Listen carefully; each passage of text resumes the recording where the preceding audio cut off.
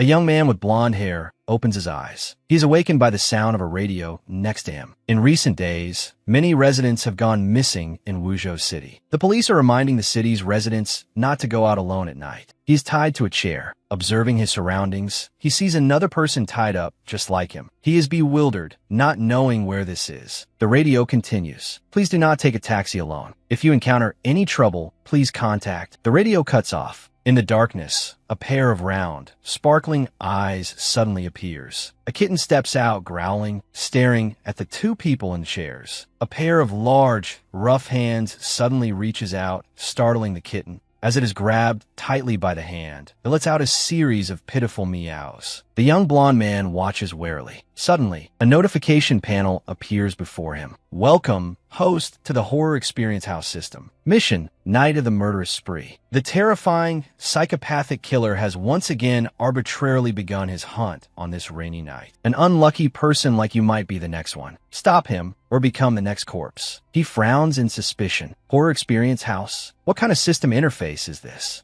A piercing squelch rings out, and fresh blood splatters everywhere. He looks in horror at the dark figure holding a bloody knife. What on earth happened? Let's recall what I was just. A jiangshi in a white lab coat, holding a chainsaw with a ferocious expression. 5 hours ago, haunted house number 20. A young man with black hair is with his girlfriend. Looking at this jiangshi, he complains, not scary at all. This is so boring. The employee playing the jiangshi is speechless at this comment. What era is this to still be using this to scare people? What a waste of money. I'll definitely give it 1 star on the app when I get back. Just as the young blonde man takes off the jiangshi mask, someone calls out to him. Su Zhao, why do you look so worn out? Didn't you sleep well last night? Su Zhao replies, yeah, because I have some important things to investigate. The other person asks curiously, a police academy assignment? Sometimes I really don't get it. Why would a top student like you come here to work part-time? He answers lazily. Could a part-time job possibly be for a dream? Of course, it's because I'm short on cash. The other person pats his shoulder encouragingly. This kid is really something. Working part-time while studying, you'll definitely have a bright future. Then they hear Su Zhao say, besides. The other person wonders, besides? Su Zhao bursts out emotionally. Spending all day at the police academy analyzing all sorts of cases, I can also relieve my built-up stress by scaring others. Killing 2 birds with 1 stone. The other person is dumbfounded. I think that's your real purpose. Then, while returning to his post, he advises, it's up to you if you want to work, but it's not good if it affects your studies. Be careful. Su Zhao replies, I know. That's just an excuse for others. Actually, the matter I'm investigating isn't a school assignment, and I'm not working part-time for tuition fees either.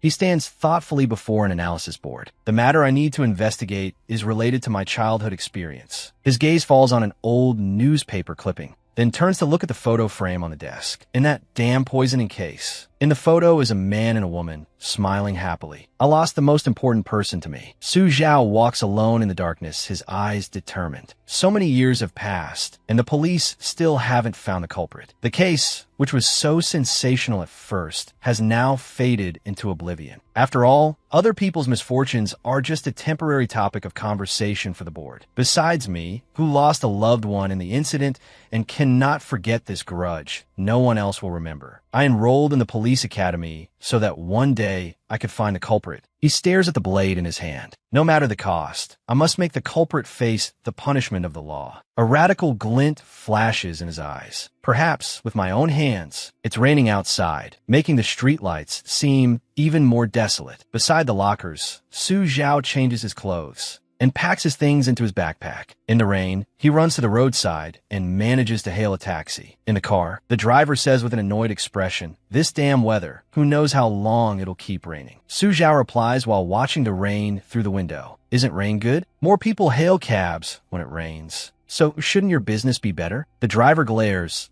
Don't even mention it. Recently, some psycho came out of nowhere, stealing taxis, posing as a driver to pick up passengers, and then killing them. He's done it several times and still hasn't been caught. I don't know what those cops are doing, making everyone too scared to hail a cab anymore. Only a few brave people dare to call one. He starts to gossip. Oh, right, young man. What do you do for a living? Su Zhao answers honestly. I'm a student at the police academy. The rain outside gets heavier. The driver give a forced laugh. About that, haha, don't mind what I said earlier. I was just upset because business is down. Su Zhao looks out the window, unconcerned. It's fine, I also think that failing to catch that psychopathic killer is police negligence. A flash of terror appears in the driver's eyes. Seeing a figure suddenly appear in front of the car, the driver panics. He hastily slams the brakes and swerves. The road is slippery from the rain. The car loses control, veers off the road, flips several times, and lands upside down. Thanks to the seatbelt, Su Zhao is left hanging upside down in his seat. Through the car window, he sees a man in a raincoat calmly approaching, the blade in his hand glinting coldly in the lightning. At this moment, Su Zhao has assessed his current situation. So, I've been caught by that psychopathic killer. The corner of his mouth quirks up. Oh, a psychopathic killer, you say? You give a wicked smile. For years, I've not only studied the relevant knowledge, but also mentally rehearsed countless times what to do if I encountered this situation. I didn't expect this day to come so soon. Although I don't know what this suddenly appearing system is, if it can help me, I'll follow its instructions. Holding a knife, his cuffs stained with blood, the psychopathic killer's voice rings out. In this room, there can only be one hunter. That cat just now was an eyesore, so I dealt with it first. He stares at the two tied-up people, his eyes wide. I've kept you two waiting. Blood is still dripping from the blade. The taxi driver is so scared he wets his pants. His eyes, showing only the whites, glance to the side. He speaks. Oh, I've brought many people here, but you're the first one who isn't afraid and even dares to stare at me. Interesting, very interesting. Su Zhao asks, you mean? You consider yourself a hunter? The psychopathic killer says smugly. That's right. Before me, everyone can only be my prey, using your lives to entertain me. Su Zhao scoffs. Hunters catch their own prey. But you only brought us here because of an accident. If the driver hadn't slammed on the brakes, you would have been long dead. Would you even have a chance to stand here and act tough? He glares angrily. What did you say? He provokes. I said, you couldn't have caught us on your own. You are completely unworthy of calling yourself a hunter. If you don't believe me, their eyes meet, and he continues slowly. Try catching us again. The psychopathic killer laughs loudly. Interesting, you want to challenge me? Su Zhao entices him. This is your territory, right? Then, on this very floor, you let's go first. Before dawn, as long as you can catch us, you can do whatever you want with us afterward. How about it? He points with his knife and agrees. Interesting, fine. If I can't catch you before dawn, I'll let you go. He smiles and declares, then, let the game begin. The two are released. He licks his blade threateningly. Do you really think you can escape? How can I let you leave this place? Even if time runs out, I'll still find you and kill you all. The moonlight illuminates the floor. The driver follows, asking, young man, where should we hide so he won't catch us? As long as we hide through the night, we can leave, right? Su Zhao says while looking around. Don't be naive. Do you really think he'll let us go? The two walk down a dilapidated hallway. While checking the surroundings, he assesses. All the windows have been welded shut with iron bars. This place seems to be in a remote suburb. The opponent is clearly an experienced repeat offender. He himself said he's brought many people here. Hearing this, the driver collapses to the ground. He says, if you want to live, get up and follow me. The driver follows behind, stammering as he speaks. My name is Zhao Dawei. Young man, who on earth are you? His full figure is revealed in the moonlight as he introduces himself. Surname Su, given name Zhao. Criminal investigation major, a regular in forensics class. Part-time employee at the amusement park's haunted house. He notices something. Seeing the damp patches on the floor, his eyes follow the trail forward. The trail leads to that room. There's a bloodstain on the door crack. Standing before the closed door, he deduces. It seems he was here not long ago. Our belongings might be inside. Su Zhao pushes the door open a crack to look inside. Zhao Dawei covers his mouth, utterly horrified. When he sees the scattered human body parts inside, his eyes widen and he freezes. Zhao Dawei can't help but retch. But Su Zhao walks in with an unchanged expression. At his feet are his backpack and a phone with a shattered screen, next to which lies a severed hand. Zhao Dawei clutches his head and yells, "We're done for. We're done for. The phone is broken. I was going to call the police. I shouldn't have gone out to pick up fares in the middle of the night." Su Zhao picks up the smash phone and laughs. Ha ha ha. While rummaging through his backpack, he says, "How confident can one be?" No, should I say foolish? He didn't even check the contents of the backpack. A clap of thunder echoes outside.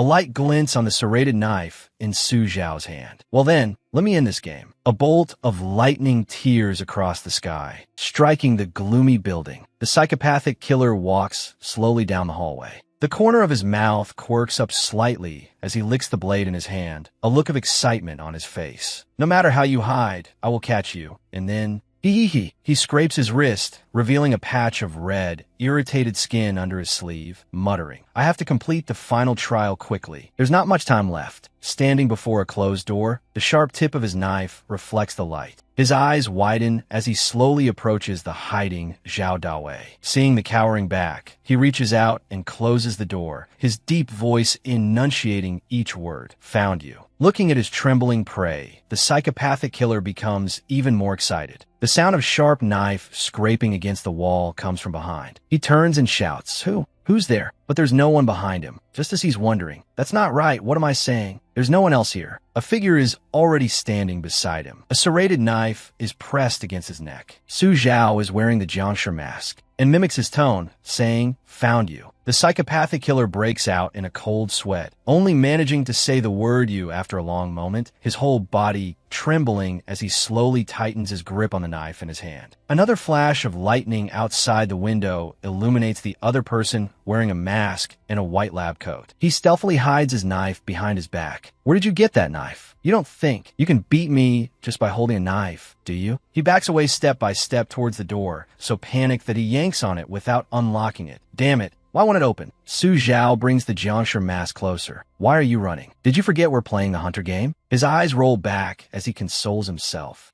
So, I'm a killer, huh? When cornered by Chiyu, he was so scared he dropped the knife in his hand. What's wrong, Mr. Killer? What's supposed to come next is a dramatic scene of mutual slaughter. Don't be afraid. You're the hunter. He banged on the door. Who wants to have a mutual slaughter with you? I just want to do the torturing one-sidedly. Let me out. Open the door. The sharp tip of a knife stabbed into the door panel next to his face, a threatening gesture. The ferocious mask was accompanied by a cruel voice. It won't end before dawn. That's your rule. Everyone's time is the same. Very fair, isn't it? The terrified, perverted killer slid down to a sitting position. Ew, who on earth are you? Could you be one of my kind? Or perhaps you're also... He raised a hand to his mouth. Shh, don't speak. Use your heart to feel it. As soon as he finished speaking, he stabbed the knife tip into the spaces between his fingers. He let out a blood-curdling scream. From beneath the strange mask came a gleeful laugh. Ha ha ha ha. Cheer up. Pick the finger you like the most. I'll save it for last. Cut it off and feed it to you. His face turned pale, the whites of his eyes showing. He foamed at the mouth and then passed out. The system announced, Congratulations to the host for successfully stopping the killer's final rainy night murder spree. This brutal party has finally ended with a brutal retribution. In the red light, the image of a wooden chair appeared. Received mission reward item, Professor Wong's electric chair. Effect, no one can endure it for more than a minute. It will be your most loyal and reliable interrogation companion. P.S. Sit on the electric chair, and endless hell will await you. On the invisible screen, a question appeared. Activate horror experience house mode? Chiyu took off his mask. Interesting. Activate. That face, with eyes shut tight and drenched in sweat, suddenly snapped open. The perverted killer, sitting in the back seat, looked around in panic. Where am I? The driver, wearing a baseball cap that covered half his face, spoke up. Oh, the passenger is finally awake. You were screaming just now. Were you having a nightmare? He spoke incoherently. A nightmare? Maybe so. DRI. Driver, where are we going? He slightly raised his head. Chiyu's face appeared before his astonished eyes. To the place where you belong. The bright red, bloody handprints on the car window scared him to death. What is that? What is that thing? The car sped up, making him scream even louder. Chiyu said while driving. October 3rd, 20XX. You must have a strong impression of this day, right? After all, that was the day you were born. Your original target was a female office worker returning late after working overtime. You used your identity as a taxi driver to lure her to a desolate suburb. What you did after that, I don't need to elaborate on, do I? More and more bloody handprints clawed at the car windows. His face was pale, and he cowered in his seat. And the 3 subsequent disappearances were all related to that killer disguised as a taxi driver. Until today, the culprit is still at large. Through the rearview mirror, Chiyu roared angrily. Open your dog eyes and take a good look. Those things outside the window are the lingering resentments of the innocent victims you murdered. The ghosts of girls, covered in blood, closed in. He was terrified. Don't come near me. Go away. All of you go away. Tachiyu, under the zombie mask, let out a ferocious laugh and declared, "Welcome to the horror experience house." At some point in the perverted killer's consciousness, the car's interior had turned into a sea of blood. Countless bloody hands reached out, grabbing his body and pulling it down. His horrified face was obscured by countless reaching bloody hands. In the end, even the hand reaching out for help was submerged into the sea of blood, disappearing without a trace. The perverted killer was tied to the electric chair, a metal helmet on his head. He groggily opened his eyes, a look of panic on his face. Recognizing the familiar environment, he struggled. Haha, this is all an illusion. That's right. What just happened was also just an illusion. Tachiyu, wearing a mask and holding the power switch, said from a distance, "Still in a daze? Then let's add a little more excitement." With that, he flipped the switch down. Immediately, a current shot down from the top of his head, his whole body convulsed, and he screamed in terror. Hey. Taking off the mask, Tachiyu smiled at the result. Professor Wong's electric chair is quite useful. Electricity still crackled around the perverted killer's body. He slumped over, speaking in broken phrases. Ugh, you demon, hateful. He rolled his eyes back to glare at him. I'll wait for you in hell. Wait for you. Haha. Hearing the word hell, Tachiyu froze, thinking of the little girl in a pink dress also waiting for him on the surface of a turquoise lake. He looked down at the knife in his hand and adjusted his white blouse. Tachiyu turned to leave. The only one who deserves to go to hell is you. He stopped in his tracks. As for me, I'm just a pitiful victim. Then he walked over to the man sitting slumped on the ground and said, "Driver, it's over." The other man screamed in fear. Tachiyu smiled and extended a hand toward True Dai Vai's pale face. We're safe now. Let's go out together. When he suddenly fainted, he was stunned. Southeast District Police Department. The phone on the desk rang, waking a young police officer who was dozing off. Patting his head to wake himself up, the young officer answered the phone. Hello, Tachiyu? What's up? It's so late. On the other end of the line, he replied, "If I told you I was kidnapped by a perverted killer, would you believe me?" He leisurely sat on a chair and replied, "As your childhood best friend, I know that at 10 years old, you could already cripple the human traffickers who try to kidnap you. So even if you really were kidnapped by some perverted killer, I wouldn't be surprised at all." At this point, he suddenly shouted, Wait a minute. What did you say? Then he hurriedly stood up to grab his jacket. Got it. You wait there, I'll send people over right away. On the late-night streets, a line of police cars with sirens blaring sped by. The young officer from before frowned as he drove. Again, this is already the third case this month. The police cars stopped outside a building. True Dai Vai came out crying his eyes out. "Comrade officer, you're finally here." Tachiyu, holding a sharp knife, walked out confidently. All the police officers vigilantly raised their guns and shouted, "Everyone be careful. You, stand still. Drop your weapon." The young officer from before hurried forward to explain. Whoa. It's a misunderstanding. He's the one who reported the crime. He's the victim. Then he turned and scolded. "What the hell is with this getup of yours? It's very easy to cause a misunderstanding." Tachiyu shrugged. "Isn't it because I got kidnapped right after my part-time shift ended?" Then he raised his chin smugly. "Besides, I'm someone who enjoys role-playing, leaning towards the horror style, wearing a blood-stained white blouse, and carrying a serrated knife with me. That's pretty normal, isn't it?" His police officer friend was so angry a vein popped on his forehead. "Normal my ass. Get lost." Tachiyu's expression turned serious. No more joking. Were the examination results? The two stood under a streetlight, his friend's expression grave. "Your judgment was basically correct. This is really strange." Tachiyu hesitated. In other words, looking at the culprit's body in the distance, he said, "The body's time of death was over 15 hours ago. Holy shit, it hasn't been that long since I was kidnapped." Seeing the red spots on the culprit's arm, the livor mortis on the body is very clear. The initial judgment is that it might not be some kind of skin disease. Tachiyu frowned, resting his chin on his hand. "I was wondering why this guy suddenly collapsed. I didn't expect it was because he'd been dead for a long time." Recalling when he was aggressively demanding to kill people. Both of them fell silent. But how could this happen? A corpse can still move after death. Tachiyu looked at the person beside him who was deep in thought and called out, "Tammak, look at you.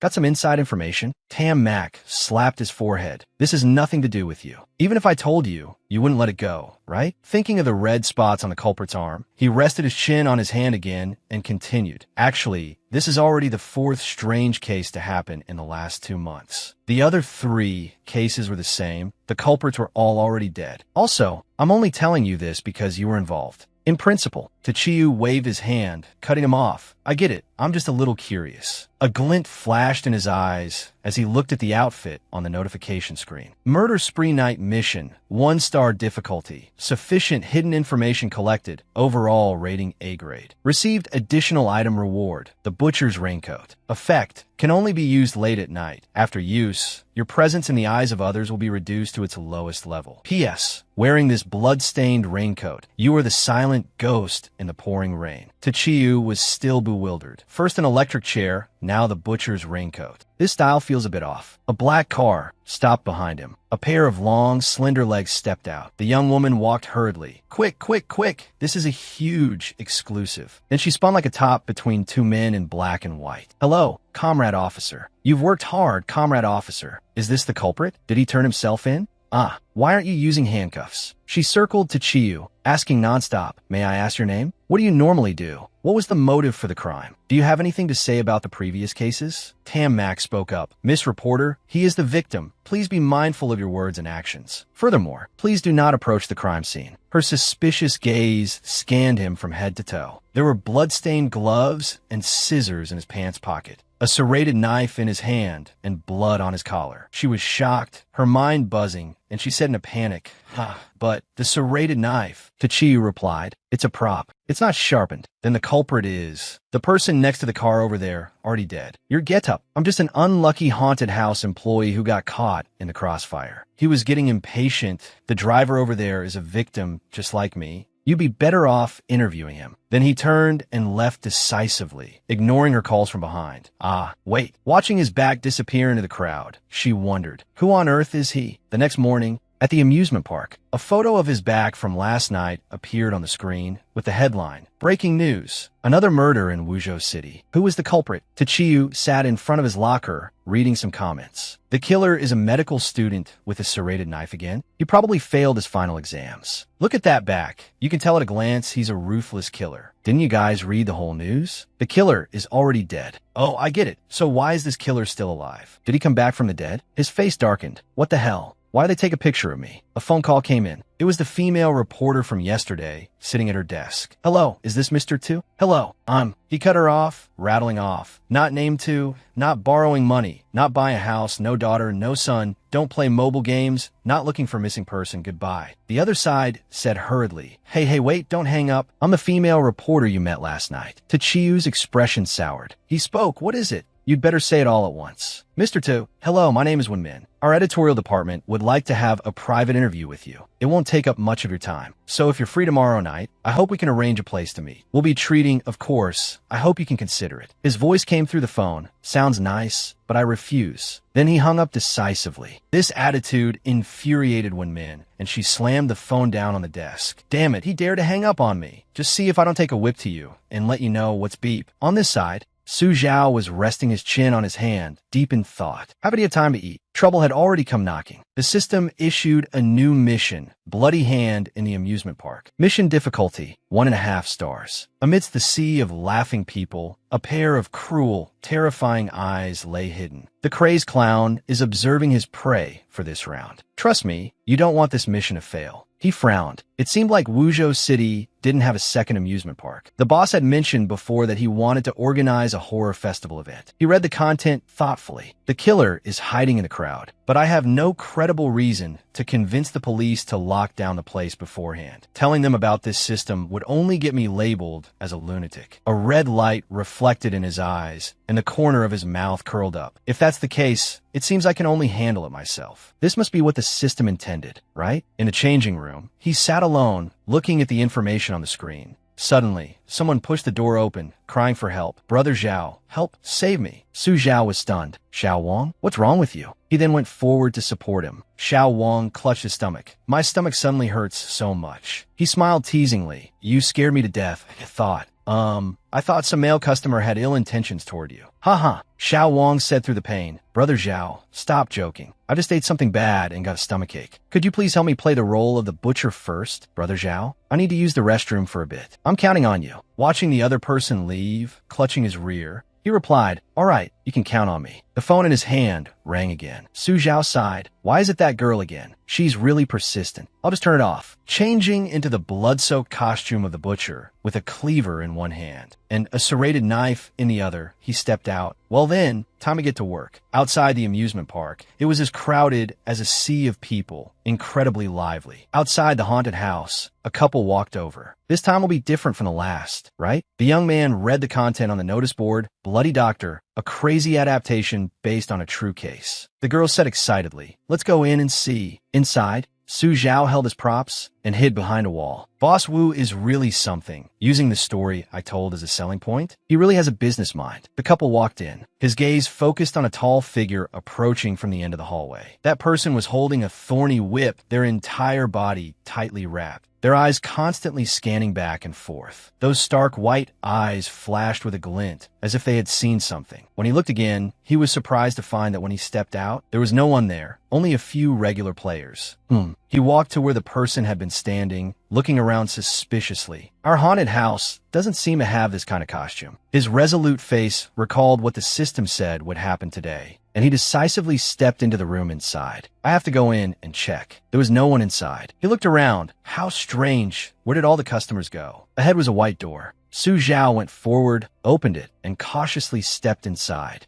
The door slammed shut with a bang. He suspiciously pulled at the door. Could it be that someone is always watching me? Suddenly, a man appeared behind him, sitting on a wooden crate, and said, don't waste your energy. A voice came from a speaker. Welcome, the final player, Mr. Wang Defa, to this game. All the players had gathered here at some unknown point. A hee laugh echoed from the speaker. Why does everyone look so scared? You clearly came to this haunted house for a thrill, so shouldn't you be very excited now? A couple held each other tightly. The entrances are all locked. The other exit leads to an air raid shelter built in the 1980s. Another young man, unafraid, looked up at the speaker. To get out, the five of you must find a way through this dark maze. But how can the path be without some terrifying monsters? A hand was raised. Pause for a moment. Su Zhao, standing in the middle of the room, spoke up. I'm very sorry to spoil your fun, but you've got the wrong person. I'm not Wang Defa. An angry voice came from the speaker. What? How is that possible? I've investigated. This is his shift. Su Zhao explained. Xiao Wang had a stomachache and asked me to cover his shift. So can I go now? A moment of silence. The white door opened again, accompanied by the voice. Whatever. It's all the same. Cut the crap. All of you get inside. The couple asked fearfully, what will we do next? Do we really have to do what he says? Su Zhao didn't answer, judging the situation in his mind. So, the person on the speaker is this time's culprit, and he even calculated Xiao Wang's shift time correctly. It seems he's an experienced criminal. Moreover, this haunted house is even connected to some air raid shelter. A pair of red shoes stepped onto the wooden floor. For now, let's just do as he says. We can't go back to the haunted house anyway. A white-haired little girl in a Sailor Moon cosplay crossed her arms and said confidently, but as long as everyone listens to me, I guarantee I'll get everyone out of here safely. Su Zhao glanced over. Where did this arrogant, lowly girl come from? Everyone's eyes turned to the little girl. The only woman in the room stepped forward. Little sister, don't be afraid. We adults will protect you. The little girl glared at her. First, I'm not a little sister. Second, I'm not joking with you people. Then the little girl closed her eyes and analyzed. The people here were all herded here from the haunted house. This requires someone to monitor our movements via camera. In other words, the opponent is likely not just one person, but a group. The little girl's words made the couple look at each other. Everyone can look around for anything that can be used as a weapon for self-defense. Su Zhao also looked at this little girl in a new light. The little girl put her hands on her hips smugly. Also, I guess that after we go out, there will definitely be cameras filming us everywhere. First, we must find and destroy their eyes. Their threat to us will be significantly reduced. Let's do that. As long as we stick together and stay quiet, we can definitely escape this godforsaken place. After the little girl finished speaking, the people around her were all silent. A young man with his hands in his pockets said, "What's with this little brat?" The little girl replied loudly, "I'm just a third grader who has read over 1,000 volumes of Detective Conan and all of the Kendaichi case files." This answer left the other person speechless. Su Zhao shouted towards the hallway behind the door. "Hey, my homicidal friend, if you're a bro, come and slash me. I have social insurance. If you injure me, I'll make a huge profit. And if you kill me, it's no loss." The other player's jaws dropped at his action. He rested his chin on his hand. It seems no one is coming. The little girl shouted angrily, "You idiot!" The little girl was small, but had a fierce spirit, waving her arms and legs as she cursed furiously. "If you shout so loudly and lure the killer over, you'll get everyone killed." Everyone was stunned. Wasn't this little girl also speaking very loudly? Tired from scolding, the little girl put her hands on her hips. "If you understand, then stop with these pointless provocations and follow me. Everyone follow my command." Su Zhao looked inside, then turned and said, "It seems there's really no one. You guys go right, I'll go left alone." The little girl bristled again. Haha, are you crazy? Don't you know that in this situation, the one who goes alone will definitely die? Su Zhao looked at the little girl and walked away calmly. In horror movies, the ones who go alone and die are all supporting characters. The main character can't die. The little girl gritted her teeth and glared at him. He pulled out 2 knives from his apron strings. Su Zhao, holding a knife in each hand, continued, "Besides, the rule that going alone means certain death also applies to the other party." The woman saw the serrated knife and exclaimed in shock, "That knife. I remember now. Looking at that back." She was certain he was the man from the news headlines about the recent Rainy Night serial killer case. Everyone was shocked. "What? You mean this guy is also a killer disguised as an employee?" The boyfriend stammered. Didn't they say the killer in that case was already dead? It can't be him." A gloomy atmosphere filled the room. Footsteps echoed on the floor. On the surveillance monitor was Su Zhao's solitary figure. A person sitting in front of the surveillance monitor commented, "An interesting guy. Hee, I just don't know how long this composure can last." His eyes widened, and he rushed to the blank screen, asking, Where'd he go? Why did he suddenly disappear?" Su Zhao had chosen to use the butcher's raincoat from the system. He didn't know if wearing this thing would really reduce his presence. The sound of sobbing, woo-woo, came through, and he tilted his ear to listen. The people in the room looked towards the source of the sound. The woman said fearfully, Is that coming from behind? Will that person be okay?" The little girl explained, "This sound must be made by the killer to lure people over. That shows our direction is correct. Besides, a normal person definitely wouldn't walk towards the sound, so don't worry." According to the little girl, Su Zhao was the abnormal one because he was walking toward the sound. The woo-woo sound was coming from a room. He pushed the door open and went in. Inside, a little girl was crying with her face in her hands. Looking at the dirty little girl, he asked, "Little girl, why aren't you sleeping at this hour? Crying so miserably here?" The little girl turned her head. The corners of her mouth twisted into a strange smile, her eye sockets black and empty. "Uncle save?" Being called uncle, Su Zhao was deeply hurt and roared fiercely, "Shut up. Call me brother." It even startled the ghost. The little girl's head twisted all the way around, but her body remained facing forward, using her black eyes and grotesque smile to look at Su Zhao, trying to scare him to death. However, contrary to her expectations, he had no reaction at all, which made her panic and turn her head back. Damn it, didn't they say the people who come here are all ordinary and easily scared to the point of peeing their pants? What's with this guy in front of me? Su Zhao moved closer, concerned. "Little girl, why are you here all alone?" His hand gripped the little girl's arm tightly. Su Zhao had long seen through the little girl's intentions and joked, "Oh, so you're also a dead person. I thought I met a real ghost just now. I was scared out of my wits." Haha. He opened the magic chair, frightening the little girl. "Since you're a dead person, then I'm relieved, little girl." As Su Zhao stepped forward, picking up the sparking electric cap from the chair, he threatened, "Want to get a try?" The little girl was terrified. A loud noise echoed through the abandoned building. Everyone was startled and instinctively looked behind them. The woman's heart pounded, and she said fearfully, "Why is the noise getting louder?" "It's not something chasing us, is it?" The thin man said. "The guy from before still hasn't come back. Could it be? Should we go and check?" The young man in the high-collar jacket had a different opinion. "Forget it." The mysterious person on the speaker earlier said this was an air raid shelter. I suddenly remembered an urban legend. Then he recounted. It seems to be a story from the 80s about a chainsaw-wielding maniac who always hid in this air raid shelter. I suspect the killer from that legend has found us. Hearing this, The woman clutched her head in fear, while the other man said in a panic, Hey, don't scare people. The 80s, come on. If he just stayed here, how could he have survived until now? The young man said to the lowly girl, In short, let's just keep going straight. He guessed, I think I saw a door over there just now. Maybe it's the exit. The woman felt like she had found a way out and urged happily, There's an exit? Great, let's hurry over and check. Before the lowly girl could stop them, everyone had already headed in that direction. Hey, you guys wait. Upon reaching the door, the woman opened it. She realized something was wrong. There seems to be a strange smell. The man next to her also quickly covered his nose with his hand. This smell is so strong. Her pupils dilated, screamed in terror. This is a pile of corpses covered in red syrup, stacked into a mountain of decaying bodies. Hey. She covered her nose, grabbed the man's shirt, and screamed. It's all rotting corpses. The lowly girl was horrified by this terrible sight. My God, she couldn't understand how such a large corpse pit could be hidden beneath the amusement park. The stench didn't escape, which meant there was no air circulation. This could be a dead end. Then she suddenly realized something was wrong. Although this place was a maze, it was supposedly interconnected. So why did they end up right here? The lowly girl shouted, Everyone, something's wrong. Let's get out of here. This is... She turned around and saw that everyone who came with her had, at some point, fainted on the ground. In the distance,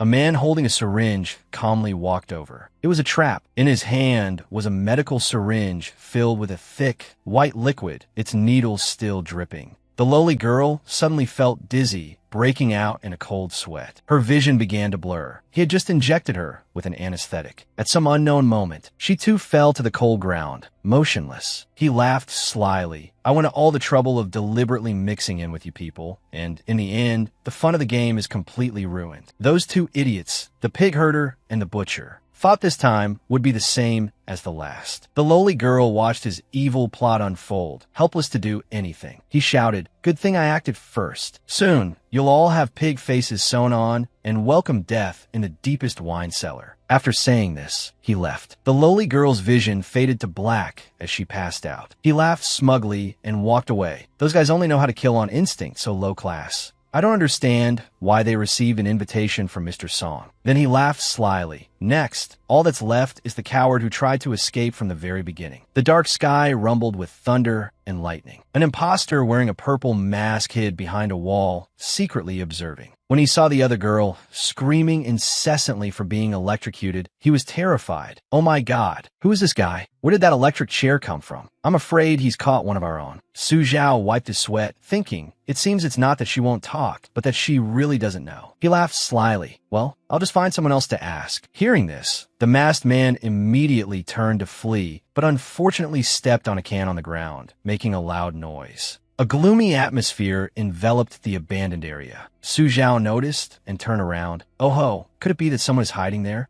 How embarrassing. Come on out and play. The fully clothed imposter was discovered and hastily fled. Su Zhao followed, slowly advancing. He held a long, sharp knife, slowly closing in, terrifying the other person. I'm warning you. Don't come any closer. The man relented. Big brother, we're all on the same side. There's no need to hunt me to the death, right? Su Zhao gaslighted him. Who's on the same side as you? I'll say it again. You're the homicidal maniac. I'm just a victim who was brought here. Cornered, the man leaned against the wall and questioned, what kind of victim chases a criminal with a knife? Su Zhao said, who told you not to let me go? I made my attitude clear from the very beginning. That's right. Was that eyeless girl from before one of you? The imposter asked, You've seen her face? He replied, Yes, and I asked her quite a few questions. Too bad, she didn't know anything. The man clutched his head in panic. Impossible. No one could see her face and live. He revealed, She's not even human. Then he guessed, Then it's possible. Su Zhao brought him to the room with the electric chair. He opened his eyes and screamed, WH what? Su Zhao suggested, Come on, you should experience it too, so you know how your accomplice felt. At the same time, the other young man was still searching everywhere. Where on earth is that idiot, the pig herder? What's taking him so long to catch one person? He walked to the room where Su Zhao was conducting his experiment. The imposter had been electrocuted into unconsciousness. You're the pig herder? He yelled at the scene before him. Su Zhao exposed him. Oh? Didn't you go with the others in that direction? Why did you come back alone? He asked, Did you do this? Su Zhao held a sharp knife that glinted like a saw blade. That's right, I had no choice. Who told him to try and kill me? So I had to fight back a little. The man was astonished. Is that so? You're really something, my friend. Su Zhao enticed him. It's not over yet. He might have other accomplices. Where are the others? He took out a syringe hidden behind his back, stammering as he prepared to strike. Inside the syringe was a thick liquid. Su Zhao saw through his plot and exposed him bluntly. Save your energy, you've been exposed. Your behavioral logic and facial expression are not those of a victim. His plan foiled, he panicked. Su Zhao raised the knife to threaten him. He immediately turned and fled, scrambling on all fours. Damn it, I've been found out. Running is the best option. I'm the brains of the operation. How can I compete in brute force with this kind of pervert? Su Zhao said meaningfully, running as soon as you see me, that's quite rude. I'm so gentle and harmless. He opened a door, revealing a room full of all kinds of data. Then he mused, Is the mission complete just like that? Only one part is done. In another room, the butcher stomped his foot heavily. He held a gleaming, sharp-tipped anchor. His face was patched together into a bizarre half-mask, his blood-red eyes like crescent moons. He roared in anger, holding a heavy iron chain. The young man said loudly, Ha. Let me tell you, you're dead for sure this time. The butcher is our secret weapon. Su Zhao thought to himself, another dead man, and a patched-up monster at that. He gave a sinister, cold laugh. You think this will scare me? He pulled out an automatic chainsaw, laughing chillingly as he provoked. A one-on-one duel with me? Congratulations to the host for receiving the bonus prop, bloodstained chainsaw. Effect description: when a mammoth engine spins the chain. You are the coolest guy on the street. Both the young man and the butcher were shocked to encounter such a maniac. He said in horror, a chainsaw? Could you really be the legendary chainsaw maniac? I get it, you and that demon-faced girl are the same kind of existence. But where did you get chainsaw? From your pocket? Then he found another excuse to trick him. In other words, you're also one of Mr. Song's people, right? But Su Zhao said calmly, I am a little curious about this, Mr. Song. But first, I hope you understand, I'm not a chainsaw maniac, nor am I some dead man. I'm still very much alive. The man was cornered. Knowing it was difficult, he didn't dare to act rashly. But he still took the risk, ordering the butcher to attack him with a hooked iron chain. Then I'll let you die. Butcher, get him for me. Chop him into 8 pieces. Su Zhao laughed slyly. Then let's see who gets chopped into 8 pieces. Although the butcher was tall and large, his combat skills were far inferior to Su Zhao's, and he was taken down in an instant, lying motionless with red syrup flowing from his mouth. He placed one foot on the butcher's shoulder, as if declaring his victory. He wiped the blood from his face, stepped on the corpse lying in a pool of red syrup, and said with a laugh, Just looks big. An empty vessel makes the loudest sound. That's all there is to it. The young man was terrified to the extreme, so scared he collapsed onto the ground. He suddenly stood up, screamed, and ran away.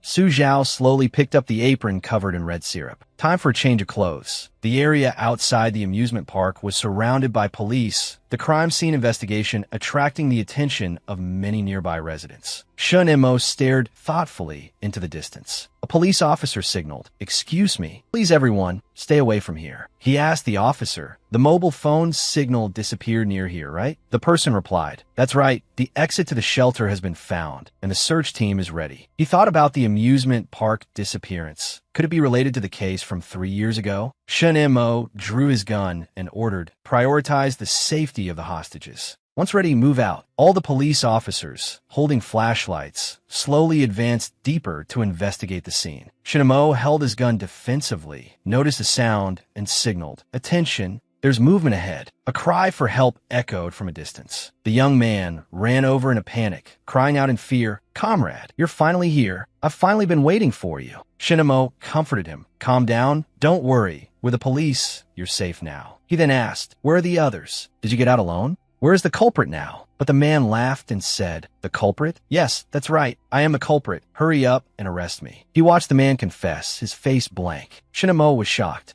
He thought in bewilderment. What the hell? The culprit is turning himself in? What kind of script is this? He grabbed Shinmo's hand, pleading, Compared to that, officer, the chainsaw maniac from over 10 years ago has reappeared. He's chasing me from behind. Hurry and stop him. Su Zhao, wearing a white smock and holding a long barbecue skewer, quickly walked over, startling the police officers. He stepped forward and kicked the man in the butt. He laughed heartily. This guy's pretty smart, actually seeking out the police for protection. Shinmo asked, flustered, Speaking of you working here, I roughly know what happened. Su Zhao, playing the victim, tried to deflect him. It's good that you understand. Saves me the explanation. There are still people trapped inside. Hurry and send people to find them. In addition, he affirmed, this time, it's another case of the dead. Inside, the The lowly girl slowly regained consciousness, her hazy eyes looking at Su Zhao. After speaking, he led Shinemo to her room. The girl said weakly, "You are..." Shinemo took the girl from Su Zhao's back. The lowly girl was taken to the hospital and only realized she was in a hospital bed when she woke up. The female officer asked, "You're awake? How are you feeling?" The lowly girl was helped up by her and slowly asked, "Where am I?" The female officer said, "This is the hospital. Don't worry, the culprit has been caught. You're all safe." The girl held her head, slowly remembering the hospital. Then she suddenly remembered something, grabbed the female officer's shirt, and said in a panic, "That's right, where is that person?" "The blonde haunted house employee," she said softly. "You mean him? He's also in the hospital right now, because he was the only victim who wasn't unconscious. He's giving a statement." Then she pointed to the others in the beds nearby. "The others have also woken up.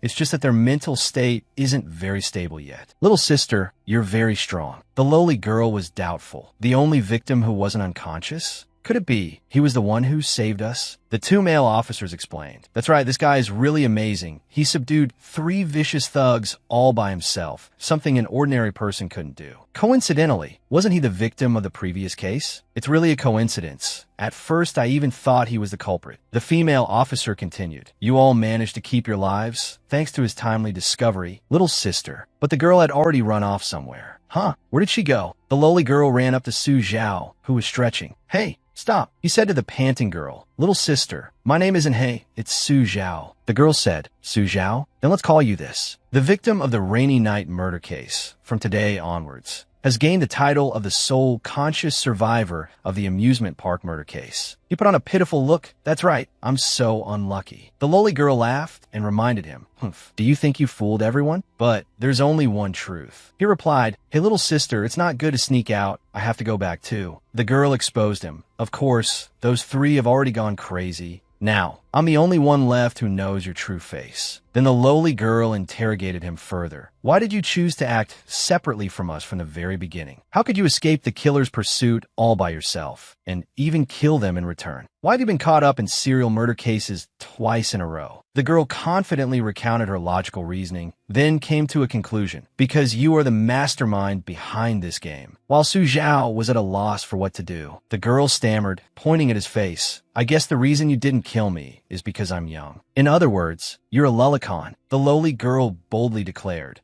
"I found your weakness, haven't I? From now on, I'll always follow you, until I find proof that you're the mastermind." The girl joked, "Before that, I'll reluctantly tag along. You can call me Xiao Yingying. Please take care of me, you lullicon pervert." Su Zhao shouted, "Shut up. Go home and drink your milk, you little brat." The lowly girl said boldly, "What about it? How does it feel to have your meticulously arranged plans seen through by someone else? Does it make you feel defeated?" Su Zhao received a notification from the system. Another new mission? So soon. He turned his head, intending to change the subject. "I have to go." The lowly girl jumped up and grabbed Su Zhao's shirt. Hey, where are you going?" "I'm not done talking." He pushed her away, saying firmly, "I don't care what you're imagining, kid. I have something important to do tonight. Children should go home and sleep early. Understand?" The girl wouldn't let him go, continuing to voice her deductions. "I know. Are you planning to create another perfect crime? Then imagine me grinding my teeth in anger tomorrow when I see you pretending to be the victim." Then the girl acted shy. "Is that the only way you can get your thrills? What a pervert." He was helpless against the girl's train of thought. "Are you crazy?" The policewoman saw the lowly girl and said, "I finally found you. Come back with me." The lowly girl struggled. "Wait, let me go. I'm not sick. I'm really not sick. I want to see your superior.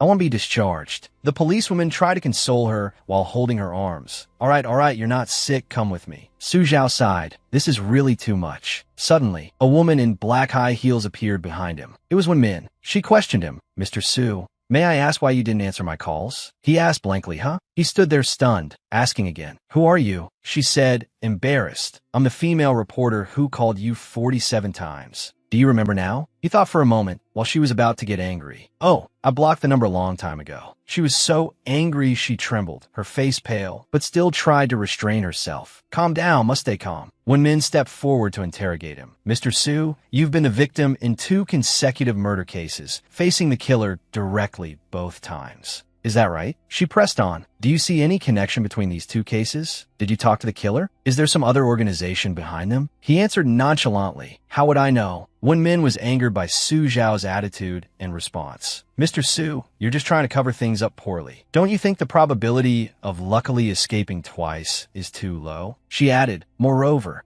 after investigating, I found that at regular intervals, this city experiences a large number of casualties, and there are even killers roaming free. Now, a similar scene is reoccurring. He worried inwardly. Reoccurring. Does she mean those dead people? She pressed. Mr. Su, you came into contact with them and remained unharmed, yet you can still claim to know nothing? When Min felt this was seemingly pointless and was about to give up. Forget it. If Mr. Su doesn't want to talk. She took out her phone and held it close to his left cheek. Su Zhao looked at the news article about the recent case on the phone and asked, Are you trying to farm views for me? I don't need it. She smiled smugly and confidently. Guess what would happen if this article were posted online? He slammed one hand against the wall, cornering her. Su Zhao exposed her. You're not the female reporter named Wen Min at all. She was startled. Well, what? He laid out his reasoning. First, I actually just turned off my phone. I never blocked her number. If you had really called me that many times, you would definitely know that. His argument left her speechless. Second, as a reporter, wouldn't writing me up as a high IQ criminal be more eye-catching than your article from a victim's perspective? I haven't even reached a conclusion, let alone your method of interrogation. Your professional habits have too many flaws. Do you really think you're a good actress? Do you know why I didn't recognize you from the start? Because you're not her at all. Wen Min laughed sinisterly, as expected of the person who could turn the tables and kill them. It's been a long time since I've met someone as interesting and talented as you. He let out a surprised, I was actually right. I was just kidding. You're too easy to fool. I just made a random threat, and you admitted it. He mocked. With your pathetic skill level, don't try to play the high IQ criminal game anymore. Su Zhao's continuous, piercing words drove her mad. Pretending is one thing, but deceiving people is just a joke. Wen Min roared, Shut up. He found teasing her quite fun. She's mad. She's mad. The policewoman walked over and said, Mr. Su, she said shyly, I've seen you standing here muttering to yourself for a while. Do you want to go back for checkup? Or maybe get discharged another day? Why are you talking to thin air? He was stunned by her words and turned around to look. He was dumbfounded, unable to understand. Around him, only the policewoman stood under the light talking to him. Wen Min had vanished as if she had never been there. In the distance, Xiao Bai was watching worriedly, then the boy disappeared again. The policewoman hesitated. Mr. Su? He said, No, I'm fine. Sorry to worry you. I was just practicing stand-up comedy. He said seriously, It seems I'm being haunted by something troublesome again. But I still have to prioritize tonight's mission first. In a nearby neighborhood, tall buildings stood close together. A black cat was sleeping on a trash can lid. The whole neighborhood was submerged in the quiet night. The moon was as red syrup. The Riddler was strolling down the street. A bus passed him. The driver yawned, looking tired after a long day's work. The driver shifted gears, preparing to accelerate. The man silently boarded the bus. The driver asked, Young man, getting off work this late? You're lucky. My bus is the last one. But he didn't know that danger was approaching, as the man had pulled a dagger from his pocket. The bus's system suddenly shut down. The man held the dagger, looking at the panicked driver with an arrogant gaze. What's wrong? Why did it suddenly shut down? In another alley, it was strangely gloomy. A black cat with green eyes was fleeing. There were two girls, one with pigtails and a pink shirt, the other with naturally curly hair and a blue shirt. The common thing was that both wore the same style of short skirt. Su Zhao was on his way home. The two girls squatting nearby caught his attention.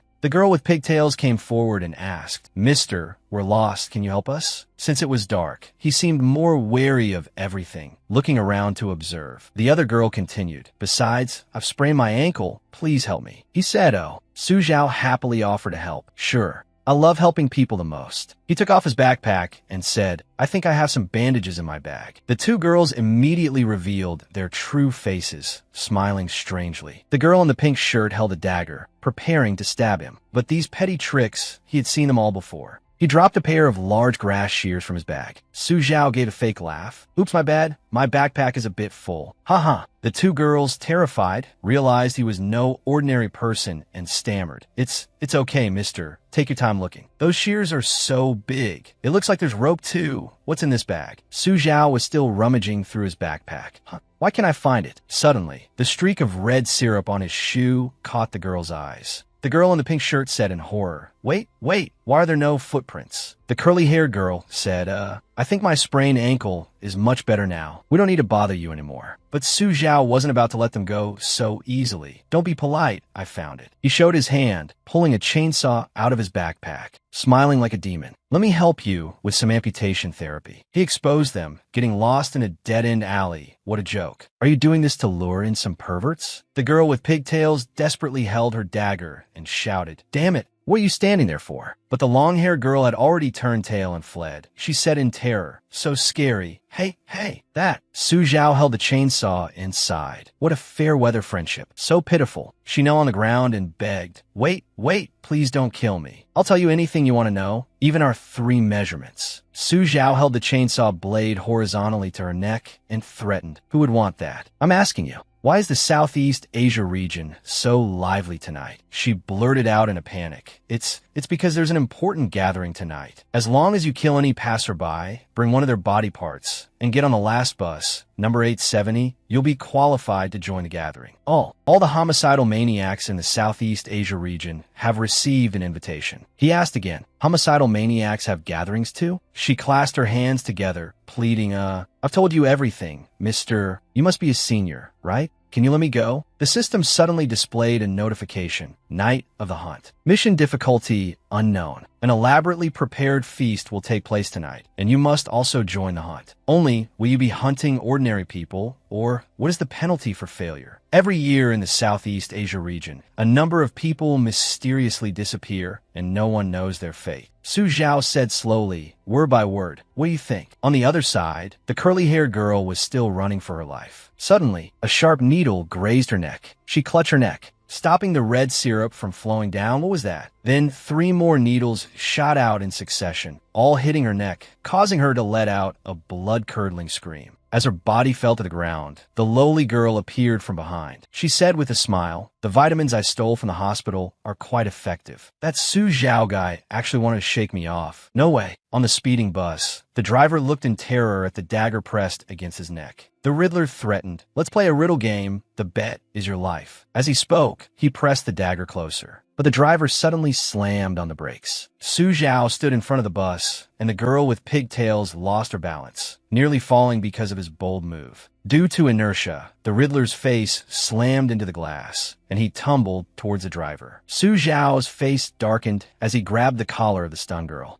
and said to her, Go on, find your sister, turn over a new leaf, don't be foolish anymore. He got on the bus and signaled to the driver, Driver, you just drive? Leave the rest to me. The driver was startled when he saw the tip of the red syrup-stained shears sticking out his backpack. He reassured him, Don't worry, I won't do anything to you. You're not my target. The Riddler angrily sat in a corner, cursing under his breath. Damn it, that bastard, ruining my fun. He sat down next to the man, startling him. He asked a colleague. Su Zhao said, If you kill the driver, who will take us to the party? The Riddler sneered, Well, my apologies. I'll get on first. Need to buy an extra ticket. It seems there's no rule against using a colleague as an admission ticket, is there? In that case, then he suggested, My good friend, how about we play a riddle game? He glanced at the knife in the man's hand and said nonchalantly, Could it be that you're that word puzzler? The man, his sore spot hit, flared up. Don't get twisted. I am the Riddler. Su Zhao exposed him. It's all the same, whatever you call it. Your little trick questions have already been completely exposed on the underground forums. Can't you play a newer game? The Riddler threatened him with a knife. You bastard. He suggested, How about this? I'll give the riddle. You answer. How about it? The man was intrigued. Interesting. There isn't a riddle in this world I can't solve. If you lose, I'll cut out your tongue. Su Zhao looked at him with a sharp gaze. All right, listen to the riddle. What is 2 minus 1? The Riddler felt looked down upon and roared in anger. Do you take me for an idiot? This elementary school problem, 2 minus 1, is obviously 1. Su Zhao retorted, Wrong.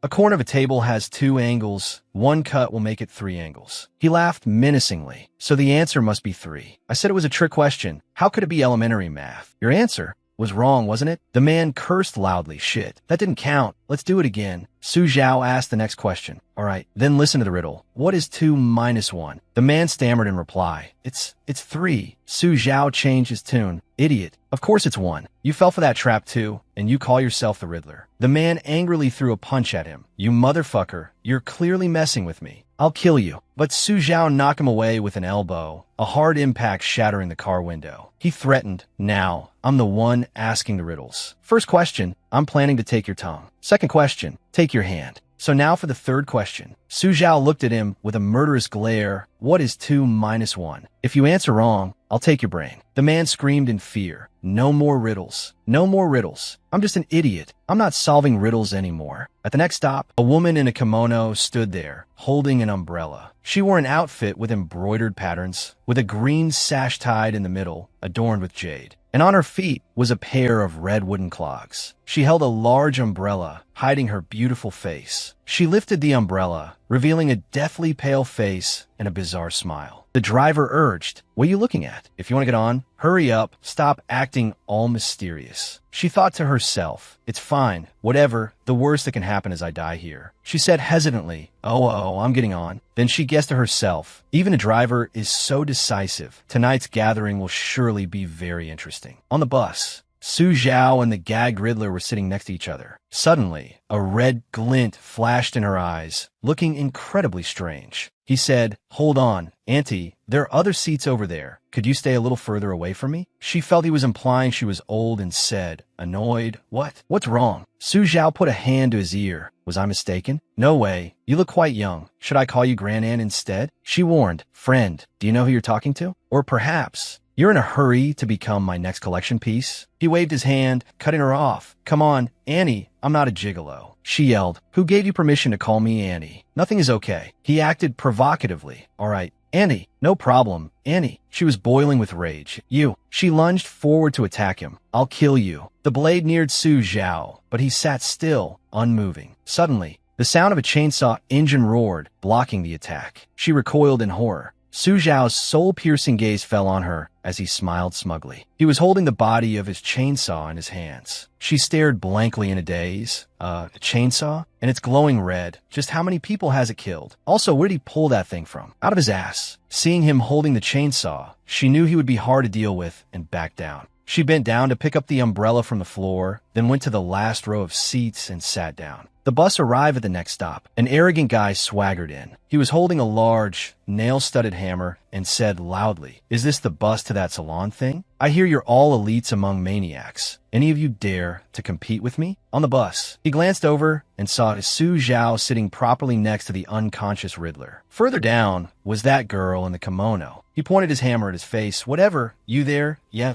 Get up and fight a few rounds with me. He was immediately taught a lesson by him. Sob, wait, big brother, don't hit the face. For not understanding the rules, his head was covered in large bumps, and he sat obediently, not daring to move. At the next few stops, they successively encountered several uneducated individuals. The local scissor maniac, a modern Jack the Ripper, sob, another one gets physically assaulted. Can't you let a guy finish his sentence? Wait, he had created a harmonious atmosphere throughout the bus. A harmonious atmosphere. The system displayed a notification. Side quest, Master of Maniacs, complete. That works too. At the final stop, a tall man was waiting outside. He wore leather boots and strode onto the bus. His appearance was terrifying. Su Zhao looked up at him, recognizing him as the fake judge. He stared at him for a moment, then walked past him and sat down in the back. The Riddler laughed smugly. You're dead for sure. Prey targeted by the fake judge. No one survives to see the next day's sun. The masked, lowly girl stepped on. Oh, why is it so quiet on the bus tonight? The little girl said cheerfully, how interesting, how interesting. He suddenly pulled off the little girl's mask, pinching her cheek and scolding. Why does this brat keep following me around? The lowly girl, her cheek pinched red by him, said unhappily,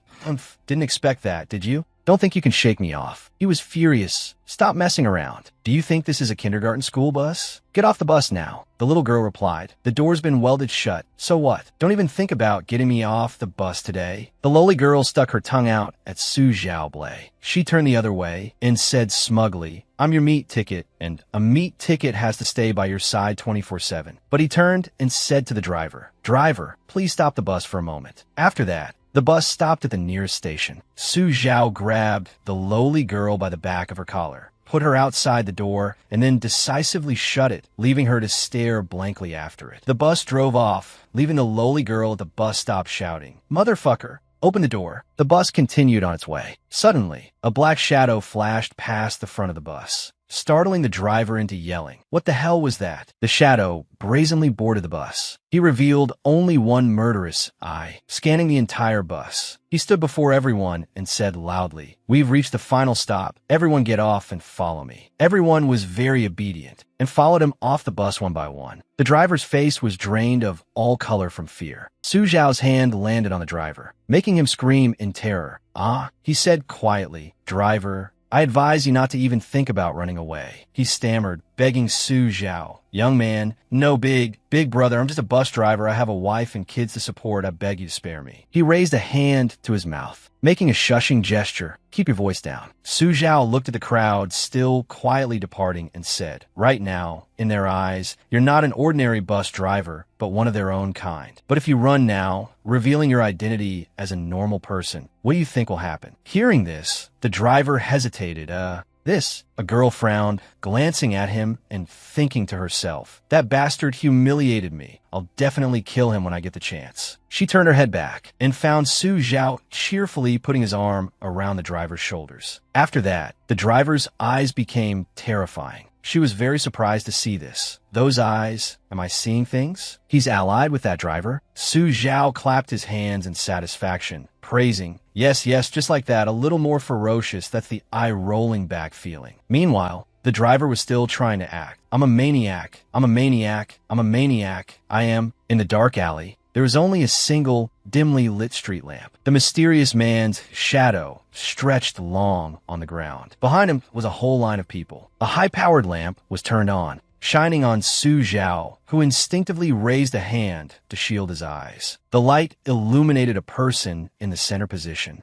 He wore a mysterious mask and said, "Welcome, everyone." One of them said loudly, "Mr. Song." Su Zhao wondered to himself, "Mr. Song?" He recalled the pig farmer guy screaming. It seems those pig farmers also mentioned him. "Is it him?" He exclaimed excitedly. I know. You're also one of Mr. Song's people, right?" He placed a hand on his chest and bowed politely. "It seems we have quite a few new friends. In that case, to welcome our new friends." Mr. Song gestured towards Wenmin, who was tied to a chair. "Let's first play a little warm-up game." Seeing this, the crowd below cheered incessantly. Wenmin's face on the stage was filled with terror. Su Zhao thought worriedly, "It's that female reporter. The guy who impersonated her that day is also connected to this Mr. Song." Mr. Song reached out and lifted Wenmin's chin, leaning in close to her and saying, "This girl went around collecting clues, wanting to expose our gathering. I must say, as a reporter, she has some ability. It's just a pity." He spread his arms and said loudly, "So then, as an opening game, who can demonstrate the superb skills of a maniac?" The people below, upon seeing this, shouted, "Let me. I want to slice her to pieces. Let me. I want to pull out all her fingernails." Su Zhao's applause rang out as he said, "So crude and mediocre. Is that your art?" At this moment, the attention gradually shifted to him. "That guy, what did you say?" Mr. Song let out a surprised "oh." His terrifying gaze swept below. It seems this new friend has his own unique insights. In that case, Mr. Song extended a hand. "Please come on stage." Su Zhao calmly walked onto the stage. When Min's eyes flashed with extreme terror, her mouth gagged. But Su Zhao was not afraid at all, instead wearing a smug smile. A card appeared on the stage, on which all kinds of tools were placed. He spoke up and asked, "Shall I begin my performance then?" Mr. Song agreed readily. "Anytime." But Su Zhao raised a hand to refuse. "You have to provide me with props first. I'm not like some mediocre people who act directly." The people below, seeing this, felt angry and dissatisfied. "The hell? Who do you think you are? We give you an inch, and you take a mile. Get the hell down." The green-haired man next to the Riddler spoke up, annoyed. "This guy is so annoying. How about we kill him later too?" But the other guy just hesitated and hugged him. Mr. Song raised a hand to stop the people below. He was very friendly towards Su Zhao. "May I ask what you need? Are the current tools not enough?" His eyes turned sharp, held out his hand. "Only brainless killers would use such low-grade props. You must have her phone, right? Give it to me." Mr. Song quickly agreed to Su Zhao's request, handing him a phone. of course. This phone has been specially processed. No one can track its signal. He took the phone, holding it up for everyone to see. Listen closely, all of you, and learn. If you only desire someone's body, at most you're just a third-rate maniac. Then Su Zhao turned around, a true maniac. Must kill her from the inside. The phone screen displayed a long shopping list. He gave an extremely dangerous smile. First, then Su Zhao's loud words made when Min, who was tied to the chair, boil with rage. Use her post-payment account to buy everything in her shopping cart. Until not a single item can be bought, then delete everything. He frantically tapped the phone screen, while Wen Min could only cry helplessly. Then use all the miscellaneous loan apps, applying for the highest possible loan amount on all of them, and donate it all to public welfare projects. Su Zhao ran a circle around her, then held up the phone to take a picture. Finally, post a picture of her tied up on dating forums. Then post her dating profile on QQ Space, Weibo, Moments, all social media platforms, publicly declaring she's into BDSM. Finally, he happily held the phone high like a trophy. Done? Everyone present was also stunned by what had just happened. Mr. Song finally recovered from his shock. He clapped and praised. Brilliant. Absolutely brilliant. Mental torture, using a completely new method of social death. Truly an eye-opener. However,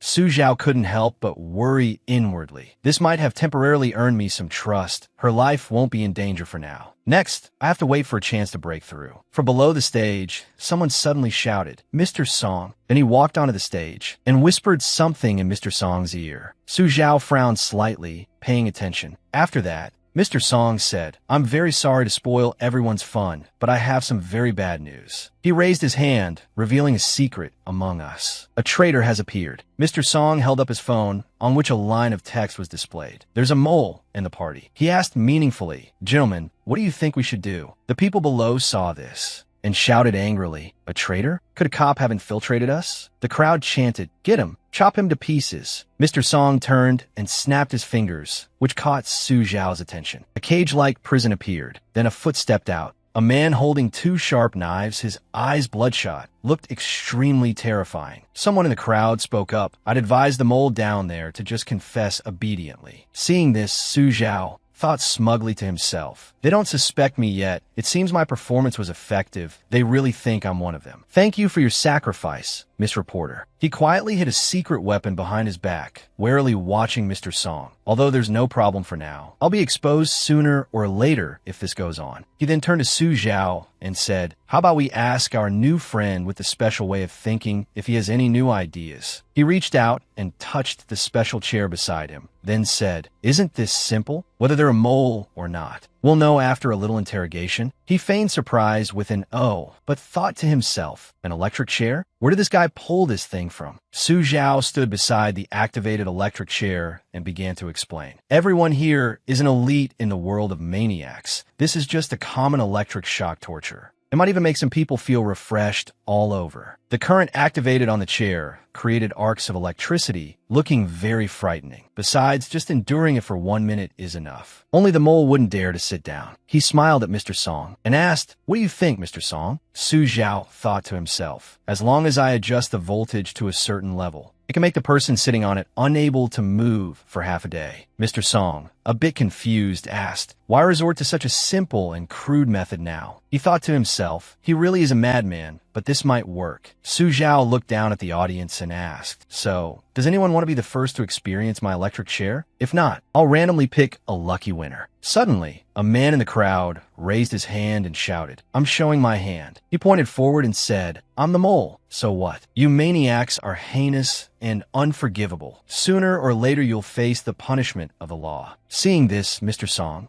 laughed heartily and ordered, "Ha ha, the whining of the week. Seize him for me." The red-haired man beside him broke out in a nervous sweat. He clenched his fists, drew his weapon, and stood beside the man. "Brother, I can't just watch you go to your death. Actually, I'm a mole too." But the first man was also surprised by this. "What? There's another mole besides me?" The red-haired man turned back and replied, "That's right. I'm from the neighboring city's Anti-Narcotics and Crime Bureau. I've been undercover for 3 months just for this bust." The other man heard this and shouted, "What's 3 months? I've been a mole for almost a year." Suddenly, 2 more people appeared. "Buddy, I'm actually a mole too. We're all on the same side." "Me too." "No way. I'm telling you, there are too many colleagues here. You guys are too good at pretending." Seeing this, Mr. Song was furious. So, a lot of riffraff has snuck in. Then let's have a big purge today. One person shouted loudly, "You damn cops, you're outnumbered. Don't even think about leaving here alive today." The other man was still fearless and said resolutely, "Don't be afraid. Let's fight them to the death. I've already notified the Bureau. Backup is on its way." The face of Mr. Song behind the mask was now extremely grim. Su Zhao raised his hand and said, "Oh, if that's the case, then I'll show my hand too. I'm also a mole." The two men who were just acting tough were stunned upon hearing this. Then they laughed awkwardly and said, "This is a misunderstanding, all a misunderstanding. We were just passing by to buy some soy sauce." The girl with the umbrella next to them also chimed in. "Right, that's right. We just accidentally wandered in here." Just as he turned to leave, a figure holding knives was waiting for him. "Well then, I'll be taking my leave first." He raised the two knives, preparing to strike. The man immediately screamed, wait, I'm not with them." Just as the two knives came down, he quickly jumped up, dodging the blow. The others, as if encouraged, charged forward desperately. "Go!" Chaotic shouts echoed everywhere. "Let me go. I'm not a cop. You got the wrong person." Seeing this situation, Mr. Song shouted, "Adjudicator, protect me first." Sai isn't no use anymore. A moment later, Su Zhao saw him jump into the crowd and slip away. From out of nowhere, he pulled out a powerful chainsaw, a thrilled smile on his face. Su Zhao looked at the chaotic crowd below and said, "Whatever, I'll deal with this bunch first, then I'll find you later." In a dark alley, Mr. Song's figure ran hastily. He took off his mask and cursed under his breath. Damn it. Mr. Song threw the mask aside. He continued running to a secret door. Damn it. How did it turn out like this? The situation suddenly spun out of control. Mr. Song entered the room. A puppet was hiding fearfully in the corner. It's all that guy's fault, the one with the electric chair. But very quickly, he found it and easily picked it up. But it's fine. The adjudicator will kill them all. For now, I just need to take the puppet and go. However, Mr. Song didn't know that Su Zhao had already followed him here. Only then did he realize. As he turned around, he saw the chainsaw blade at his neck. Mr. Song screamed in terror. "What the hell? You've been following me this whole time?" He stumbled back a few steps in horror to dodge Su Zhao's chainsaw. The puppet standing beside them gaped in astonishment at the scene. Su Zhao looked the two of them up and down, his expression extremely dangerous as he said, "Don't be in such a hurry to run. I still have a lot of questions for you, Mr. Song." He quickly turned and ordered the puppet, "Quick, kill him." At this moment, Su Zhao realized something. The puppet with bloodshot eyes charged forward. But Su Zhao simply tapped on the head with the chainsaw, making it cry out in pain with an ah. The puppet held its head and started crying and throwing a tantrum. Su Zhao recognized it. "You're the one who can transform into other people at the hospital." Then, he looked back at Mr. Song. As expected, the one who investigated me before was you, Mr. Song. Mr. Song was also extremely shocked to hear this. "Wait, you're the one who solved those two cases?" "No, that's impossible." With that said, Mr. Song took out a photo. "This is the photo that female reporter gave me. You and him look nothing alike." Su Zhao frowned at the photo, not forgetting to add a narcissistic comment. "Nonsense, are you blind? Of course I'm more handsome." He frowned and said, "Was doing all this from the beginning just to lure me out?" Then Mr. Song drew a long, gleaming blade. "I've really been badly tricked." He angrily charged at Su Zhao with the blade. "I won't let you get your way." Su Zhao calmly and easily dodged Mr. Song's attack, then casually pulled out a purple pill and quickly stuffed it into his mouth. Mr. Song swallowed it unintentionally and dazedly clutched his throat. He asked in horror, "What did you make me eat?" Su Zhao looked at the remaining similar pills in the vial. What was it again? Immediately after, a line of red text appeared. "Super hallucinogen effect. Just one pill can make the patient see the thing they fear most in the world. Truly a good medicine to have for travel and for silencing people." Mr. Song's breathing gradually became ragged. He clutched his throat and said with difficulty, "What on earth are you?" The drug began to take effect, his vision blurring.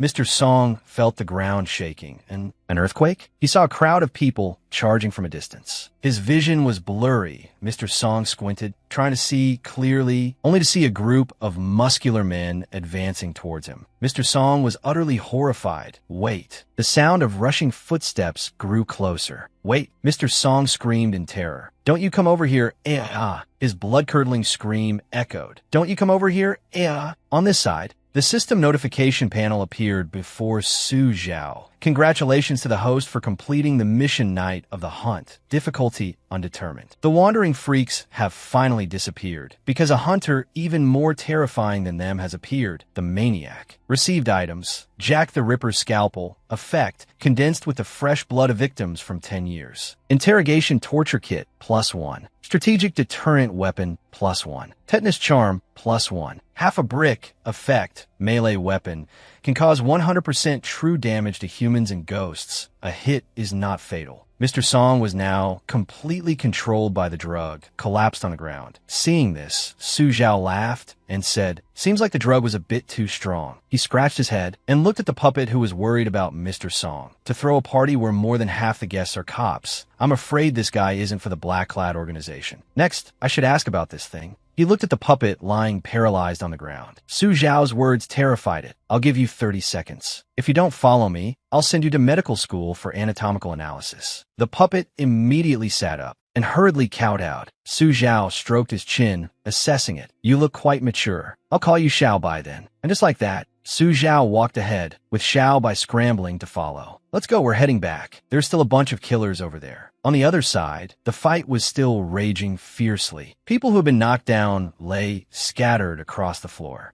The mysterious man, holding a dagger, struggled to defend himself. "Damn it. I have to escape before that guy comes back." He jabbed his elbow hard into his opponent's stomach, sending the person tumbling to the ground. The mysterious man raised the dagger, preparing to strike. A voice made him stop. "Everyone stop right now." Everyone was terrified when they saw Su Zhao. Su Zhao thought helplessly to himself, "Looks like they're still afraid of me. I can use this to stall for time." A kick burst the door open, and then a group of police officers swarmed in. "Police, everyone drop your weapons, hands in the air, and get on the ground slowly." Shinemo stepped out from the ranks of the police, saying in annoyance, Hey, why is it you again?" Su Zhao raised his hands, an innocent look on his face. "I'm innocent. There are so many witnesses here." Shinemo couldn't be bothered to argue with him.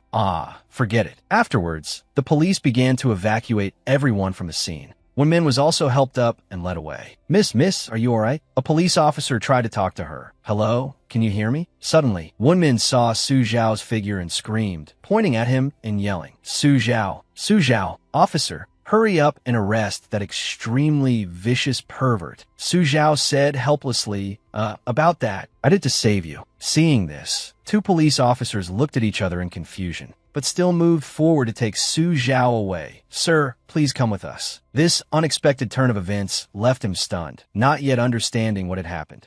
Su Zhao quickly turned to Shinemo for help. "Wait. Hey, Shinemo, don't just stand there. Say something for me." But Shinemo could only sigh helplessly. At the police station, a voice echoed from the interrogation room. "Name? Su Zhao. Cooperate nicely." The police officer wrote in his report and continued asking, "Age? Occupation?" Su Zhao answered calmly, 24, student. The officer looked straight at him and continued, "Su Zhao, you were expelled from school half a month ago, and you still say you're a student? I advise you to confess honestly, don't play games." Then he shouted, "What on earth were you doing there in the middle of the night?" Su Zhao was very calm, and even picked his nose as he said, "Buying soy sauce." The officer impatiently slammed the table and roared, "I'm warning you, you'd better confess honestly. Do you think we, the People's Police, would believe this nonsense of yours?" He approached Su Zhao, pointed at his face, and asked, "Then let me ask you, why would you bring those things with you just to buy soy sauce?" Su Zhao looked away. "I really was just going to buy soy sauce. Didn't I just get off work? I work at a haunted house." Su Zhao looked at the items displayed on the table. Look, a bottle of soy sauce, an unsharpened knife, and the rope is to tie the soy sauce bottle. The officer was provoked by him until his face turned red.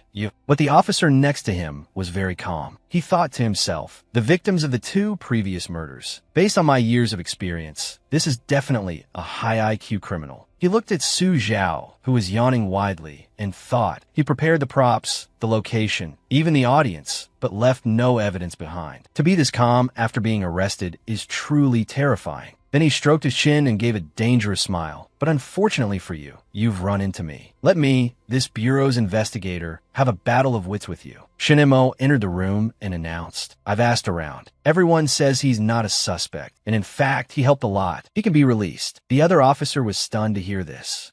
Shun Mo extended a hand towards Su Zhao, smiling as he said, "All right, let's go." Su Zhao gave a triumphant smile. Su Zhao and Shun Mo walked together down the police station corridor. Shun Mo's steps suddenly slowed, then stopped completely. He turned around and said seriously to Su Zhao, "Su Zhao, if you consider me a friend, then tell me, have you been investigating something on your own recently?" Su Zhao gave a forced smile. "Not at all. I've just been really unlucky lately." Shen Mo frowned and continued. At the scene, there was a criminal in a trench coat, the same culprit from the Family Annihilation Massacre, who was shot dead 45 years ago. The forensics report just came in. This guy was indeed also a corpse. Su Zhao's gaze darkened. Just like before, dead and brought back to life. Shen Mo said, full of doubt, "This is very dangerous. Bizarre. It's beyond common sense." He continued worriedly. Moreover, when we caught him, he had wounds that looked like they were from an electric shock, but no power source was found at the scene. "It's terrifying, isn't it?" After hearing this, Su Zhao stammered.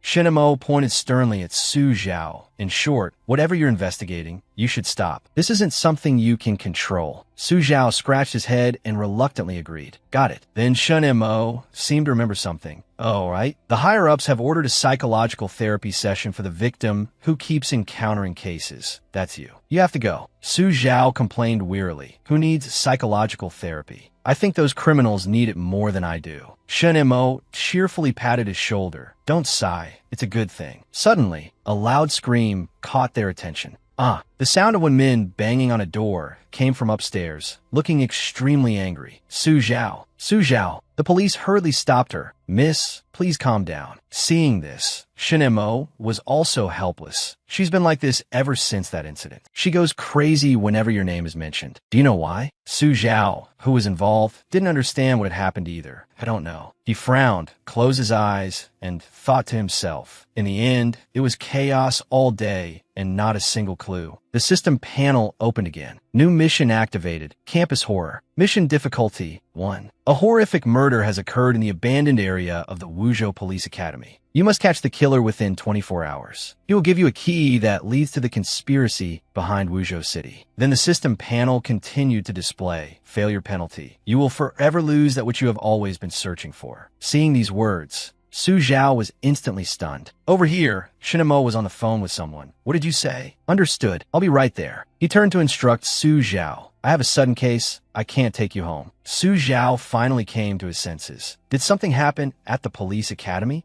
The very school that expelled me. Su Zhao frowned and said to Shen Mo, "Can you take me with you?" Very quickly, Shen Mo agreed. "All right, you can be my consultant this time, so you won't be mistaken for a criminal again." The car door closed, the car started, and both of them sat in the car with serious expressions. Thinking about the case, Su Zhao's expression darkened considerably. The conspiracy of Wuzhou City, and also the thing I've always been searching for. The downstairs area was cordoned off, and the entire apartment was sealed with police tape. The two entered, and a woman's body lay right before their eyes. Approaching the body, Su Zhao deduced no obvious muscle spasms. We can initially determine the time of death to be 12 hours ago. He touched the victim's head. The skin shows signs of hemorrhage, conjunctival hemorrhage. She may have been strangled before death, but the fatal wound is here. The wound is severely damaged, possibly from an attack with a blunt object. Su Zhao thought to himself, "A blunt object? The system just gave me half a brick. What a coincidence." A man walked over, and upon seeing him for the first time, asked, "Oh, young man, are you the new forensic examiner?" "So young." Su Zhao smiled at the man. "No, actually, I'm just a veterinarian who enjoys dissecting corpses." "Just kidding." Shen Mo, standing beside him, asked, "How is it? Figured anything out yet?" Su Zhao reconstructed the scene in his mind. The victim was likely grabbed by the neck by the killer, then hit on the head with a blunt object, causing severe head trauma, and finally died of respiratory failure. Shen Mo immediately said, "That's almost the same as our preliminary analysis. The killer doesn't seem like a novice. Right now, even clues like fingerprints and footprints are completely absent." Su Zhao looked at the victim and pointed out a difference. "Sometimes you focus too much on the surface. I see that around here, there are no signs of a struggle at the scene, as if the scene was cleaned up after the crime. The method was clean, a single fatal blow.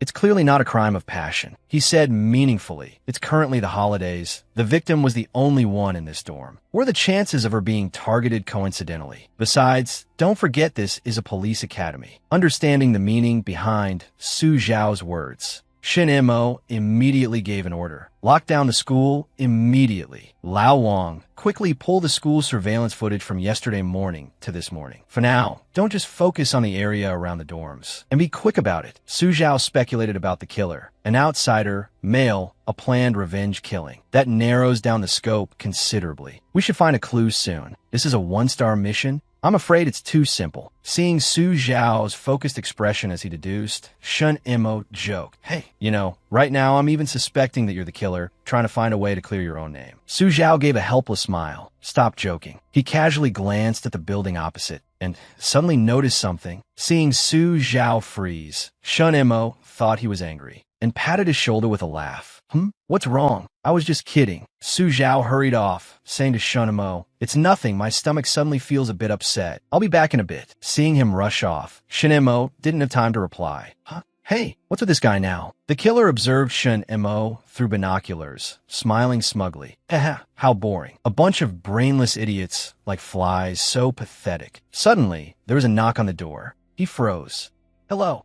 Is anyone here?" Only a pair of eyes was visible through the peephole. Who is it? Su Zhao, wearing a hat that obscured his face. "Excuse me, I'm looking for Zhang Shun. Is he in the dorm?" He answered angrily. "No, he's not here." "What's the matter?" Su Zhao pressed his face to the door. "There is actually, Zhang Shun isn't here." The killer became flustered. "I mean he's not here." He hurriedly tried to close the door, but was unsuccessful. Su Zhao had promptly blocked the door with his foot. His voice carried into the killer's room. "Is that so? But I made up the name Zhang Shun. He doesn't exist." The killer thought to himself, "I would have let you go if you had just pretended not to see anything, but you had to come knocking." He shoved the door hard, causing Su Zhao to fall inside, then locked the door. Despite being pushed in, Su Zhao wasn't flustered at all. The killer looked at him, holding a bat. "Ha ha ha." Su Zhao said calmly, "You're really unlucky." He froze.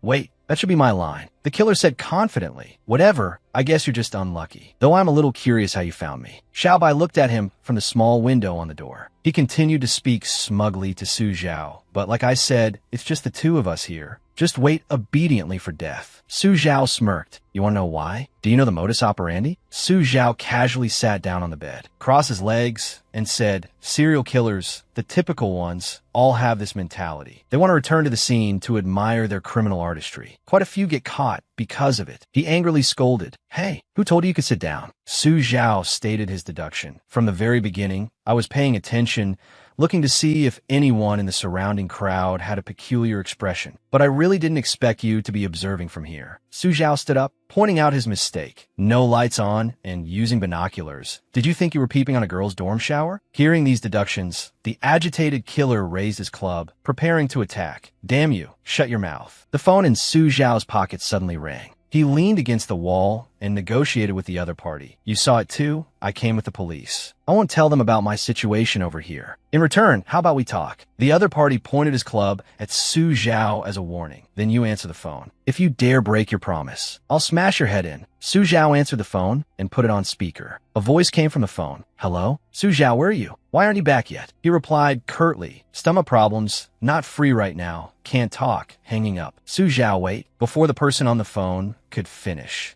He had already stuffed the phone into his pocket. "So, is it okay now?" The man said excitedly, This is interesting. What do you want to ask?" Su Zhao pointed to the crime scene room across the way. "Why did you kill her?" The killer furrowed his brow, trying to think. "Why?" He laughed smugly. "You're asking why? Does killing a piece of trash need a reason?" Su Zhao was a little impatient. "All right, I don't want to hear your nonsense. Don't give me this crap. Tell me, what was the reason? Make it a little moving, and maybe I'll turn around and let you go." Agitated, he slammed his club against the wall. "You've been looking down on me from the very beginning, haven't you? Fine. Since you're about to die anyway, I'll tell you. It was when I was in the mental hospital, I heard a divine oracle." Su Zhao was shocked. A mental hospital? He recounted, there was always a voice in my head telling me that as long as I offered 3 sacrifices, I would be worthy of becoming a disciple of that great being. That feeling, I heard that great being affirm me. Killing her took some effort. She even said something about not letting me go even as a ghost. It was hilarious. He pointed at Su Zhao excitedly and said, "You came at just the right time. You'll be my next target." Xiao Bai was still watching him from the small window on the door. The killer provoked Su Zhao. "Why don't you scream a little? Prey that doesn't know how to resist is so boring. Maybe someone will hear you and come to your rescue." Su Zhao said calmly, "I was just thinking, handing an idiot like you over to the police, I'm afraid you won't even be punished in the end. You should feel happy because the one you met is me." The killer replied confidently,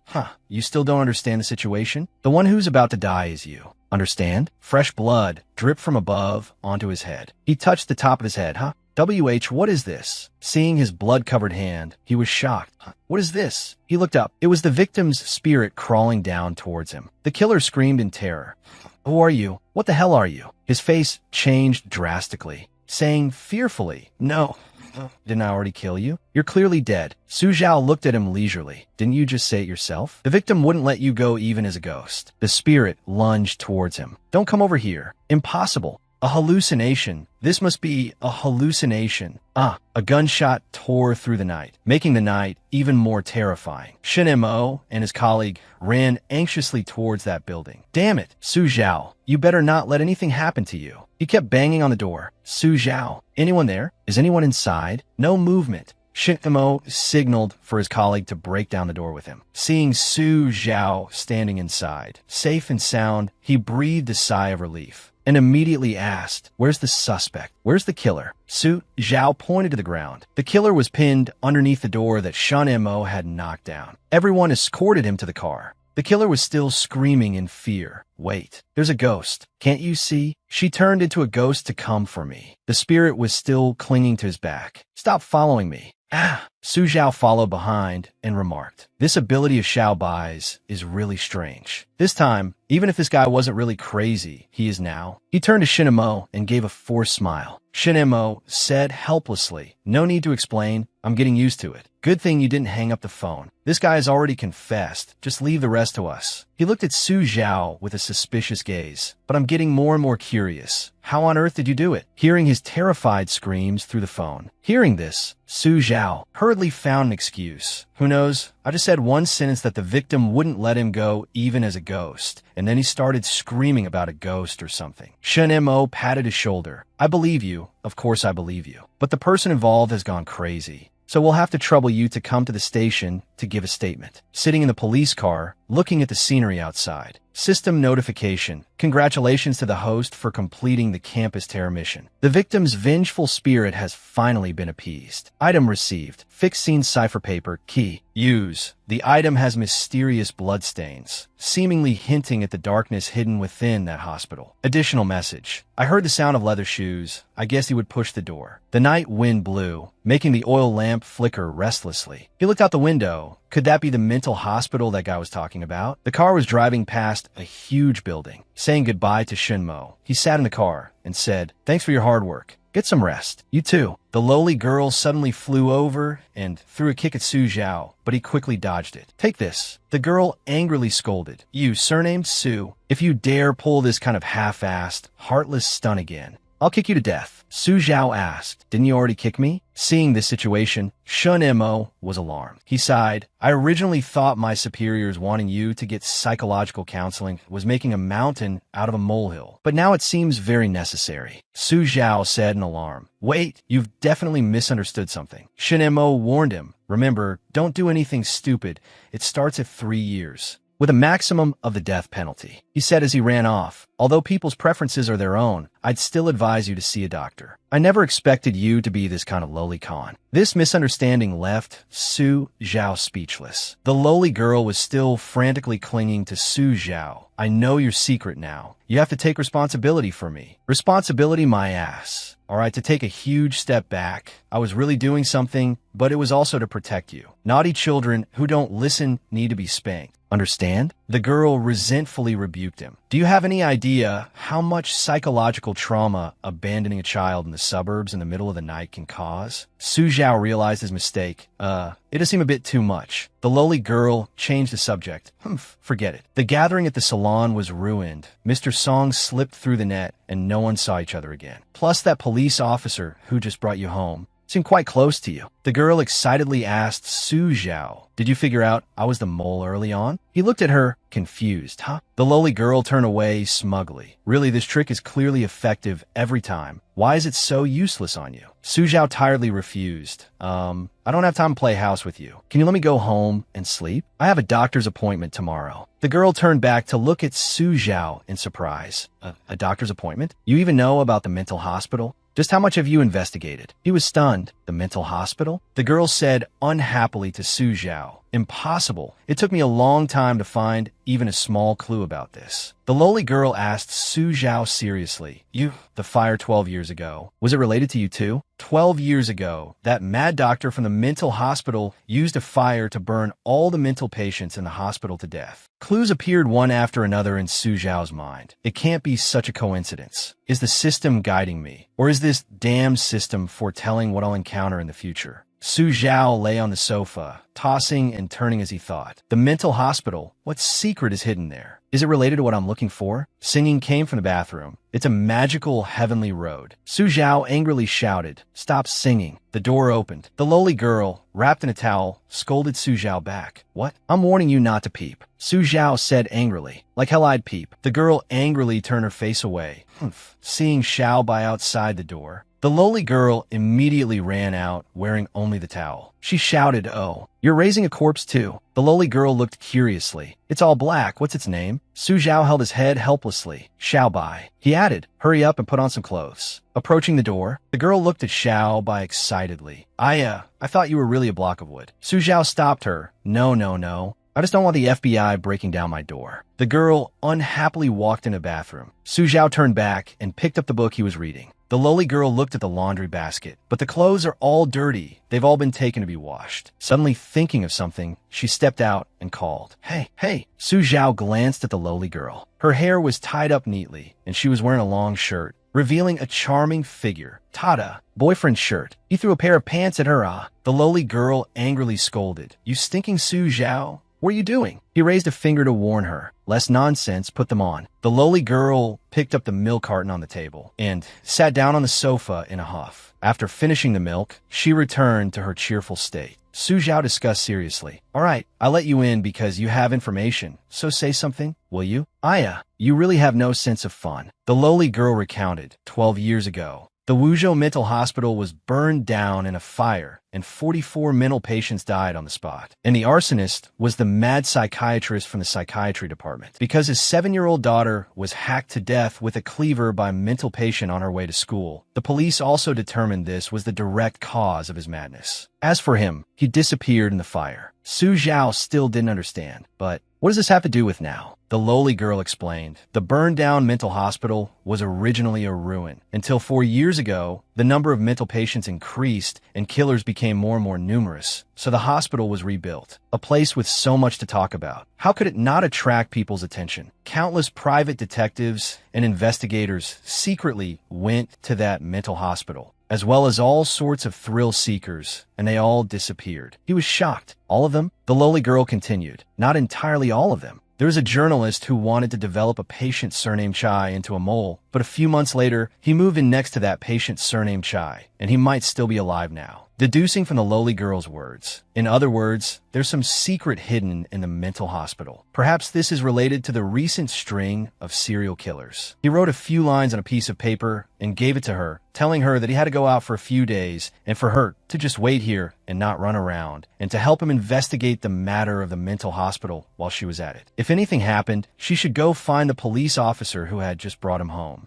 Lowly held the piece of paper, worriedly asking him, "Hey, you're not really planning to go to that mental hospital, are you? I'm warning you, don't do anything reckless. I've been investigating for so long and still haven't found a way to sneak in." Su Zhao teased, "Isn't that a good thing? Finally, I don't have to worry about you tailing me anymore." Lowly immediately flared up. "Hey," he threw a blanket to Lowly, "sleep on the sofa for me. Don't touch my things." Got it. She resentfully took the blanket. Stingy bastard. The next morning, Loli was still sleeping soundly on the couch. Su Zhao was preparing the necessary tools. He thought to himself, a mental hospital, huh? He put on his backpack. It seems getting in isn't that hard. He turned his head to look at the soundly sleeping girl, then closed the door and left. Loli groggily woke up. Stinky Su Zhao, I don't believe you have a way to get in. Stopping in front of a psychology clinic, the police officer who brought him asked worriedly, seeing a psychologist? Why are you still wearing a backpack? I'm advising you not to pull any tricks. He asked helplessly why. It's just a habit. The police officer pointed at Su Zhao and said, let me tell you about that little girl's case yesterday. You'd better not commit any crimes. Pushing the hair off his neck, Su Zhao angrily yelled, that rotten brat. At the clinic door, a nurse came in to report, Dr. Dong, the patient arranged by the police has arrived. Should I bring him over? Yes, go ahead. Looking at Su Zhao's medical file, Dr. Dong thought to himself, to have survived encounters with serial killers repeatedly, I don't know if I should call him lucky or unlucky. He stretched tiredly and said listlessly, whatever,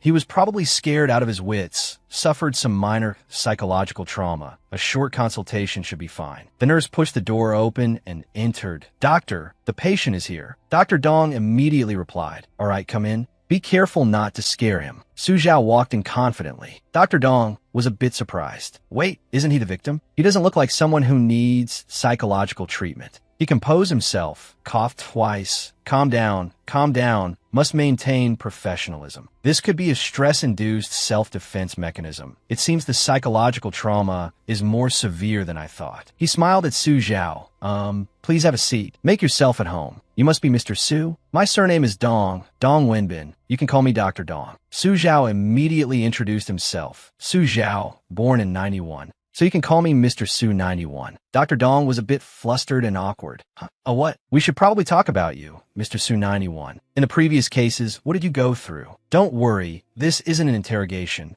Let's just treat this as a chat between friends. Su Zhao sighed. Sigh, I don't know what to do either. The last few times I was a victim, I was forced into situations by those perverted killers several times. Dr. Dong nodded along with Su Zhao's words. That's right, encountering something like this, one really wouldn't know what to do. Su Zhao's face turned terrifying, so, with no other choice, I could only scare them to death. Su Zhao's terrifying expression startled Dr. Dong. You haha. Mr. Su, you sure know how to joke. Su Zhao stood up and looked at him. No, of course I'm not joking. He gave a sly smile, leaned in, and asked Dr. Dong. Speaking of the previous cases, the information your side received was probably that many undercover officers worked together to round up countless criminals, right? But in reality, all of them were scared witless by me. Dr. Dong looked at the medical file, avoiding Su Zhao's gaze. Ha, Mr. Su, those were all extremely vicious criminals. An ordinary person, unarmed, wouldn't even have the right to challenge them. Su Zhao looked at him with an expression that could devour him. Oh, so you think I'm not carrying anything right now? Dr. Dong's face turned pale, hastily pulling something from his pocket. I think Mr. Su's mental state is very normal. If you could just do a small test with me, you'll be free to go. He held up a pocket watch used for hypnosis in front of Su Zhao, timidly asking, is that okay? Su Zhao approached step by step. Hypnosis? No way. Are you mistaken, doctor? Are there still people in this world who can be hypnotized? Su Zhao suddenly said seriously, all right, go ahead and try. Okay then. Dr. Dong tried to hypnotize Su Zhao. Look at the watch in my hand, relax. Suddenly, another Su Zhao appeared behind him, raising a brick, ready to strike. A brick came crashing down on Dr. Dong's head, and he collapsed to the ground, unconscious. Su Zhao angrily cursed. Did I tell you to act like such a perverted lunatic? Xiaobai sat on the chair, terrified. If I let you keep acting, what's waiting for me isn't a mental hospital, but prison. Good thing I also know physical hypnosis. He tossed Xiaobai aside. Get out of the way, let me do it myself. Su Zhao calmly sat down. Dr. Dong slowly regained consciousness, sitting up and rubbing the sore spot on his head. What happened to me? I remember I was hypnotizing. Why does it feel like someone hit me on the back of the neck? I must be overthinking it. It seems this patient has entered a hypnotic state. He asked while sipping his tea. Tell me, those times you encountered those perverted killers, what did you feel? Fear? Panic? Su Zhao calmly replied. Joy. Dr. Dong couldn't help but spit a mouthful of water in his face. Cough. What was that? Joy, Su Zhao calmly replied. That's right, I'm serious. Facing a murderer is like a chance to go all out. Think about it. Doctor, our daily lives are so stressful. Our minds need an outlet. Isn't hunting down murderers a very reasonable method? Plus, you don't get punished by the law, and you might even get a commendation or something when needed. Now, when I go out, I'm looking for murderers. Everyone looks like a murderer to me. I think you look like a murderer too, Doctor. Or maybe, Dr. Dong, terrified, cut him off, when you hear this snap of my fingers, you will wake up and forget everything that just happened. Su Zhao looked around blankly. Oh, is it over? Doctor, am I okay? Dr. Dong breathed a sigh of relief, wiping his sweat. No, you're fine. He filled out the medical report. Potential criminal and a social personality. Dr. Dong hesitated for a moment, thinking to himself, whatever, at least he's safe for now. Dr. Dong bid him farewell. The examination is all done. You can go now. Su Zhao stood up, looking at him cheerfully. Is that so? Then thank you, Doctor. Dr. Dong sighed in relief. It's probably best to keep him under close observation from now on. Suddenly, Su Zhao said, oh right, Dr. Dong Wenbin. That hypnosis game was really fun. Dr. Dong's face instantly turned pale, and he frantically pressed the emergency button. People immediately rushed in. Doctor, what's wrong? He pointed at Su Zhao in terror. Quick, get him. He's a patient with dissociative identity disorder. Extremely dangerous. Security guards rushed forward to restrain Su Zhao. Don't move. Behave yourself. Check him for any injurious weapons. Where's the straitjacket? Where's the straitjacket? Su Zhao was tightly bound. Dr. Dong was so scared he collapsed onto the floor. Take him to the mental hospital. He burst into tears. Boo-hoo-hoo. Su Zhao turned his head to look. Although I'm very sorry, doctor. But thank you, my Superman, Dr. Dong. Dr. Dong screamed, Mommy, I want to go home. The ambulance had arrived. A doctor pushed him into a dark hospital room. Stay still. Su Zhao's hands and feet were all tied up. He thought to himself, well then, what's next? The person in the room suddenly started coughing violently. Cough, cough, cough, cough, cough, cough. Su Zhao asked in disgust, are you sick? Aren't you tired of coughing? If you're sick, go get treated. A terrifying head appeared.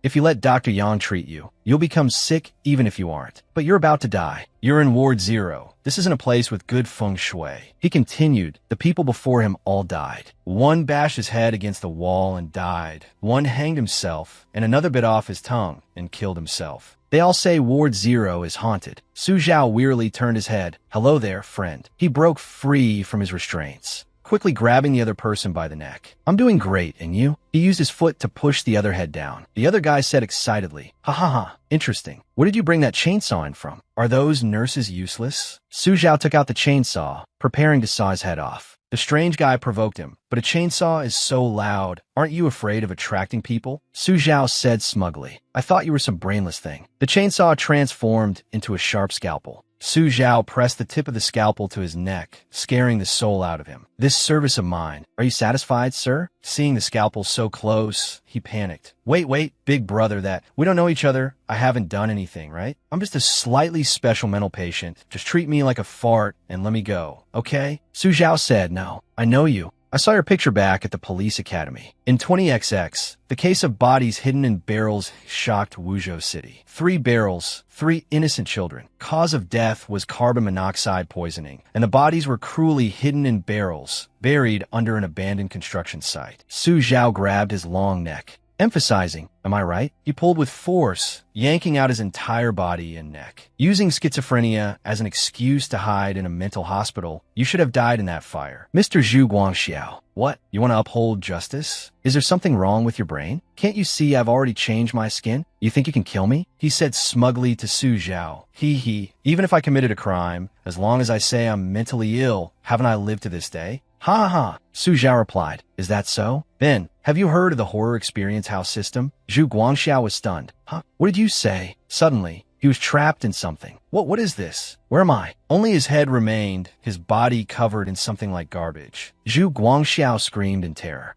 What is this? Don't! Save me! Save me! Save me! Su Zhao opened the lid of a trash can, looking down at him. Seeing Su Zhao, he was overjoyed. I guarantee you won't die. You will experience this terrifying torment over and over again, endlessly, where even death will become a luxury. Zhu Guangxiao was terrified. Wait, spare me. There are more terrifying people in this mental hospital. I know how to meet them. Just spare me. Su Zhao slowly closed the lid. Don't worry, you'll all meet soon enough. Zhu Guangxiao tried to persuade him. Don't leave me here alone. I'm afraid of the dark. Don't. Zhu Guangxiao was trapped in a burning barrel. The system displayed. Let's have a round of applause. You mental patients, welcome the birth of the king. Mission difficulty, 3 stars. The Wuzhou Mental Hospital holds dangerous patients from the past and present. Be careful, they crave slaughter. Find a mastermind behind all the events. End this never-ending nightmare. Failure penalty. You will spend the rest of your life in a cell at the mental hospital. The security guard at the door kicked it in frustration and yelled, "Hey, new guy, what's with all the noise? Any more noise, and I'll take you to see Dr. Yang.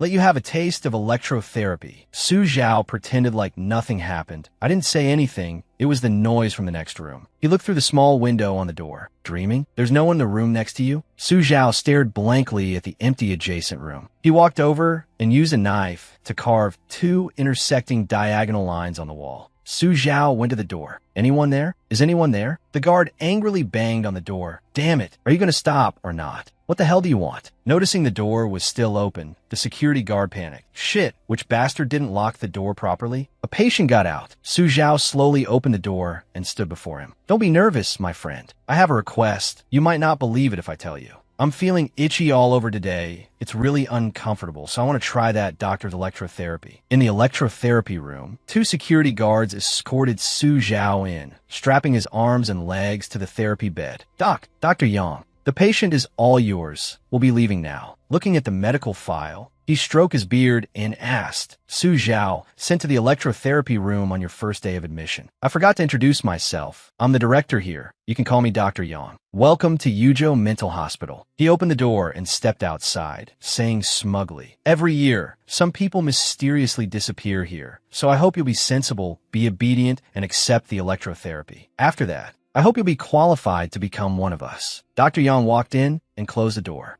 Another doctor came over, attaching electrodes to Su Zhao's body. Causing trouble on your first day, it seems you don't know the reputation of me, the king of electroshock. Su Zhao asked curiously, so you're saying you're very formidable? He boasted confidently. Ha, formidable? No matter how vicious the murderer, they have to kneel before me when they get here. If you don't believe me, just look around. These are all my masterpieces. Before Su Zhao's eyes were the bodies of prisoners who had once struggled in agony in this room. Xiao, by stealthily untied him. Su Zhao rubbed his sore arms. Why do I get the feeling that you're the one with the mental illness? He turned around, laughing arrogantly. Me? Of course not. I'm a hero punishing scum like you. You are all felons. It's no big deal if I accidentally kill a few of you. What I love most is hearing your heart-wrenching screams. It's truly the most wonderful music in the world. After speaking, he tied Su Zhao up again. Dr. Yang licked his lips excitedly. Besides, the night is still young. Su Zhao said calmly, Dr. Yang, please don't say such strange things. I'm still a virgin. He held the shock button in his hand.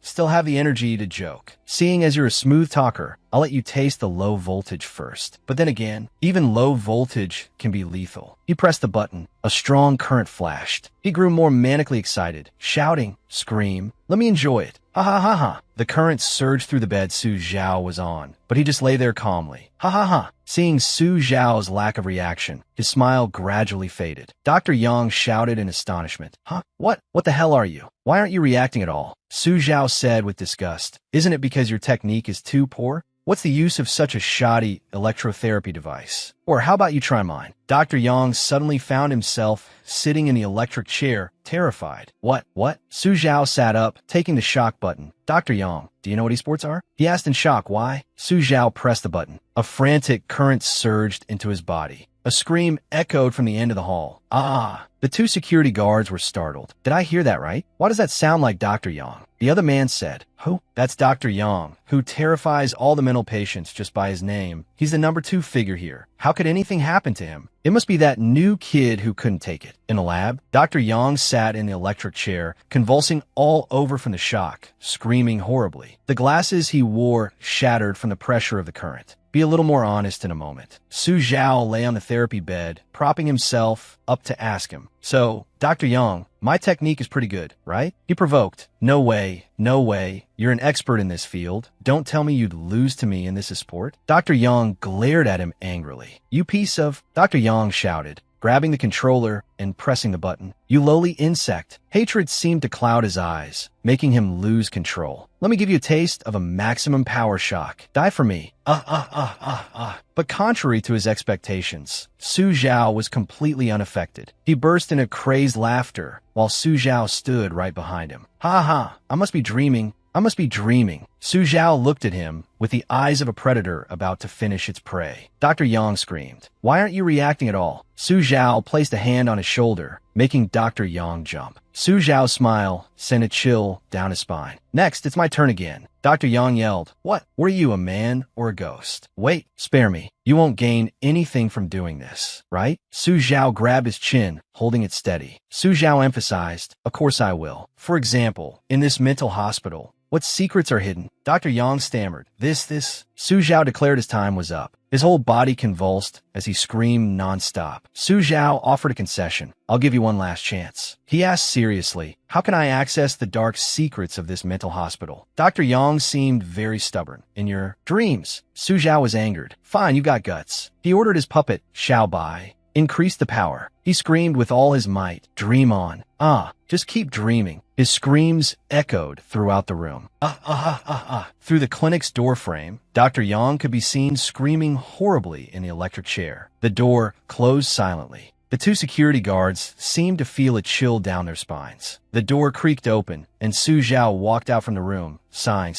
It seems I'm still not cut out for interrogation. The two security guards blocked the door, ordering him, damn it, you, don't move. Where's Dr. Yang? Quick, inform the others. A patient has escaped. Su Zhao held out his hands for them to see, playing the part of patient. I say, the electrotherapy is done. Shouldn't you take me back now? They stared at each other blankly. He was put in a straitjacket by them, tightly secured, and then carried away. Wasn't this guy taken to Dr. Yang for electrotherapy? How is he still alive? Rather than just alive, he was completely unharmed. Su Zhao tilted his head back and said, listen up, everyone, Dr. Yang is a kind and lovely doctor. You've all been deceived. Electrotherapy actually has its benefits, he shouted, his voice echoing down the hall. Everyone must believe me. Dr. Yang is a good doctor. Boo-hoo-hoo-hoo. The guy in the solitary ward heard him, feeling suspicious. What? Aren't they saying electrotherapy is terrifying? He said to the security guard outside, Hey, you the big guy. I'm feeling a bit uncomfortable today. Hurry up and take me for electrotherapy. With permission, the guard took him to Dr. Yang's clinic. Dr. Yang, I heard your electrotherapy wasn't strong enough today. He thought to himself,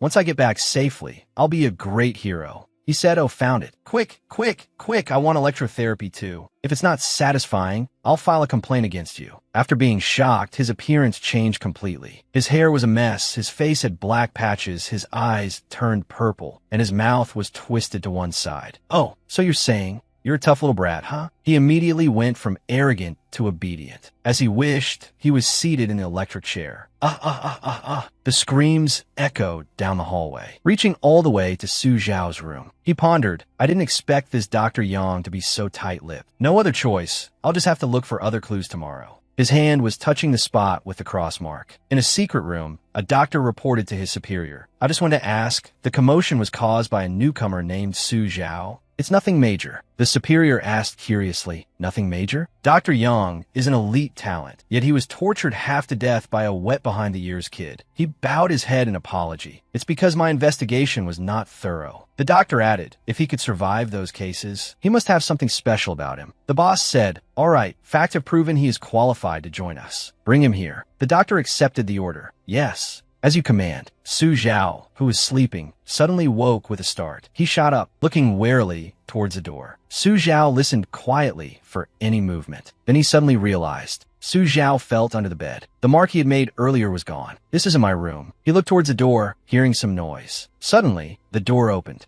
A man with short, slightly curly hair and blue eyes peeked in. His room is empty. He was puzzled, huh? I remember it being here. At the same time, Su Zhao had put on a camouflage coat and gone outside. Where'd he go? He quickly searched the surroundings. What on earth is this? He suddenly turned around, a little scared. He wondered where. It was raining cats and dogs, with thunder and lightning. This place seemed devoid of any living presence. There were stakes with human bodies hanging from them, and the balcony was filled with skulls. He was a bit horrified by the sight and backed away. Su Zhao covered his nose. This hellish place doesn't look like it really exists. He recalled the scene of Dr. Yang in the electric chair. He held his head and whispered, "So that's how it is. The king of electroshock said to let me dream. I thought he was a tough guy, who wouldn't talk no matter what." Su Zhao thought irritably. In other words, this is a dream. Whose dream? He took off his coat and walked towards that room. Su Zhao pushed the door open. He slowly walked inside. A platinum-haired man with a refined appearance, wearing a tan suit, and a brown-haired woman with purple lipstick and a sly smile. Over here was an old man in simple clothes, a white shirt under a green sweater, laughing and talking with another man. He looked at them with a bored expression. The man who had just been looking for him in the room stood behind him and said, "Oh, you're here. I was just looking for you."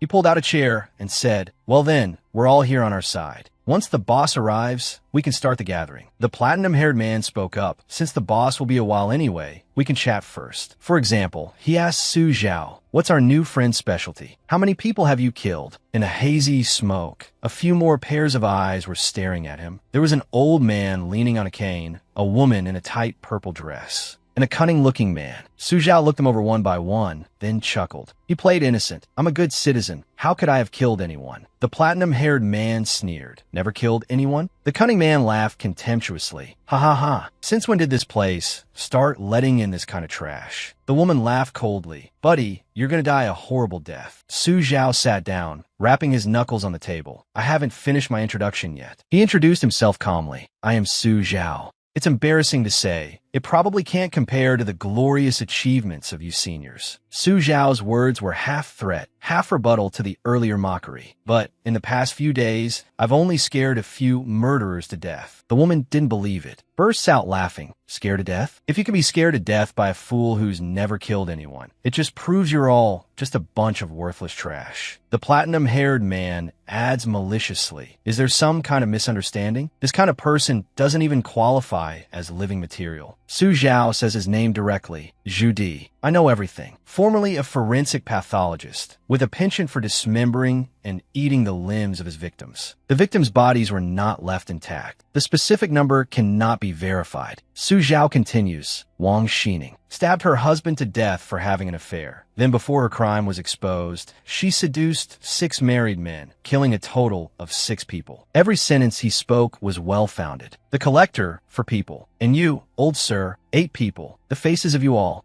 I've seen them all in the Criminal Investigation Academy's case files." The man who looks like a doctor holds a piece of paper and says, "I didn't get a chance to tell everyone earlier, but this morning he forced Dr. Yang to give us electrotherapy." Wang Xining is extremely shocked. "That Dr. Yang?" The old man remains silent. She continues, "How is that possible? There must be a mistake somewhere." The doctor continues reading. "In addition, the failure of the Rainy Night Killer and the Butcher also seems to be related to him. He seems to be warning, but feels it's meaningless now. Once you're in here, even if you're the reincarnation of Sun Wukong, you don't have the power to wreak havoc in the Heavenly Palace." But Su Zhao seems completely unfazed. "Is that so? But after all this talk, you still haven't told me. What do you want to do? Where's this place, anyway?" The old man says, "This is a dream, or in other words, the spiritual realm, our territory. Rest assured, as long as you submit to the boss, we won't harm you." He continues, "I can see you want to exchange some pleasantries first, but what's the point of that? It's not just a few killers like us here. Escape is impossible. Obediently become one of us. Wouldn't that be nice?" Su Zhao listens to their boasting and scoffs. It really is a dream. You're truly talking nonsense." The doctor advises, "I suggest you don't act rashly. We are all seasoned veterans. Each of us has 10,000 ways to kill you." Su Zhao says decisively, "But I only came here to do 2 things. That is, to cut down all of you sitting here," or Su Zhao voices his thoughts, "to cut down everyone present." The moment Zhu Di hears this, he leaps to his feet, pointing a knife at him. "You bastard." The knife in Su Zhao's hand suddenly flashes with a red light. The system displays Jack the Ripper's scalpel. Then he slashes back. He charges forward madly to fight. A kick lands on his chest. Red liquid sprays from his chest. Red syrup splatters onto his face, and the knife in his hand is also covered. "Sorry, it seems my knife is a little faster." The man panics. No, impossible. Where did you get that weapon? How could this guy make such a basic mistake? Su Zhao gives a faint smile. Oh. The doctor says, shut up, you idiot. He's alone. If we all attack, you think we can't beat him? Another man charges forward. Damn it. Who the hell do you think you are? He takes a red brick thrown by Su Zhao head on and is sent flying into the wall by a palm strike. Su Zhao feels that dealing with them is too easy. The feeling of striking isn't bad. Wang Xining is so scared she collapses to the ground. Su Zhao looks at the old man with the cane and asks, what's wrong? Does anyone else want to make a move? Su Zhao walks up to the old man. Suddenly, the old man's eyes roll back to show only the whites, and he slumps into his chair, motionless, dying on the spot with his mouth agape. Su Zhao looks at the doctor. Does this count as faking an injury? Su Zhao says, never mind. Next. The doctor shouts loudly, this is just a dream. Even if you kill me, I will not betray the boss. Su Zhao turns to ask Wang Xining. He said his piece. What about you? She is terrified. Handsome, I didn't say a single bad thing about you just now. Can you spare me? There's an empty room next door. You can do whatever you want to me. Even right here. I wouldn't mind. Su Zhao says, ma'am, please have some self-respect. I am a victim with professional ethics. She thinks to herself, but doesn't dare say it out loud. Victim my ass. Wang Xining uses a honey trap. As expected, this guy has definitely never killed anyone. He clearly has the upper hand, but doesn't go for the kill. Handsome, do you like my type? I have ways to become even more beautiful. I just need to distract him for a moment. Su Zhao sighs. What a headache. She calculates internally. This way the others can finish him in one move. Zhu Di angrily tries to get up and counterattack, but he didn't expect to have provoked the wrong person and is instantly cut in half by a chainsaw. Red syrup splatters everywhere. Wang Xining is frozen stiff by the scene in front of her. Su Zhao complains, Sai, I'm really not suited for interrogation. Suddenly, Su Zhao puts on another, older-looking mask, his eyes blood red, and declares, in that case, I'll just have to kill everyone. Wang Xining is utterly horrified. The Texas Chainsaw Massacre killer. How is that possible? How can his personality imagine a fictional character into existence? This isn't real. This isn't real. Before she can finish her words, Su Zhao swings the chainsaw and sends her flying, red syrup spraying everywhere. The chainsaw blade is covered in thick, red syrup dripping onto the ground. Su Zhao is puzzled. Vanished? What a strange place. Su Zhao points the chainsaw at the doctor and asks, you're a tough one. I saved you for last. Any last words? He feels death approaching, can't help but tremble all over, swallows hard, his throat feeling tight. The doctor begs despicably, big brother, please spare me. Never mind one issue. I'll do whatever you want. I'll definitely change completely. Turn over a new leaf. Su Zhao is confused. Weren't you being so tough just now? Why are you just like that, Dr. Yang? He stammers, I was just talking nonsense. Even though this is a spiritual form, getting killed still means death. He switches to a docile, coaxing tone. Besides, even if you kill me, it's useless. We are all personalities split off by that person. If you kill me, even more of me will be born. Su Zhao smiles and orders, keep talking. He confesses, that person is the man who burned down the entire mental hospital back then. We are all personalities he created through various methods. The doctor explains, normally, a person only has one main personality. But if you can perfectly replicate someone else's thoughts and behaviors, you can form another personality in the brain. However, if it's not done well, it will turn into what people commonly call schizophrenia. He explains in more detail. The split personalities will spontaneously fight for control, and the winner becomes the main personality. In fact, within everyone's psyche, there are more or less incomplete traces of thought. Although terrified, the doctor pretends to be calm and says, as for us, most are original personalities that person modified for mental patients and then implanted into bodies that have lost their personalities. He reveals the secret. In other words, mass-producing homicidal maniacs. Su Zhao can't help but frown, feeling disgusted. Su Zhao angrily grabs him by the collar. So where is he right now? He answers, that person is inside your head right now. The person he mentioned is walking inside Su Zhao's brain. He observes, this is the inner world of that kid. Before him is a chaotic scene, thick with fog. A one-to-one scale recreation of Wuzhou City. Over here, two people are talking in front of a store. Over there, two girls are talking to a young man.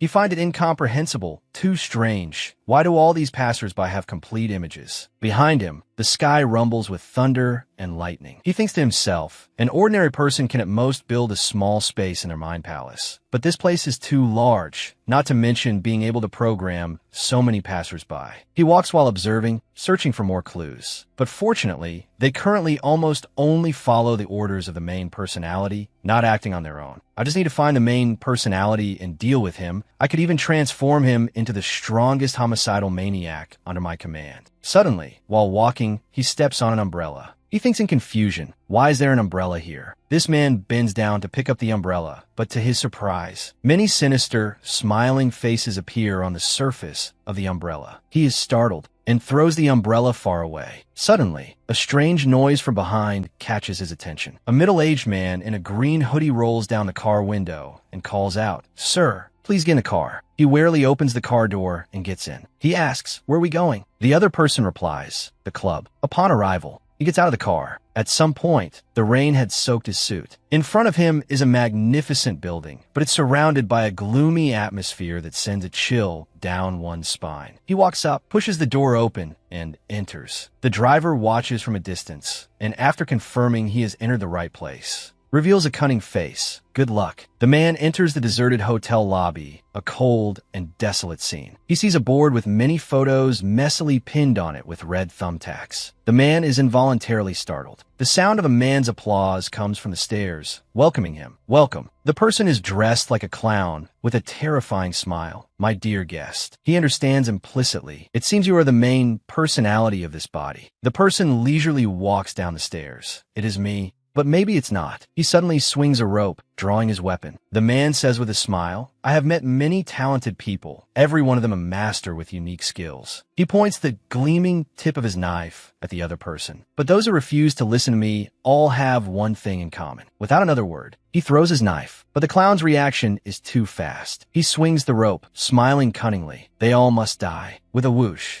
he dodges again. In a flash, he has slipped downstairs. The two butchers look at each other and smile, a grotesque smile. Back in reality, the doctor collapses to the ground. He screams in terror, "Wait, you said you'd spare me." "I never said that. If you don't believe me, you can check if I ever said it." He says despicably, "Even if you kill me, that person will still remain in your head. When he destroys your personality, you'll just be like us, existing here." Su Zhao asks nonchalantly, "So what?" The man panics. "What?" "You'll just be like us, becoming that person's tool, turning into a homicidal maniac. But you can enjoy limitless power, obtain supreme authority. This world will be ours sooner or later." Su Zhao says, "That's why I said." So what? He becomes more and more unhinged. Compared to those unimportant things, do you want to see whether he kills faster or I slash faster? Suddenly, a snake-like man with a spotted head peeks out. "What are you guys doing? Why is it so noisy?" He sees Su Zhao and is immediately startled. "Holy shit. Why is it you?" He continues arrogantly. "Well, since you're here, it proves you're one of us too. Although I don't know where you threw my doppelganger.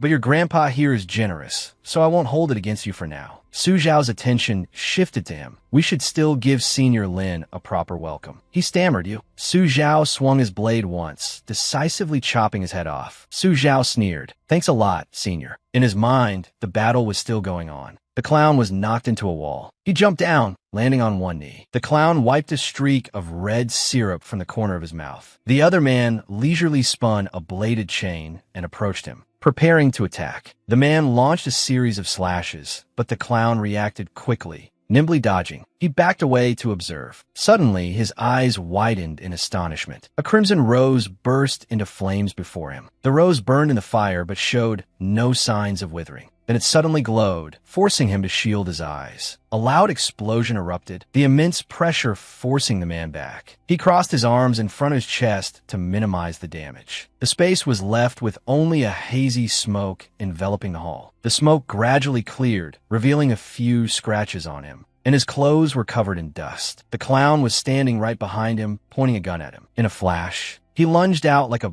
bolt of lightning before the man could even react. He tried to defend himself, swinging the bladed chain. The clown suddenly found the chain wrapped tightly around his right arm. The clown fell backward, looking at the chain. The man gradually emerged from the hazy smoke. "I admit I misjudged you. You are indeed a formidable opponent on par with me." He approached and offered, "Submit to me, and I can let you keep your ego." Together, we will take over this world. The clown gave a cold laugh, pointing the gun barrel straight at him. He said confidently, "Still trying to trick me? Your gun is out of bullets." The gun was loaded. The clown pulled the trigger, the barrel spitting fire. The clown laughed bizarrely. "That's why I said, why so serious?" Suddenly, a giant wearing a red iron mask with blood-red eyes appeared behind him. He wore a brown leather jacket and walked towards him. With a click, he noticed something was wrong and quickly retreated. The giant stood imposingly, holding an iron rod. He was astonished. "There's another dangerous personality like this? There's a second personality?" The clown laughed triumphantly. "Ha ha ha ha ha ha. Who told you that? Who gave you the idea that I'm his main personality?" His legs froze. How can this be? The man felt an involuntary sense of panic, his face showing clear shock and fear. A crowd holding chainsaws, wearing aprons and masks, appeared. How can this be? He was utterly terrified. How can this be? Are you all personality fragments? Then he must have gone mad long ago. He's clearly just an ordinary school dropout. The clown dusted off his clothes, stood up, and mocked him. "Dear guest, are you satisfied with this magic trick?" Next up, there's an even more spectacular and interesting act. Under the man's astonished gaze, he instantly teleported in front of the seven figures. Pull the curtain. Lights in position. He introduced. The backstage actors slowly take the stage. He stood in the middle of the stage, the spotlight shining on him. All the killers stood surrounding him. The good show was happening in reality. Su Zhao was carrying the doctor's corpse, his gaze fixed behind him. His persona began to awaken, and he started complaining to his superior. "I've said it many times, I'm not the victim. He doesn't have any mental illness." His superior said, "I've said it too, although there's no concrete evidence. Have you ever seen a normal person scare a psychiatrist into that state?" He said, "Well," the superior comforted him. "All right, isn't it just being locked in a mental hospital for a few days? Once the investigation clears him of any issues, he'll be released soon." Shinemo walked out, sighing. "Hey, he's that guy." A female officer reported to him. "Officer Shun, outside." She pointed at the lowly girl and said, "There's a little girl looking for you." He took the little girl into a room to talk. Shinemo said, "I remember now. You're the kid from Su Zhao's house." The lowly girl carried a basket of documents to his coffee table and dumped them all out onto it. He was startled. What is this?" The girl stretched and replied, "These are all the documents that your good friend, Su Zhao, risked his life to obtain while undercover in the Wuzhou City mental hospital." She continued, "Everything that has happened in the hospital over the years is recorded in here, including the missing people." Shinemo picked up the documents to look at them. "I really don't understand him. Doesn't he know how dangerous it is there? Letting him go in there alone." He immediately took action. "This is bad. We have to get him out quickly." The lowly girl said, "The last message I received was 12 hours ago. He was taken to Dr. Yang's happy home. I'm afraid by now he's already." Shinemo realized that the other patients in the mental hospital would be in danger. He said in frustration, "I told you we couldn't let him go in there." In that old professor's laboratory, he was using data to check the patient's physical conditions. But they were just test subjects lying motionless on the beds. He cursed, damn it. The old professor was furious. The time has far exceeded normal expectations. What on earth happened in their minds? He picked up a syringe containing a suspicious substance, lost in thought. If it's because of this guy, although losing the precious material is a pity, I can only kill him. Su Zhao was lying down, eyes closed, about to be injected by him. He sensed something was wrong and suddenly opened his eyes. Su Zhao quickly grabbed his wrist, stopping his vicious act. His eyes widened in astonishment. The syringe fell to the ground. He said in shock, "You're awake? How is that possible?" Su Zhao smiled calmly. "Are you surprised? I just killed his personality in my subconscious." He argued stubbornly, Don't you try to fool me. I've seen how strong his spirit is. His hatred, his obsession are enough to make him unrivaled in the spiritual realm. Just by you? Just by." Suddenly, the sound of the heart monitor made him glance over. The other man's heart rate had gone from fluctuating to a flat line. He stared in disbelief. Su Zhao, wearing a jacket, stood before the window, smiling confidently. "Do you believe me now?" Outside, police cars had surrounded the area, their headlights shining on his research institute. He asked in a panic, What else did you do? Why are the police?" Su Zhao recounted, "Please, when you were casually messing with me, didn't you notice your office had been cleaned out?" He had Xiao by verify the documents. "It seems you fabricated quite a bit of data. But when you kill so many people, there are naturally many loopholes. Why do villains always like to write down everything they've done in a book, and even deliberately hide it in a secret compartment?" Su Zhao declared, "You guys are completely finished." He collapsed to the ground, panting. Then he laughed bitterly. Ha ha ha ha ha ha ha. The old professor glared at Su Zhao. This time, we have indeed lost to you. But do you think I'm finished just like that? He started to blame the other man's corpse. He was the mastermind behind all of this. He did everything. It has nothing to do with me. At his wit's end, he still seemed unrepentant. There's no evidence proving I'm connected to what happened at this hospital. At most, I'll be locked up for a few days, and then I can still walk free. He laughed shamelessly and sinisterly. Ha ha ha ha ha ha ha. Su Zhao picked up the syringe from the floor, looking at him. You, what do you want to do? I'm warning you, if you kill me, you won't get away with it either. Su Zhao pressed the syringe into his hand, saying, Thankfully, I have your reminder, Dr. Yang. He was terrified. What on earth do you mean? Su Zhao said, What do I mean? Of course, I'm helping you, Dr. Yang, resist arrest. He said in a panic, I don't understand. I just need to do nothing, and I can get away safely. What else do you want to do? Su Zhao grabbed his wrist that was holding the syringe, looking at him with a threatening gaze. Can't be helped. After all, I'm just a poor, innocent victim being held hostage by a resistor. Isn't that perfectly normal? Outside, Shen Mo was directing his subordinates. This is bad, Captain Shun. There's a riot on the south side of the hospital. The fire is out of control, and all the patients have run out. Prioritize coordinating with security to contain the patients and help put out the fire. Also, send 2 men with me to pursue the criminal. A police officer said to him, Everyone, look over here. He was holding Su Zhao in a chokehold, the other hand holding a syringe to him. All of you back off. Shen Mo was burning with anxiety. Damn it. The thing I worried about most has happened. He cried and demanded, I want a car. Get a car for me. Let me leave here safely. Hurry up. Su Zhao smiled calmly and said, Help. I'm so scared. Shen Mo used a megaphone to persuade him. You, the one holding the hostage, let's talk this out. Don't do anything rash. This doctor is just an innocent kidnapper. He has an old mother and a young child. Su Zhao turned his head to threaten him. Hey, aren't I the hostage? Can you at least act the part? He said fearfully, I don't want to either. Shen Mo continued. You, the one holding the hostage, the law-breaking doctor, should be handed over to us to be dealt with by the law. If you keep threatening to kill yourself like this, you're making it very difficult for us police officers. Su Zhao said, They don't seem to want to let you go. He immediately raised the syringe, ready to stab down. You're sick. You're all sick. One can't tell the difference between a kidnapper and a hostage, and the other is a super perverted lunatic. Today, I'll take you all down with me. Shen Mo was horrified. Crap. Suddenly, Xiaobai appeared, blocking his arm. The old professor saw it and trembled with fear. A ghost. There really is a ghost. While he was distracted, Su Zhao pushed him back. Shen Mo took aim and shot him. The old professor's white coat spurted red syrup, and he died on the spot. Su Zhao smiled at Shen Mo. Thanks for your hard work. Shen Mo cuffed him. Victim my ass.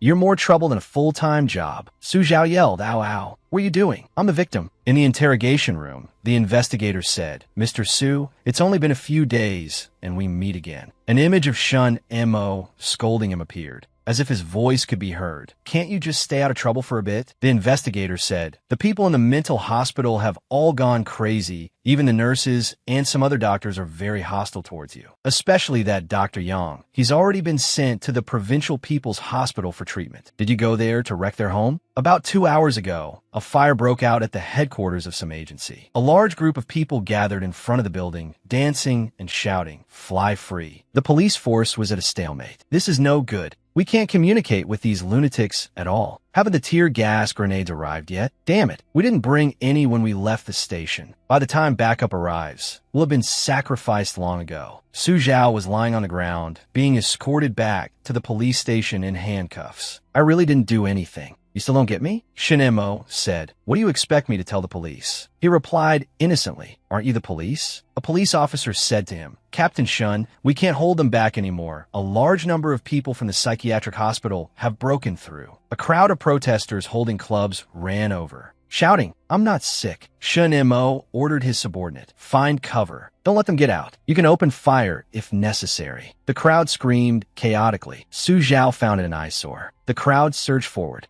Shen Mo was puzzled. What's wrong? Why did they suddenly stop? The reason was that, just like Zhu Guangxiao, the patients of this hospital were controlled by that nameless villain. And after he died, the stolen and split personalities lost control, thus falling into madness. Su Zhao slammed his club on the ground. But the The crowd was immediately terrified. The demonic aura on Su Zhao had overwhelmed them. Su Zhao, who had easily defeated the main personality, had left them with an indelible sense of terror. Seeing this, the crowd was scared out of their wits and fled in disarray. A demon. That demon is back. It's that perverted killer. Everyone run. We're all going to die. He didn't leave. He's still alive. He came back to kill us all. Su Zhao was stunned. Huh? Back to the conversation with the investigator. Not only did you help suppress all the psychiatric patients, but all the evidence proves that you're nothing more than a poor, innocent victim. He replied, hum. The investigator said, don't celebrate too soon. I swear on the honor of the great Detective Mori Kagoro, I will definitely find evidence of your crimes and bring you to justice. Su Zhao raised his hand with a question.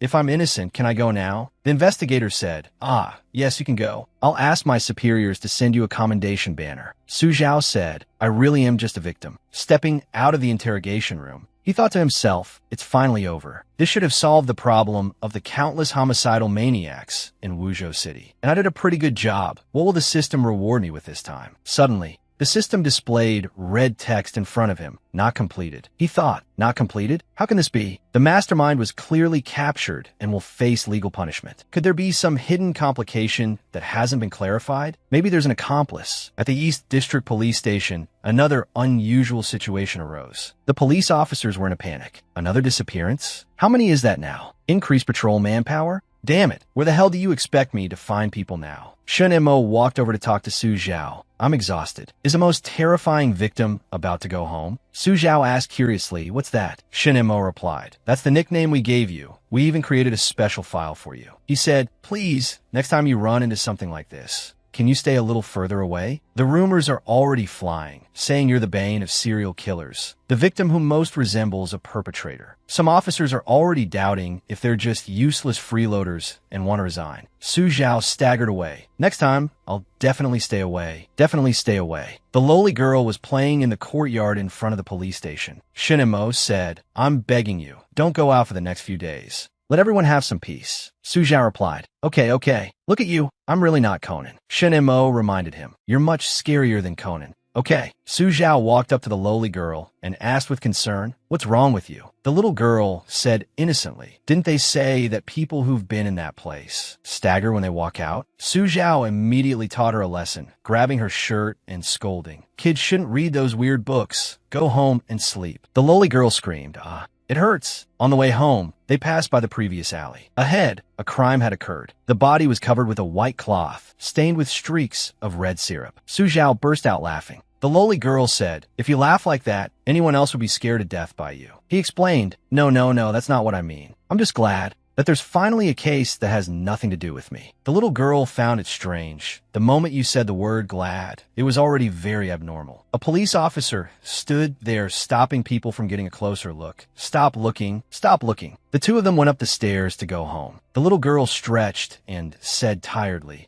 we're finally home. Su Zhao confirmed, this is my home. Thank you. He grabbed the doorknob to open it, but noticed something unusual. The door was ajar, unlocked. There was some wetness underneath. He reminded the little girl, wait here. The lowly girl said, hey, you're not planning to lock me out, are you? He pushed the door open and slowly stepped inside. A man from behind held a knife to him, threatening, don't move. He turned his head and said to the lowly girl, you too, hands up. He interrogated, did you guys see any police on the way? Su Zhao asked, what's wrong, my friend? Did you kill someone? He roared angrily, shut up. I didn't kill anyone. Su Zhao found it troublesome. Sigh. He threatened, don't move. Do you hear me? Su Zhao calmly took out his phone and said, you're the one who's being a nuisance. Take my phone. That way I won't be able to call the police. Take it. That way I won't be able to go call the police. Besides, you're too tense. Covered in a cold sweat, it's obvious you've done something shady. Calm down first. He said fearfully, do you mean? Su Zhao said with a smile, to help you, of course. He was suspicious. Help me? He shouted, what kind of joke is this? Who are you? The system displayed a new mission.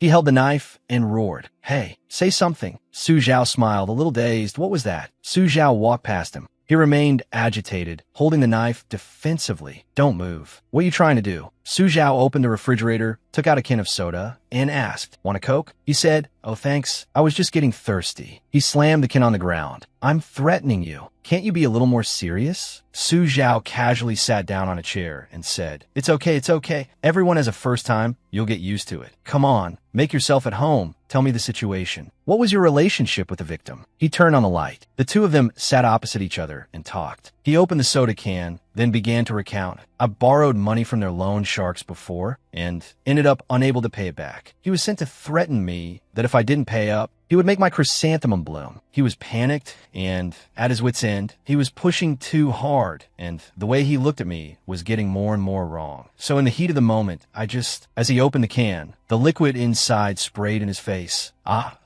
Su Zhao listened helplessly to his jumbled story. Then he justified himself. "I really didn't mean to. I didn't want to kill him. I just wanted to scare him a little. The results are all in." The little girl standing beside them said, "Why does every killer like to say they're innocent? Can't you just frankly admit that you just found that idiot an eyesore and wanted to kill him?" He shouted, "What nonsense are you spouting? What's a little brat like you butting in for?" The little girl reminded him, "This lady here has killed people too." The little girl explained, "You've only killed one person and you're already acting all high and mighty. I got 50 good kid flowers back in kindergarten and even made a homemade stink bomb. Am I bragging? Besides, before you said those words," the little girl exposed him. "Why did you have to hide that disgusting smile?" His attitude suddenly changed. "You're clearly very happy, aren't you?" He stood there in a daze. The little girl continued, "That's why I say you're a rookie. You can't even do something as simple as hiding your expression." Su Zhao said, "If I were you, I wouldn't be running around during a curfew, and there aren't many cameras around here. The police won't be able to find you for the time being." He analyzed. "First, find a place to take care of this sloppy appearance of yours, get a neat haircut, and then get a good night's sleep." Su Zhao explained. "The police will start investigating from the victim's connections. And by now you've probably borrowed enough money. So disguise yourself as a normal office worker and leave this city." He briefly described the process. "Next, use your own ID to buy a bus ticket to a remote place up north. Then go to the restroom to change clothes, find an unlicensed car by the roadside, and you must choose the opposite route to go to Guangxi or Yunnan." Each of his points seemed to be a blow to this amateur's lack of professionalism. "By this time, the police may have found you, but they'll be chasing you up north. Next, as long as you can get to Southeast Asia before they can react, you're on your own for the rest of your life." He flashed a brilliant smile. "So, did I make myself clear enough?" He gaped in astonishment. "Big brother, who on earth are you? Why are you so proficient at this?" He replied innocently, "Just a good, law-abiding citizen, of course." After receiving this crash course, he wiped his sweat and took his leave. "Big brother, I get it. I'm going to change my clothes right now." "Thank you, big brother." He suddenly blocked his path. "Wait." Su Zhao gave a sly smile. "Don't thank me just yet. I've taught you how to escape, so you should tell me a few things, right? For example, about that loan shark organization." He was evasive, that. He feigned a headache, while all that talking I did was for nothing. He took the knife and slammed it into the table, startling him. "It seems I'm not cut out for interrogation at all. What if I accidentally electrocute him to death with an electric chair?" The little girl tugged at the hem of his shirt. He looked over doubtfully. The little girl giggled and handed him an adult toy. He took it to try,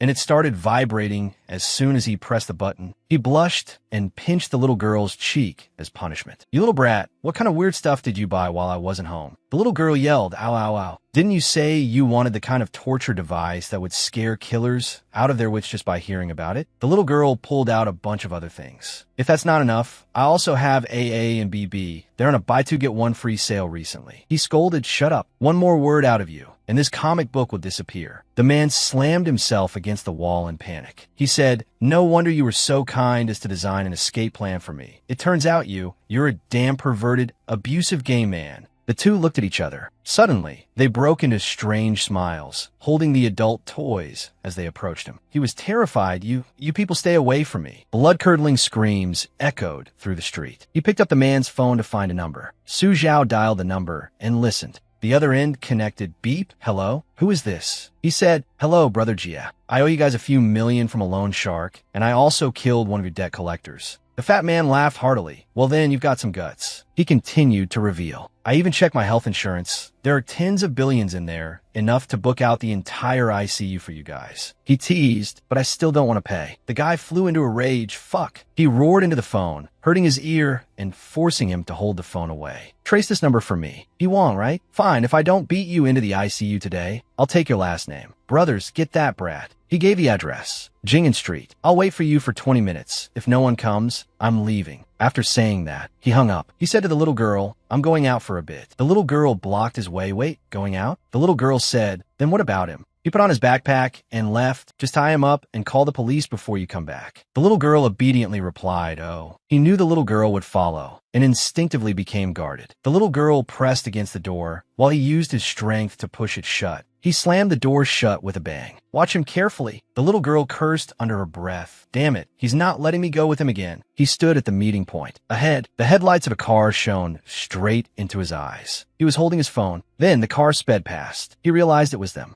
A group of armed men got out of the car, looking menacing. But he wasn't scared at all, just stood there calmly, without saying a word. A group of men surrounded him. The leader lit a cigarette, blowing out a cloud of smoke. He asked, are you Havong? He smiled. Tachiyu asked, loan sharks? The men shouted. Brother Kiet said to beat him to death. He smiled calmly. With a whoosh, Tachiyu disappeared. Everyone was stunned, looking around for him. They got in the car to give chase. Brothers, let's go back and see how Brother Kiet deals with him. Oh, in the room, the air was thick with smoke. He sat calmly in front of the boss. In the ashtray on the table, smoke still lingered. The fat man smoked as he asked him, you're Havong? Not paying your debt. You've got some nerve. The man chuckled. I don't think you fully understand the situation. He introduced himself. I'm Tachiyu, his friend. You must be Brother Kiet? I'm here to pay his debt. The boss replied, oh. He pulled out a stack of cash, stunning everyone. Tachiyu said, the principal and interest are all here. Consider the extra a gift for Brother Kiet. A few underlings immediately knelt to count the money. They said, boss. He held a few bills in his hand and asked, what kind of money is this?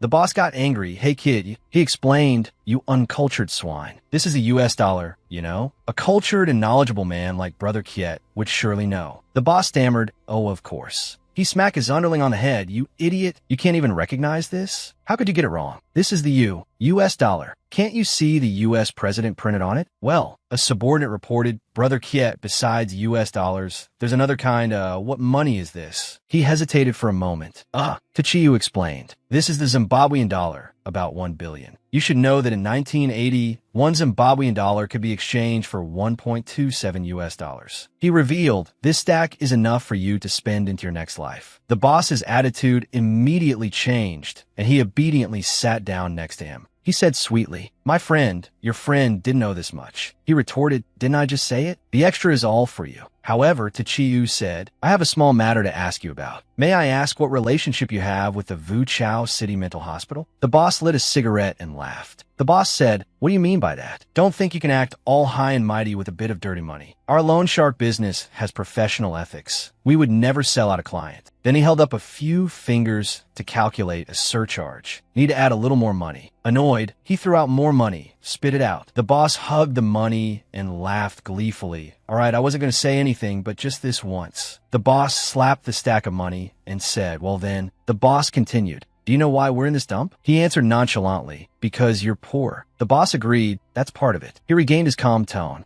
More importantly, it's because this place is remote, suitable as a transfer station for the corpses of mental patients. He asked doubtfully, a transfer station? The boss recalled, someone paid a large sum of money to transport the bodies of those who died unnaturally in the mental hospital to us, and then we handle moving them elsewhere. TSK.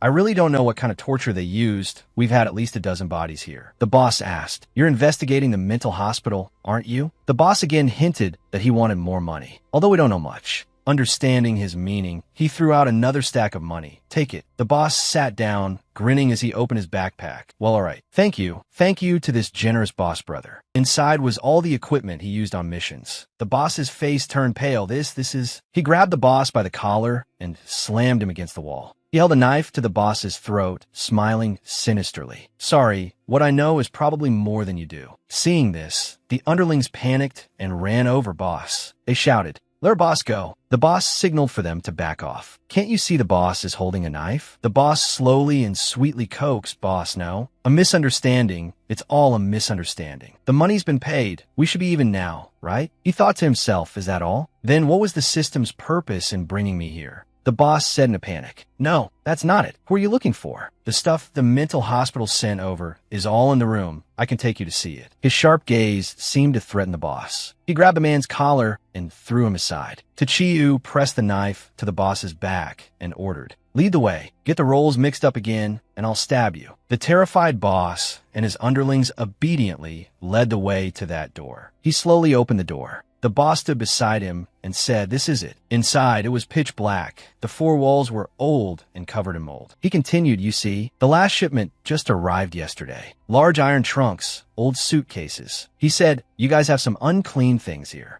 The boss gave a bitter laugh. How could there not be? We've been doing this for so long. We should have had them long ago. The boss suddenly shouted, damn it. He was puzzled. There used to be a big corpse under this bed. Why is it empty now? He threw a dagger in that direction as bait. Someone hiding under the bed let out a scream. Ah? He made a gesture begging for mercy. Don't do it. He crawled out from under there. I'm not a ghost. I'm one of us. The boss asked who are you? He stood up, dusted off his pants, and sighed. Sigh, don't even mention it. The whole mental hospital was destroyed by some madman. It's crawling with cops now. I had a hard time mixing in with the corpses to escape. The boss grabbed his collar and cursed. What? Damn it. Where's my project fee? He calmly removed the hand and said, the hostage, the project, the doctors are all dead. Where are you going to get project fee from? He continued, what bad luck. I still have to deliver an invitation to some guy. Damn it, he must be sick. The person's gone. What's the point of delivering it? Tachiyu offered, do you need me to deliver that invitation for you? He grabbed his hand, really? Wow, you'd be doing me a huge favor. He smiled and said, don't mention it. The boss questioned, what kind of trick are you two playing? A big hospital like that was destroyed by one patient? The man retorted, what trick? What the hell do you know? Even Dr. Duong was driven mad by him. What? Dr. Duong too? The man waved his hand and said, don't gloat. Be careful that the Chiyu guy doesn't come looking for you. The boss said angrily, you said, what's that madman's name? He said to Chiyu, I saw him at the scene. Just by standing there, he scared all the patients into wetting their pants. It's a pity it was too chaotic. I only got a glimpse. What's wrong with you? Then he turned around. He smiled friendly and said, hello. Let me introduce myself. His words left them utterly astonished. I am Chiyu. The two men's jaws dropped, their screams echoing through the neighborhood. He said helplessly, I'm human. Then he held the letter in his hand. On the envelope was written Dong Van Ban. He suddenly thought, why him? In a hospital room, a nurse said politely, well, Dr. Dong, I'll be leaving now. Dr. Dong nodded, all right, you may go. After the nurse left, Tachiyu had appeared behind the door at some point. Dr. Dong looked at his watch, held his head wearily, and sighed. Sigh, how late will I have to work overtime today? Just then, he suddenly looked up and noticed Tachiyu was there. He jumped up, his face pale, and shouted,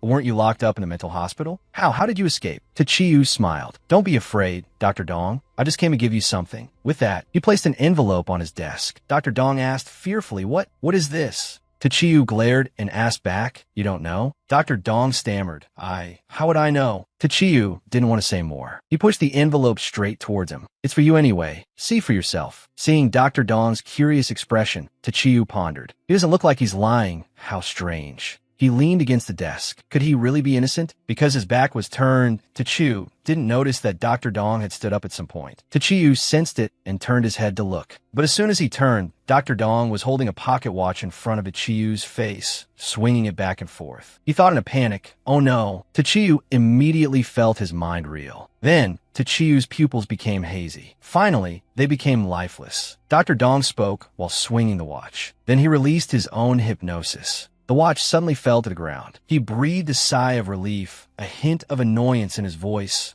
I hit it so well, yet those idiots exposed it. Dr. Dong walked around to Chiyu, speaking softly. I didn't want to do anything to harm you, but you just had to come knocking. Let's see, killing you would be too messy, he said as he picked up the pocket watch. Then Dr. Dong brought the watch in front of Chiyu again, saying slyly, then let's turn you into a real mental patient. Just then, Tachiyu suddenly reached out and grabbed his hand. Dr. Dong shouted in astonishment. How is this possible? You weren't hypnotized? Tachiyu smirked. He raised a finger to his lips in a shushing gesture. No, of course you succeeded. I should especially thank you for hypnotizing that guy. Tachiyu's gaze became incredibly sharp. He mimicked the clown, and then slowly uttered those words. Why so serious? In a dark room, Tachiyu was lying on the cold floor. A moment later, Tachiyu's eyes snapped open. He sat up and looked around. Tachiyu clutched his head. He finally understood, so that's how it is. Dr. Dong probably hypnotized himself to forget all the evil things he'd done. No wonder he seems so harmless. And when he receives a specific command, he breaks out of the hypnotic state. So careless. Tachiyu's gaze fell downwards. He suddenly noticed a fat man holding an axe. He was staring intently at him. To his right were 3 or 4 strangely dressed people. One wore a mask, another looked like a butcher, slowly advancing towards Tachiyu. Tachiyu turned to his left. There was also someone approaching with a club. Behind him was a person in a black cloak. Everyone closed in on Tachiyu at the same time, cornering him against the railing. Dr. Dong screamed in terror. Impossible. If you were hypnotized, how can you still move? Tachiyu raised his foot and smashed the pocket watch. He gripped Dr. Dong's hand, smirking. That's right, thanks to you, I can finally use this body now. Dr. Dong screamed in pain. Tachiyu laughed heartily. As for that guy, he's probably being hunted by that group right now. Dr. Dong sat paralyzed on the floor, stammering, Who are you, really? Me? Tachiyu gave a cold smile. He placed a hand on his lips and said softly, I am your beloved clown. The other half of Tachiyu's face seemed to show the familiar clown mask. Hearing this, Dr. Dong seemed even more terrified. The clown? Tachiyu nodded. That's right. It seems you're quite knowledgeable about hypnosis. Then he pointed to the swivel chair on the other side. As it happens, I'm also quite experienced in this area. How about you try my skills? Dr. Dong's face turned pale with fear, but he still put on a brave front.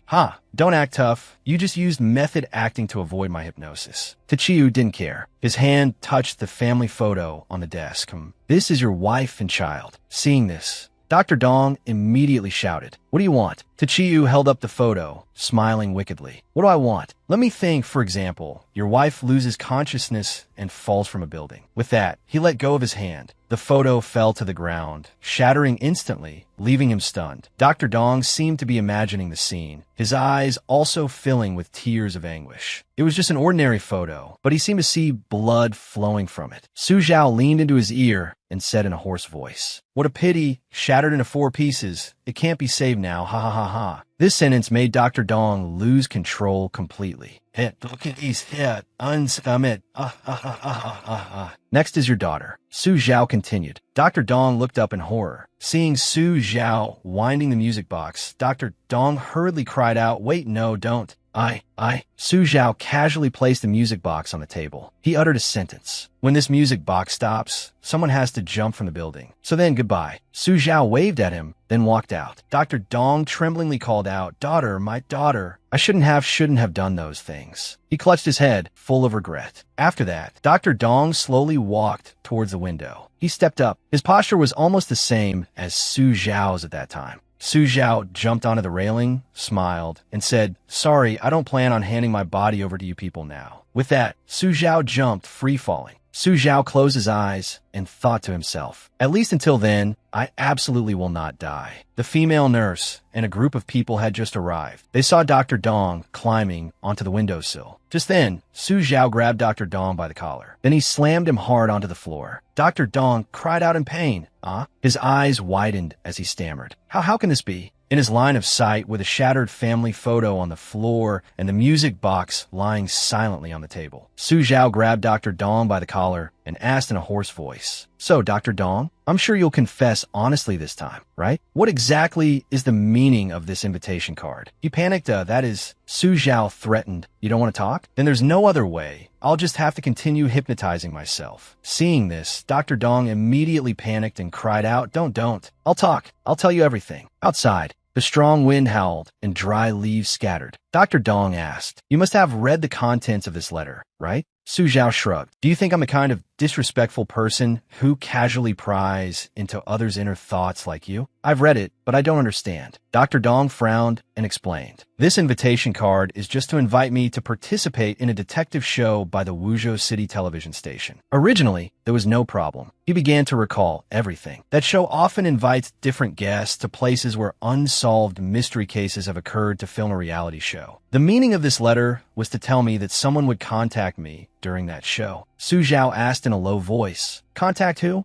Dr. Dong shrugged, looking helpless. I really don't know about that. As soon as he finished speaking, a zapping sound was heard near his right shoulder. Su Zhao shouted, still trying to be evasive at a time like this. I, for one, am very impatient, so it's best you don't make me say a second time. Su Zhao pulled out a chainsaw from somewhere and cornered him against the wall, threatening him. Dr. Dong said, trembling, I really don't know. The boss only told me to exchange information with them a few times. The people from that organization are very mysterious. They don't seem to reveal any information. Hearing this, Su Zhao was disappointed. What? Dr. Dong continued in a panic. I have absolutely no idea where they come from. His expression darkened. He hesitantly voiced his speculation. I've heard that organization is very powerful, has caused quite a few major cases, and is so powerful they can practically blot out the sky. For example, the case from 10 years ago, the poisoning at the elementary school. As soon as Dr. Dong said it, he immediately froze. He looked at Su Zhao's unusual expression and asked, trembling, what's wrong with you? Su Zhao suddenly reached out and tightly gripped his neck. A thick killing intent emanated from him. This gloomy killing intent enveloped the entire room, making the space feel sinister and eerie. Su Zhao tightened his grip, and Dr. Dong immediately couldn't breathe. His eyes bulged, his mouth agape. Su Zhao looked at him, full of murderous intent. Then he lifted Dr. Dong high into the air. At this point, he could barely breathe,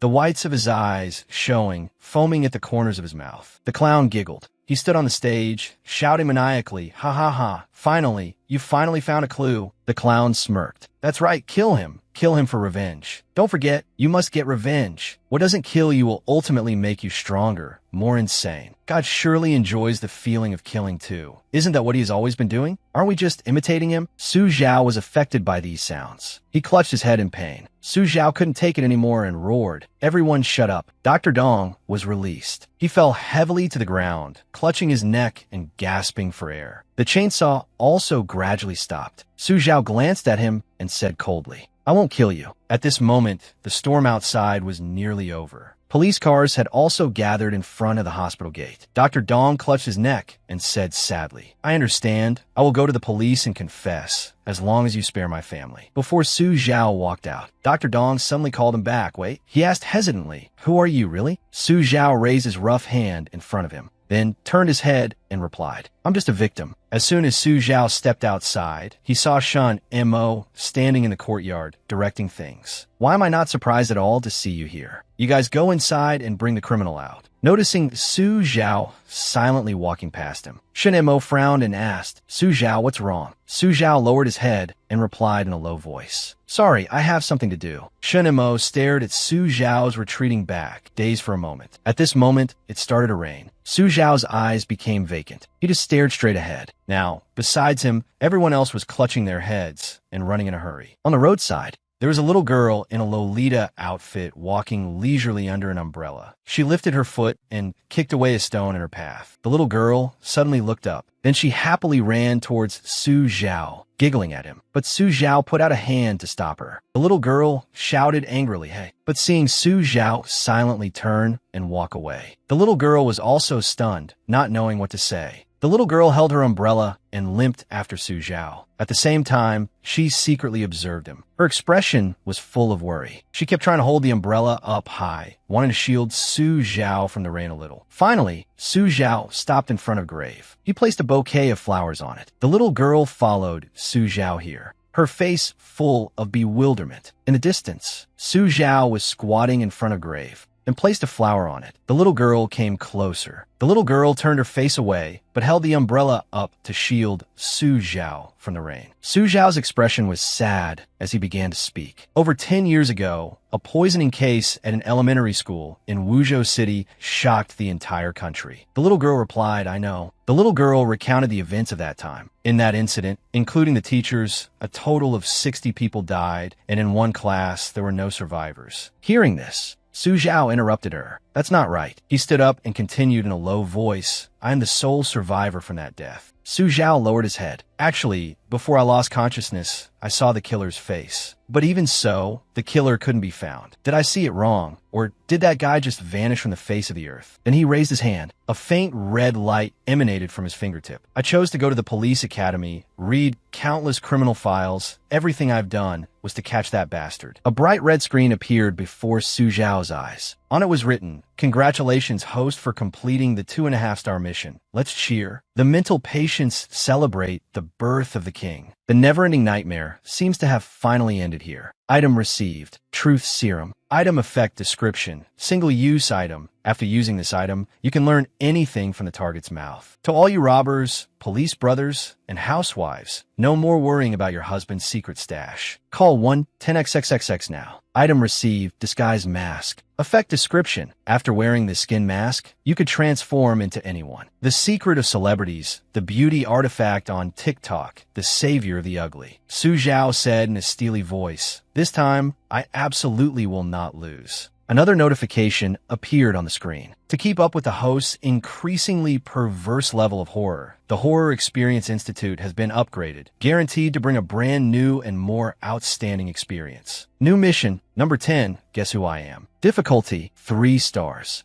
Seeing Su Zhao staring seriously ahead, the little girl also observed him cautiously. Su Zhao put his hand in his pocket and took out his phone. Then he spoke. "Hello, is this the producer who created LOL?" A loud shout came from the other end. "We are not Produce 101, and we are definitely not Produce LOL. We are the production team for Produce 110. Su Zhao smirked. "Hello, I'd like to sign up for your detective show." In the company office, the person in charge asked, "You're Su Zhao?" He fiddled with a ballpoint pen and said seriously, "Facing 3 murder cases without any panic. The recent mental hospital incident that made the news was also related to you. Although you are indeed very outstanding, our show's cast is already finalized. Suddenly adding one more person, this remuneration." At this point, the person in charge hesitated a little and paused. Su Zhao waved his hand cheerfully. Understood. Since I'm joining halfway, I can go without pay." The person immediately beamed. A sensible young man, you have a bright future." Su Zhao smiled again and said, "But I hope you can give me a copy of the information on the other participating guests. I, for one, have a rather strong competitive streak." The little girl, seeing this, raised her hand. "He can join the show, so what about me?" The person in charge was stunned on the spot. He stammered, "Little girl, do you have any special talents?" The little girl cracked her knuckles and somehow ended up listing a bunch of terrifying things. "I know how to make explosive devices. I know how to make Molotov cocktails. I can assemble a rifle from the Galaxy Company blindfolded. I know how to make a simple seismometer. I've memorized Sun Tzu's Art of War, and I'm proficient in jungle guerrilla warfare and disrupting navigation systems." The person in charge frantically interrupted. Stop.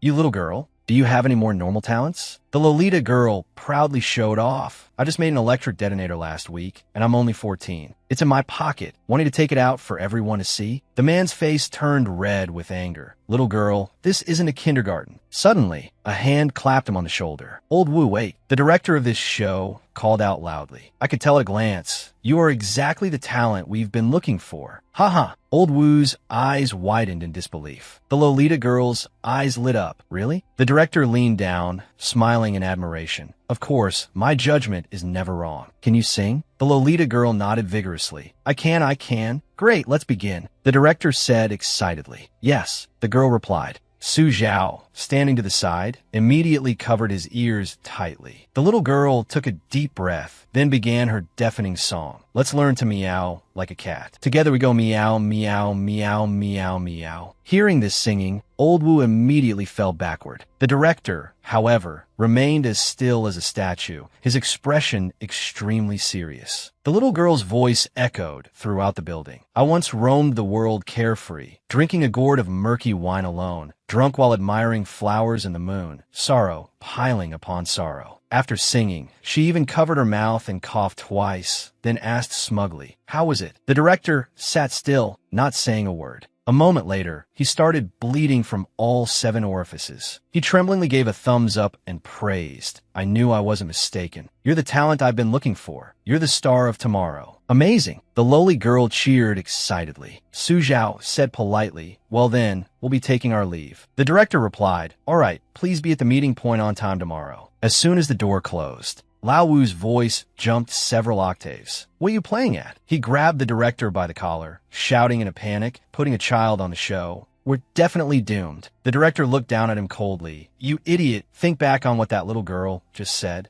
Lao Wu was stunned, recalling the girl's age. Then, he let out a horrified ah. Lao Wu screamed internally. A legal killer lowly. Su Zhao turned his head and looked at the girl coldly. He's just an ordinary person. He can't handle this kind of intimidation from you. The girl seemed so happy she was about to blossom. What are you talking about? I don't understand. Whatever. Su Zhao walked straight ahead. Suddenly, a person holding a script recognized them. He chased after them, calling out, "Excuse me, are you Mr. Su and this young lady?" The lowly girl snapped angrily, "I'm still a little girl. Looking at your appearance, I don't think you are." Before he could finish, Su Zhao covered the girl's mouth with his hand. Su Zhao smiled and replied, "Yes, that's us. Is there something we can help you with?" The man was sweating a little, but he still introduced himself politely. "I'm a staff member here. Just call me Shaoli. These are the guest materials that General Manager Wu asked me to give you." Su Zhao took the documents and smiled. "Thank you." Shaoli stammered in reply. You're welcome." The lowly girl kept shouting, "Stinky Su Zhao, let me go." Su Zhao said patiently, "Stop messing around. I haven't even settled the score with you for sticking that weird feather on me last time." Seeing the two of them joking around like this, Shaoli couldn't help but laugh. Early the next morning, the pickup bus was parked in front of a building. Everyone put their luggage together in the storage compartment under the bus. The lowly girl was fast asleep with her mouth open, while Su Zhao was focused on reading the documents. Su Zhao thought to himself, this information can all be found online. There's nothing strange about it. Who exactly is Dong Wenbin's contact? At this moment, the bus started to move. The director raised a folder in his hand and shouted, "Everyone."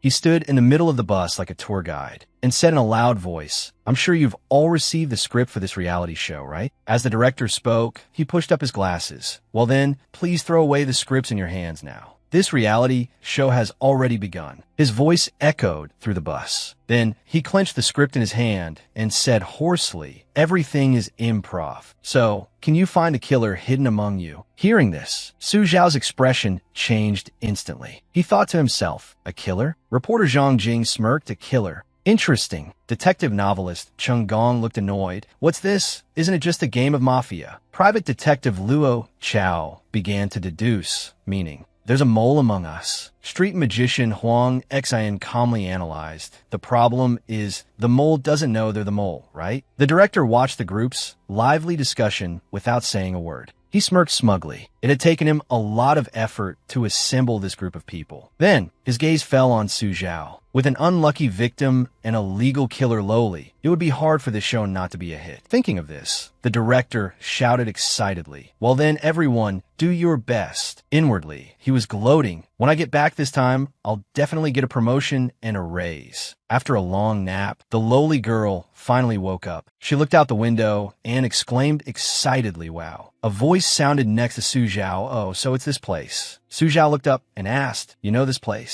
Zhang Jing had a cigarette in his mouth and smiled as he recalled, 2 years ago, a family was massacred here. The villa ended up becoming a haunted house, killing quite a few more people, and all the nearby residents were scared away. He placed a hand on the back of Su Zhao's seat and added, "I'm a reporter. I know some inside information that you all don't." Then, Zhang Jing held a photo in front of Su Zhao. In the photo was a family of 4. Zhang Jing continued, "This villa belonged to a wealthy local businessman. He, his wife, and their 2 children were all found dead in their rooms, and all the bodies were missing their heads." Zhang Jing's voice lowered. "Moreover, the person who took over the villa afterwards said before he died that he heard the sound of a child bouncing a ball every night. The people were clearly all dead, only their heads couldn't be found. I'm guessing they were bouncing." There's another unknown detail about this case. At this moment, Luo Chao, holding a pipe, walked over and interrupted, which is that a strange symbol was carved on the backs of all the victims. That's why some police suspected the killer was a doctor. Su Zhao probed, "You guys know so much, you couldn't possibly be the real killers from that case, could you?" Luo Chao's expression immediately turned ugly, while Zhang Jing burst out laughing. Ha ha ha, you're really interesting. Just now, I also thought the director said there was a murderer among us. It gave me a real scare. Seeing the commotion around Su Zhao, Chung Gong snorted in annoyance. Chirp, chirp, chirp. So noisy. Huang Xin, constantly shuffling a deck of cards in his hand, smiled and said, "Hey, don't be a spoilsport. Isn't a game of Mafia without a script exciting?" Su Zhao also observed the two of them, remaining silent. Finally, the heavy door of the gloomy villa creaked open. A child's head appeared behind the window. Su Zhao glanced in that direction, the corner of his mouth lifting into a barely perceptible smile. As the door opened, the director's voice was heard. Creation 110 reality show rules. The 6 guests must live together in this villa for 3 days and 2 nights. All items here are arranged as they were after the headless case occurred. The guest's mission is to figure out the killer's modus operandi. At this point, Su Zhao, Zhang Jing, and the others had entered the luxurious but old-fashioned living room. As Zhang Jing excitedly plopped down on the sofa, the voice from the speaker continued to announce the rules. And among the guests, there will also be a hidden killer. All he has to do is use any means necessary to prevent the others from discovering the truth of the case. If he is seen through, it is also considered a failure. Chung Gong pointed at Zhang Jing and shouted in annoyance, "Hey, don't tamper with the crime scene. I think you're the killer." Zhang Jing clicked his tongue. A nitpicker is more suspicious. Luo Chao at the side quickly tried to mediate. Hey, stop arguing. We all need to cooperate for the next few days. Huang Xin adjusted the hat on his head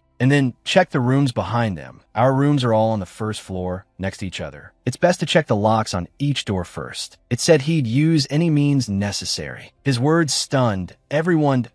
Then. Killing is also allowed, right? The living room suddenly fell silent. Luo Chao gave a forced laugh. Ha ha ha, that's dangerous then. I just don't know what counts as murder according to the show's rules. But this time, no one laughed with him. Su Zhao stood in a corner of the room, his sharp gaze fixed ahead. At this moment, in front of him was a bright red system screen with a few lines of text on it. Mission name, guess who I am. Difficulty, 3 stars. It was originally just an entertainment show to attract attention, but fate played a little trick. A real pervert and a real murderer have infiltrated. Is this an entertainment show or a horror reality show? Who is the person the host is looking for? Failure penalty. Guess wrong, and he dies. Guess right, and he'll wish you were dead. Suddenly, a pair of feet stepped up beside Su Zhao. The lowly girl asked in a low voice, "What are you looking at?" Su Zhao replied calmly, "I'm thinking, could the killer set up by the show be that contact person?" He thought to himself, since the system led me here, could the real killer be that contact? The lowly girl held up a piece of paper and said nonchalantly, "I'm the killer." Through the surveillance monitor, Lao Wu shouted angrily, "Nonsense! Utter nonsense!" He slumped over the table in agony and cried out, trembling, "Then why did you give such an important role to that lowly girl? We're doomed this time. Calm down." The director, on the other hand, was very composed. He held the script smugly. The two of them know each other. Everything is within my expectations. This ordinary guy will definitely act all patriarchal next and become that girl's accomplice. He became more and more animated as he spoke, a man caught between his accomplice and justice. What will his next move be? Victim or killer? Trust me, this episode is guaranteed to be explosive. Then, the director immediately went out to answer a phone call. Why is there a call at this time? Hello, who is this? Lao Wu sighed. You say that every time. Suddenly, the director shouted in shock. What? Seeing him so shocked that he collapsed into his chair, Lao Wu asked in a panic, What's wrong? A warning voice came from the phone. There's a real homicidal maniac on your show. Stop this show now. Lao no longer had the mind to pay attention to what was happening on the screen. He rushed to the director's side and asked frantically, Hey, what on earth is wrong with you? A camera was pointing right at their faces. Su Zhao covered his face and sighed. What are those people thinking? The lowly girl said excitedly, what should we do now? How about we just put some aphrodisiacs in their food? Suddenly, a loud noise echoed throughout the building. The sound came from the second floor of the villa. A child peeked his head out from up there, grinning from ear to ear. In the next moment, Su Zhao had clamped his mouth shut. The boy asked in surprise, You're not afraid of me? Su Zhao gave a wicked smile. Afraid of you? Like hell I am. Just then, another boy ran out of the room in a panic. Seeing him waving his hands frantically, Su Zhao asked. You mean I should let him go? The lowly girl was speechless. How can you understand what he's saying? Su Zhao looked at the other boy's head and asked coldly, I'm asking you, why did you try to scare me? The head cried out anxiously, no, I didn't. I just wanted to warn you because I saw him. The perverted killer who murdered us back then is among you. Hearing this, Su Zhao and the lowly girl were both startled. Then they both frowned in annoyance. Sigh. So, the puzzle-solving clue we worked so hard to find is just gone like that. Su Zhao said in a low voice, solving puzzles is the police's job. As for the victim, of course they'd go straight to the killer and ask for a clear explanation. A confident smile appeared on the corner of his mouth. Su Zhao squatted in front of the boy. One more question. Where you're missing, head's hidden. The boy said quickly, I'll take you there. A while later, the boy finally led Su Zhao to a closed room. The lowly girl dusted off her hands and said proudly, I've taken care of the nearby cameras. When are we going to deal with that guy? We're the victims. Su Zhao opened the door, revealing an eye inside. Why are you more excited than me now that you know who the killer is? Su Zhao asked. Suddenly, he noticed the eye. He immediately bent down and stared at it. Then he gave a smile like a creepy child kidnapper, a smile that clearly made the child inside look terrified. Su Zhao lifted his leg and kicked the door in front of him, shattering it to pieces. Su Zhao stepped inside, but it was empty, not a soul in sight. It turned out that person was crushed directly by the door panel. Su Zhao went closer to check their breath, while the lowly girl guessed. There's a card here. Looks like a staff member. Luckily, she had a lot of rubber padding. Su Zhao breathed a sigh of relief. That really scared me to death. The lowly girl asked in surprise, You get scared too? He placed a hand on his chest and said with a frown, I was afraid I might have accidentally killed an innocent person. The girl was speechless. So you really are a kind person. Just then, Huang Xian rushed over with the others. He shouted, What happened? Why was there such a loud noise? At this moment,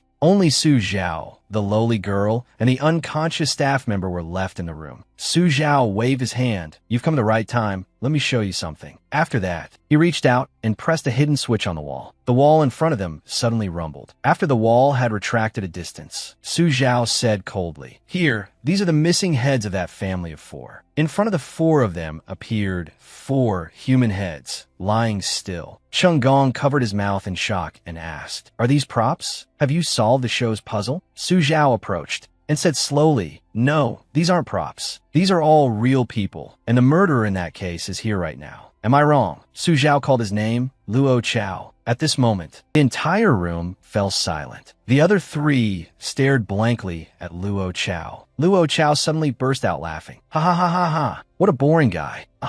On the other side, Old Wu had already called the police station. A voice came from the other end of the line. Hello, this is the police station. How may I help you? Old Wu stammered out. Hello. Please send officers here quickly. Among the 5 guests our show invited. He looked at his phone and screamed in horror. 4 of them are homicidal maniacs. At this moment, Luo Chao was still tilting his head back, laughing maniacally. That's right. I am the one who killed this family of 4, and you all will become my prey. Hearing this, Cheng Gong let out an annoyed, cold snort. Huang Xian sighed helplessly. Zhang Jing, on the other hand, glared at Luo Chao as if looking at an idiot. Luo Chao continued to laugh. Ha ha ha ha ha. Ha ha ha. After laughing for a while, Luo Chao asked blankly, That's not right. Why aren't you guys scared? Zhang Jing put his hands on his hips and exclaimed, What bad luck to run into colleagues on a trip. The other 2 were also silent, looking very unenthusiastic. Luo Chao roared in astonishment. Damn it, all of your colleagues. Can you not copy the way I talk? Zhang Jing lit another cigarette, sighed, and said, Sigh, I was planning to kill someone for fun. How boring. Huang Xian spoke up again. Then again, isn't there a poor victim right here? As soon as he finished speaking, everyone's eyes turned towards Su Zhao. Not only was Su Zhao not afraid, he even smirked meaningfully. On the other side, the police were trying their best to calm Old Wu down. Sir, please calm down. We've already sent an expert over. Could you please explain the situation there in detail? Can you contact anyone at the scene? Old Wu looked tremblingly at the director who had been carried away. No, I don't know. I don't know who took down all the cameras, and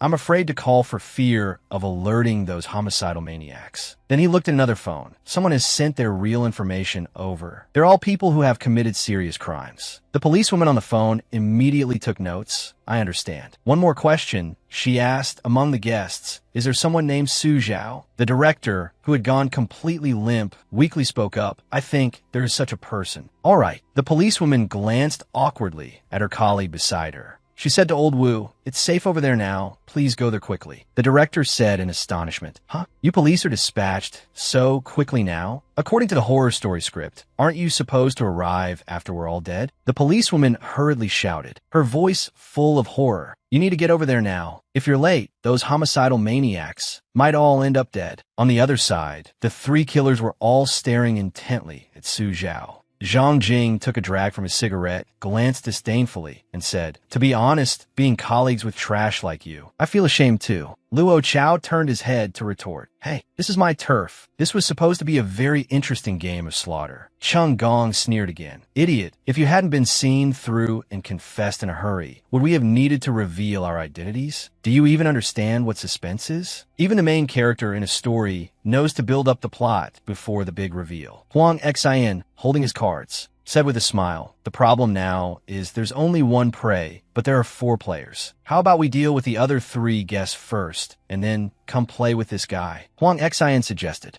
Su Zhao suddenly coughed twice. He smirked. "You mean you don't think I'm enough fun for all of you?" He covered the mouth of the little girl who was trying to scream, "What? Am I not a person again?" Su Zhao's gaze swept over the 4 of them. "Luckily, none of you are good people. Just right for me to use the 4 of you to upgrade that thing as guinea pigs." Hearing this, a vein popped on Huang Xian's forehead. Then, 3 sharp cards flew towards Su Zhao. But just as the card arrived, Su Zhao and the little girl both disappeared. Luo Chao asked in shock, "Hey, what did you do? Where did they go?" Huang Xian was stunned and replied, "It wasn't me. I suddenly feel like something's not right. So, even though I'm a magician, I can't just make living people disappear at will." Just then, a figure over 2 meters tall, burly and fat, appeared behind Huang Xian. He was holding a baseball bat. The guy wore a mask, his eyes glinting with a bloodthirsty light, staring intently at Huang Xian. Seeing the other 3 standing there dumbfounded, Huang Xian also started to get scared. "What's wrong with you guys? Why do you have such terrified expressions?" Then he turned his head to look at what was behind him. Seeing the terrifying appearance of the masked man, Huang Xian even forced a smile. Are you the guy from before? Why did you run behind me? And you even found a costume from somewhere. Ha ha ha, it looks pretty convincing." The other guy didn't say a word and immediately swung the bat at him. Huang Xian stepped back, dodging the blow. At this moment, Zhang Jing suddenly rushed forward. A dagger in his hand, he leaped onto the fat guy and stabbed him hard in the back of the neck. Zhang Jing pulled with all his might, and fresh blood immediately spurted from the man's neck. As soon as he did it, Zhang Jing was thrown off by the guy. He clutched his neck in pain, and the baseball bat fell to the ground. His whole body staggered forward, finally crashing through the glass window. Seeing him tumble and fall, Zhang Jing snorted contemptuously. "TSK, all bark and no bite. Trying to act like a movie character. What a dreamer." Huang Xian was still terrified. What on earth was that? I feel like he wasn't human at all. Zhang Jing glanced at him and said scornfully, "Useless, you got scared by a guy just playing pretend. You should know that." Just then, a large hand grabbed Zhang Jing's ankle. Zhang Jing's face turned pale, and he immediately looked down. The masked man had somehow climbed back up. He muttered in a strange voice, "Idiot, don't you know that Jason is immortal?" Zhang Jing didn't have time to react before he was thrown straight downstairs, only managing to scream help. The remaining 3 were stunned into silence by this scene. Luo Chao screamed in terror. "A ghost. It must be a ghost. It's the people I killed before, coming back for revenge." Chung Gong cursed. "Idiot, didn't you hear that guy's voice? It's that kid playing tricks." While Luo Chao and Chung Gong were struggling with each other, Huang Xian was so scared he collapsed onto the floor. His gaze darted towards the staff member crushed by the door panel. As if cornered, Huang Xian gritted his teeth and said, "You want me dead? You want me dead, right? If I'm going down, we're going down together. I'll take one with me." Then he walked over and lifted the door panel. But as soon as he flipped it over, a monster with its head wrapped in bandages, dressed as a nurse, suddenly sat up and swung its sharp claws at Huang Xian. Seeing this, Chung Gong and Luo Chao immediately turned and fled. Pinned down by the nurse, Huang Xian screamed in panic, "Ah, damn it, where are you running?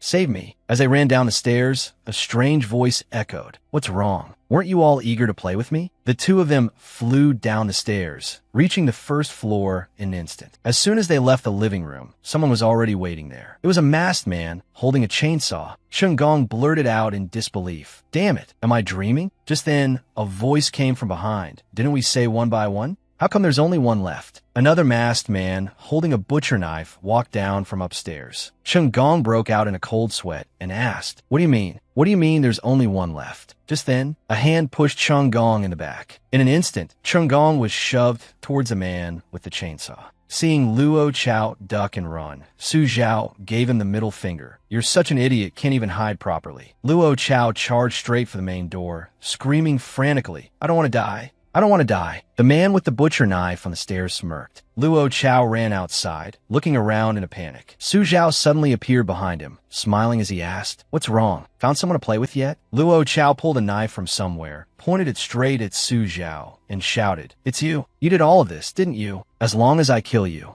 I'll be free." Su Zhao smiled and said, "Didn't you want to have some fun? There are so many of us. There must be one type that suits you, right?" Behind him, dozens of butchers and killers appeared at the same time. Luo Chao's face had turned green with fear. Su Zhao continued casually, "But you're not my target this time. The ones looking for you are them. The family of 4 you killed." As soon as Su Zhao finished speaking, the 4 of them appeared out of nowhere, let out a scream, and crawled frantically towards Luo Chao. Su Zhao smirked. "Well then, have fun." Luo Chao suddenly woke up. He was under a bed, and he cried out in alarm. "Well, what happened? Where am I? I clearly remember I was..." Just then, 2 pairs of feet appeared in Huang Xian's line of sight. A dazed female voice asked, "Honey, did you hear something?" The man replied, "No." Luo Chao was terrified. "That voice, isn't it the voice of the rich family I killed? Could it be that I was just dreaming?" A little boy pushed the door open and said petulantly, "Mommy, Daddy, I can't sleep." "You little rascal, where's your sister?" The mother chided affectionately. Seeing this, Luo Chao secretly covered his mouth and snickered. "Phew, it was just a dream. In that case, I can kill them again. Damn it, daring to scare me in my dream. This time I'll make you disappear completely." The little boy came closer and said in a frightened tone, "But sister said she's scared to sleep here because there's someone under the bed." Hearing this, Luo Chao covered his mouth in panic. Luo Chao then suddenly heard the mother sigh from behind. "Didn't I tell you kids to keep a secret?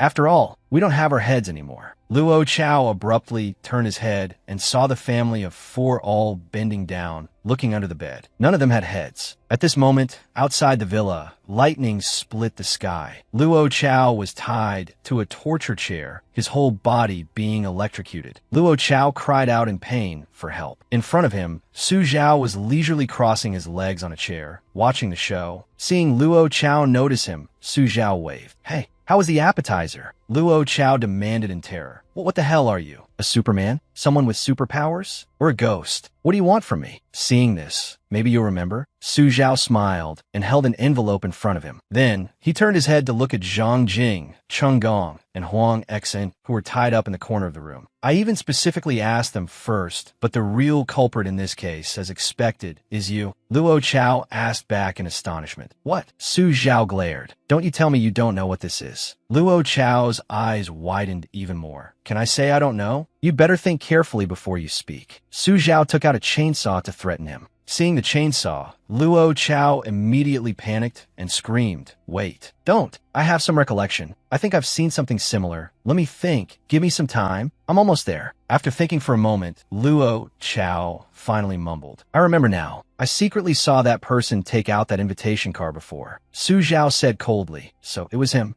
Luo Chao looked up at him, forcing a smile.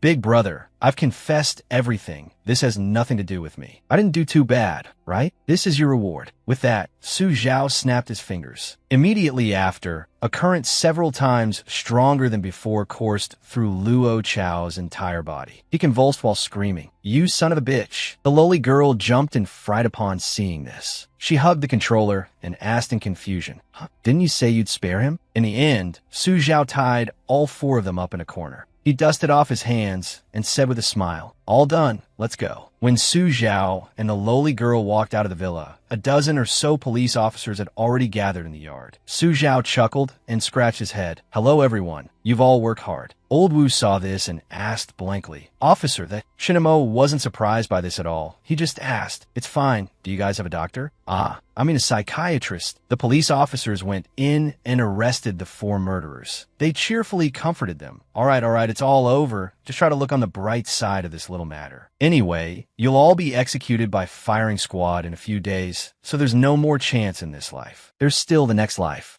Luo Chao was the most abnormal one among them. He sat in the corner hugging a pillow, constantly muttering, "I am guilty. Kill me quickly. Kill me." Seeing this, Shen Imo couldn't help but sigh helplessly. Just then, his gaze shifted behind him. A car with dazzling headlights was speeding towards them. The car braked sharply, tracing a perfect curve before stopping in the villa's living room. A pair of long, slender legs and black silk stockings stepped out. It was Zhao Ye from the Special Operations Unit of the Major Crimes Division. Shen Imo asked, stunned, "Captain Zhao, why are you here?" Then, he hurriedly raised his hand in a salute and reported at the same time. "The case has been solved. All criminals have been apprehended." Zhao Ye asked back, "Are you sure?" Hearing this, Shen Imo was bewildered, not understanding what she meant. Zhao Ye recounted the earlier information. Before someone reported it to the police, someone had already reported the criminal's information to us. As a result, the criminals were caught so easily. We still haven't been able to trace the origin of that phone number. She asked again, "Are you sure there were no oversights inside?" Shen Imo hurriedly explained, that it was actually thanks to a friend of mine that those criminals were caught. Hearing this, Zhao Ye's expression sharpened. Oh? At this moment, on the other side, a man in a baseball cap was sneaking out. But just as he stepped out, he was blocked by a figure. Su Zhao said with a smile, "So it's you. Turns out I was mistaken. It never said the person was hiding among the guests anyway. I didn't expect it to be a staff member." The other man pulled his baseball cap lower, feigning innocence. "This victim, I don't understand what you're saying." Su Zhao held up an envelope, grinning widely. "You understand this, don't you?" Seeing the envelope, the other man immediately grabbed Su Zhao's hand happily. "Oh, so you're the one who contacted me." Su Zhao let out a surprised Then, the other man put his arm around Su Zhao's shoulder intimately and said, "My friend, standing there, I really thought you were an innocent victim who got caught up in this. The person who contacted me got caught, right?" Seeing Su Zhao's expression, he became even more excited. "Yes, that's the look. Surprise mixed with a bit of bewilderment. I almost truly believed you weren't a homicidal maniac." Su Zhao was about to open his mouth to explain, but the other man handed him a file, asserting, "Don't worry, the organization has arranged everything for you. Seeing how outstanding you are, I'm sure you'll pass the organization's test." Su Zhao took the file, intending to explain, but the other man had already run off quickly, not forgetting to wave. "Mission complete. I'm leaving first. We're just peripheral staff. You must promote me after you succeed." Su Zhao sighed helplessly. As he went outside, he happened to run into the lowly girl. The lowly girl pouted and said angrily, "What were you sneaking off to do again? Just how many things are you hiding from me?" Su Zhao ignored her and just took out his phone to make a call. "Hello, is this Shen Imo?" Shen Imo asked in surprise. "Su Zhao, where are you?" Su Zhao looked at the file in his hand and reminded him in a low voice, "Look outside the film set. There's a guy sneakily trying to slip away. He's a small fry. Don't let him get away." Shinmo's voice, sounding a bit rushed, came from the phone. "Got it. No, more importantly, you need to run." "Why?" Su Zhao asked back in surprise. Shinmo replied, "There's trouble. She's here to arrest you." Su Zhao asked, confused, "I haven't committed any crime. Besides, aren't you a police officer?" Then he looked at the file in his hand and suddenly realized what he had just said was a bit off. Shinmo said awkwardly, "That may be so, but she's my superior." Seeing Su Zhao's silence, Shen Imo pressed on. "Hello? Why aren't you saying anything? You don't really have something you're hiding from me, do you?" Su Zhao's face darkened. "It's nothing. I'm hanging up now. Hello." Shen Imo only managed to say that one word before Su Zhao hung up. He held the phone and let out a long sigh. After that, Su Zhao opened the file in his hand to look at it. At the same time, Zhao Yu was leading a group of police officers towards Su Zhao. The corner of her mouth curved into a triumphant smile.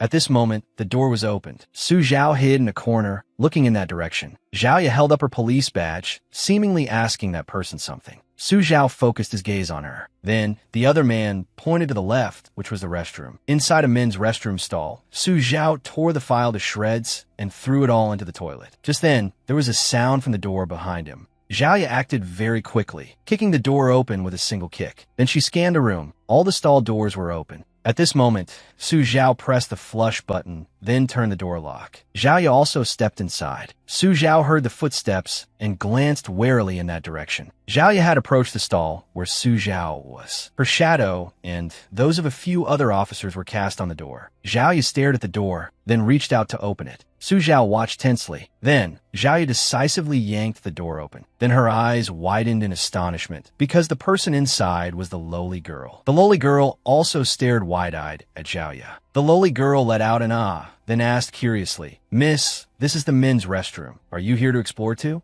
Seeing the lowly girl, Zhaoye fell silent, then immediately slammed the door shut. Zhaoye turned and walked out of the restroom, saying, "Let's go." Meanwhile, on the other side, Su Zhao was hiding behind the open door of a stall right next to the lowly girls. Waiting until the footsteps faded, Su Zhao finally breathed a sigh of relief. He stepped out of the stall, and the lowly girl also came out, asking smugly, "How about it? Shouldn't you thank me properly?" Right, you've worked hard." Su Zhao held his forehead, offered a perfunctory thanks, and then stopped the girl. The lowly girl was so angry she wanted to hit someone. Could you be any more half-hearted? At this moment, Su Zhao looked at the system screen. On it was written, "At 2 p.m. on May 10th, a robbery will occur at the Jiang Street branch of the Yuzhou Bank. Successfully stopping the robbery will pass the preliminary test. The contact will provide detailed mission instructions." The lowly girl was still shouting angrily, "Hey, are you listening? Hey!" Meanwhile, Su Zhao was deep in thought. These homicidal maniacs really know how to play. They can even arrange a kidnapping. Those people were probably abandoned bait, specifically used for testing. Thinking of this, Su Zhao grinned happily. "How exciting! I wonder if I'm qualified to join you guys." Then Su Zhao turned to the lowly girl and said gently, "Come with me to the bank tomorrow to withdraw some money." The lowly girl's face immediately lit up with excitement. "You want to rob a bank? Count me in." Su Zhao squatted down and replied with a smile, "That's right. Something big is going to happen after that. You go home and prepare some props. I'll go withdraw the money, okay?" The lowly girl confidently puffed out her chest. "Leave it to me." Su Zhao smiled helplessly. Untested things won't do. The next morning, the sun was shining brightly, and the streets were bustling with people. Su Zhao, wearing a backpack, walked into a diner. He placed the backpack on a chair. A waiter came over and asked, "Handsome, what would you like to eat?" Su Zhao rested his chin on his hand and looked outside, replying nonchalantly, "Ah, not eating, I'm waiting for someone." Just then, a voice sounded from above Su Zhao's head. "You're late, my friend." Su Zhao looked up in surprise to find that the waiter who had just taken his order was now sitting across from him. He smiled smugly. "What? Didn't expect me to be the inside man, did you?" Su Zhao's face darkened as he replied, "I really didn't expect it. I even bought tea leaf eggs from you before." "Ha." The waiter lit a cigarette, then looked at the shop across the street. "See that uncle selling McDonough over there? He's actually the homicidal clown who caused a sensation 8 years ago." Hearing this, Su Zhao remained silent. So the waiter continued, "And the girl selling soup quay over there, her nickname is the Dawn Butcheress. She specializes in targeting men." Seeing Su Zhao's silence, he was about to continue, "And the Cross the Bridge Noodles shop over there." Su Zhao cut him off. "Don't I have a mission to do?" He scratched his head in embarrassment.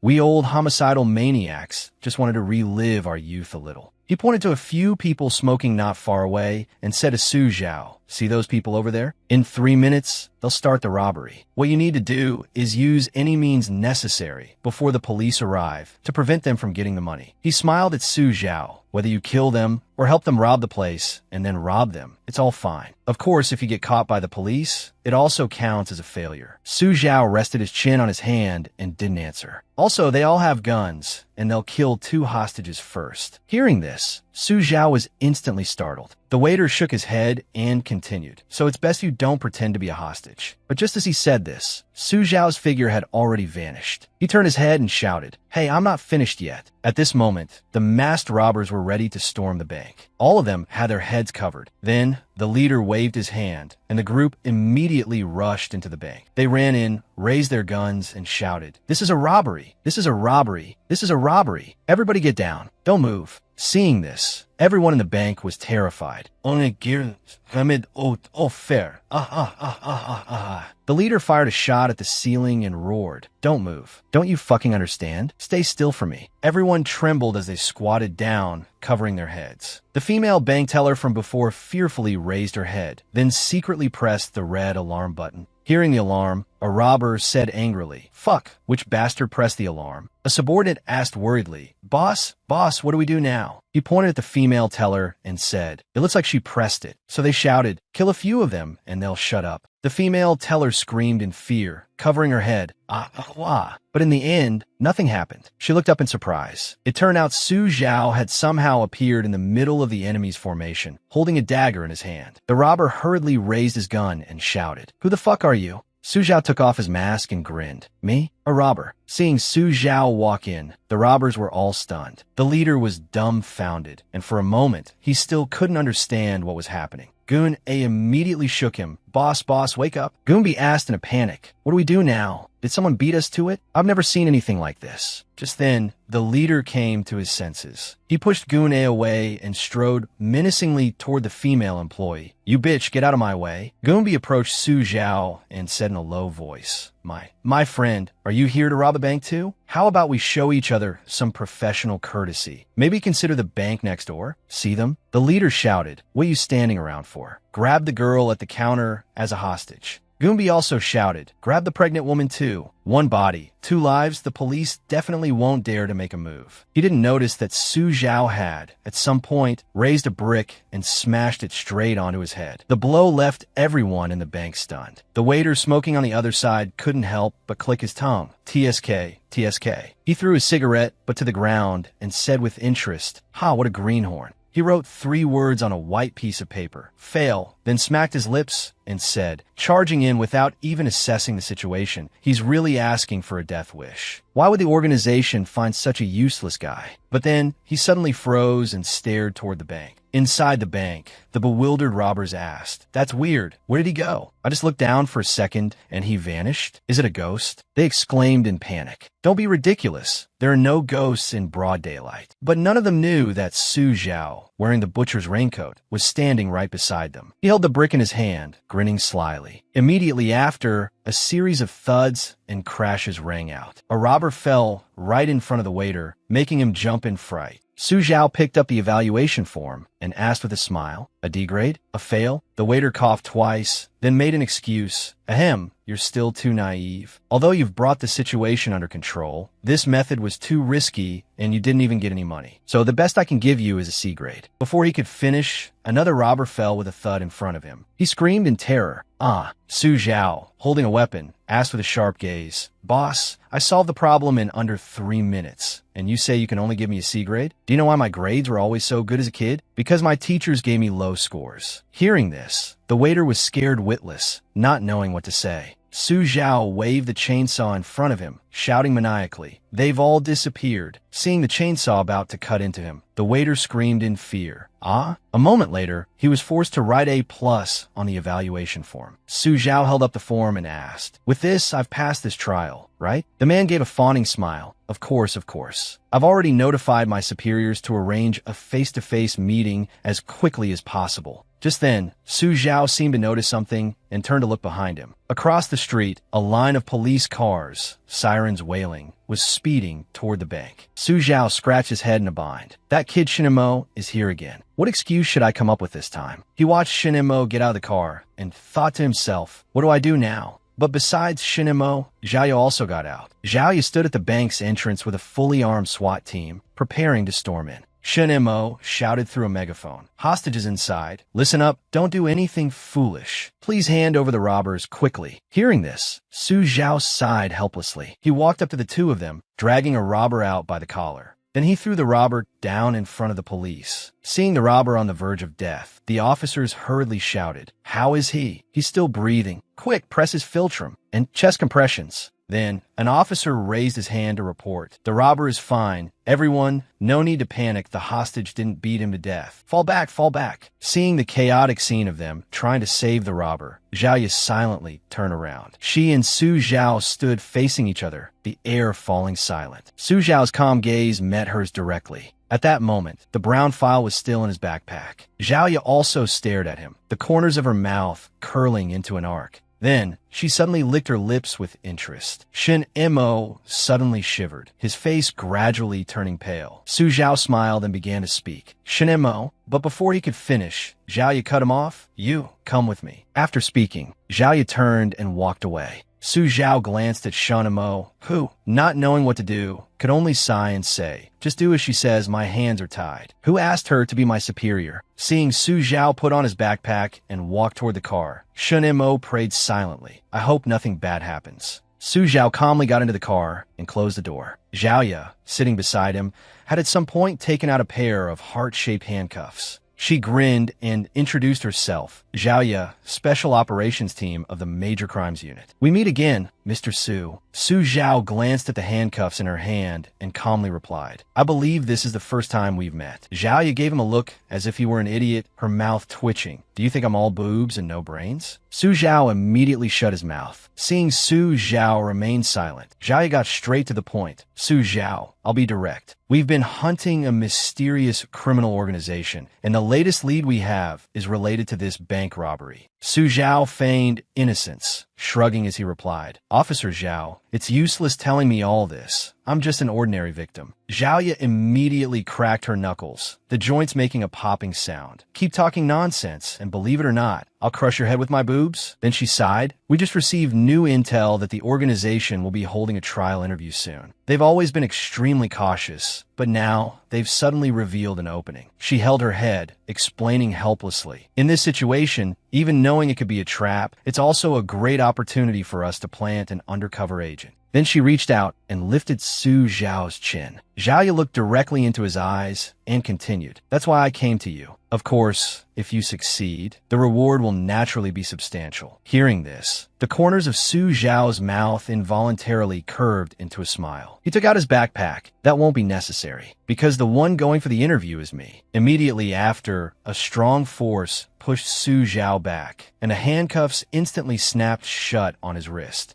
Zhaoye quickly grabbed his other wrist, pinning Su Zhao down against the car seat. But both of their faces showed a triumphant smile. Zhaoye pressed down on Su Zhao, gripping his collar tightly. I really underestimated you. I didn't expect you to admit it so openly. She asked in a stern voice, Speak. Why do you want to join an organization full of homicidal maniacs? What's your real purpose? Su Zhao, sweating slightly, replied, If Shanamo has already told you about me, then you should know I'm just a victim. The corner of Zhao Ye's mouth curved into a smile. Quite a famous one indeed. However, Mr. Victim, could you please explain something? This has happened twice in a row. There's no such thing as that much coincidence in this world. Su Zhao answered calmly. For the same reason Officer Zhao is looking for me. Then, with a burst of strength, he snapped Zhao Ye's heart-shaped handcuffs. Zhao Ye's body was immediately pushed back, and the handcuffs ended up on her own wrist instead. Zhao Ye was still stunned, not understanding what had happened. She stammered, Huh? How did you? Su Zhao rubbed his wrist and said with a smile, Officer Zhao, please calm down. I'm really just an innocent victim. He narrowed his eyes slightly, thinking to himself, She doesn't seem as easy to fool as Shinamo. What should I do? But just as his attention wavered, Su Zhao was startled, because Zhao Ye had snapped the handcuffs with her bare hands, shattering them. Outside, Shen Mo could only hear a chaotic commotion from within.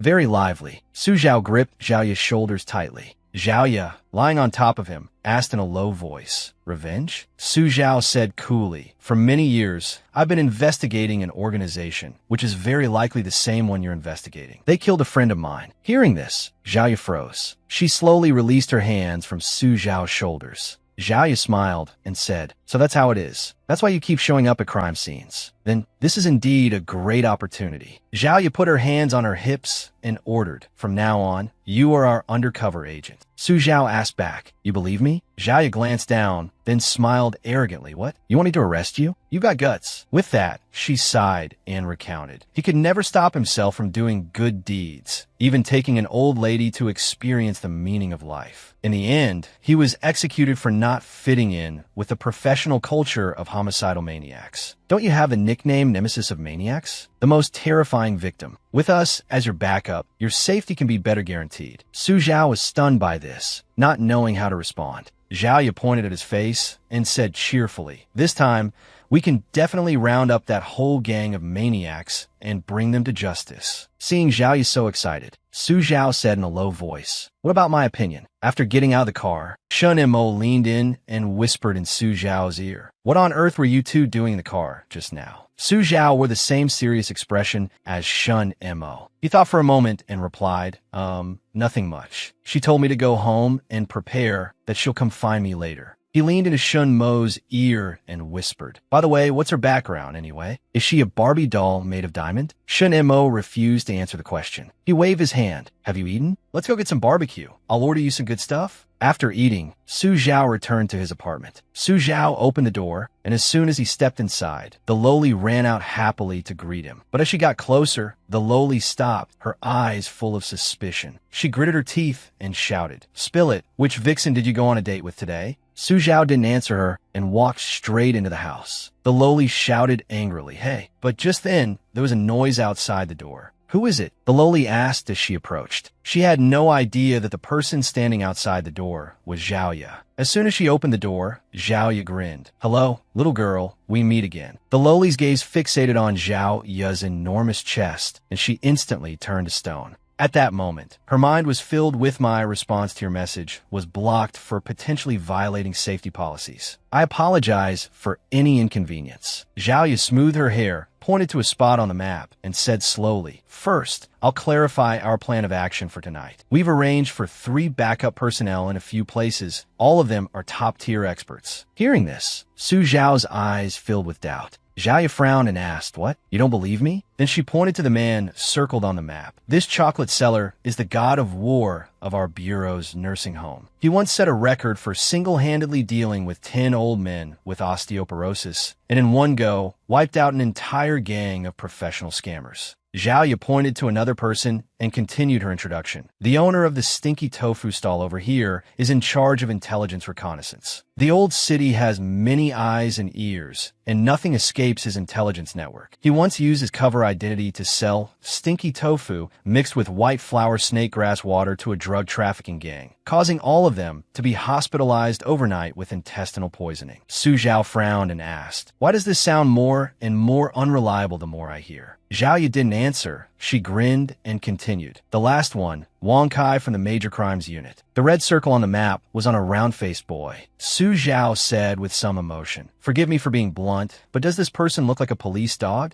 Zhaoye immediately shouted, "What police dog?" "Wang Kai is a genius, nearly 20 years old, who just joined the Major Crimes Unit, with extremely strong disguise skills. Even if he showed his police badge, patrolling colleagues would think he was a fake cop and take him back to the bureau for questioning." Zhaoye recalled that time. The police officers all listened to Wang Kai. "He's a fake. Get him." After a moment, Zhaoye continued, "I'm done. Anything to add?" Su Zhao asked cautiously, "Aren't we supposed to infiltrate the interview tonight? What about you?" Zhaoye put on her backpack and replied with a smile, "Of course I'm going with you. I received news that you're not the only one going for the interview tonight, so it's fine." Hearing this, the lowly girl beside them kept punching Su Zhao on the head. The two turned to look at the lowly girl. The lowly girl's eyes immediately lit up as she asked, "What about me?" Su Zhao suddenly grabbed the lowly girl by the collar, then threw her straight into the room and slammed the door shut. After dealing with that little brat, Zhaoye and Su Zhao left the house together. Zhaoye grinned. "Let's go, we have to properly deal with those little bunnies tonight." Meanwhile, on the other side, the chocolate cake seller held a knife as large as a butcher's cleaver, his eyes glued to the cake on the table. Beside him, 2 other people were also selling something. 4 carts stood facing each other on opposite sides of the street, all completely silent, with only the clinking of bowls and plates to be heard. Just then, a piercing sound rang out. The stinky tofu seller immediately shot a sharp glance. Then he grabbed the sign hanging on his cart, flipped it, and it turned into the word "closed." The chocolate cake seller hurriedly pulled his cart and fled, while the guy named Wang Kai dove into a trash can, his face filled with terror. Su Zhao pointed at the 3 of them in confusion and asked, "Aren't they all undercover agents? Why are they running faster than each other at the sight of the city management?" Zhaoye pulled her cap down and coughed twice. "In any case, that's the most combat-effective team.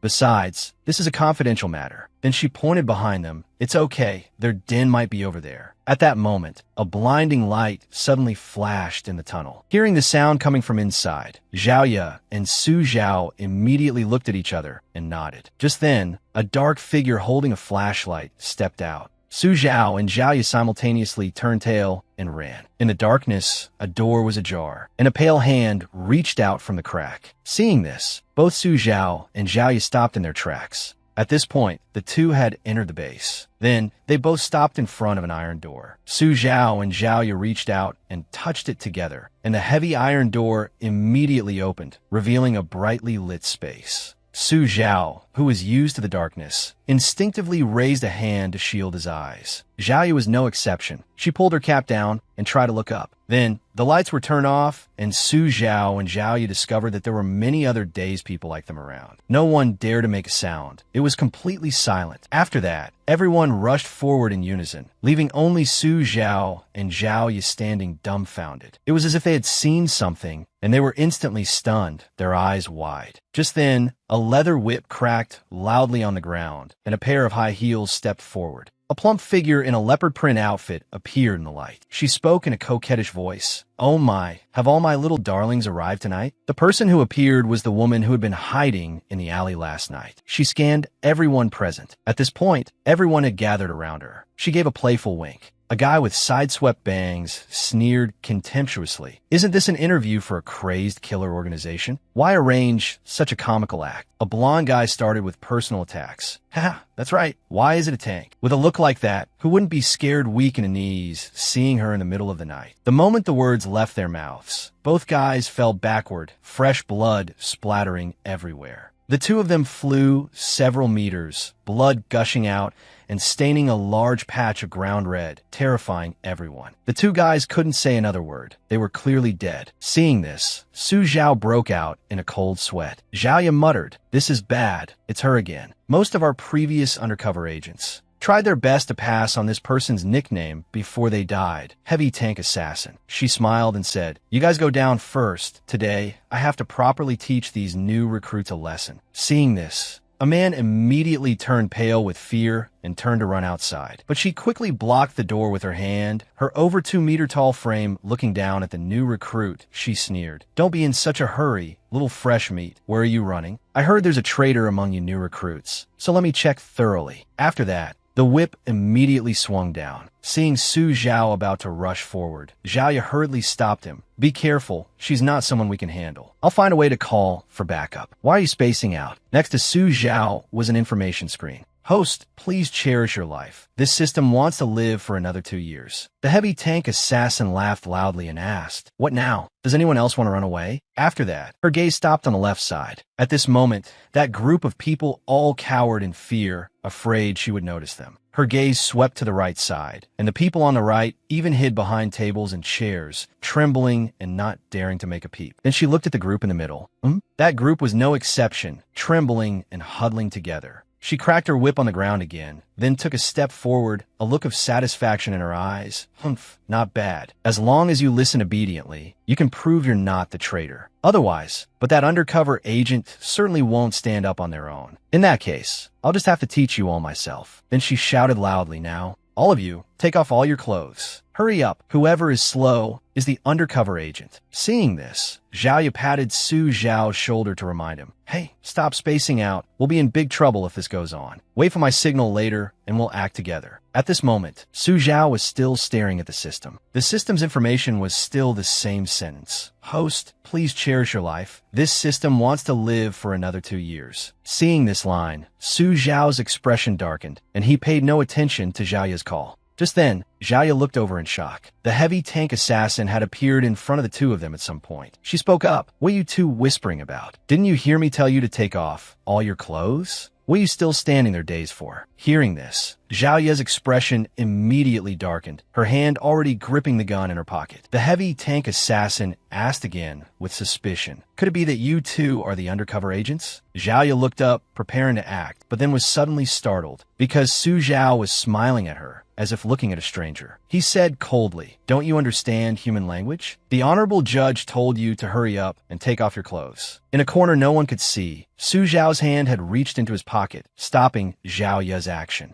Under the scrutinizing gaze of the Heavy Tank Assassin, Su Zhao glared and asked, "What? Do you want me to help you take them off?" Zhao said nothing, just pushed Su Zhao away. Su Zhao looked down at the ground, his expression not much better. Then, they both took off their jackets and hats, placing them in front of her. Zhao reached to take off her t-shirt, her gaze growing heavier. Then she continued to undress, revealing the gun tucked into the back of her shorts. Just then, a strange noise came from a distance. The Heavy Tank Assassin and Zhao both looked over in surprise. "What's wrong? What happened?" Because Su Zhao, not knowing what to do, accidentally dropped an adult toy while taking off his pants. Su Zhao lowered his head in embarrassment, using his hands to cover himself between his legs. The heavy tank assassin looked closely. It was clearly a pink vibrator. Seeing Su Zhao trembling and speechless, the surrounding atmosphere fell silent. Although Zhao Ye understood, she still covered her face in embarrassment. She peeked through her fingers and saw the heavy tank assassin's face darken, not knowing what she was thinking. Suddenly, a stream of bright red syrup flowed from her nose. Then she covered her mouth with her hand, her face flushed, extremely excited. This little boy really knows how to play. She leaned close to Su Zhao and said cheerfully, "Tell Ani, do you want to cut your struggle short by 20 years? Seeing this, Su Zhao stammered, unable to speak. "Ani, I'm fine." Her hand rested on Su Zhao's waist, her eyes as if she had seen through the mortal world. Ani understands everything. Seeing this scene, Zhao Ye's face had long since turned green. Just as the two were having a tender moment, a loud noise came from behind. The heavy tank assassin shouted angrily, "What are you doing?" A large hole had been smashed through the back wall, and 3 unlucky guys tumbled in. The 3 of them looked up, revealing 3 familiar faces. The heavy tank assassin stood towering before them, her whole body radiating a terrifying murderous aura. The 3 immediately screamed in terror. The chocolate cake seller suddenly raised his hand. Wait.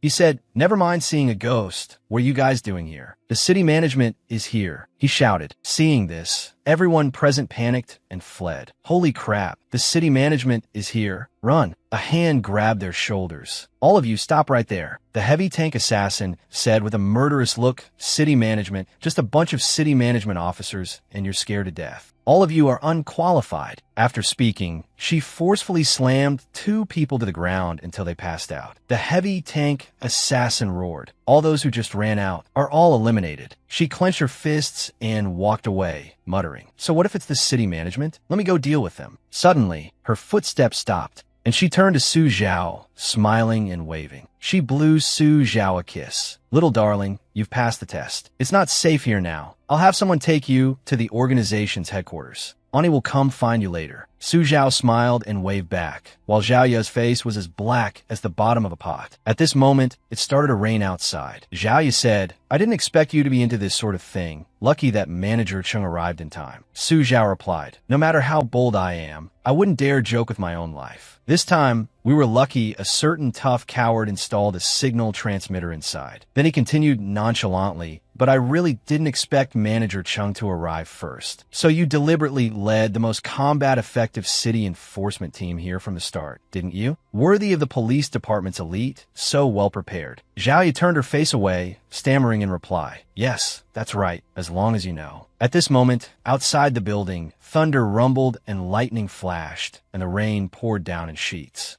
A bolt of lightning tore across the sky, momentarily illuminating the space. In a deserted alley, a white car appeared, speeding along. It stopped by the roadside, its headlights shining blindingly. The driver looked at the 2 in the rearview mirror and reminded them, "We're almost there." He began to tell a story. This elementary school was shut down after the mass poisoning incident that year. Later, we started using it as a secret base. But at night, it always feels gloomy and ghosts often appear. The driver paused for a moment, then continued, "You 2 go in by yourselves, I'm not going in with you." In the back seat, Zhao Ye crossed her arms and looked at Su Zhao, who was lost in thought, and suddenly opened his eyes, frowning slightly in thought. The car moved forward a little more. And finally, the 3 of them stood before the gate of that elementary school. Lightning flashed again, its light illuminating the 4 Chinese characters on the sign. Su Zhao looked up, his expression grave. Inside the school, in front of them was a hole covered only by a piece of yellow tape. The 2 approached, and the hole became clearer. Su Zhao stuck his head through to observe carefully. Then he raised his hands, and together with Zhao Ye, pushed open the 2 doors, revealing an old, dark room filled with dust and miscellaneous items. Zhao Ye raised a hand to cover her nose, frowning as she said, "The smell is so strong." She shone her flashlight around, asking in confusion, "Is this formalin? Why is there such a strong smell of formalin here?" Su Zhao replied nonchalantly, "Even a 3-year-old knows what formalin is used for." Zhao Ye shone her flashlight forward, discovering that besides the rubble, there were 2 puddles of water in the room. In the darkness, something staggered out. Zhao Ye exclaimed in shock, "What is that?" Without a second word,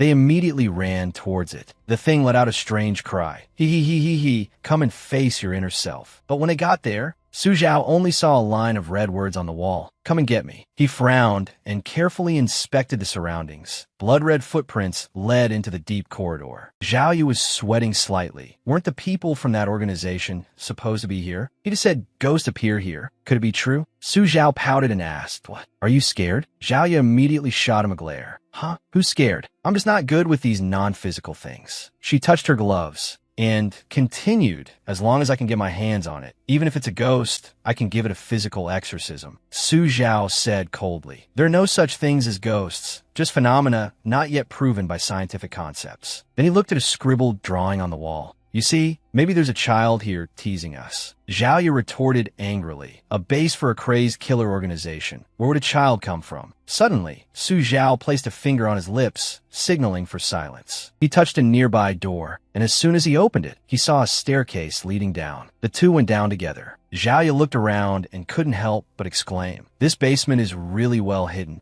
How did you find it? Su Zhao actually had other thoughts. He frowned. That's not right. It wasn't me. It was the voice just now that led me here. The puddle on the floor kept making a plopping sound, distorting Su Zhao's reflection. Su Zhao raised a hand to cover his nose, thinking to himself, It seems this is the source of the stench. In front of the two, a laboratory appeared, filled with preservation cabinets. Each cabinet contained a person of all shapes and genders. Seeing this, Su Zhao was also startled in astonishment. He shone his flashlight on a man not far away, only to discover that the person was nothing but skin and bones. Zhao Yu, standing behind Su Zhao, couldn't help but sigh. What a cruel hobby. What, any other discoveries? Su Zhao spoke quietly, this man. He paused for a moment and continued, is my old math teacher. The body that went missing in the poisoning case. To think it would be in this tall glass jar. Just then, a man in a white lab coat appeared. He laughed smugly. He surprised? It took me a lot of effort to recover them and craft them into a collection to display in this basement. Zhao Yu shone her flashlight on him and asked cautiously, Was it you who led us here? The masked man answered nonchalantly,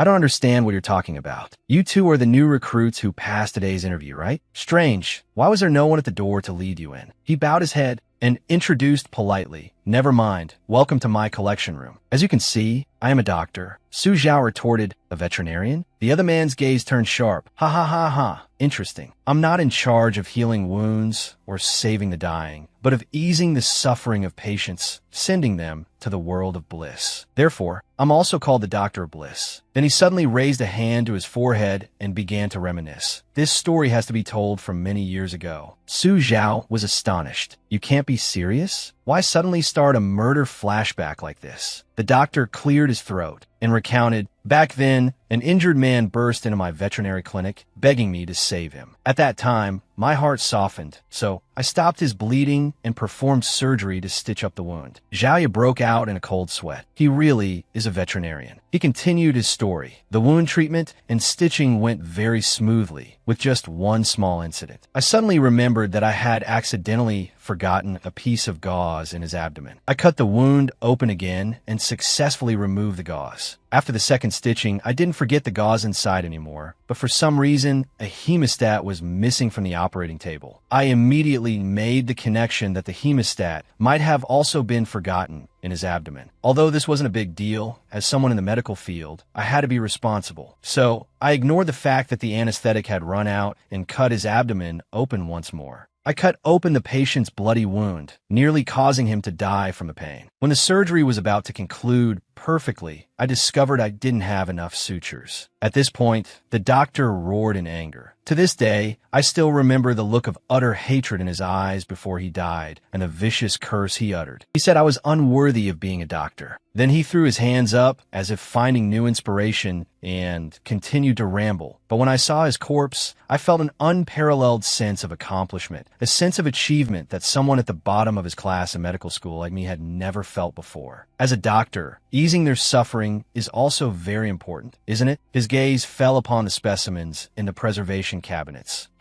Look at these specimens, their blissful expressions. Never having to experience suffering again. Su Zhao hit a nerve. So you couldn't even get a doctor's license? Couldn't even graduate, right? The doctor laughed heartily. Haha, very interesting. The specimens in my collection room aren't just people you know. If they're not interesting enough, I'll turn them all into specimens. He turned to Xiaoya, for example, this rotten woman who's been annoying me from the start. As soon as the words left his mouth, he immediately lunged towards Xiaoya. But after just a few steps, a white shoe stuck out and tripped him. The doctor didn't expect this move and fell flat on his face. Ouch! With a loud smack, he hit the ground face first. Unable to get back up, Su Zhao took the opportunity to handcuff him and press a butcher knife to his neck. Because of the fall, his mask fell off, revealing a haggard face. Su Zhao reached out, picked up the mask, and sneered. Not so fast, doctor. I still have some questions for you. Then Su Zhao put on the mask and said in a deep voice, I've also attended a few anatomy lectures in medical school, but I've never had any practical experience. How about you trouble yourself to teach me personally, doctor? Su Zhao raised a sharp blade, pointing it straight at the man's pupil.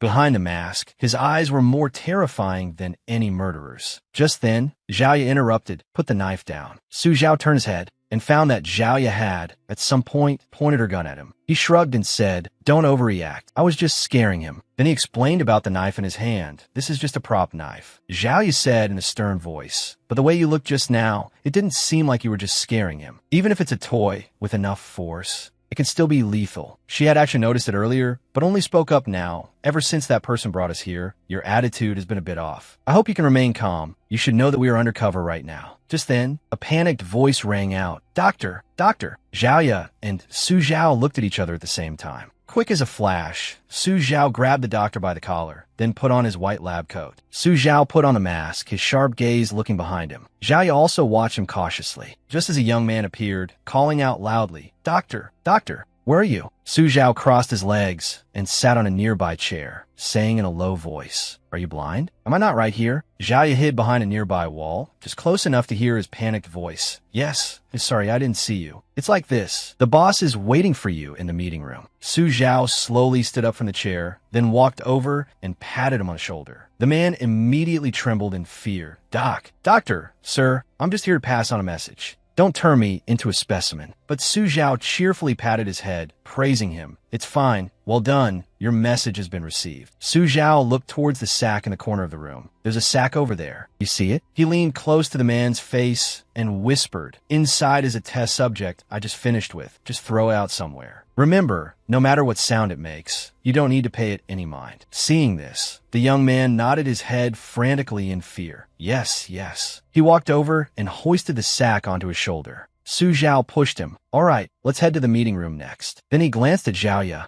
and Xiaoya also watched him cautiously. In the silent corridor, only the clacking footsteps of the two remained. They walked past a row of hanging corpses, their outstretched feet stained with blood. Su Zhao's gaze lingered on the bodies. The young man led Su Zhao to a tightly closed door, which appeared to be the meeting room. Then he said with a forced smile, Well then, doctor, I'll be leaving first. After saying that, he ran off with the sack. Xiaoya was also hiding in a corner not far away. After he left, only Su Zhao remained, standing tall before the reddish-brown wooden door. His eyes were filled with hatred. Su Zhao reached out to open the door, thinking to himself. Finally, a cheerful smile appeared on the corner of his mouth. I've finally found you murderers. Su Zhao stepped into the spacious meeting room, where 5 other people were present, all wearing masks. The one in the Satan mask sat in the center, silently watching Su Zhao, his eyes filled with ferocity. To his left were Pumpkinhead and Scarecrowhead. Su Zhao pulled out a chair and sat opposite Pighead. Su Zhao's cold gaze met Satan's. Satan spoke. Since the doctor has also arrived, let's officially begin. Su Zhao sneered. That's right, let's begin. Just then,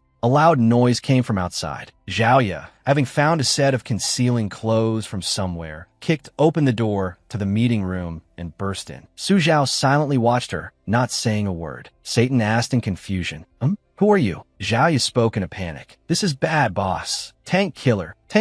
She's back. Xiaoya's voice echoed throughout the room. Satan slammed the table in anger. Wait a minute. Wasn't she supposed to be fighting the city manager? Why is she back so soon? Just then, with an earth-shattering crash, Tank Killer's chubby hand reached in. She spoke, Oh, what's this? Everyone in the room looked surprised. Boss, we didn't want you to come back. Hearing this familiar voice, Satan broke out in a cold sweat. Tank Killer glared at him. Su Zhao, standing to the side, said nothing, just calmly watching her. His brow furrowed slightly as he remained vigilant. A hand rested on his shoulder, and Zhao reminded him in a low voice. It seems our intelligence was correct. Tank Killer doesn't completely obey this organization's orders. All outside signals are completely cut off here. Be careful not to expose our identities. The two focused their gaze on Tank Killer, who was hugging Satan tightly. She leaned in and whispered in Su Zhao's ear, "We just need to hold out until we leave this place, then we can round them all up." At this moment, in front of Su Zhao, the system screen appeared again, displaying the 4 words, "Cannot be used." Su Zhao reached his hand toward the system screen, and without hesitation, crushed it. Su Zhao picked up a knife, his eyes filled with killing intent. Zhao quickly reached out to stop him, saying in alarm, "What are you doing? Calm down. Don't you always see yourself as a victim?" On the other side, Tank Killer was hugging Satan, her eyes curving into a smile. "Although, I was just sent by the superiors to manage you all, if you make me unhappy." Su Zhao and Zhao immediately caught the key point. Superiors? Satan looked flustered and replied in a panic, Of course. Then he raised a hand to his mouth and coughed lightly twice. He picked up a ruler, turned on the projector, and started the meeting. "Everyone, look. Recently, the business volume of our Frenzied Killers organization has been getting worse and worse. What the hell have you all been doing? Huh?" His voice echoed through the room. "Are we the Frenzied Killers organization? Or the production team for Science Discovery?" The man in the chrome mask sitting closest said indifferently, "There's nothing to be done. The police have been cracking down harder recently. There are fewer and fewer people who can skirt the edges of the law without falling into the hands of skilled personnel." A hook tapped on the table. "Besides, for some reason,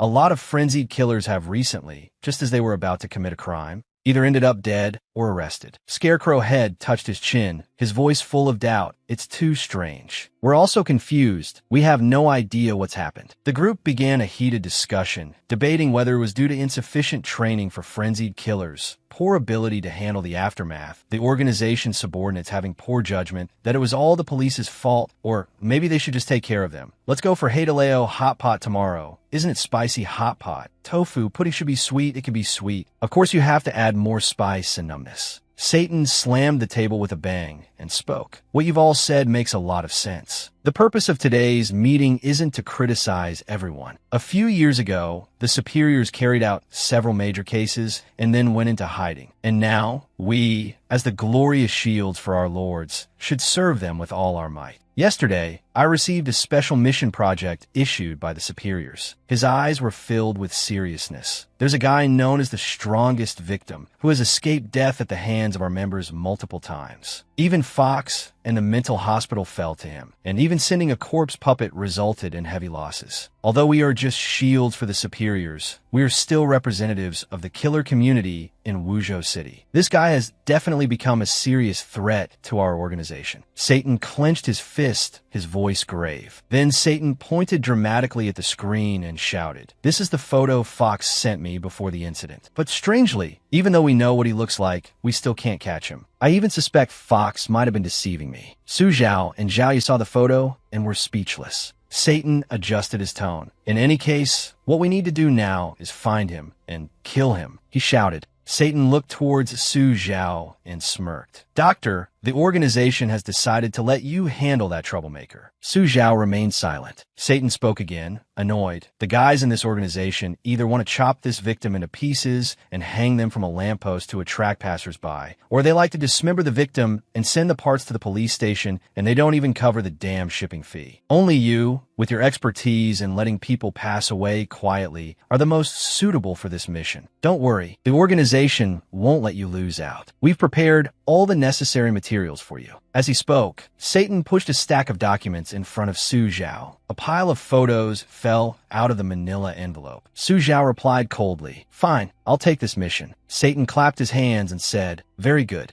But we have one more matter to handle. Recently, rumors of supernatural events in Wuzhou City have been increasing. This concerns the very survival of our organization. First is the horror cinema. Second is the deserted zombie village. Third is residential area number 9. Fourth is Coffin Lake. And fifth is the abandoned hospital." Satan smirked. We originally planned to develop these places into secret strongholds, but the frontline investigators sent by the organization never returned. However, we did manage to fish out something quite interesting from Coffin Lake. After speaking, he turned and pointed to the platform on the stage. Please, take a look. Then, Satan reached out and pulled down the covering cloth. Behind the cloth was a fish tank, but swimming inside were not ordinary fish, but fish with heads that looked exactly like human heads. Seeing this, both Su Zhao and Zhao Yi couldn't help but be startled. Tank Killer and Pumpkinhead's eyes went wide. Scarecrow Head and Pig Head also couldn't remain calm. One of the fish heads stared at them, its face gaunt, its eyes like a wild beast's. It opened its mouth and lunged at another fish. Satan immediately threw a stuffed rabbit into the tank. In an instant, the rabbit sank into the water. The school of human-headed fish swarmed it, fighting to tear the rabbit to shreds. In the end, only a few scraps remained, sinking slowly to the bottom. Satan turned and continued. This thing is definitely not from the real world as we know it. I also had to look through a lot of historical documents online and on the X-Point Fiction site to learn that this is a sign of spiritual energy revival in Wuzhou City. He clenched his fist,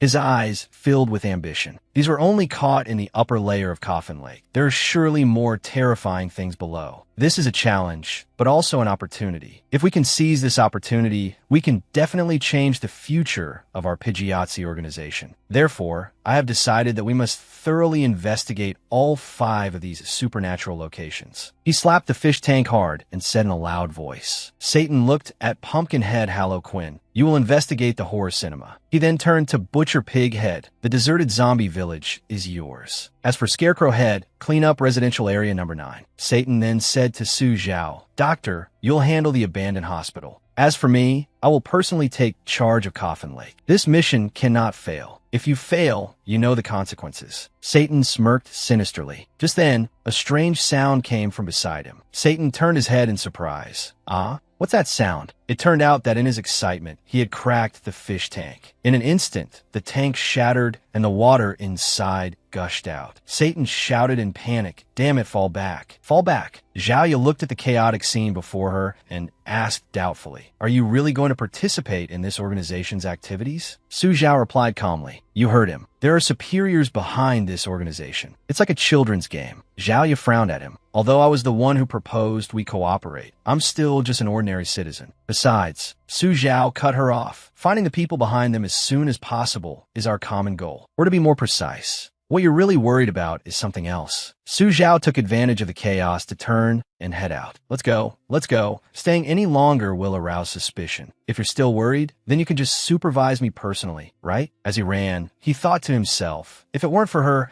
I definitely wouldn't have been able to stop myself from taking care of this whole group. By then, finding any clues about the people behind them would be nearly impossible. To make sure they get the punishment they deserve, I'll just play the spy for once. The two of them ran straight to a corner. For some reason, Halloween was already standing there. Su Zhao's gaze immediately turned cold. Then, the two of them lowered their heads and walked past him in silence. Suddenly, Halloween placed a hand on Zhao Yi's shoulder. He said in a low voice, So much happened just now, almost forgot. You're not one of us, are you? Su Zhao knocked Halloween's hand away and said calmly, I forgot to introduce her. This is the private secretary I just hired. Private secretary? His gaze lingered on Zhao Yi's full chest and fair thighs. Halloween seemed to understand something. I see. I get it. I totally get it. He then walked over and put his arm around Su Zhao's shoulder. Doctor, this secretary of yours is quite something. Where did you find her? Introduce her to the brothers. No wonder you told the boss your body's been feeling weak lately. He grew more excited as he spoke. Doctor,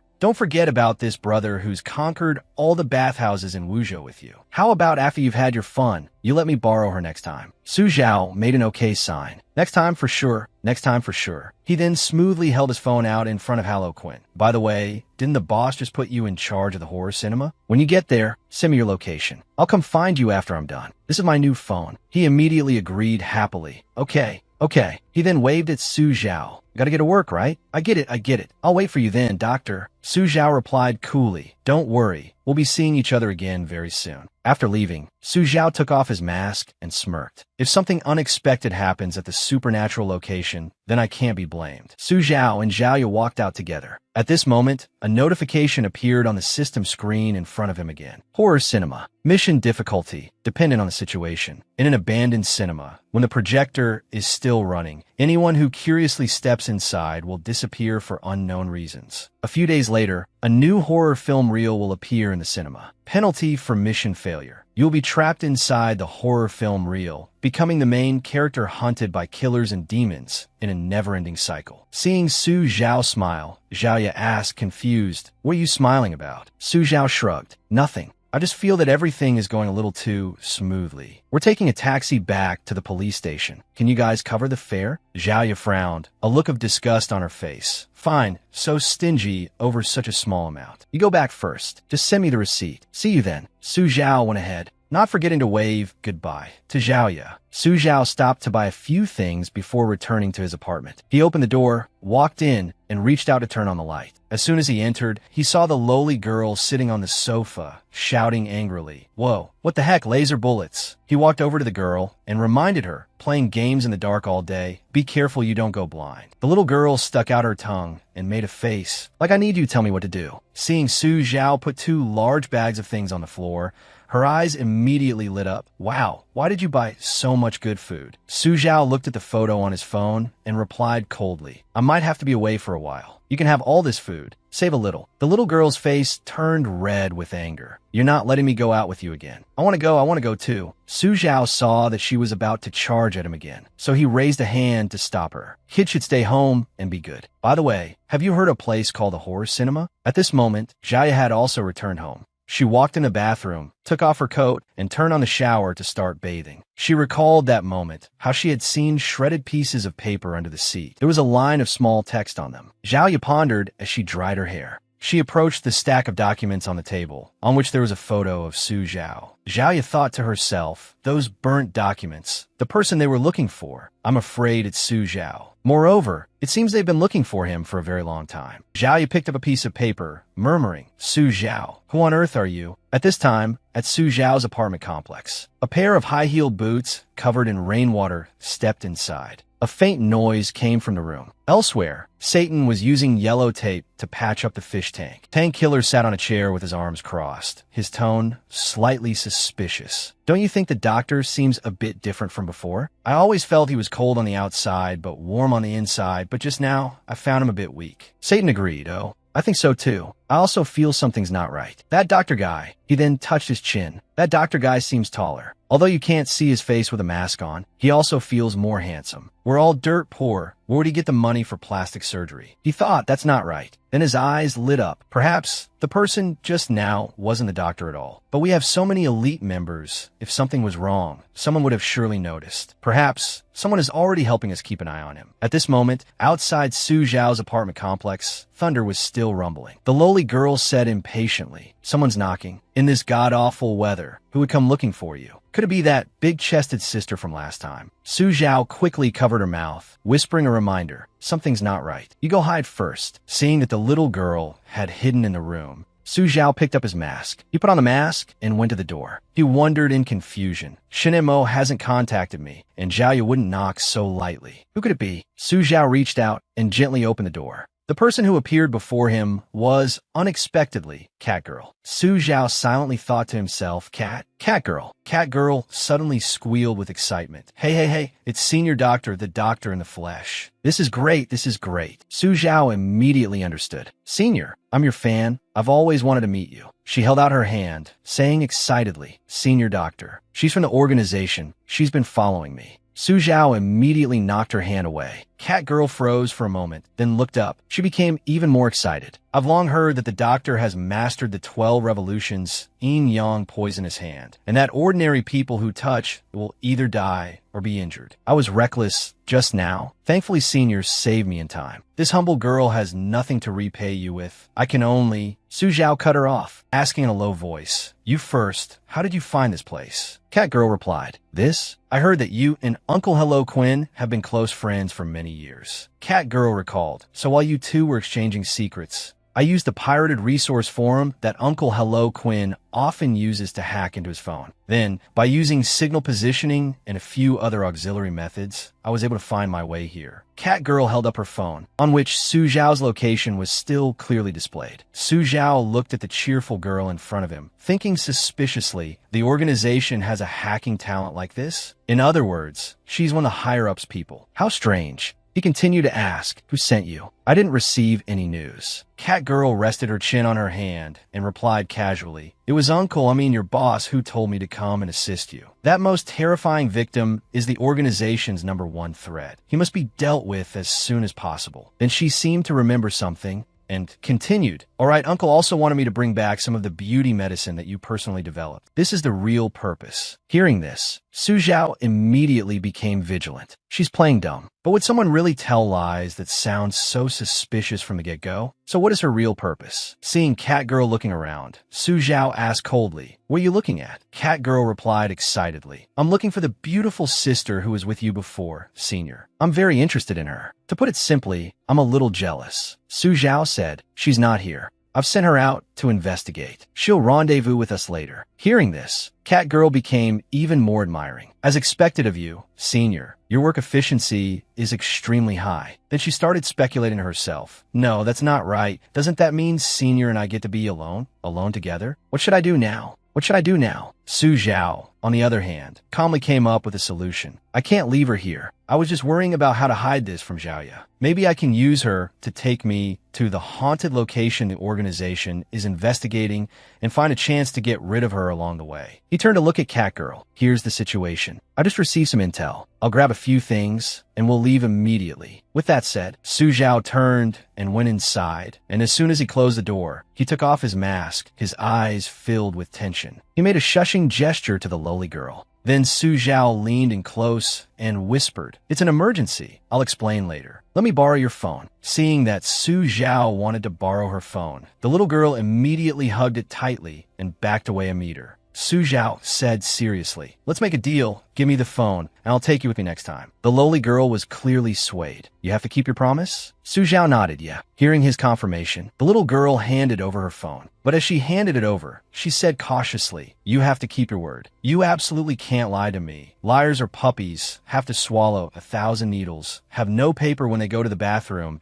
have no seasoning packets for their instant noodles, and will definitely stub their little toe at night if the lights are off. After getting the phone, Su Zhao went outside and gave Cat Girl a slight nod. Then Su Zhao walked straight ahead, not waiting for her. Seeing this, Cat Girl immediately chased after him. Senior, wait for me, Senior. The lowly girl peeked her head out, asking in confusion, why is this Su Zhao guy talking to himself? Outside, Cat Girl asked excitedly, Senior, where are we going next? The two walked down the hallway. Cat Girl walked excitedly in front, her lively gestures and cat mask making people turn their heads. Su Zhao looked at her so close and said, in short, go change into something else first. Cat Girl immediately turned around happily. Real? Really? Senior is buying me clothes? Isn't that like we're on a date? Su Zhao replied, that's right. Make it quick. We have business to attend to. Yes, Senior. Cat Girl bowed a full 90 degrees. Seeing Cat Girl enter the changing room, Su Zhao thought to himself, she's so gullible. So next, he held up the phone, which displayed a message from the lowly girl. Absolutely forbidden to peek at my phone. Don't open any apps either. In the XXX folder, there is XX information. Absolutely do not look. The photo album and notes are also off limits. After reading it, Su Zhao immediately deleted the message. In the changing room, Cat Girl said shyly, Senior is so thoughtful. Wearing such revealing clothes is indeed not convenient for action. So that's it. Is this the prudence of a master? She muttered as she took off her shirt. Come to think of it, at Senior's house, I couldn't smell any blood at all, nor any formalin. He's a strange killer. I get it. This is what they call being professional, keeping work and life separate. Perhaps this is the true darkness hidden beneath the calm. With that, Cat Girl put on a pair of white silk stockings. She wore a short sailor uniform. Cat Girl walked out, saying shyly, Senior, I'm done changing. How do I look? Su Zhao said to the sales clerk, we'll take the one she's wearing. Then he asked Cat Girl, Do you need anything else? Catgirl took out a pair of black leather gloves. If it's okay, I'd like these too. She put on the gloves, then linked arms with Su Zhao and said, "This is great. With these gloves, I can make physical contact with Senior." Su Zhao walked outside and hailed a taxi. The driver saw the two of them and couldn't help but exclaim, "Young people these days really go all out, huh?" Masked role-playing. Then he asked, "Where do you two want to go?" Su Zhao held up a location on the phone and said curtly, "Here." Seeing the location on the phone, the driver's face turned pale with fear. "Young man, where are you going to a place like this for? That place is haunted. That cinema had a murder case over a decade ago. At that time, all the audience members were burned alive inside." He paused for a moment, then continued, "Not just the cinema, the surrounding area was also burned to a ruin. I heard that some curious people went exploring and heard tragic screams from the cinema in the middle of the night. They suspect it's the cries of restless spirits." Su Zhao was completely unfazed. He replied calmly, "It's fine, driver. We want to go to that place. You can rest assured." The driver glanced at Su Zhao, advising him in the tone of an experienced elder. "You're young. You don't cherish your life. Take some advice from me. Don't go." He recalled, "You don't know. I had a friend before. He picked up a passenger in the middle of the night and even encountered a murderer on the way. The result was even scarier. That passenger chased the murderer all over the place. It made the police suspect that the passenger was also a psychopathic killer. Just think, a passenger scarier than a psychopathic killer, sitting behind my colleague for the whole ride. Now he has a nervous breakdown every night and has to wear a diaper to sleep." Catgirl looked at the photo the driver showed, squealing with excitement. "There's someone that interesting? Senior, let's go find him a play next time." Then he continued to advise the young man. "You're young. Inexperienced, you can't handle it. One day you'll learn what happens when you don't listen to your elders. You'll suffer for it." Just then, Catgirl screamed, "Uncle!" On the front windshield, a terrifying face lunged forward, splattering red syrup everywhere. It turned out to be a horror movie poster that had been blown by the wind and slapped against the car's windshield. After a moment of panic, the driver lost control and nearly crashed into a wall. Su Zhao got out of the car, opening an umbrella to shield from the rain. Catgirl looked at the fainted driver and asked in surprise, "Uncle, are you okay? This cinema looks really scary." The posters were all tattered, covered with bloody horror and ghost movies. Catgirl followed Su Zhao, asking curiously, "Senior, why do we come to this cinema first? I remember Uncle Hello Quinn." Su Zhao didn't answer, but suddenly stopped walking. From a ceiling, Hello Quinn's pumpkin head suddenly dropped down, startling Catgirl. A few of his underlings were setting off fireworks around them. Hello Quinn jumped to the ground, saying loudly, "Welcome." But as soon as he landed, he was punched so hard his pumpkin head was knocked crooked. Catgirl exclaimed in surprise. "Huh, huh, huh, huh." Su Zhao said indifferently, "It seems your sudden welcome scare my friend." Under the mask, Su Zhao frowned, thinking to himself, "This girl's reaction is faster than I thought. Even faster than mine." Hello Quinn sat up, scratching his head. "Wasn't I just trying to give you a surprise, my brother doctor? On the contrary, how did you finish your business so quickly?" He stood up and stuck his hand into a hole in the pumpkin to pick his nose. Hello Quinn, who was picking his nose, was suddenly startled, because in front of him was Catgirl in a sailor uniform, with an innocent and harmless expression. Hello Quinn immediately blushed and giggled. Then he rushed over and put his arm around Su Zhao's shoulder again. "My brother doctor, what's up with you? Why did you switch partners? Where's the girl from before? Could this be your secretary too?" He said excitedly in a low voice, "I get it. No wonder you work so fast. Turns out you have a new lover on the side." "Doctor, that's not very nice of you. You've been getting so many beauties lately, and you didn't even invite your brother." Then Hello Quinn said again, "Besides, is there a problem with the resources you sent me earlier? It gave my phone a virus." Seeing this, Meow NV remained silent, her thoughts unknown. Su Zhao turned his head and said softly, "I received news that the victim has also come to this movie theater." Hello Gwyn's expression immediately turned ferocious. "We weren't looking for him, yet he came knocking on our door. With the two of us brothers here, we'll make sure he never leaves." Then his gaze shifted to Meow NV and said excitedly, "But compared to that, you should introduce this little lady to me." Su Zhao glanced over, thinking to himself, an executive of the organization, and he doesn't even recognize her. She clearly said the boss is her uncle. Hello Gwen excitedly ran over to shake Meow NV's hand,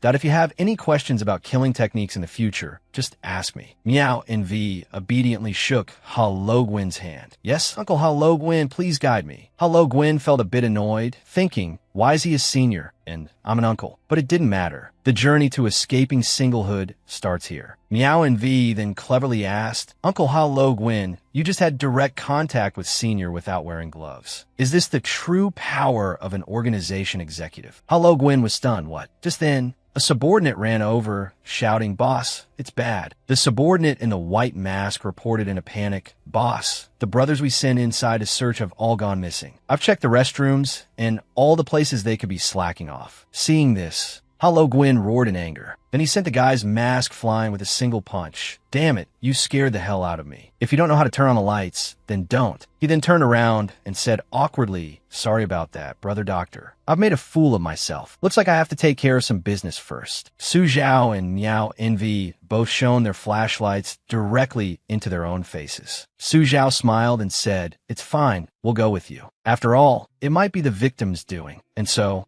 Su Zhao and Meow Envy followed Ha Lo Gwyn, searching everywhere. The flashlight beam landed on a poster on the wall. Then, the three of them entered a screening room. Suddenly, a blood-curdling scream rang out. Ah, Brother Jie, don't. Brother Jie. Hearing the sound, the three of them immediately turned their heads in unison. They then quickly ran toward the source of the sound. But when they reached the end of the hallway, all they found was a poster. On it was a scene of a man who looked a lot like Su Zhao running for his life. Ha Lo Gwyn clicked his tongue in disappointment. What the hell? I thought we found something, but it's just a bunch of useless posters. And here I thought we'd caught the guy. Meow and V, however, noticed something strange. Didn't they say there was a fire here? This poster seems to be very fire-resistant. Ha Lo Gwyn rested his chin on his hand and said, You've got a point. Why would they draw this great master on the poster? In the picture, this great master is being chased by a bunch of spooks. You've got to be kidding me. Who the hell drew this disgusting poster? Was it that victim? If I find him, I'll definitely chop him to pieces. Ha Lo Gwyn angrily tore the poster to shreds. They didn't notice a black-haired person smirking in the darkness. The flashlights in their hands gradually flickered out. Meow and V cried out in alarm.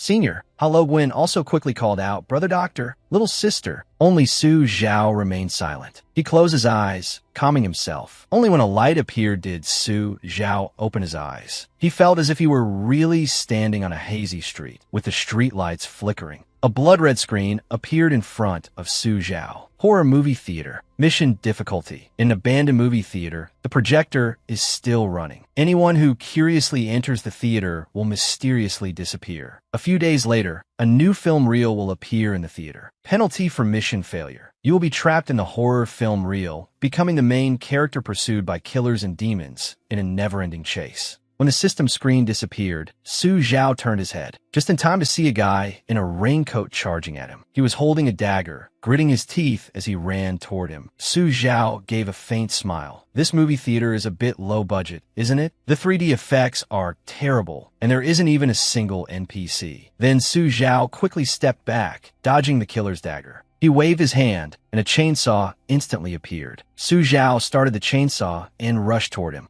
With just one move, the guy in the raincoat fell to the ground in a panic. Su Zhao smiled faintly at what's this? My chainsaw is still as good as ever. It's rare not to have annoying people like Zhaoya around. I almost forgot about this prop. The killer hurriedly kowtowed and begged, Big brother, please don't. I'm just an underworld errand boy, forced to meet a sales quota. I have a 700-year-old mother to support and a 70-year-old child at home. I work every week with no days off, all year round. I've only killed a few people. Su Zhao smirked. Haha, he said, then decisively swung the chainsaw down. Working like this is illegal, you know? Even as a ghost, you can't be peaceful. Remember to reincarnate into a job with a 6-day work week next time.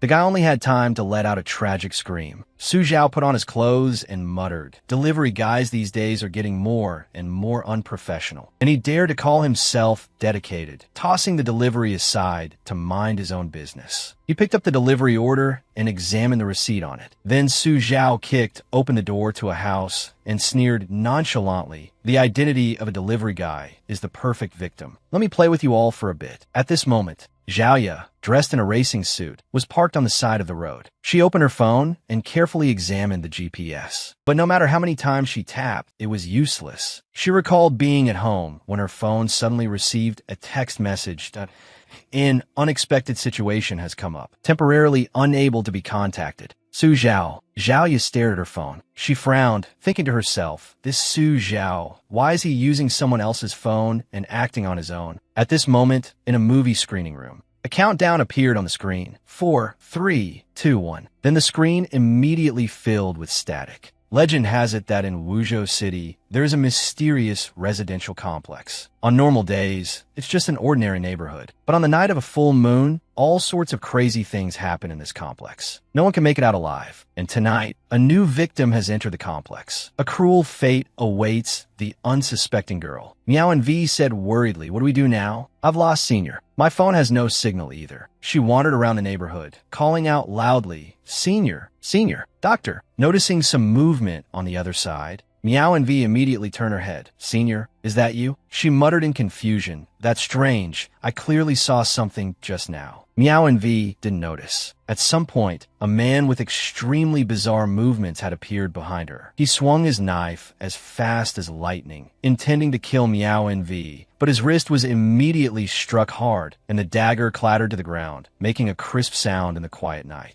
Immediately after, a pair of legs swiftly wrapped around his neck. With a loud snap, the man was instantly slammed to the ground by Meow and V. He screamed in pain, and after a moment of screaming, he foamed at the mouth and died, just like that. Seeing this, Meow and V's whole body trembled. Behind her, a group of people holding weapons were hesitantly approaching. Meow and V muttered, why is it like this? I didn't do it on purpose. The corners of her mouth curled into a meaningful smile. Meow and V's elbow immediately jabbed into the leader's stomach, while her other hand skillfully struck his wrist, causing the baseball bat to fall. Meow and V took care of the group with just a few moves. She stomped her foot, breaking the last person's neck. Meow and V turned her head to look and said softly, in the end, I'm just a victim too. As for Su Zhao, he carried the red delivery box and raised his hand to knock. Then he pushed the door open himself and looked inside. In the pitch-dark room, a man was squatting in the middle, busy with something. From another angle, one could easily see the guy holding a knife, chopping a human arm, with fresh red blood splattering all over his brown apron. Sensing someone watching him, the guy immediately turned his head and saw Su Zhao standing imposingly at the door. He backed away in a panic, stammering, how long have you been watching? Su Zhao shrugged.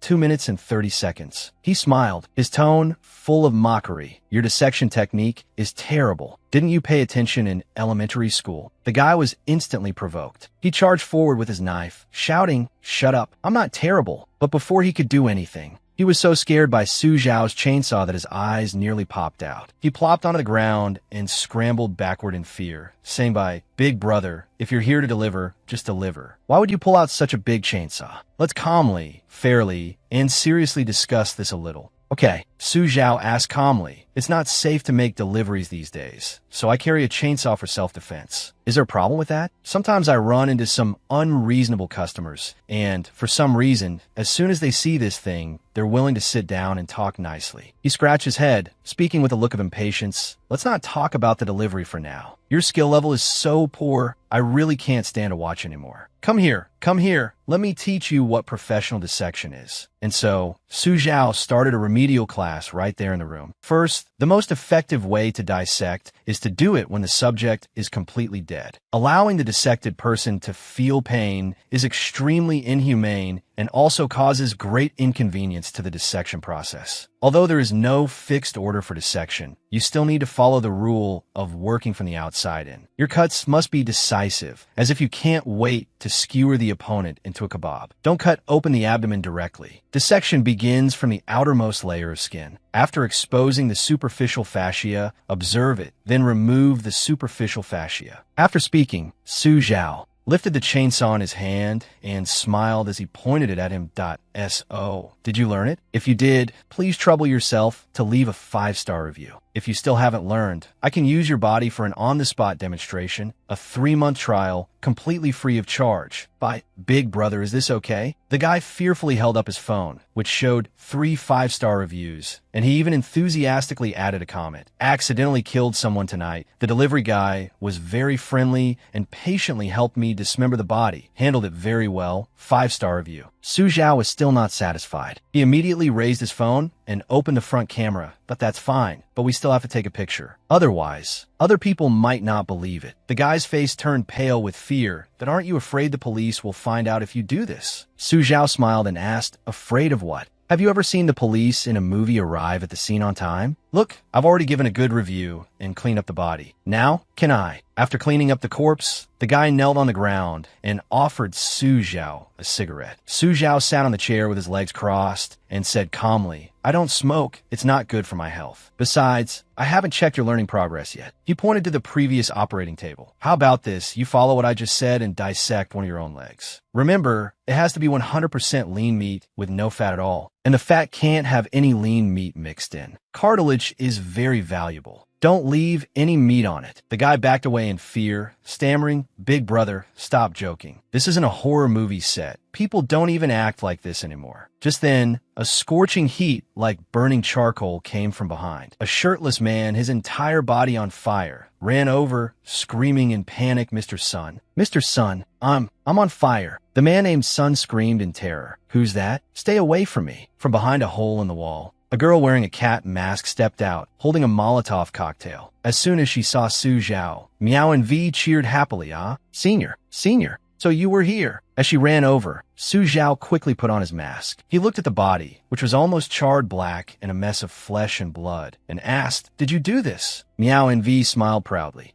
Senior, this is my first time. There's a lot I don't understand. I hope you'll guide me more. That Sun guy took the opportunity to try and run, but before he could get away, Meow Envy grabbed him by the collar. Meow Envy looked at him, her voice a little displeased. We were clearly still talking, yet you try to run. Isn't that a bit rude? Seeing that the one speaking was just a young girl, he pulled out a folding knife again and shouted, you rotten brat, you really don't know how the world works. But before he could finish his sentence, the cold barrel of the gun was shoved straight into his mouth. Meow and V said, word by word, let's play a game of Russian roulette. Right now, there's one bullet in this gun. If I fire all the bullets and you're still not dead, then you win. She tightened her grip on his neck and began to count. Well then, let the game begin. 1. Seeing the guy was so scared he was drooling, Meow and V pulled the gun out. He choked out. Ha. You kid just love to joke around. Let this senior tell you. Before he could finish his sentence, the gun barrel was once again pointed straight at his head. The guy stammered and shouted, wait, didn't you say if you finished shooting and I wasn't dead, I'd win? Meow and V replied, that's right. If I empty a whole magazine and you're still not dead, then you win. The guy was stunned. What the fuck? But before she could fire, Su Zhao reached out and stopped her. Meow and V asked in surprise, Senior? Su Zhao said coldly, don't be so quick to act. I still have things to ask him. He leaned close to the man surnamed Sun's ear and whispered, I met plenty of people like you. On the outside, you pretend to be cowardly and scared, easy to make talk, but in reality, you've already prepared your lines. Right? The guy stammered in terror. No, I'm loose-lipped, not tight-lipped at all. Whatever you want to know, I'll tell you everything. Seeing this, Meow Envy's admiration grew.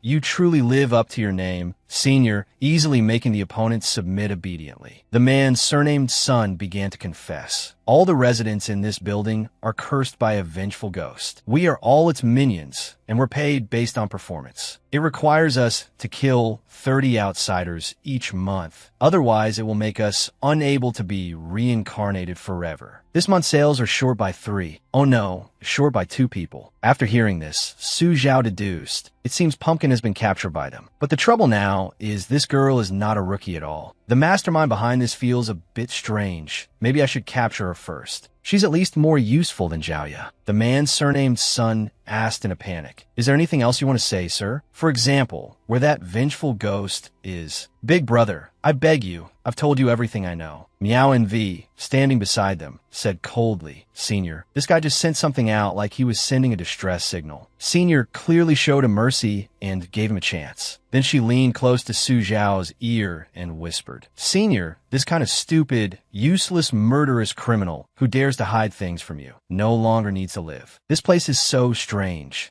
No matter what we do, it won't leave any clues. Her voice grew softer and softer. I also want to witness Senior's heroic demeanor. After hearing this, Su Zhao turned and walked out, leaving only one sentence. I'll leave him to you. Miao and V sighed in disappointment. Sigh. She turned around, looked at the man's surnamed son, and picked up a bottle of liquor. What a pity. What are you going to do? Don't. But Miao and V gave him no chance to beg. She twisted open the bottle cap and poured it all over him. Then with just a small spark, the guy went as he burst into flames. At this moment, a group of people carrying clubs and sticks arrived. The auntie in the lead shouted, "Who are you people? Where did that piece of trash son go to die?" Su Zhao replied nonchalantly, "I'm just a nameless deliver man passing by. We're all just working folks. How about you let me pass?" He shouldered his chainsaw, his voice like a demon crawling up from hell. Su Zhao showed no mercy, the chainsaw in his hand swinging down repeatedly as tragic screams rang out.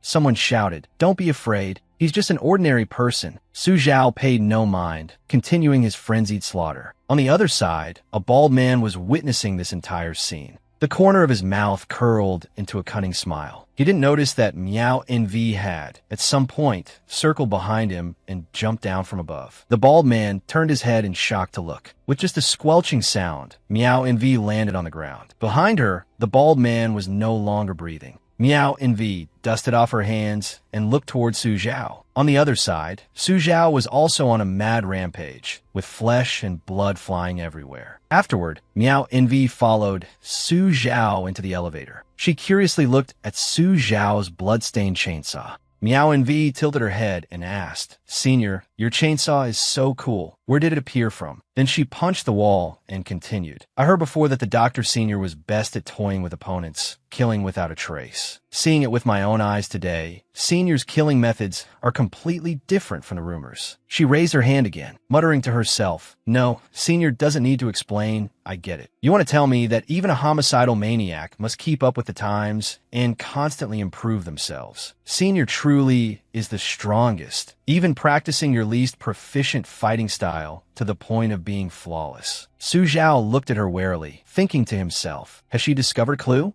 Her skills are also extraordinary. It's a good thing I didn't act directly back at the house. But if I expose my identity now, she might just stab me in the back. Just then, the elevator stopped. Miao NV asked again. It stopped before we arrived? "Besides you, Senior, are there other delivery men?" Su Zhao didn't answer her, just quietly looked outside. At the door was an old man of about 70, leaning on a cane, slowly stepping into the elevator. The old man wore a beret, his face not clearly visible. Seeing the old man step in silently, Miao NV stared at him from head to toe. Miao NV asked curiously, "Old man, you walk with a cane but don't make a sound. Are you a magician?" Su Zhao looked at her and calmly explained, "We are in the script of a horror movie. In a large building, there's no shortage of a few haunted places. Haven't you figured that out yet? The elevator, without a doubt, is one of the 4 most easily haunted locations." Hearing this, Miao NV exclaimed in surprise, Wait, so we're in a movie?" At this moment, the old man's voice suddenly rang out. "Young people, you have more courage than most. It's just a pity that..." A gloomy, cold aura emanated from the old man. The old man shouted, "Running into me is your bad luck." But before he could finish his sentence, a gun barrel and a saw blade were pointed straight at the old man's face. Su Zhao asked nonchalantly, "What's wrong? Is your osteoporosis severe today? Want us to treat it for you?" He leaned close to the old man's face and asked in a low voice, "Are you the final boss here?" The old man trembled in fear, stammering, No, you're the boss." Just then, the elevator doors opened. The old man struggled to run out, shouting as he ran, "Help, ghost slayers!" Miao NV asked in surprise. "Senior," he ran away. "Do horror movies have this kind of plot?" Hearing this, Su Zhao was speechless. The two of them entered a room, and Miao NV called out as she walked, "Hey, old man, stop hiding. We won't do anything else besides killing you cruelly. Aren't you already dead?" She carefully bent down to check under the sofa, then checked the bookshelf, and even looked inside a wooden crate. Miao NV turned and said to Su Zhao, "Senior, I can't find him." Su Zhao replied calmly, "No need to look anymore. I already know where he's hiding." At the end of the hallway was a small shrine hanging on the wall, on which was a funeral portrait of the old man from before. Su Zhao picked up the photo. The old man in the picture was clearly breaking out in a cold sweat. He said in a low voice, "No need to hide. I know you're in here." The photo cried out in alarm. "Impossible? How did you know I was hiding in here? Su Zhao answered casually. I was just guessing. Who knew you were actually in there? The old man looked up and snorted coldly.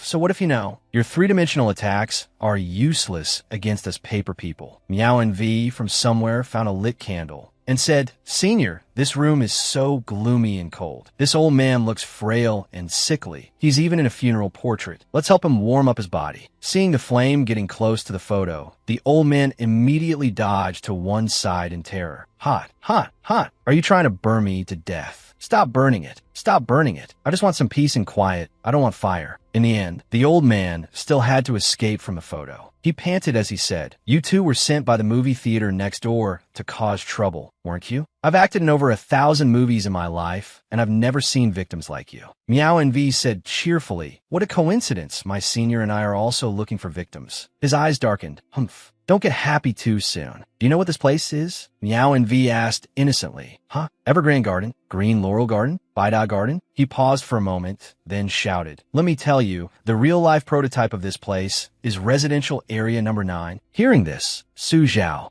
sank into thought. Residential Area Number 9, one of those strange locations. Does this horror movie theater have some hidden connection to those places? The old man continued his story. The original site of Residential Area Number 9 was an ancient temple left from the Zhao dynasty. During the Republic era, it was called the Old Prison, and behind it was a mass grave for executing prisoners. A few decades ago, the government rezoned this place and built it into the current Residential Area Number 9. According to him, it's unknown whether it was due to demons or the rampage of vengeful spirits. But this residential area was never peaceful from day one. 4 workers died during construction. 2 children also disappeared strangely, and someone saw a vengeful ghost carrying half a corpse walking in the hallway. Su Zhao leaned close to him and asked coldly, Have you heard? After the founding of the nation, you're not allowed to become a spirit, and those who became spirits before aren't allowed either. Besides, what the hell are you? Seeing the saw blade once again at his neck, the old man screamed in terror. I'm just an ordinary, innocent, vengeful spirit. I'm talking to you nicely. Take an old man's advice while you still have the chance. Hurry up and run. Any later, and you won't have a chance. At this moment, a series of strange sounds suddenly echoed in the quiet hallway. The old man cried out in panic. She's here. She's here. It's her. She's here. As soon as he finished speaking,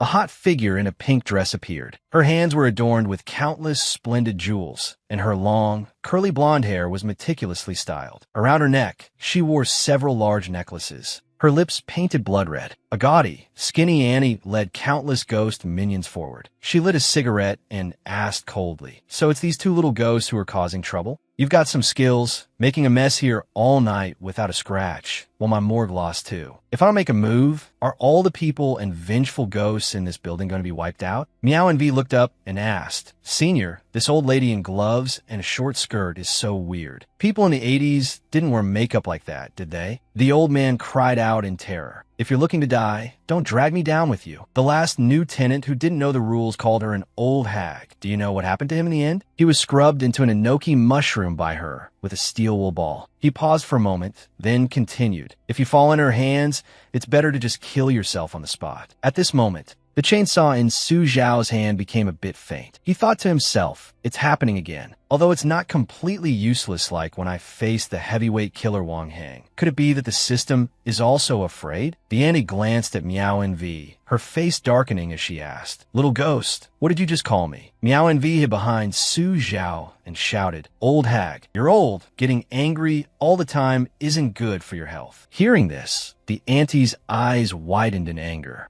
Then, the corner of her mouth curled into a cunning smile. She put her hands on her hips and looked Su Zhao up and down. She approached Su Zhao and said, This little girl is your lover. I can spare her life, but you have to stay. The closer she got to Su Zhao, the more she spoke, laughing heartily. Hee hee, look at your fair and smooth skin. Even though you're wearing a mask, I can still tell. I can buy you Hermes. I also have over a dozen houses, and even a Lamborghini and a Ferrari. Like it? I even have the latest graphics card. Hearing this, a skinny guy from behind peeked out and said softly, Annie, I don't want to struggle anymore either. She immediately swung her hand back, punching him in the face. Then she looked at Su Zhao again, smiling as she asked, How about it, handsome? Get some thought? Su Zhao said coldly, Old hag, you're mistaken about two things. First, your things are just props in a movie. Don't be so conceited and think you're all that. Second, Su Zhao stomped his foot and leaped up, then ran straight to another spot. This girl and I are not ordinary people. Make your move. Seeing this, Miao Envy immediately placed her hand on her forehead. As you command, Senior, leave this place to me. Then she turned around, looked at the auntie, and said coldly, I won't hand Senior over to you, old hag. His will is not as it seems on the surface. With that, Miao Envy picked up a candlestick. Miao Envy faced the crowd alone, and the space suddenly fell silent. She suddenly threw the candlestick, and a small spark landed in the middle of the crowd. It hit the ground and immediately shattered. In an instant, an earth-shattering explosion erupted throughout the floor. Flames spread everywhere, and bricks and stones flew in all directions. Su Zhao, hiding in a corner, looked a little panicked. This is a bigger commotion than I expected. He stepped out, holding a chainsaw, and looked around. It would be great if this explosion could take her and those monsters down with it. Unfortunately, I have a feeling she won't be killed that easily. As Su Zhao walked, he recalled that the old man had previously said the prototype for this place was residential area number 9. He could take advantage of the lack of obstruction to investigate thoroughly, and he also had to find a way to leave this place. With that thought, Su Zhao swung his chainsaw behind him, killing the few who tried to follow. He frowned and thought to himself, the 4 classic strange locations in horror movies: restrooms, elevators, basements, parking lots. But here, on the other side, the smoke and dust finally cleared. Miao Envy choked on the dust and coughed. Then she stood up and looked around. Did I overdo it a bit? Luckily, that old woman broke the wall behind her, diverting all the fire that way. Miao Envy looked at her new clothes again and said regretfully, the new clothes Senior went through so much trouble to buy for me are ruined. At this moment, Miao Envy noticed the old man. Although he was pinned by a cabinet, he wasn't dead yet. So she said, old man, how are you not dead yet? But I'm not going to save you. I'm leaving. The old man immediately cried out in panic. Leave? Where are you going? There's fire everywhere now. How about we wait for the firefighters to arrive? Let's go to the rooftop to wait first. Or maybe we should go down. Going down isn't right. Let me think. Then he specifically emphasized, in short, you absolutely must not go to the rooftop. In movies, firefighters never come to the rescue. Seeing Miao Envy remain silent, the old man said again, have you heard of the 4 great strange kings of horror movies? Restrooms, elevators, basements, parking lots. What's the deal with the rooftop? Hearing this, Miao Envy's eyes glinted slyly. Old man, since you've put it that way, wouldn't I be letting you down if I didn't go to the rooftop to check it out? Just as Miao Envy was about to turn and leave, her steps suddenly halted. She was confused for a second.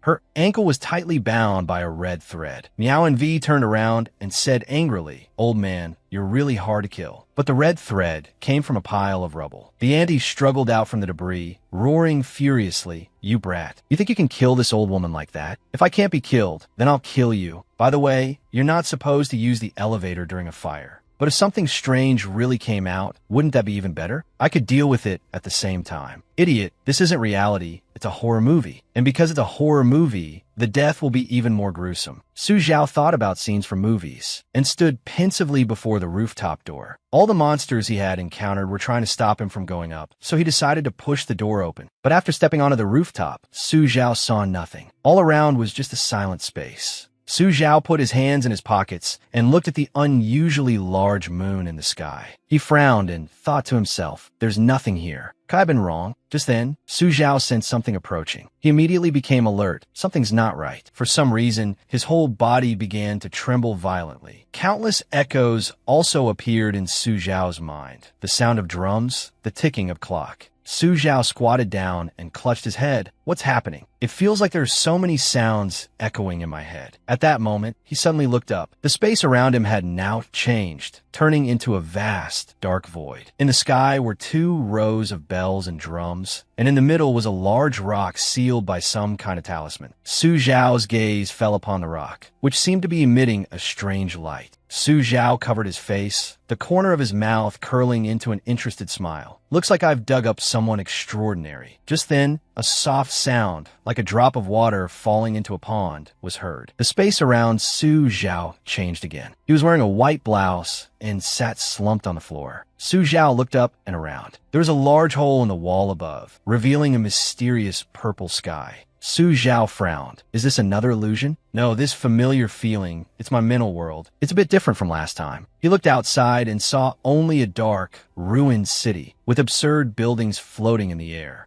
As he stared, his vision blurred slightly. He didn't know when, but the clown was now hanging upside down from the ceiling. He stood behind Su Zhao and said with a smile, "We meet again." Deep inside the building, there were several people holding weapons, waiting in formation. Su Zhao shrugged nonchalantly. "Why is everyone so enthusiastically gathered here? Just a heads up, I'm very afraid of strangers." The clown opened his mouth and said, "Haven't you noticed? You've become weak, starting to hesitate. So, just like before, we must decide again who the real Xing Zhao is." Su Zhao smirked and asked, "Is that so? Then there's no other way." Su Zhao's face filled with killing intent as he charged straight at the crowd with his chainsaw. A moment later, Su Zhao was lying on his back on the floor, his chainsaw discarded beside him. The crystal in the sky was still floating. Suddenly, a round, white object appeared from behind it. It abruptly turned around, revealing a terrifying vertical eye. Then the eye closed again. On the other side, the red thread was wrapped around Miao Envy's leg. She suddenly turned, preparing to lift her leg and kick the old woman in the head. Miao Envy was slightly startled, as the old woman had quickly grabbed her ankle. She said, word by word, "Little girl, you think you're so good at fighting? This is the power of a mature woman." With that, she punched Miao Envy in the stomach. Her whole body was thrown back, slamming hard against the wall behind her. Miao Envy sat on the ground, clutching her stomach and panting heavily. The Annie once again controlled the thread, shooting it towards her. Miao Envy gently wiped the blood from the corner of her mouth and said with a smile, "Oh my, looks like I'm in trouble. I wonder if Senior will come to save me." The Annie shouted triumphantly, "Ha ha ha ha. By the time you see him, he'll already be my dog. However, I can spare your life. Let me see what kind of expression you'll have when I get him." With that, she seemed to transform into a giant black monster and reached her sharp claws towards Miao Envy. She said contemptuously, "Ah, but if you run around, it'll be very troublesome for me. How about I chop off your legs first?" Miao Envy sat there silently, but a second later, her figure vanished. In a flash, Miao Envy appeared behind the Annie, whose entire body suddenly spurted fresh blood. Miao Envy said in a low voice, "When Senior was here, you could act however you wanted. After all, I wanted to see Senior go on a killing spree. But now, you're in the way, you know?" Miao Envy coldly looked at the woman's lower body. Her 2 legs had been severed, and red blood pooled on the ground, a truly miserable sight. At this moment, countless red threads shot out from nowhere, tightly binding the henchmen and rendering them immobile. One guy silently held up 3 fingers, and another guy immediately understood. Suddenly, a loud explosion was heard. The brown-haired man with the long spear shouted, "Where the hell did the enemy go?" Another guy hiding behind a door asked, "How is it? Did you find that kid?" The brown-haired man replied impatiently, "If I'd found him, would I still be this pissed off? Damn it, what the hell is going on? I don't know why, but whenever something happens, we get dragged into the bad luck." Just then,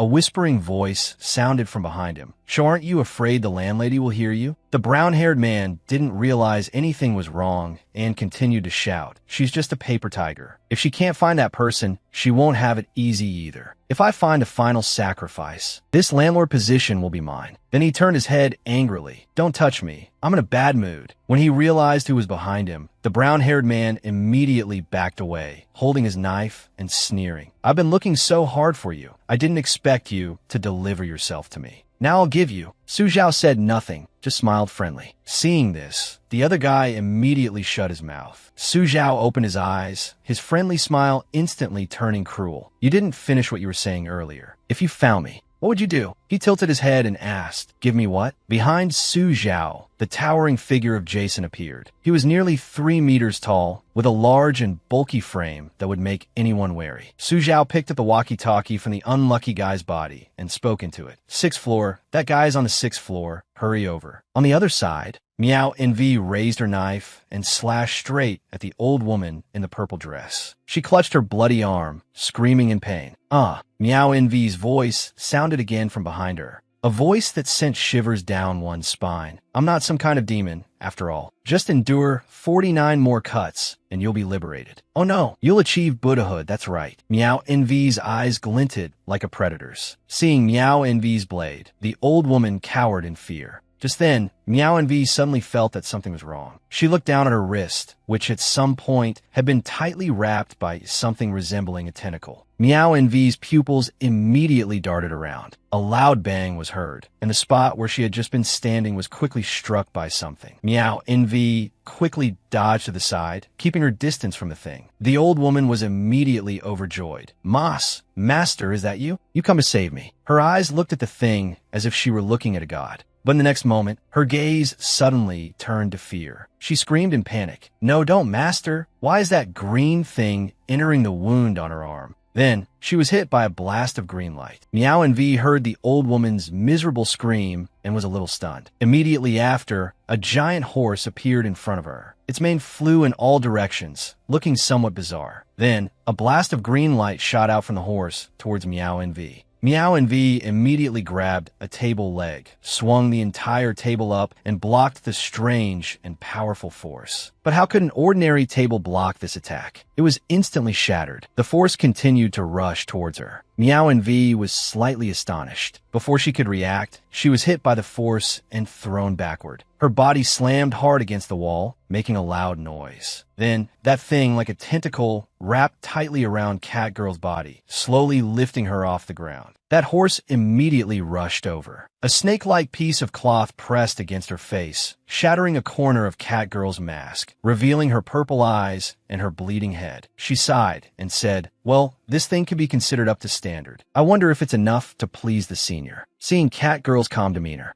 the horse's eyes immediately flashed again. Then it slowly turned around, and the tentacles wrapped around her gradually loosened. The horse just left like that, leaving Catgirl paralyzed on the ground. She watched helplessly as the horse ran away. Elsewhere, a glowing red blade swung up. Jason, holding a pig butchering knife, slashed down hard. His eyes were bloodshot, filled with brutality. Then, dozens of similar slashes continued to rain down on the others. In the blink of an eye, he had hacked almost everyone here to death. At this moment, only the brown-haired guy was left standing alone. He was flustered, screaming in panic. Suddenly, a hand reached out and clamped over his mouth. The clown appeared behind him, making a shushing gesture. Su Zhao leisurely put his hands in his pockets, walking casually, ignoring the bloody scene behind him. Su Zhao sensed something and immediately glanced over. Just then, that horse charged over, ramming straight into him. Su Zhao immediately raised his hands to block. After ramming him, the horse backed away, its eyes staring intently at Su Zhao.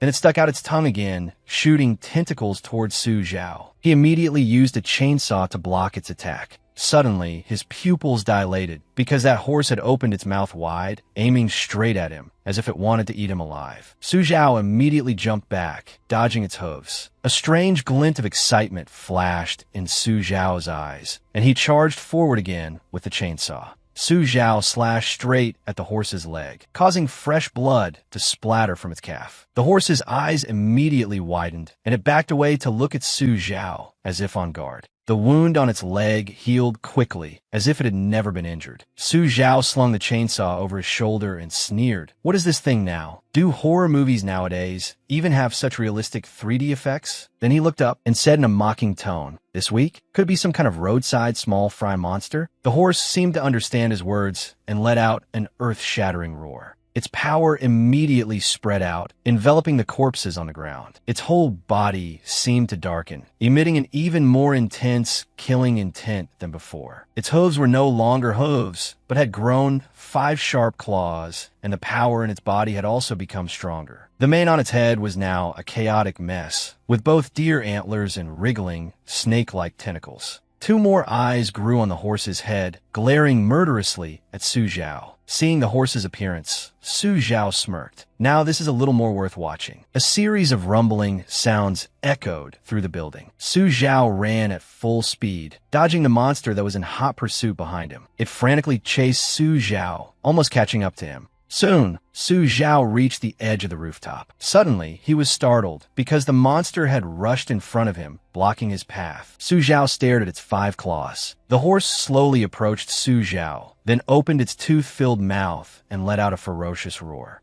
Seeing the monster charge at him, Su Zhao remained still, the corner of his mouth curling into a smile, because the clown had appeared behind him at some point. He threw a piece of cloth forward, and dozens of cards flew out from the cloth in all directions. The monster immediately froze. An extremely long rope wrapped around its neck, yanking it backward. That rope also wrapped tightly around its ankles, making it unable to move. A girl dressed like a superhero appeared in the air, her hands gripping the rope tightly, squeezing it and making the monster scream in pain. She looked angrily at the scene before her. At this moment, Jason immediately rushed forward, holding a club and smashing it straight onto its head. A crisp crack echoed in front of Su Zhao. If that wasn't enough, behind him were dozens of people waiting for orders. They stared with bloodshot eyes, glaring at their prey. In the blink of an eye, the horse's entire body was completely destroyed. Su Zhao smirked coldly. "My bad. I forgot to tell you. I'm a veteran hunter, HR 999. Elsewhere, someone angrily slammed the table. He looked at Su Zhao's ruthless face on the screen, frowned, and shouted, "How can this be?" Su Zhao stood before the monster. It looked at him with hatred, then struggled and roared. The light it emitted made it impossible for Su Zhao to open his eyes. By the time he could react, it had already fled. He said, "It got away that fast." The man made up like a clown walked up behind him and asked, "It seems this place is truly extraordinary. Let's put our business aside for now. I'm afraid that guy has already fled to another horror movie world. Should we chase him?" He replied, "Up to you." And so, Su Zhao also stepped into another world. He smiled and said, "Looks like this is going to be troublesome." That monster was fleeing from him, passing through a spatial portal to another world. It landed on the ground and let out a majestic roar. From the light it emitted, countless Jiangshi hands reached out. From underground, many Jiangshi crawled up, obeying the monster's command. After it was done, it continued to flee. He arrived at the place Su Zhao had just passed and scanned the area. 3 dolls were sitting there. Seeing him, they suddenly panicked. He walked up to the Jiangshi king. That monster ran frantically everywhere, but Su Zhao could still keep up. After a while, it stopped. He said, "You're pretty fast. This game of cat and mouse is getting a bit boring, isn't it?" As he finished speaking, a magic arrow appeared in his hand.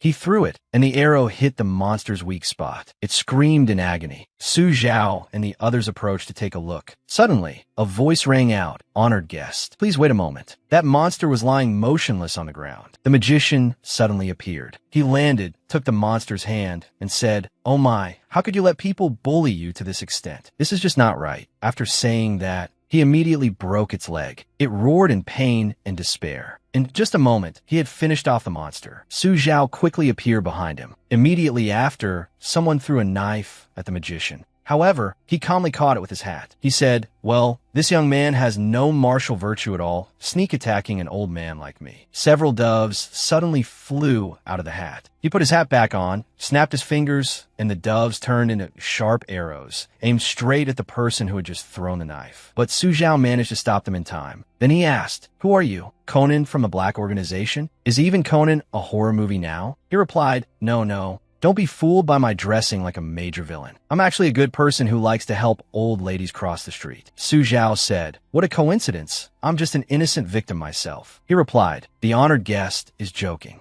As I see it, you nearly killed the gatekeeping cat that I painstakingly raised with a spell." Then he tapped his cane on the ground, and all the clones immediately disappeared. He said, "The resentful energy here is constantly decreasing. It seems the honored guest truly has something special about him. But unfortunately, this petty attack is useless against me." After speaking, he flew up. "Furthermore, if I make a move, you will have absolutely no chance of returning to your original world." After speaking, he conjured giant horror film reels and said, "The things you've encountered before were just the tip of the iceberg. There are over 300 cursed films here. You can't possibly deal with all the monsters, demons, and serial killers inside." From within the film reels, countless monsters appeared. He let the film reels float, looking down below. The monsters appeared one after another. He laughed smugly. Useless. This kind of weak attack can't possibly deal with this endless sea of monsters." Su Zhao was deep in thought. After this guy appeared, the monsters here were clearly stronger than before. Is he the mastermind behind all this? Then he observed the surrounding situation. Suddenly, the magician appeared behind him and said, "Looking around like that is not a good habit. As I see it, you are the source of this army of ghosts." However, he dodged and asked, "Are you the final boss?" He replied, I wouldn't dare. I'm just a 996 worker."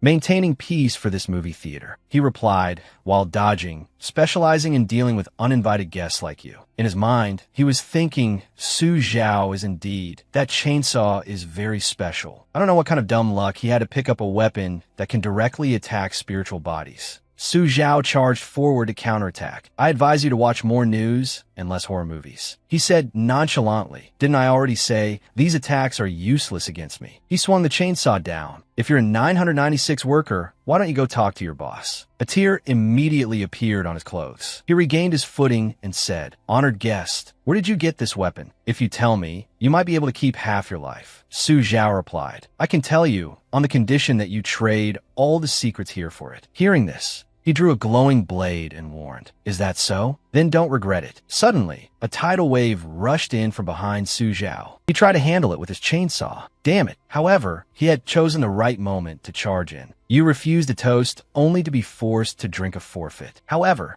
Su Zhao had grabbed his cane. He sneered mockingly. Well, just a little joke. The cane immediately turned into a stuffed rabbit. He asked, could it be that someone actually took the bait? No way. No way. The magician was astonished. You, how is this possible? Then he ordered the monsters, go charge for me. All of you charge. Kill this guy. But the forces behind Su Zhao were no less formidable. Seeing this scene, the magician said contemptuously, are you even human? But to have made it this far is not bad. I'll reluctantly give you a compliment. The two sides immediately clashed in a chaotic battle. But Su Zhao stood firm as a rock, sending all enemies flying. He looked at him, radiating killing intent. He was startled with fright, thinking to himself, abnormal, completely abnormal. Is this really a person? This guy looks more like a monster than I do. So he decided he could only use his final trump card. He shouted Titan, and a giant monster appeared. Su Zhao still stood there calmly. Then, he was immediately frozen. The magician approached to inspect. Can't move anymore. Can you? Is this all you've got? Then he burst out laughing. However, he was immediately grabbed by the collar and lifted up. Su Zhao said, please, how could someone fall for the same trick 3 times? He said with interest, thank you so much. I didn't expect you to walk right into the trap. The magician struggled to get free. How is this possible? Both my clones and teleportation are useless. He clearly doesn't have that chainsaw. Why? He suddenly realized, could it be? No, impossible. Su Zhao answered, were you just thinking about boring questions like how I can still attack you even though I'm clearly not holding a weapon? He asked, hey, let me tell you. Have you been reading too many item-based novels? After speaking, he punched him in the stomach. Then he said, the opportunity has come. I happen to have a question for you. Su Zhao opened the system and did something. He saw the system panel and was startled in terror. Seeing him like this, Su Zhao asked, so you can see it. I'm also very curious. What did you see? The magician replied, you're a monster. Do you know what a huge mistake you've made, coming to our territory to cause trouble? He said in a panic, if you keep causing trouble like this, Lord Baiji will absolutely not spare you. However, Su Zhao said fearlessly, you can eat the wrong food, but you can't just say whatever you want. Originally, it was very difficult even for me to find all the monsters from so many movies. But you, on the contrary, gathered them all, saving me a lot of time. He picked up a pair of pliers and threatened, who is Lord Baiji? Tell me now. He placed the pliers on his tooth and said cruelly, if you're lucky, I might let you all die together. After that, red syrup flowed out. Elsewhere, the girl wearing a cat mask was limping. She tried to walk toward the room, saying, well, I miscalculated. The first mission has failed. So embarrassing. I have no face to see my senior anymore. She stood before the door, then broke the seal and entered. A person with a pumpkin head was tied to a bed. He called out, oh, it's you? Why are you here? Are you here to save me? Where's the young doctor brother? He said, this place used to be full of monsters. I don't know why they all went crazy and ran out just now. Seeing no reply, he asked, little sister, are you trying to run out? Damn it, my head is so dizzy. I can't remember anything. The girl picked up a book and said, this is my vision suddenly blurring? Then she collapsed to the ground. Mr. Pumpkinhead called out, little sister, what's wrong? Don't die. I'll take you to find the young doctor brother. He said in a panic, he can definitely cure you. Elsewhere, a mysterious red-haired girl appeared. A car and a large motorcycle were parked there. A blood-stained piece of paper fell to the ground. Zhao met Su Zhao. She reached out her hand, and suddenly the illusion disappeared. She wondered, what the hell is this place? A horror movie? Since when did Wuzhou City have this place? Night fell, and everything was pitch black. Zhao held a flashlight walking with a tremble. Believe in science. Believe in materialism. There are no ghosts, no demons. If there are, I'll shoot them dead. 1 + 1 = 2. 2 + 2 = 4. F = m dot E = m dot c squared. Then she shone her flashlight on a line of text, and a deadly message appeared. She cursed, "Damn you, Su Zhao. First you were all mysterious, and then you run off to this spooky place." On the other side, the magician was begging for his life. "Please stop. I'll tell you anything you want to hear." Su Zhao immediately threw him to the ground. He said in a panic, "You really don't know Lord Baiji? With such power, such strong weapons, and such a formidable army, you can't possibly be from some unknown spirit domain. Could it be?" He pulled out a knife and replied, "I don't know what you've misunderstood, but don't forget your place. I have no reason to answer your speculations." Then he stabbed the knife straight into his palm. "My patience is limited. I hope you can use something a little more scientific to explain to me what exactly Baiji and the spirit domain are." He screamed in pain and confessed, "Big brother, stop joking. How can science explain these things? Lord Baiji is the spirit master here. All spirit bodies are under her control." He told of a creature resembling a whale. "No one has ever seen Lord Baiji's true form. It's only known that she is a strange beast from primordial times with heaven-defying abilities." Su Zhao interrupted, Stop. I don't need you to recite the settings of a prehistoric fantasy novel. What I mean is, was this movie world created by Baiji's power? If that's really the case, why hasn't she intervened when things have gotten so chaotic over here?" He replied, "Lord Baiji fell into a deep sleep a long time ago, cutting off all contact with the outside world, leaving behind only a wisp of divine consciousness." He asked, "In other words, you're basically a fox borrowing the tiger's might. Baiji isn't your backer at all. You guys are just using the assets she left behind for your own private gain." After saying that, he stood up, holding the knife with a vicious look in his eyes, and said, "So, if I get rid of you, Lord Baiji won't punish me, but will thank me instead?" The magician immediately backed away in fear. "Stop. I know more information about the spirit domain. A character like you must have a noble background, but lost your memory due to an accident. I can help you with this problem." Su Zhao asked, "You're saying I have amnesia?" "Unfortunately, I remember my childhood very clearly." After saying that, he immediately lunged at him with the knife. He screamed, "Impossible. If you're not from the spirit domain,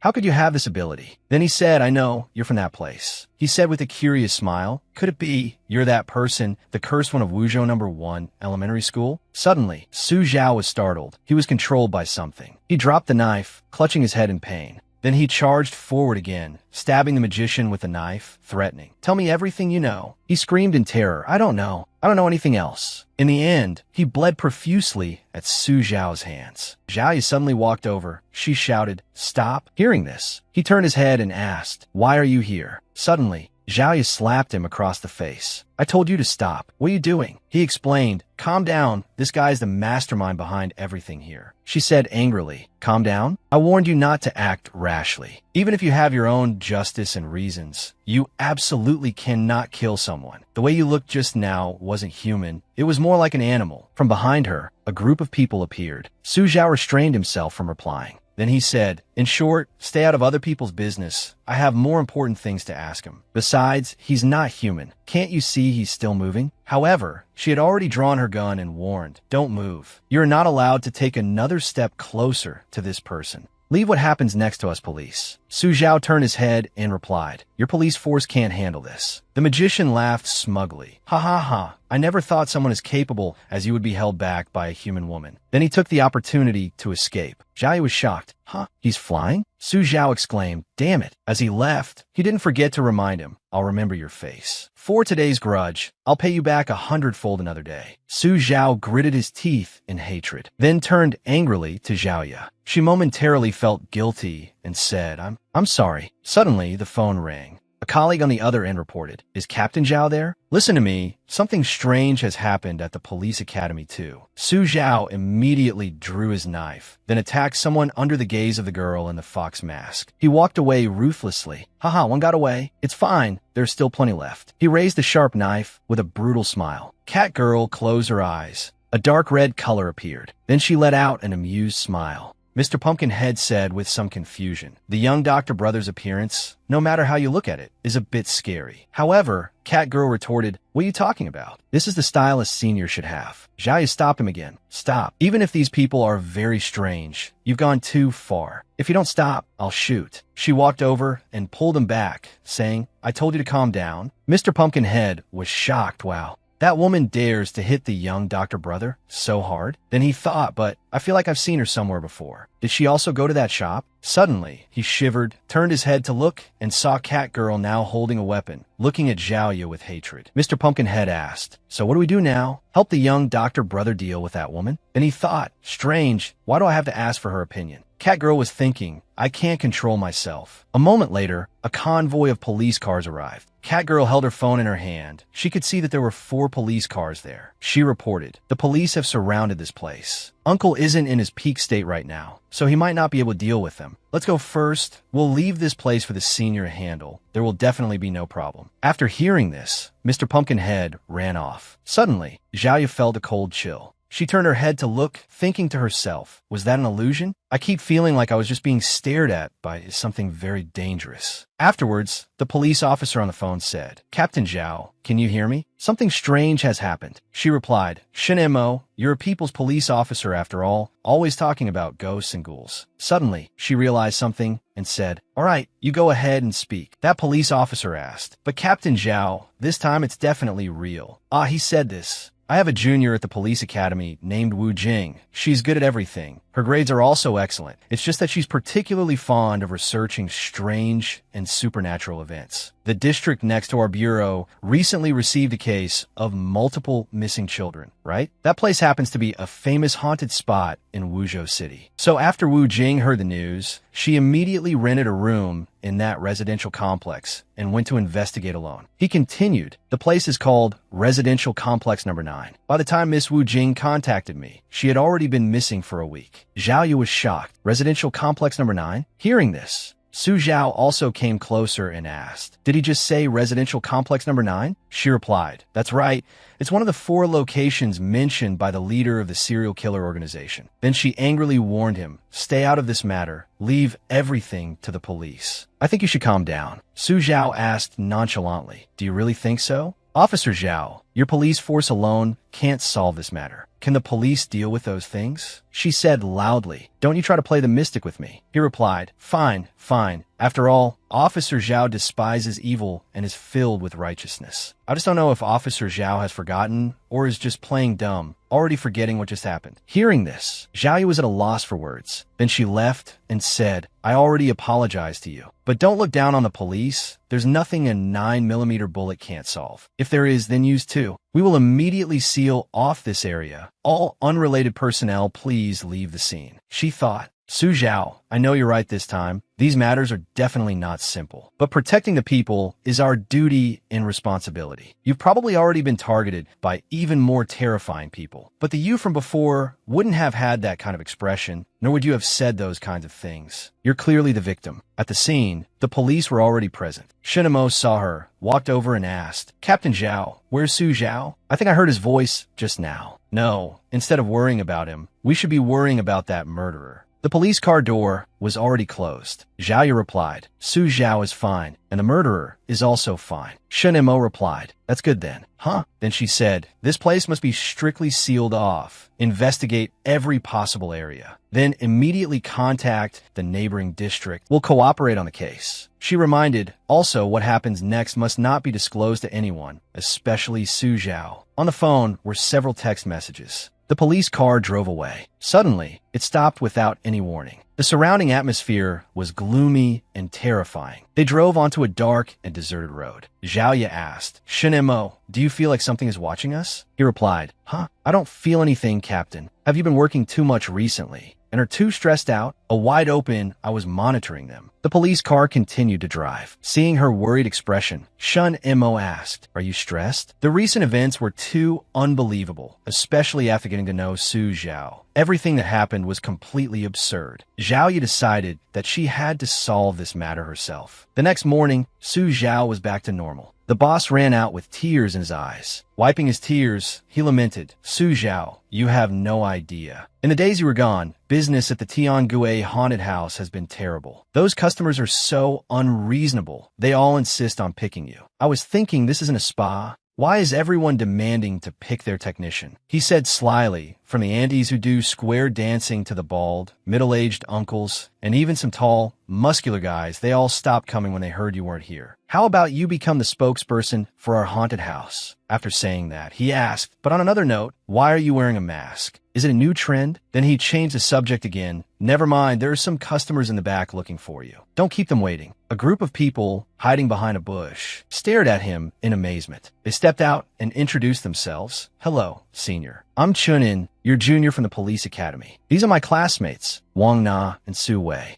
We came here today to ask for your help with Wu Jing's case. He replied coldly, I graduated many years ago. What juniors could I possibly have? Chunin said, don't say that. It was Senior Shun Mo who sent us here. He said you could definitely help us. The blonde girl next to him asked rudely, wait, even though Senior Shun Mo recommended him, do you really think this weirdo in a mask can solve Jingjing's problem? After all, is he really the legendary Senior Su Zhao? Could he be a fake? Chunin stepped forward to examine him, walking a full circle around him, staring intently. Then he came to a conclusion. It's really him. This is Senior Su Zhao. The girl said angrily, damn it, how can you be so sure? The boy with glasses spoke up. Compared to all that, this physique, this style of dress, this demeanor, plus the workplace, I've also reached a conclusion. This senior's true identity is the silent protector of Wuzhou, the greatest shadow, the most terrifying maniac and murderer. The girl was petrified on the spot, then her attitude did a 180, and she became a fan of Su Zhao. She excitedly ran over and asked him, are you really that person? Su Zhao then covered her mouth with his hand. Are you guys here to hold a fan meeting or perform a comedy sketch? Isn't your classmate missing? If you don't have any information about residential complex number 9, then go home. Chunin quickly explained, sorry, senior, it's like this. They entered a coffee shop and sat down. Chunin took out a book and said, Wu Jing had a habit of taking notes. On the third day after she went missing, we got this notebook. Wu Jing's favorite thing was to research true murder cases or horrifying supernatural events in Wuzhou City. The notes say that residential complex number 9 once had a serial killer who would dismember his prey in his own bathroom. And the bathtub in the room Wu Jing rented was that very same bathtub. Wu Jing also investigated its origin and discovered many more unusual phenomena in residential complex number 9. For example, children's laughter could be heard in the 4th floor hallway in the middle of the night, and 2 red-haired girls on a 3rd floor balcony would often wave at people. But in the end, Wu Jing didn't find the missing child. Not only that, she herself also vanished without a trace. The last few pages of the notebook were torn out, leaving only these lines. He asked worriedly, this is all the information we have. Senior, what do you think? Su Zhao looked at the notebook and thought. A bright red system interface with an analysis panel appeared. He replied, I'll take this notebook. We move tonight. The girl said in astonishment. Tonight? Moving tonight? Isn't that very dangerous? Su Zhao explained calmly. How did you study criminal psychology? If you don't look for serial killers at night, do you expect them to commit their crimes in broad daylight? After speaking, he added, you all should go home too. Remember, don't travel together. Chunin asked, Senior, what you mean is, he advised, one more piece of advice for you all, change the SIM cards you're using immediately. On a nearby rooftop, Miao Nu was watching them, looking at a tablet screen that showed them in the coffee shop. She said with amusement, oh my, have I been discovered? As expected of a senior. A countdown to the bus's arrival also appeared. The boss tearfully clung to Su Zhao's leg. He got on the bus. A man was sitting on the bus, and next to him were many giant plastic bags. The man smiled meaningfully. Su Zhao went to the last row and sat down. The bus started moving. The bus drove on until dawn. The driver grumbled, damn it, this residential complex number 9 is always undergoing some kind of renovation or expansion. The air is so bad you can't see a thing. They continued forward. Suddenly, a heavy rain began to fall. The man whistled, the mysterious plastic bags still at his feet. Only the 2 of them were on the bus. The driver announced, final stop, residential complex number 9 has been reached. Residential complex number 9. The other man stood up to leave first. As the man reached the door, Su Zhao suddenly walked over and asked, "Are you also from residential complex number 9? Want to share an umbrella? It's pouring." Su Zhao and the man shared an umbrella, but he didn't cover the man, causing him to blurt out, "Oh, come on." The man cursed angrily. "Damn it, do you even know how to hold an umbrella?" Su Zhao didn't answer. Then he asked, "What, you got a problem with it?" The man replied, No, I mean the wind is really strong tonight. How about I hold the umbrella for you? You look a bit unfamiliar, brother. Did you just move in? If so, I'd advise you to move out soon." Su Zhao asked mysteriously why. "Because there are a lot of perverted killers here." The man replied in a panic, No, you've misunderstood, brother. This is a society ruled by law. There are no serial killers." Su Zhao immediately asked, "Is that so? Then the activated charcoal and deodorizers you're carrying to eliminate smells, the barrel of lime to dissolve bodies, the pesticides to destroy evidence. I must be overthinking things, right?" A person on a building rooftop observed and reported, "Big Brother, resident number 13, was seen bringing an unknown subject into the complex. Should we deal with them?" Including the 4 from earlier, there seemed to be a few too many people entering the complex today. The person on the other end of the line replied, "They're just a few kids. No need to pay them any mind." He thought to himself, "Big Brother, oh Big Brother, I really have to thank you. If you hadn't arranged this stupid mission, I probably wouldn't have found such a golden opportunity to rise to the top so quickly." In that kitchen, a person was lying listlessly on the ground. The chef in the wooden mask took hold of that source of power and said, "As long as I grasp this power, I can become the true ruler of Wuzhou." On the wall, Wu Jing, covered in blood, was tied to a cross. He turned around and said, "The only trouble is this woman. Who would have thought she's a police academy student? If the police keep investigating, it will be difficult to handle. But so what if they're cops? As long as they don't know the true power behind this place, I'll make sure they come in, but never leave." The man led Su Zhao to a room. "Be big brother. Please come in." He recalled, "You want to play? I'll play with you. This place is indeed." As soon as they entered, the man kowtowed and begged, "Big brother, it's been so long since I've met someone as warm-hearted as you. I'm so scared. You have to help me." The man recounted, "Over a month ago,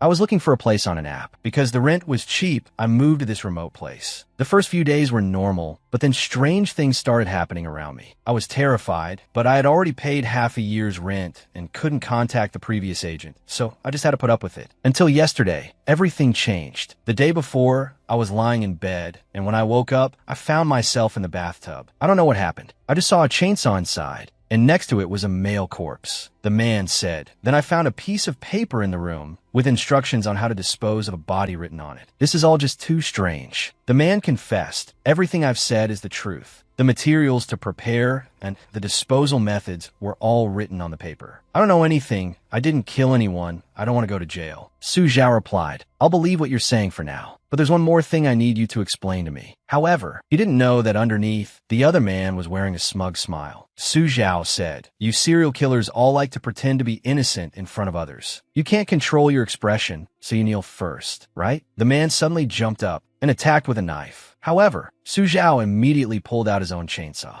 The man was stunned in astonishment. Then Su Zhao began to threaten him. "I'm asking you, do you know about the girl who went missing from room 504? The man was still pinned under Su Zhao's foot. Speechless, Su Zhao said ruthlessly, "Not talking, are you? Then I'll just have to send you to hell." A wisp of green smoke appeared above their heads. It observed the situation, then became shocked and horrified. Then it ran back to the group of students from the morning. They were playing cards. A pair of threes, a pair of jokers. "Hey, did you two hear something?" They discussed. "I think I heard someone calling for help from the next room, and the sound of chainsaw. It's probably just the neighbors watching the Texas Chainsaw Massacre." They were curious. But why was he calling for help in Chinese? Who knows? Maybe it was the dub version? The boy with glasses asked curiously, "Compared to that, didn't our senior tell us not to get involved in this? Is it really okay for us to be here?" They continued playing cards. A pair of fours. Will Senior Su Zhao really come? A pair of jokers. How many classes do you think we've skipped for Wu Jing's sake? If we don't achieve something big, our course credits will be toast. Whether he comes or not, we've already asked Senior Shinmo for help anyway. I heard that Senior Shinmo's female superior is a human-shaped destroyer who can take out 3 tiger monsters with 1 shovel strike. An enemy this vicious, leaving it to her will definitely be no problem. Killing tiger monsters is illegal. Is it appropriate for a police officer to be the queen of the underworld? You're talking about that officer named Zhao? I've heard about her too. She's the true queen of the Wuzhou underworld. At the police academy, Zhao Yu was angrily slamming the table. Chief Wang, however, was happily watching something. Zhao Yu roared angrily. Chief Wang, I've made myself very clear to you. Please immediately dispatch forces from the sub-bureau to coordinate with our operation, to search for the reserve police officer Wu Jing and the children who may have been murdered. However, he replied with little concern. What? What do you mean you've made yourself clear? Officer Zhao, calm down first. Wait until I've finished watching Jia Xin Chan's live stream. Besides, even if you suddenly run over here demanding to dispatch personnel for some coordinated operation, you can see we're very busy here too. Zhao Yu gritted her teeth and said loudly, Wang Lao Ji, I'm not joking with you. This matter concerns the life of a future police officer and over a dozen children. If something really happens, you will be held primarily responsible. He also got angry and confronted Zhao Yu. Let me tell you, although you're valued by the higher-ups, you're only in charge of the Jinan district. It's not your place to come here and boss people around. He added, although residential complex number 9 is chaotic, has poor security, and frequent violent incidents, and there are strange rumors, it is also one of the Wuyao district's civilized complexes this year. I don't believe anything illegal would happen there. Then the two of them put their heads together and argued. In the end, you've achieved so much, but still haven't gotten a raise or a promotion. Don't you understand the reason why? Don't you dare lump me in with you. What does this have to do with salary? Shunimo stepped in to mediate. Captain Zhao, Chief Wang, there must be some misunderstanding here. Both of you, please calm down. Then he handed a ticket to Chief Wang and said, Chief Wang, this is a limited edition handshake event ticket for Jia Sinchan. Please calm your anger. The neighborhood was gloomy and dark. A group of students was still engrossed in a card game. Suddenly, a girl's upside-down head poked in a watch. She looked at them with amusement from her inverted position. It turned out she was hanging upside down by hooking her feet onto the railing. Su Zhao, standing beside her, said, Miss, although I don't mind personal hobbies being freely developed, I still hope you'll pay a little attention to your image. So she immediately pulled herself back. But someone in the group had noticed. He said, did you guys see that? Just now. It looked like a woman's head flashed past the window. The blonde girl replied, Huh? Have you been watching too many horror movies lately and started hallucinating? She went outside to check, looked around at the pitch-black surroundings, and then confirmed, see, there's nothing there after all. The other guy, still suspicious, said, Hey, is that the sound of a chainsaw again? She replied, with so many chainsaw sounds, is the whole building dismembering bodies or something? Stop talking. Hurry up and let's play a round of Vinny. They continue to chat, but Senior Su Zhao is so slow. Didn't he say he'd come tonight? It's been over an hour now. Have you guys noticed a serious problem? What problem? It seems we have no way to contact Senior Su Zhao. At this moment, the other girl was fearfully trying to placate Su Zhao. Hey, big brother, let's talk things over calmly. Can you not pull this thing out at the drop of a hat? I can agree to any request you have. He aggressively approached and asked, Do you know Wu Jing? I'm talking about Wu Jing, the long-haired girl who lived in your residential area, previously in room 504. She stammered in reply, Comrade officer, we only killed a few chickens to make a living. Have you comrade officers already got your eyes on us? She suddenly remembered something and replied, Oh, you're talking about her. Then she answered, I don't know. So Su Zhao picked up the chainsaw again to threaten her. She immediately trembled and replied, Wait, that didn't count. Let me think again. As expected, I still can't remember. She cried and begged, don't kill me, don't kill me. Although I don't know, I know someone who knows where she is. Su Zhao looked at her without saying anything. Then she showed him the way. They entered a dark corridor. Su Zhao asked suspiciously, We've already been down this path. The girl, now scared again, replied, Don't hit me. I'm really bad with directions. I can't remember the way at all. As they were looking for the way, someone was secretly watching them. Su Zhao turned around to check, but he didn't see the person. Then he inserted a key into a room's door. He turned the lock and opened the door. The girl went in first, saying happily, I remember now, the person here is Sister Shaolin. However, the person in the room immediately blocked the door. The girl asked in confusion, Wait, why did Sister Shaolin close the door? It's me, what's my name again? The girl inside replied, You've got the wrong person. There's no one named Lin here. No, that's not right. There's no one here at all. The brown-haired girl retorted, Isn't there clearly someone here? Su Zhao, wearing a mask, stepped forward. The red-haired girl named Lin immediately said in terror, Don't come over here. Don't look at me. Su Zhao forcefully restrained her, and she screamed, Don't. I don't have the face to see anyone anymore. He cornered her against the wall. However, her face was a complete pitch-black void. They stared at each other, stunned. The brown-haired girl asked tearfully, Sister Shaolin, how did you end up like this? She replied, that's why I told you, didn't I? Besides, who is Sister Shaolin? Then she asked angrily, and why did you bring this man here? Men are no good. She began to lament, back then, to scare a tech guy. I even specifically found a room where a female tenant had hanged herself, disguised myself as her, and waved to entice him every day. For a whole week, I waved at him every night, but he didn't react at all, not even saying hello to me once. After that, the nosy neighbors reported the room of the woman who hanged herself, so I had no choice but to cover my hands in ketchup, go to his window in the middle of the night, and knock on the glass to let him know I was still here. As a result, the next day, that guy moved away.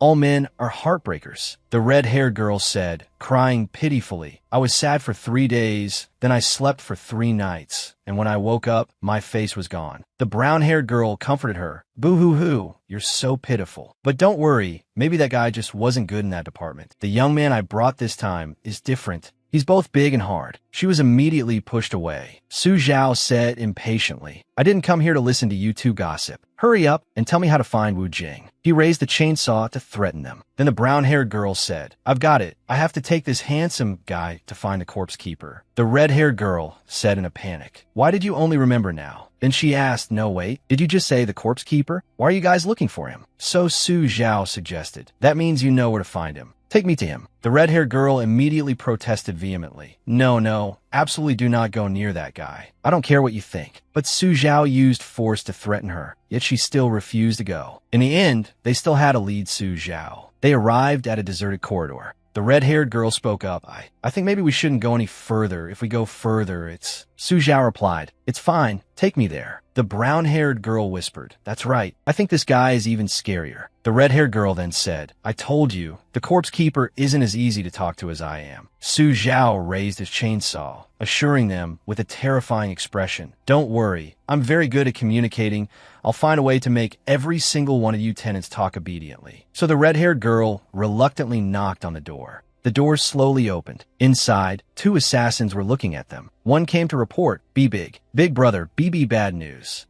Outside there are a lot of cops. The other one immediately slapped him and said, what are you yelling about? What with all the stuttering? Can't you see Big Brother is busy? Then he approached the chef wearing a wooden mask and said, Big Brother, just leave this to your little brother. It's just a few cops. I can guarantee they'll come, but won't. He was watching the police on the surveillance monitor. All right, since the police have already come to our door, I'll leave this for you to handle. I'm still busy grinding for points here. Then he looked at Wu Jing, who was hanging on the wall. He picked up a scythe, held it to her neck, and asked, next, you've held out for a very long time. Speak, where's the last sheepskin scroll? Elsewhere, someone was sitting and building a card tower. She was happily placing the last card. Suddenly, the tower shook, then collapsed. Su Zhao aggressively pushed the door open. The girl regretfully pointed at the pile of cards. Then she asked angrily, who are you? Did you bring a corpse without making an appointment? You've ruined the tower I worked so hard to build. Su Zhao said, you're the corpse keeper? I have something to ask you. She replied, hey, you can't see me, no, I don't care. You have to rebuild the tower for me first. After saying that, she enlarged her body to threaten them. If you can't do it, the brown-haired girl complained. I told you to be gentle. It'll be a lot of trouble if we accidentally anger this person. Su Zhao said, is that the only request? He called for Xiao Bai, that clever little fellow. Then the little fellow flew out, circling the room, and then swept past the pile of cards. In an instant, the pile of cards had turned into a tower. Both the brown-haired and red-haired girls were stunned. The corpse keeper said in admiration, amazing.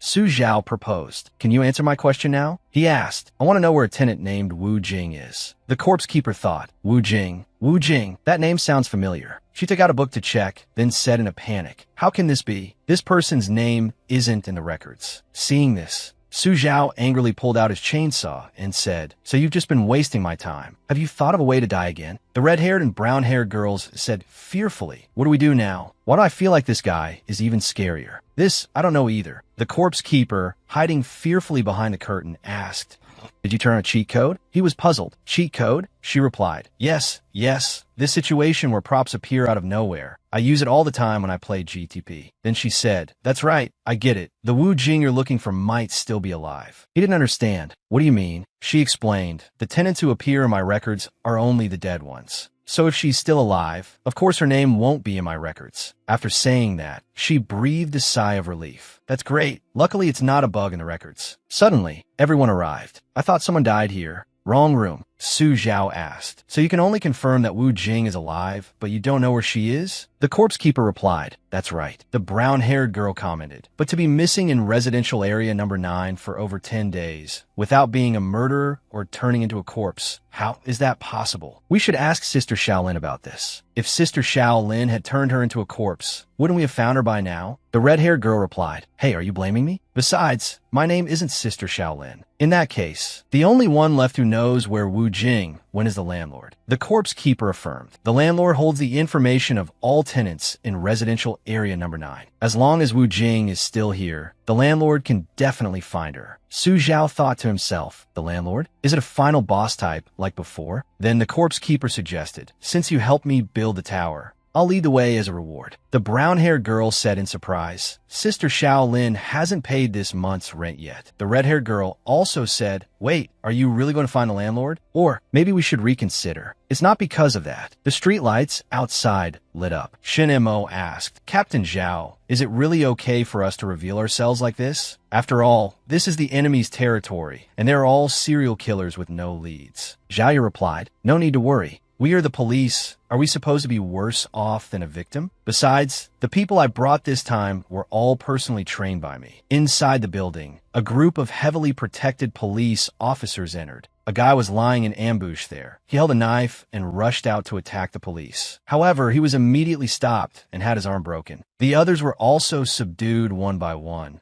after another, with no one left. However, they still missed one guy. He was reporting his second brother. The cops who came today are definitely not normal. They're all like monsters. Suddenly, a hand reached for him. He screamed, second, help him. Me? The person on the other end of the line grumbled. It's all garbled. I can't hear anything clearly.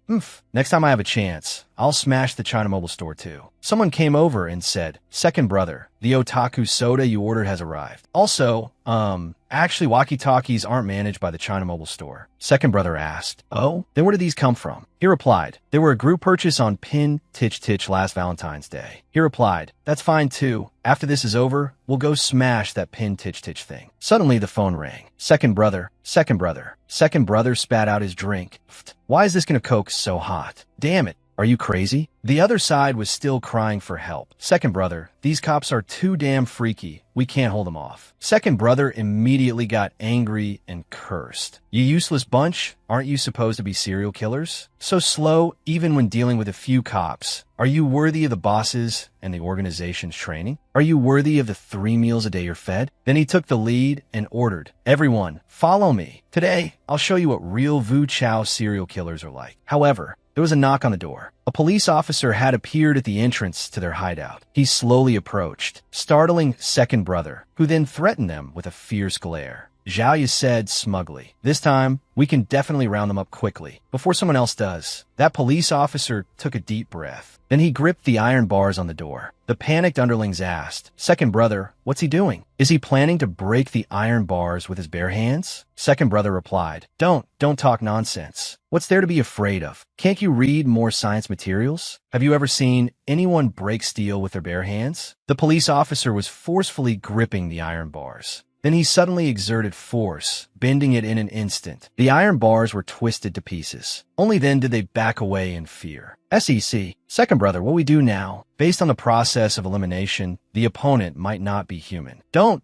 panic. Let's retreat first. Second brother urged everyone. Do you understand human language? Hurry up and retreat, fall back. You jinx, get out of the way, let the leader go first. For some reason, as he was leaving, he said, according to you guys, I'm not scared. This is called a strategic repositioning, understand? Forget it. It's useless talking to you uneducated fools. I have another plan, derived from Sun Tzu's Art of War, that can easily resolve this situation. He thought of Zhao. To catch bandits, first catch the king. Shinemo spoke up and asked, Captain Zhao, I don't know if it's an illusion, but do you see something very strange? Zhao's sharp gaze swept over. He immediately asked, It's a decoy, right? She replied, I see it. It could be a decoy. He warned, Captain Zhao, that's a trap. She replied, Since it's a trap, shouldn't we just walk into it? There was a trash can there. They were hiding in another corner, observing. One of them said cheerfully, Second brother, your move is brilliant. The opponent's leader is a woman. You can tell at a glance, she's a useless vase who climbed the ranks through unspoken rules. As expected, this stupid woman took the bait. He replied, Of course, your second brother has been well-versed in military strategy since childhood and has navigated the underworld. I still have this basic judgment. Suddenly, the trash can ran away. The underling asked, Wait, second brother, look, something seems wrong. Zhao was chasing it in a freaky way. They realized and got scared. What's wrong? Don't scare yourself all the time. Oh my God, quick, close the door. The trash can ran into the building, and Zhao flew in pursuit. She sent the door flying with a single punch. They were stunned. Oh my God,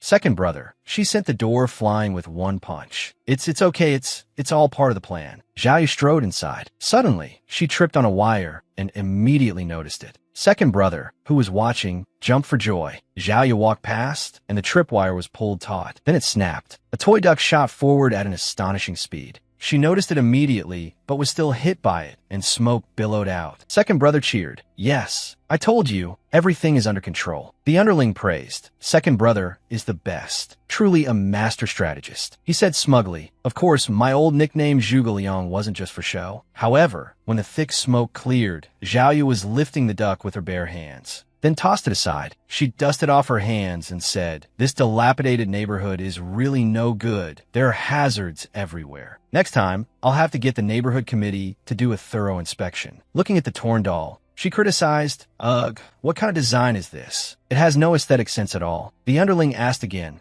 Second brother, this is also part of the plan, right? He tried to justify, Of course, this is just the warm-up. It would be a shame to end it like this. Let's retreat for now. I prepared plan B. Yes, plan B. At this moment, the group of students was still playing cards. They were chatting happily. Can't beat it. Yours can't be beaten. Hers can't be beaten. His can't be beaten. Shannon asked again, Do you hear someone talking? The girl replied, Is it just the spirit of the cards? Suddenly, the door was kicked open, and second brother said loudly, Damn it, are all the cops in Yunnan monsters? Let's find a place to retreat to first. They stared at each other, stunned. Then second brother licked his knife and said, As expected of police academy students, your intuition is very sharp to be able to ruin my nearly perfect plan. But you won't escape. See this dagger? This is the blade of sloth, coated in deadly poison. A single touch is enough to send you to the underworld. Then he ordered, Tie them up for me. We can use them as hostages to hold out until the boss comes to save us. They were immediately surrounded. The three students didn't know what to do and had to obey. Second brother laughed smugly. Let's see what you've got to fight me with. Then he took out a megaphone and announced, Police outside, listen up, we are surrounded by you. If you don't want anything to happen to these people, don't act rashly. A spotlight shone on the three tied-up students. The three of them were tied up neatly on the balcony. Zhao said angrily, Damn it, these bastards dare to use hostages to threaten us. And they're going after kids. If you have any guts, come after me. Shinemo thought to himself, It seems they were already targeting you. Then he said, Captain Zhao, it's okay. These juniors of mine may act silly usually, but they actually have some skills.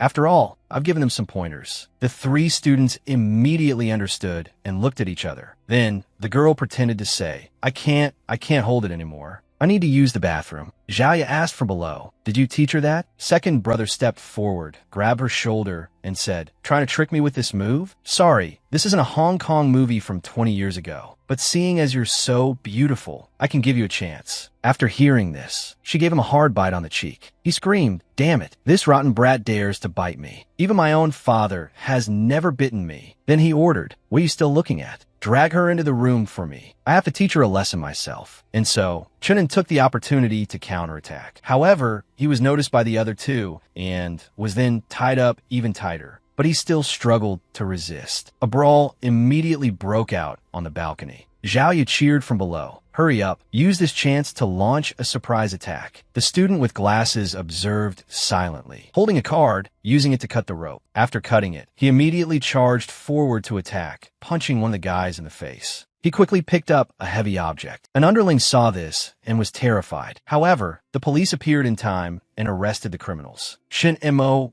breathed a sigh of relief. Xiaoya praised, "You guys did a great job." Second brother thought hatefully, "Damn it, these cops aren't normal. Why hasn't the boss come to save us yet?" While processing the scene, Xiaoya said, "I really wish Su Zhao could see this. It proves that even without using his extreme methods, problems can still be solved peacefully." On Su Zhao's side, they were following the mortician. They arrived at a mysterious area. The mortician's face was twisted and distorted. There were many wandering spirits around. They came to a mysterious passage. The mortician stepped in and chanted, "Go straight ahead, don't go down. Take 13 steps." The red-haired girl asked, "What is this?" "It's terrifying." The brown-haired girl replied, "I don't know either. Sister Shaolin." Su Zhao pushed both of them inside. They walked down a dark, mysterious, and somewhat gloomy corridor. Back on Xiaoya's side, she said to Shun Mo, "Something seems wrong." Suddenly, a door collapsed. All the police officers collapsed for no apparent reason. Xiaoya ran over and asked, "Hey, what's wrong with you?" Shin Mo said, "Captain Zhao, the situation doesn't look good." He looked at the staggering police officers behind them. The blonde female student was also affected. Warning, be careful of this thing. Xiaoya covered her nose and thought, "What is this? What on earth happened? A poison gas leak? That's not right." Second brother burst out laughing. "Ha ha ha, you foolish cops have walked right into our boss's trap, completely unprepared." He said smugly, "Our boss laid an inescapable net here long ago, just waiting for all of you to enter before activating the magic." Xiaoya asked in astonishment, "Magic? What are you joking about? Are you out of your mind?" He pointed straight at her and said, "Whether it's a joke or not, haven't you already seen the result? No matter how strong your combat power is, once your life force is drained, you're no different from trash. The people opposite you have already had their life force drained by the boss. Underlings, get them for me. Now is the time to counterattack." He supported one of them. He turned his head to look at the underling on the ground. Second brother, I'm not going to make it." Then he was also hit. What is this?" He muttered in disbelief. "Boss, could it be that even we..." The expressionless cook was flipping through a book. He said calculatingly, "This is it. This is the power." He chanted some gloomy incantations, then gave a wicked and savage smile.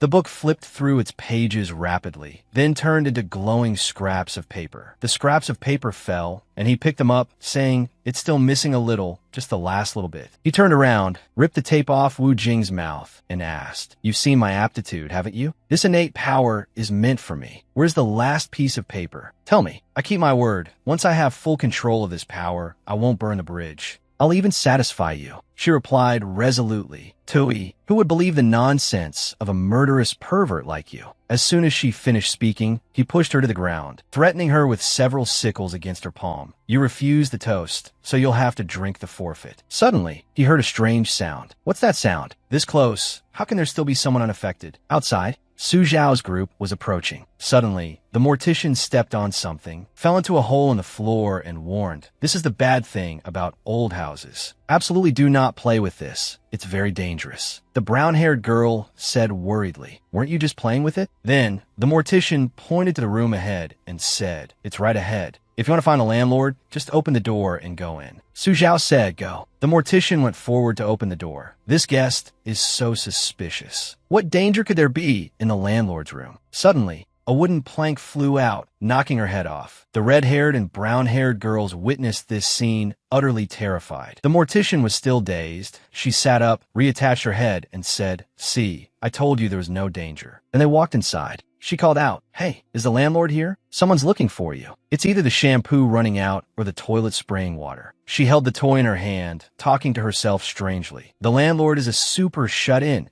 She said before that she had to beat the freaky difficulty of Super Mario. There's no way she's not home. Then she concluded, "I get it. This is a locked room disappearance case." The brown-haired girl replied, "But this isn't a locked room." Su Zhao suddenly noticed the scraps of paper. He spoke up and asked, "Were you the one sneaking around just now?" The piece of paper suddenly glowed. He held the paper over a lighter for a moment, and a line of text appeared on it. "Big brother, don't misunderstand. Let's talk this out. I'm just an ordinary piece of parchment." He felt suspicious. Why is this the same trick as that old man from before? Suddenly, they noticed another leftover piece of paper next to the candle. They leaned in for a closer look. I hope you can answer my question honestly. You know, I don't want anything unpleasant to happen either. The paper wrote, "Go ahead and ask, Big Brother. I'll tell you everything I know. I won't hide a thing." Tachiyu asked, "Do you know a tenant named No Tin? Where is she?" The paper replied, "You mean No Tin? How do you know her? I advise you not to look for her." Seeing this, Tachiyu dripped candle wax onto the paper. It screamed, "Ouch, ouch, ouch. I was just kindly advising you not to look for her." "Oh, that's too much." He asked, "That's none of your business. Just tell me where she is." It replied, "I don't know where she is. Only the landlord knows about this." Tachiyu asked, "That's also a question I want to ask. This is the landlord's room. So where is the landlord?" The piece of paper suddenly shriveled up, then replied, The landlord is already dead." "Wait, Big Brother, don't be hasty this matter. The people with you can also testify." The corpse keeper was doubtful. "Me? Let me think. Could it be that they don't even remember this? But this is also an opportunity." The paper spoke again. "I see. They might have lost their memories of that event. But I have another way. If you really want to find that person named No Tin, you can go check room 8848 downstairs." "Big Brother, this is really all I know. Please spare me. I just want to be an ordinary piece of parchment." After saying that, the text vanished and they left together.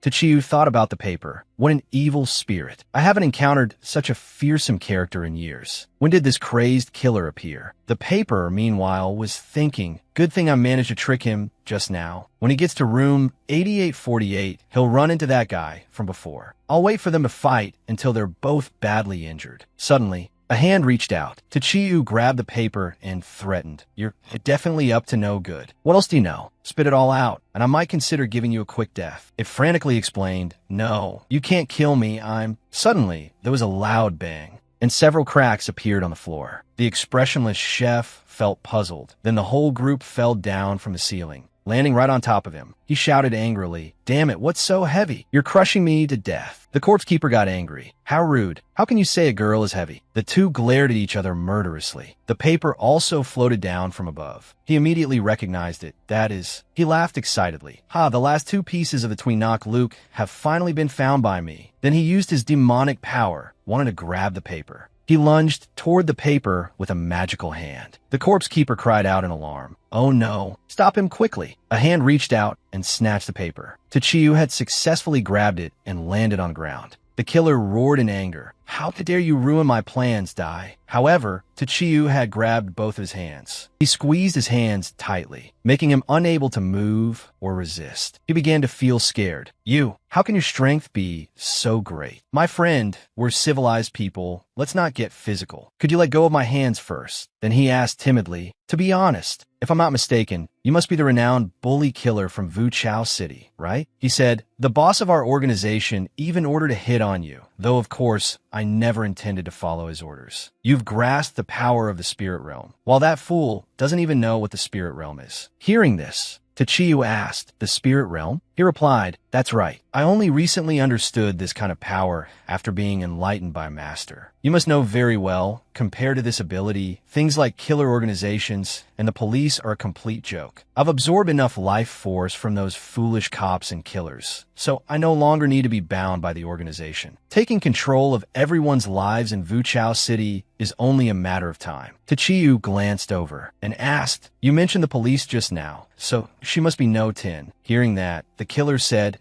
"You're with the police? Why do you have this power?" "You must be careful. This kind of power brings bad omens." However, Tachiyu ignored him, walked over to untie her, and said, "I don't know about any power. I only know that power in different hands yields different results." At this moment, the killer attacked again in a rage. "What a pity. I thought you were on my side. But now, all of you can just die." He aimed his attack at Tachiyu. Tachiyu immediately pulled out his saw to block it. Suddenly, No Tin said, "Something's not right." The paper had flown up. She shouted, "His target is the parchment." However, the paper had already flown towards the killer. He gave a meaningful smile. Then the pieces of paper merged, turning into a book. He took the book and flew up. The book emitted a strange green light, and his soul also left his body along with it. He shouted excitedly, "What marvelous power!" He burst out laughing. "Ha ha ha! Tremble, you mortals! Submit to my power!" No Tin said worriedly, What do we do now?" He actually succeeded. Then he looked down at Chiyu and said, haha, it's too late for regrets. Do you have any idea what the situation is now? But Chiyu provoked him. I know, you went from a bamboo pole to a hot air balloon. Noten didn't understand why he would still dare to provoke him. He was enraged. You dare look down on me? Then he attacked Chiyu. However,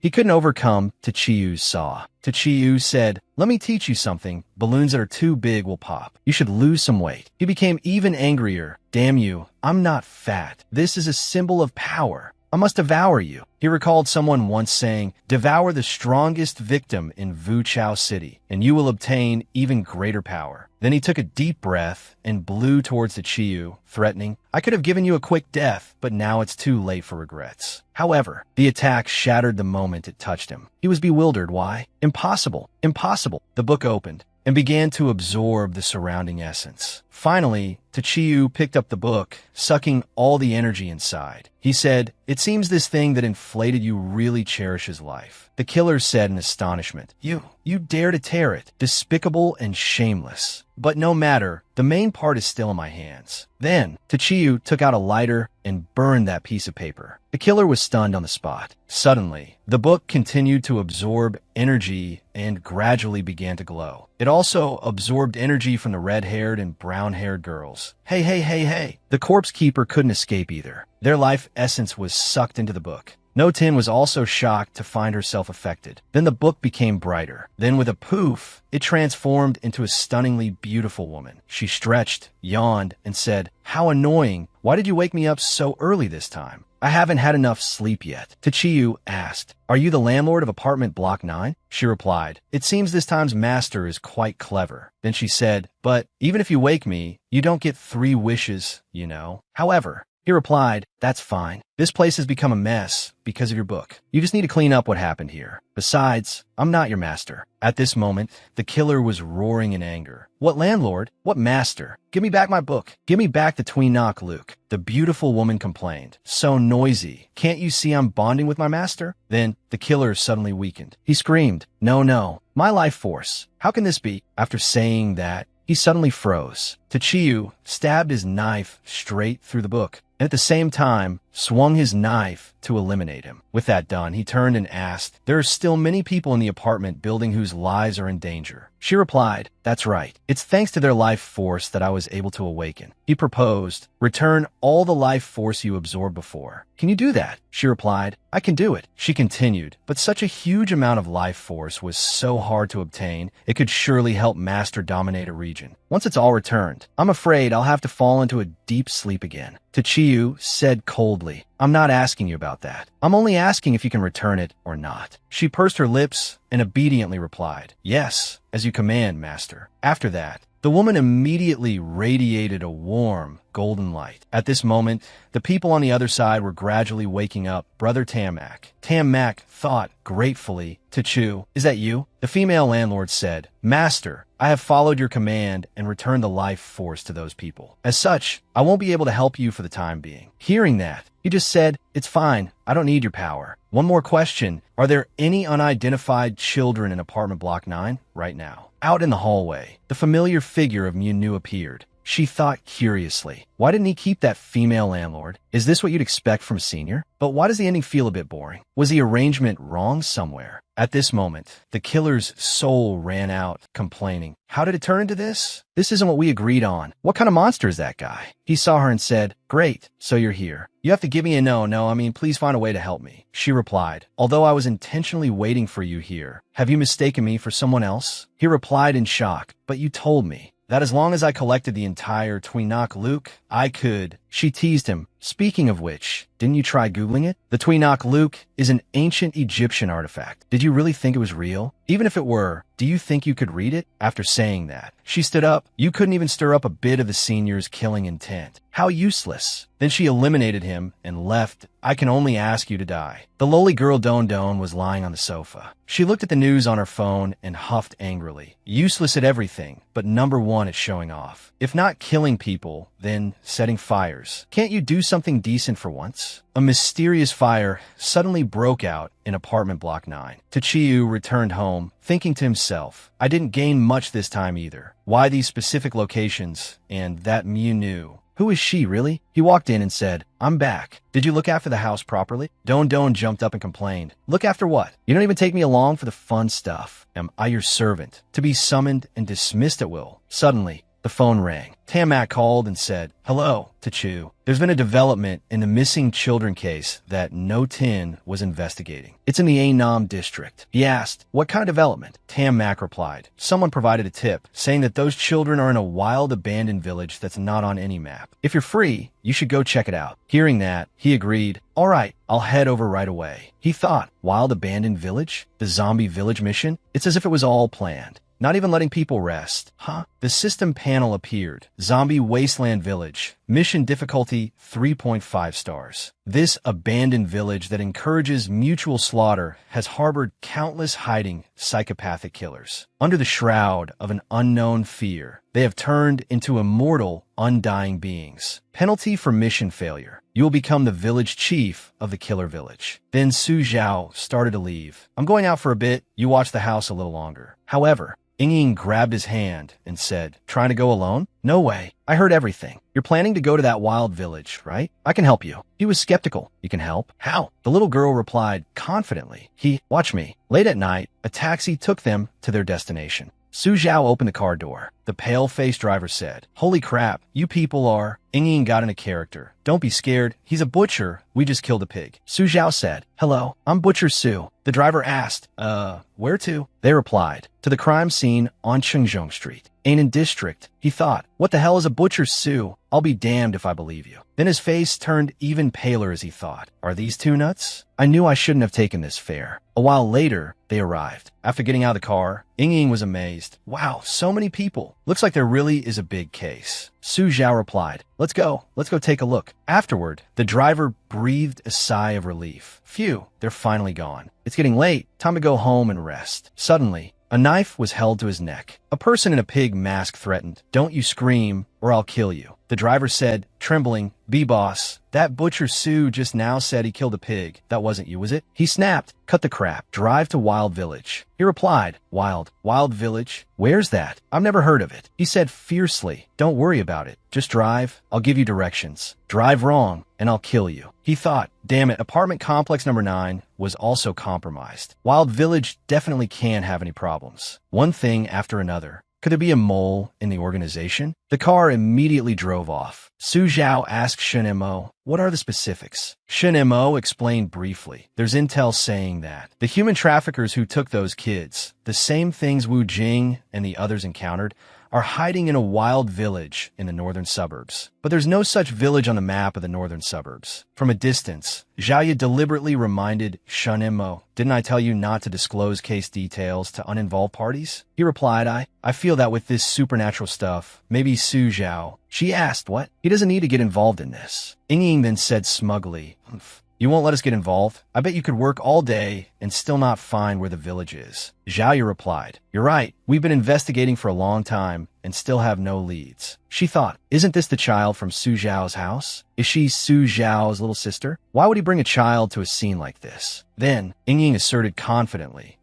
when it's crucial, don't you still have to rely on me? The little girl took out a video. In the video, a girl was saying, by the time everyone sees this video, I might have already met with misfortune. Legend has it that after 2 in the morning, driving on this road will make a non-existent road appear. And today, it's now 2:36 a.m. I want to prove the truth of this urban legend. Whoa, the non-existent road really appeared. And there's a village up ahead. I have to go check it out. Holy crap, what is this? I don't want to go anymore. Let me go back. A monster appeared and said, you can't leave. Then the screen went black. Ying explained, this is a video from an online friend I knew before. So I have to go too, otherwise I won't provide this clue. Zhao agreed, fine, get in the car. Let's go over there. A few colleagues said worriedly, they dared to get in Captain Zhao's car? I wonder if those two have insurance. Last time Captain Zhao drove a man to rush his mother with a heart condition to the ER, she drove so fast. The old lady woke up before they even reached the hospital. Another person said her son was so scared he had a heart attack himself. The 3 of them left together. Su Zhao said. This road has cars even in the middle of the night. Ying and Zhao Yu followed his lead. Overtake it. Then the two cars sped off, catching up to the other driver's car. He complained, "Hey, you dared overtake my car? You're disrespecting my title as the Speed King of Mount Xiaoming." Zhao Yu also accelerated, saying, "I'm already doing 160 and they're still chasing." In the middle of the night, is someone in their family dead and they're rushing back for the funeral? The pig-headed thug threatened, "Damn it, what are you doing? I feel the car swaying. Is it about to flip?" The driver calmly assured him, "It's fine, my friend. The tire noise is normal. Trust me." "Damn it, I don't trust you." Then he slammed on the brakes, suddenly realizing something. The thug in the back said fearfully, "Master, slow down. I'm not in a hurry at all now. I don't want to be reincarnated yet." But he replied, too late. He lit his cigarette and announced, "The brakes are out. There's a curve ahead. If you have any last words, say them now." The thug cried out in terror,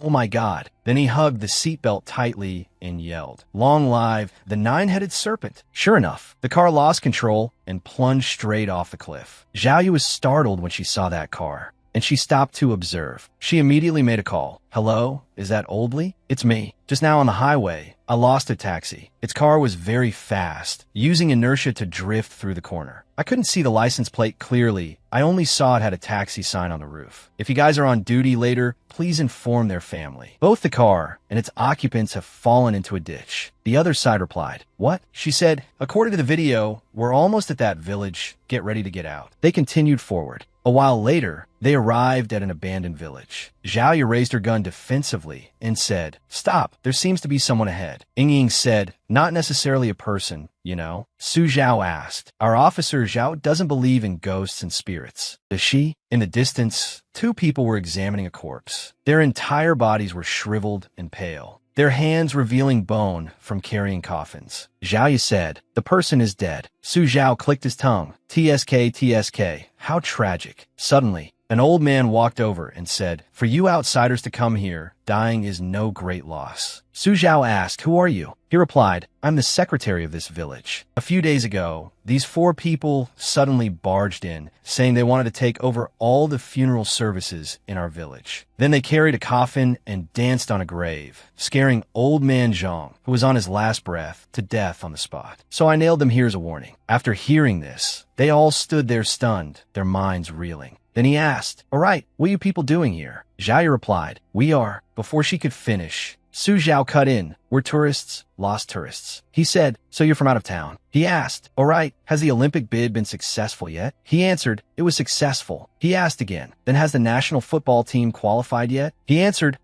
probably soon." Then he said, "Let's not talk about old things. We're lost and would like to stay in the village for one night. If you could see." Before he could finish, the old man refused. "No, it's our village's tradition. We absolutely do not allow outsiders to stay overnight." He took out some money, about 200, but the old man still refused. "It's not a matter of money." Seeing this, he added more money, plus $100, which is about 700 yuan. Then he got an agreement. "All right then, the ancestors haven't spoken, which means they don't object either. Follow me." They arrived at an empty room. Before leaving, he reminded them, just for tonight. "Later, no matter what sounds you hear, you're not to go out, not to peek, and especially not to sneak to the front hall. Understand?" Su Zhao affirmed, "We'll just get some sleep. We won't be curious about anything, unless we can't hold it in." Then the door closed. Su Zhao immediately suggested, "He's probably far away by now. Let's go. We'll check out the front hall." Zhao Yu said in surprise, "Hey, didn't you hear what he said just now? We're not supposed to peek." He replied nonchalantly, "Don't worry, we're not peeking. We're looking openly and honestly." He said, "Be careful. I'm about to open the door." She replied, "Okay." Inside was a storage room. They wanted to see what was inside. He lifted it. Zhao Yu was shocked. "Hey, what's this?" Su Zhao commented disdainfully, "So ugly." Ying exclaimed, "Whoa." Inside the coffin is the old man from just now. He's a dead person. Zhao Yu was suspicious. "Wait a minute. If the village chief has been dead for a long time, then who was the person who let us in just now?" Su Zhao replied, "Good question." Ying laughed. "It's obvious. We've seen a ghost." Then she said worriedly, "If it's a ghost, can guns deal with them? Or should we go back first and call the army to bring a tank? I don't believe these ghosts can withstand a 120mm shell." Su Zhao said with interest, "Don't be hasty. Later when you see something, just shoot him in the head. Won't we know the answer then? Ying agreed, right? If he doesn't die, then he's definitely a ghost. If he dies, then he's a ghost that can be killed by a gun. After hearing that, she said, you two have a point. Suddenly, a sound was heard. Zhao was startled. What's that sound? Su Zhao said, it's coming from over there. We'll know if we go take a look. Ying said, do you think it's a ghost? They came to a wall. The sound was coming from here. Zhao looked around and said, could there be a basement? But where's the door? Ying said, look around. There might be a mechanism. That's how it's written in novels. They searched everywhere. Then Ying grabbed a vase and exclaimed, found it. The basement immediately appeared. Su Zhao said with interest, it seems the terrifying secret of this village is finally about to be revealed. Zhao stopped him. Don't be reckless. It's dangerous. He assured her, don't worry. I'm used to this. This village is very mysterious. You can't catch a tiger cub without entering the tiger's den. Of course, I'm not talking about man and beast. She replied, it's fine. I wasn't thinking in that direction either. Ying said excitedly, I'm going too. Since it's a dragon's lair in a tiger's den, it's quite normal. Zhao thought to herself, what time is it for these two to be in the mood to joke around here? But Su Zhao said, little Ying,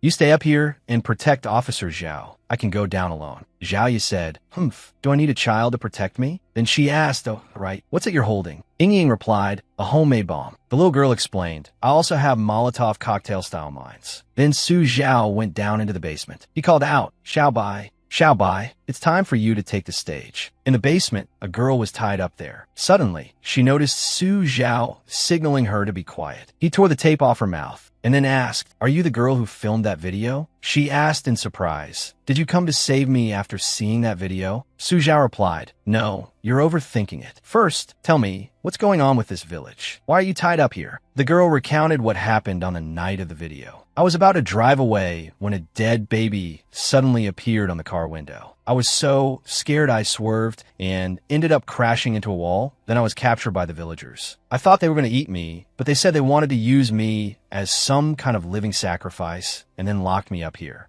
But not long ago, the village party secretary and his 3 sons brought me here, saying there were no women in the village and told me to carry on their family line. He said, you're so beautiful. It's a waste to use you as a sacrifice. Why don't you bear me a grandchild instead? She continued, I was so scared I clung to the bed, and then you came. Su Zhao asked, when is that human sacrifice? The girl replied, I heard it's on the night of the full moon. Hearing this, he frowned, thinking to himself, the full moon, that's tonight. He asked again, if they're not using you as the human sacrifice anymore, then who is your replacement? The girl stammered in reply, I don't know either. Behind you. Before Su Zhao could even turn around, a man with a furious expression lunged with a knife, roaring, how dare you steal my wife, Dai? He acted as if nothing was wrong, saying, you've misunderstood. I wasn't greeting you. Then he pulled out his chainsaw. Hey, you're the one who stabbed at me first. He chased after the man like a villain. Don't worry, I'll just stab you once. The guy was scared out of his wits, screaming, help. A demon is killing me. A moment later, the man was caught and tied up. Su Zhao held a knife to his throat and threatened, my principle in life is, whoever hurts me, I'll pay them back tenfold. You just stabbed at me once, so I'll stab you 10 times, not one less. The guy begged, big brother, spare me. I'll do anything you say. Seeing this, Su Zhao asked, then tell me, where are the kidnapped children in the village? Tell me the truth, and I might just let what happened earlier slide. The man said, trembling, I'll talk. The children are at the graveyard. They're going to be sacrificed along with the human sacrifice. Su Zhao lowered his knife, picked up the chainsaw, and said, very good, then I won't stab you. The guy screamed in fear, then put down a chainsaw too. Are you a devil? You even trick ghosts. Standing above, Zhao and Ying heard the commotion below. Zhao was doubtful. I kept hearing tragic screams from downstairs just now. Did something happen to Su Zhao? Ying replied, don't worry, he's best at putting on a show. A little later, Su Zhao brought the girl up and announced, good news, I know where the kidnapped children are. Zhao looked at the girl in surprise. You're that girl who risked her life to film that video? Ying exclaimed, that's great. You're still alive. The girl said, yup, that's me. Then she said shyly, yet narcissistically, everyone knows me? Turns out I'm that famous? Suddenly, a sound was heard. What's that sound? Zhao looked out the window. She asked, curiously, a funeral at night? Su Zhao became excited. Hee, it's finally starting to feel a bit like a horror story. Outside, a ghostly funeral procession was taking place. Su Zhao prepared to act, picking up a stick. Zhao asked, Su Zhao, what are you planning to do now? He replied, blend in, of course. She frantically tried to stop him. Are you crazy? A funeral in the middle of the night? It's obviously problematic, and you want to blend in? He just calmly assured her, it's fine.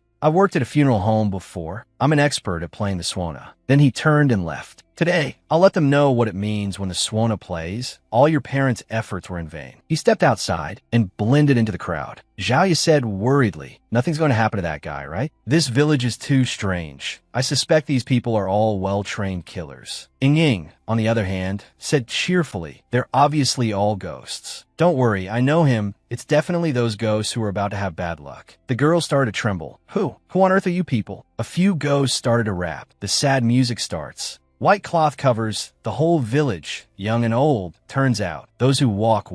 Those who carry a trail of pure white behind. The coffin is placed on the newly dug pit. Friends and relatives cry out loud. Firecrackers pop. The Swana blows. The one in front leads. The ones behind follow. After listening, Su Zhao chuckled to himself. These ghosts even know how to adapt lyrics to be trendy. Next, an angry ghost turned its head and asked, where's the Swana player? Where the hell is the Swana player? Play it now. Someone pushed Su Zhao and said, he's talking to you. You're the only one holding a Swana. Hurry up and play. Su Zhao asked, are you sure? The person replied, hurry up. Anything is fine. So Su Zhao picked up the Swana and played. Then, a cheerful melody rang out. Today is a beautiful day. Everything you wish for comes true. Today is a beautiful day. Open the door to welcome the spring breeze. As the music played, everyone was stunned. The three girls in the house were also dumbfounded. An angry person cursed. You bastard. Do you know how to conduct a funeral? Stop it. Another person said, young man, I've met wild friends like you before. Su Zhao said under his breath, isn't it just feeding the pigs? I have something even better. Someone covered his mouth. She gestured. Sho. Su Zhao asked, wait, you're not a ghost? The girl replied, Senior, it's me. Then she took off her paper mask, revealing a cat mask. She said admiringly, Senior looks so handsome without a mask. Someone shouted, what the hell is up with that Swana player? Meow and V then said, Guide, you just keep going, I'll have a word with him. The person said irritably, tell him, if he doesn't do his job properly, I'll cut off his dick and feed it to the pigs. Su Zhao asked her, when did you sneak in? She leaned in close and said, of course, wherever Senior is, that's where I'll be. Senior, don't be hasty. This village hides a little secret. She explained, the people here have been hit with a vicious curse. They worship an evil god. It likes the bodies of 16-year-old maidens, innocent and pure. But no one wanted to sacrifice their own daughter to the evil god. So all the girls of marriageable age left the village early, leaving only one very ugly girl. The evil god was furious, and so the curse appeared. The deity roared, I curse you, aside from finding feces fragrant. Everything you eat will taste like feces. She continued, so this village became isolated from the outside world. The villagers turned into killers who are neither human nor ghost. All the girls and children who enter the village become sacrifices. But something went wrong with the last sacrifice. The villagers offered a girl so ugly she was beyond compare. As a result, the evil god sent a dream message, saying that if they ever sacrificed that kind of nightmare-inducing monster again, it would slaughter the entire village. Come play with this handsome guy, she said. So this time, the villagers hid a very beautiful girl in the coffin. Su Zhao thought to himself, humph, she doesn't know yet that I've already rescued that person. They actually didn't notice. So what's in the coffin now? Strange sounds also began to echo. The leader shouted, chests out, heads up, sing the funeral song together. They carried the coffin away. Su Zhao and Miao and V also follow behind. They walked on and on. Then the person announced, stop. Su Zhao was shocked to find that the missing children were indeed here. Many children were gagged and tied up. They put the coffin down, then pried open the lid. The coffin slowly opened, and then a hand reached out. An ugly girl crawled out.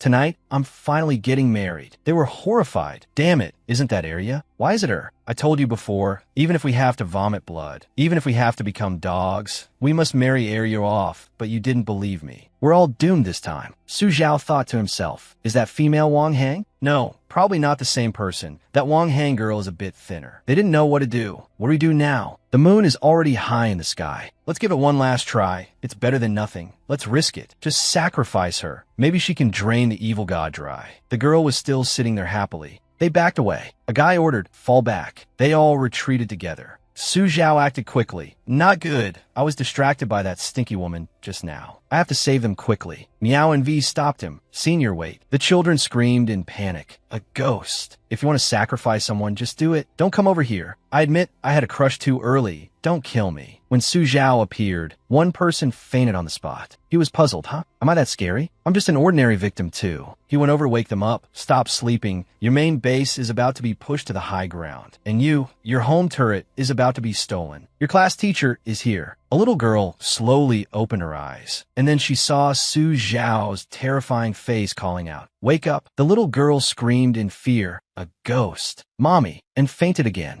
Su Zhao said seriously, "Hey, you kids, don't play pretend with me. The people who wanted to sacrifice you just left. I'm here to save you." Suddenly, a hand landed on his shoulder. Huh? He turned his head. A long-tongued monster was staring fiercely at him. He immediately burst out laughing, then pulled out his chainsaw. "So they were looking at you. I thought they were saying I look like a ghost." Suddenly, a ghostly hand grabbed it. Then, other hands also grabbed its arm, wrapped around its leg, then grabbed its head and dragged it back. It was an angry Meow NV. She forcefully pulled it into a black hole, after which the black hole disappeared. Su Zhao praised. "Oh, you even brought a 1,000-armed Guanyin to a funeral? So cool. How about you teach me?" She happily stated her condition. "As long as Senior agrees to have a blast in front of everyone, I'll tell you everything." She leaned in close and said, "Although I like Senior, things that are too easily obtained won't be cherished. Right?" He replied nonchalantly, "Oh." Then she pulled a sword from her body and said, "Let's not talk about this. The filthy things are coming. Let's deal with these boring things first." Many arms began to grow out of the ground, and a group of zombies immediately appeared. Meow and V charged forward to attack. Then she suggested, "Senior, how about we compete to see who can kill more? I've already put one on my tab." He accepted the challenge. All right. He picked up his chainsaw, smiling cruelly. "But if I get serious..." He fiercely slashed a zombie in half. "I'm afraid you won't be able to win." She saw this scene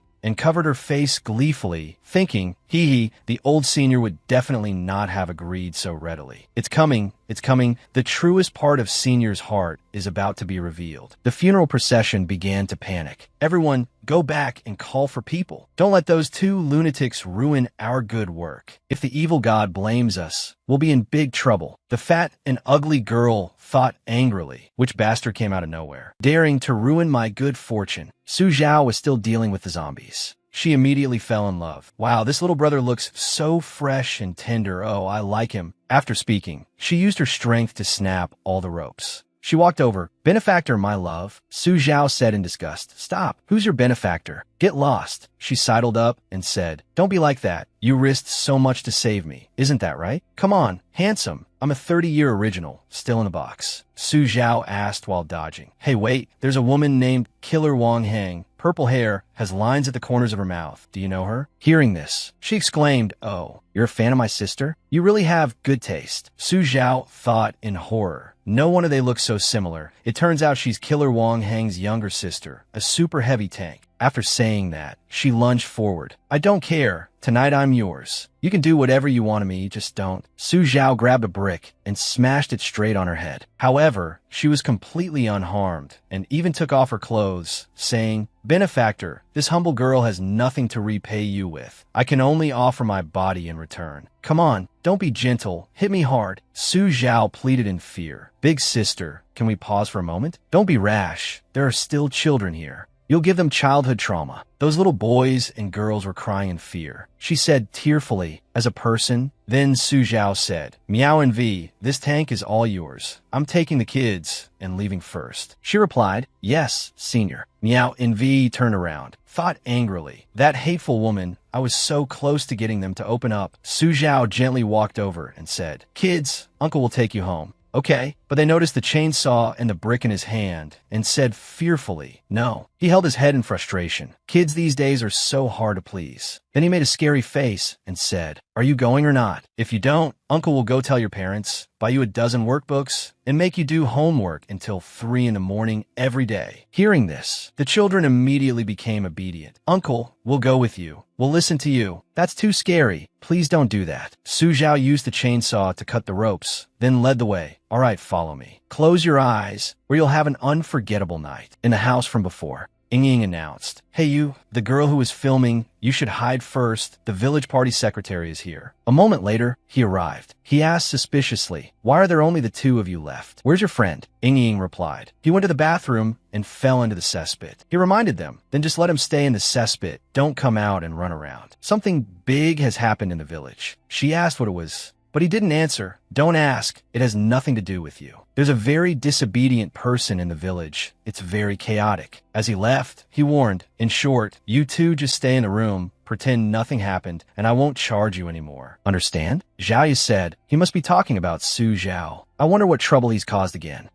That's strange. Why did I say again? Ying said cheerfully, it'd be strange if he didn't cause trouble. Let's go out and play too. Suddenly, 2 men broke down the door and rushed in. Hee, little lowly, what do you want to play? Big brother will play with you. Zhao drew her gun and warned, don't move. Who are you? I'll shoot if you try anything. The 2 lechers holding knives said, Dad really didn't lie to us. This time, both of us brothers will get wives. She was shocked. You're the sons of the village party secretary? The 2 laughed and charged forward. Little sister guessed right. I like the white-haired one. The other one is yours. Zhao fired her gun. Stop. However, the guy was unharmed and said, ouch, that hurts.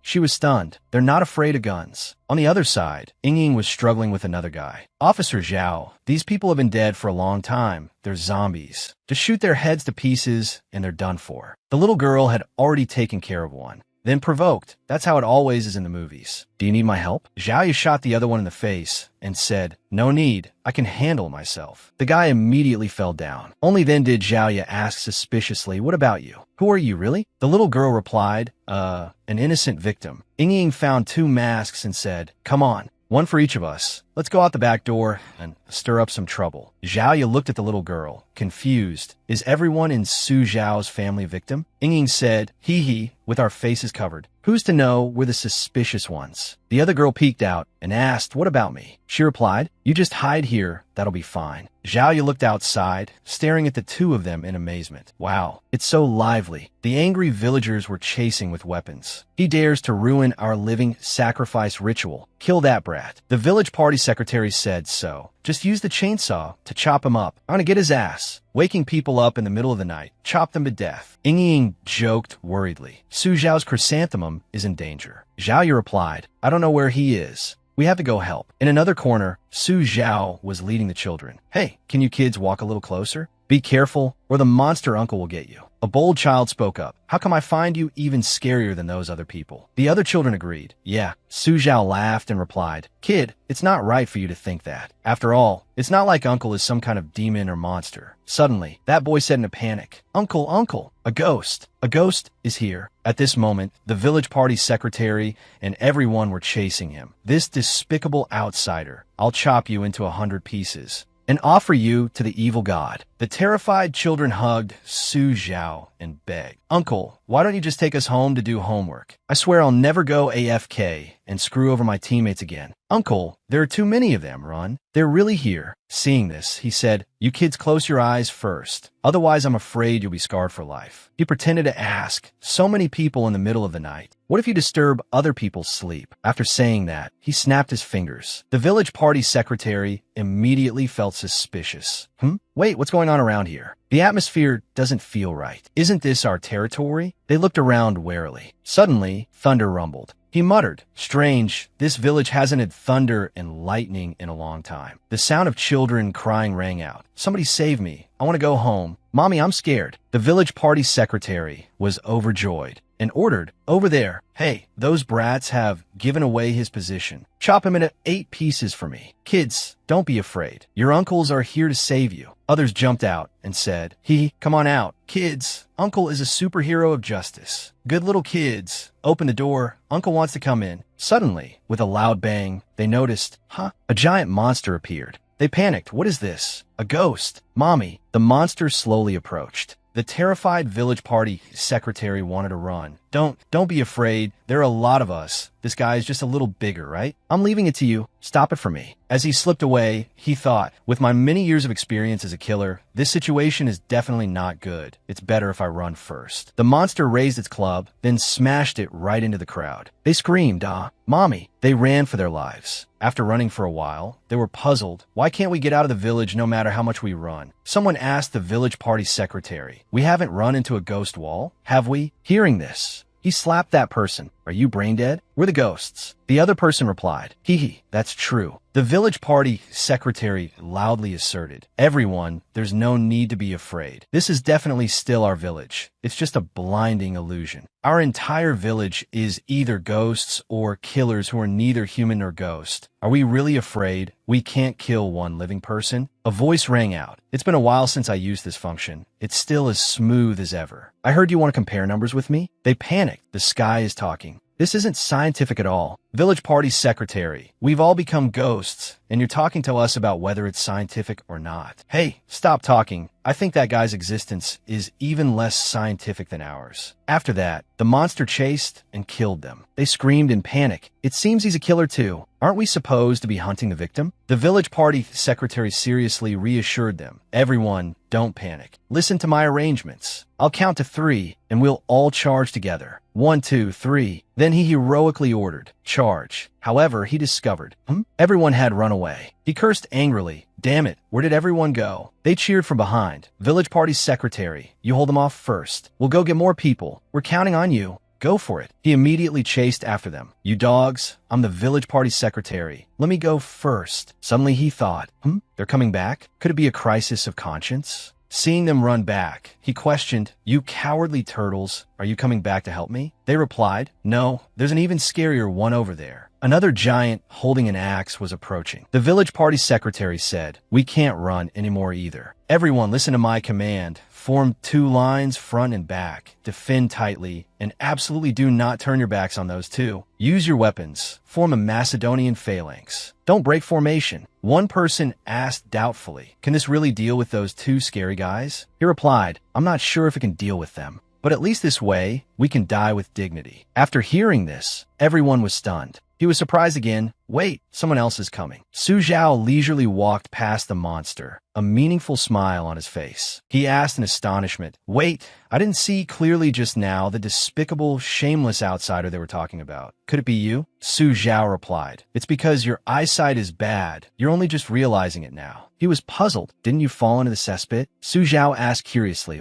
Who said I fell into a cesspit? He replied, that white-haired little girl said it. Said you fell into the cesspit when you went to the bathroom. That latrine pit must be 2 meters deep. How could you have climbed out? Su Zhao's face immediately stiffened. Afterward, the villagers became rowdy. Everyone, charge. We just need to kill this brat who fell in the cesspit. Right, kill that loser who fell in the cesspit. Wait, what if he hasn't showered? Su Zhao leisurely snapped his fingers. Immediately, a sharp claw reached towards one guy, threatening. You're the one who talks the most, aren't you? They were terrified. The village party secretary blurted out in horror. Who on earth are you? Could it be like falling into a tall, steep toilet? He angrily retorted. I'll say it again. I did not fall into the toilet. He held a grudge in his heart. That little brat. Just wait until I find her.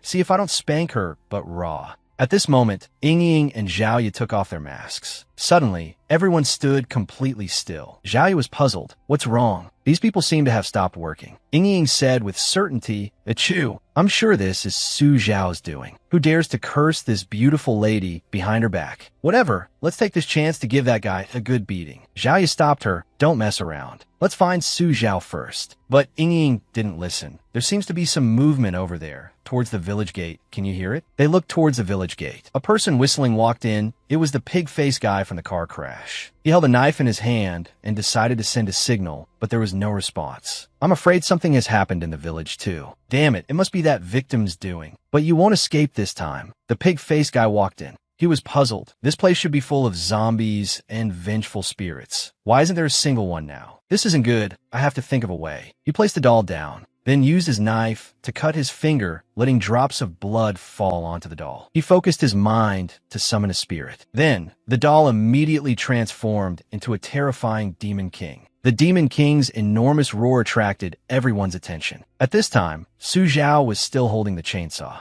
Suddenly, the ground beneath the village party secretary's feet began to crack, and then he fell. A moment later, his vision blurred. He came to what just happened. Was it an illusion? Then he said in a panic, why are you two here? Didn't I tell you two not to run around? Ying Replied, Not run? You mean stay in that house and become wives for your sons? Zhao Yu threatened, Don't move. Tell me, what exactly happened in this village? He stammered, That. A villager said in a panic, Mommy, it's too scary. I don't want to die yet. They scattered and ran. The chainsaw-wielding killer is too scary. Ghost fighting ghost. It's too dangerous outside. Let's go back to the village. I don't want to be a ghost anymore. The village party secretary also said to them that no more talking. He's here. We'll meet again if fate allows. Zhao Yu turned her head. Su Zhao was enthusiastically chasing them with a chainsaw. Faced the raging storm. She stopped him. Hey. Our goal is to find the children, not for you to kill them. He laughed and scratched his head, replying, Right, I got a little too excited, sorry. The children have all been rescued. Then he turned his head, was immediately stunned. Damn it, where are the kids? Ying said, When we arrived, we didn't see the kids. Most of them had already run in that direction. Hearing this, Su Zhao said, I'll go get the kids. You two find a place to hide. Ying reminded him, Go quickly and come back quickly. Don't scare those ghosts to death. Zhao Yu asked curiously, Where did Su Zhao get that utility pole from? Ying replied, Based on my long-term observation, he probably pulled it out of his ass. Zhao Yu said angrily, You're just bragging and talking nonsense. You're such a child. She replied playfully, What else? I'm a legal killer lowly. 10 times compensation if it's a fake. The villagers had escaped. They panted heavily. Fuck, I'm exhausted. That guy's insane. I saw him with my own eyes sliced too. Wait, what's that over there? Then, the Ghost King ran towards them. They immediately panicked. Fuck, where did this thing that's neither human nor ghost come from? Don't be afraid. This guy doesn't have a weapon. He seems much weaker than the previous ones. One person picked up a brick and charged forward to attack. Fuck, I've been holding it in all night. If the tiger doesn't show its might, you think I'm a hello kitty? No matter how high your martial arts, you still fear Cleaver. No matter how colorful your clothes, one brick will knock you down. However, the brick had no effect on the Ghost King's head. Now, they started to worry. Such a hard head? Is he from the Shaolin Temple? Ironhead skill? The Ghost King counterattacked, grabbing that man by the neck. Then, the man disappeared. The Ghost King had absorbed him. Witnessing this scene, they fled in panic. Oh my god, it can absorb ghosts. Help! The village party secretary was suspicious. Damn it, what kind of tricks are you guys playing now? Get back here. They warned. Village party secretary, you should run too. This village is no place for ghosts. It's too dangerous. He thought to himself, it's dangerous outside the village, and it's dangerous inside the village. Where on earth is it safe? He said calmly, Don't be afraid. Everyone listen to my command. Form the CC Lia defense line. However, the Ghost King had caught up with everyone, grabbing them one by one. They screamed, Oh god, a tentacle monster. It's over. My chrysanthemum is done for. Seeing this, he cowardly prepared to slip away. Defense line? Defend what? If I sneak away, it probably won't notice me. The Ghost King grabbed a person and held them up. The pig-faced guy in the back controlled it. Absorb, absorb. The more resentful energy from the dead, the stronger we become. He said, The thing the guy gave me is not bad at all. The village party secretary, as he was leaving, suddenly turned his head, astonished. Why? Why are you two here? Ying juggled a bottle and said, This is called a Molotov cocktail. I wonder if ghosts are afraid of fire? He gestured, Shh. Little girl, don't be loud. There are ghosts in the village. She replied, Cut the crap. Are you a ghost? Tell me, are there any treasures, gold, silver, or antiques in the village? Hand them all over. He reminded her, Young lady, keep your voice down, stop shouting. He said quietly, How about this? I know a tunnel that leads out of the village. Ghosts can't get out, but people can leave. It's right under Widow Wong's bed. Zhao interjected. You two, stop talking. What is that outside? The Ghost King was slowly approaching them. The cat girl was looking after the kids. The Ghost King approached. Hee hee, you're finally here. A scared little boy asked, Miss Cat, is the Chainsaw Man okay? The girl assured him, don't worry, he's very good at causing trouble. Su Zhao was running like the wind. He spotted a group of people, a group of black-skinned men carrying a coffin. He asked, brothers, what are you doing? One person replied, we're escorting the bride for the great evil god. He asked again, have you seen the bride? And you dare to carry her to the evil god? The other person replied, haven't seen her. In short, the coffin is very heavy. She must be a heavyweight. Su Zhao gave a helpless, bitter laugh. Well, I wish the great evil god much happiness. Then he asked, all right, have you seen a group of children? The black-skinned man replied, haven't seen them, but they're probably at the evil god's place, because he said he would eat the children first, then consummate the marriage with the bride. After that, he made a final request. You take a break, let me take over your shift, how about it? But he refused. No way. My head can fall, my blood can be shed, but the coffin-carrying profession cannot be abandoned. Su Zhao glared threateningly. Really? The black-skinned man replied. For real, I actually thought you were more suited for this job earlier. You do it. Su Zhao immediately pulled out his chainsaw. After that, he took the black-skinned man's clothes and put them on. Luckily, the soil here is black. If I blacken my face, I can probably blend in. He said confidently. The black-skinned man laughed and said, life and death are unpredictable. Once the coffin is lifted, the trip is for nothing. Professional team, let's go. Music started playing to the rhythm of their coffin-carrying steps. What dust becomes my body, so that tomorrow I may return to dust. In the night sky, a bolt of lightning flashed across. Below, a group of people were carrying a wooden coffin. Su Zhao frowned, wondering to himself, why don't I see the kids in the tomb? Could they have been eaten already? Click! The coffin lid was pried open from the outside, and everyone stepped back. From underground, countless zombies crawled out. In the empty coffin, a group of people knelt in a circle, kowtowing. The tombstone cracked, and a purple figure emerged from the ground. Sharp claws grew from its feet. Its mouth was full of sharp teeth, with two long fangs sticking out. Its gaze was sharp. A demon-faced figure stood by the coffin, asking in a hoarse voice, why didn't you bring those kids? Su Zhao, leading the group, wore sunglasses, deep in thought. The kids aren't here. It seems they're still safe. That demon pointed at him and ordered, you, the leader, explain to me. Suddenly, it started to rain. He scratched his head. It's like this. He looked worriedly at the rain, thinking to himself, it's raining. The demon roared, questioning, stop being so evasive. Who the hell are you? Su Zhao pointed at it and said, great evil god, I think you should look behind you first. It glanced back warily. Trying to trick me into turning my head so you can run away? Stop playing games with me, this little trick. This god. Behind it appeared a female, ghost with red lips. You're my new husband, right? You're so manly. I like it a lot. As an evil god, seeing a face like this, it could only be astonished. You, what kind of monster are you? She pouted and replied, I'm not a monster. I'm your bride. It shouted angrily. Village secretary, you dare to play me like this? The pitiful green-haired female ghost hugged the tombstone, urging, hubby, stop shouting. Let's go consummate our marriage. I've been waiting for 30 years. The evil god yelled, stop, stop, you crazy bitch. And so, the evil god turned into a small rabbit and was led by the hand into the tomb by the green-haired female ghost. A conversation echoed from inside. Hubby, you're so strong. I like strong men like you. You, don't you come over here. The evil god struggled to poke its head out. Damn it, this god will slaughter your entire village. But it was quickly grabbed by the ankle and pulled back in. Hubby, there's no rush to slaughter the village. It's not too late to talk after we consummate our marriage. Come here. The evil god screamed miserably, no. The surrounding zombies watched, stunned. Su Zhao spoke up.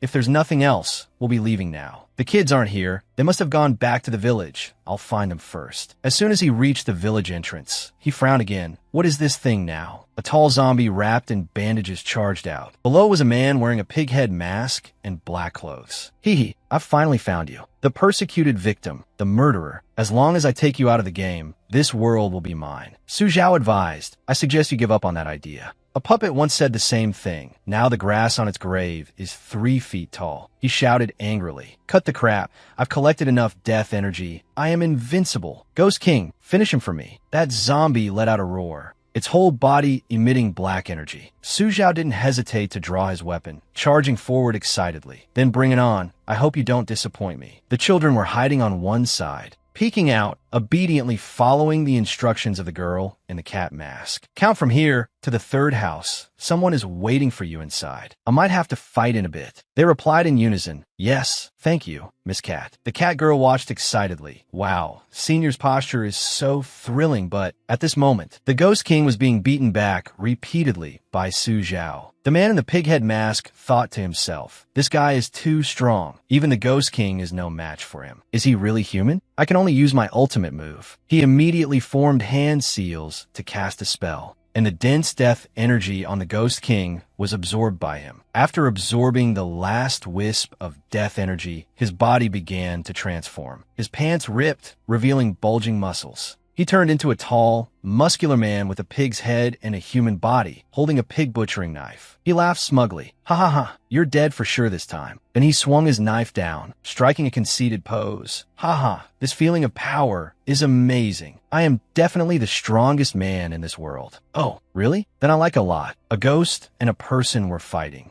And now all four of their eyes widened in horror, asking in unison, what the hell is that? A dark figure with two giant wings flew over. Hee hee, you're such a manly little brother. I can't take it anymore. The zombies below scattered as if chased by dogs. Oh my god, I don't want to be a ghost. Oh god. Su Zhao guessed to himself. The female Wang Hang and the evil god have merged. A system notification flashed by quickly. The system prompted again. Mission Zombies in the Wild Village. Difficulty, infinite. P.S. The system is dipping out first. We'll meet again if fate allows. He frowned. This time it didn't feel right. It was always easy to deal with them before. I should probably avoid its sharp edge for now. The pig-headed guy asked in a panic. Who are you? At this moment, the female ghost, whose body had been enhanced, hugged him tightly, her eyes full of desire. Don't ask who I am. Come and love me, my strong man. You, don't you come over here. Why do you men all like to say that? In a room, a girl was surrounded by several younger children, saying smugly, hee hee, I'm the trump card. A little boy asked curiously, big sister, it's full of ghosts outside, aren't you scared? Ying boasted, little brother, your level is not high enough. Someone like me, I've seen all kinds of big waves and strong winds, so I'm not scared anymore. A large question mark appeared above the little boy's head. So what big waves and strong winds have you seen? Ying replied with a profound look. You probably won't believe it if I tell you. I've eaten more shit than you've eaten rice. The little boy scratched his head shyly.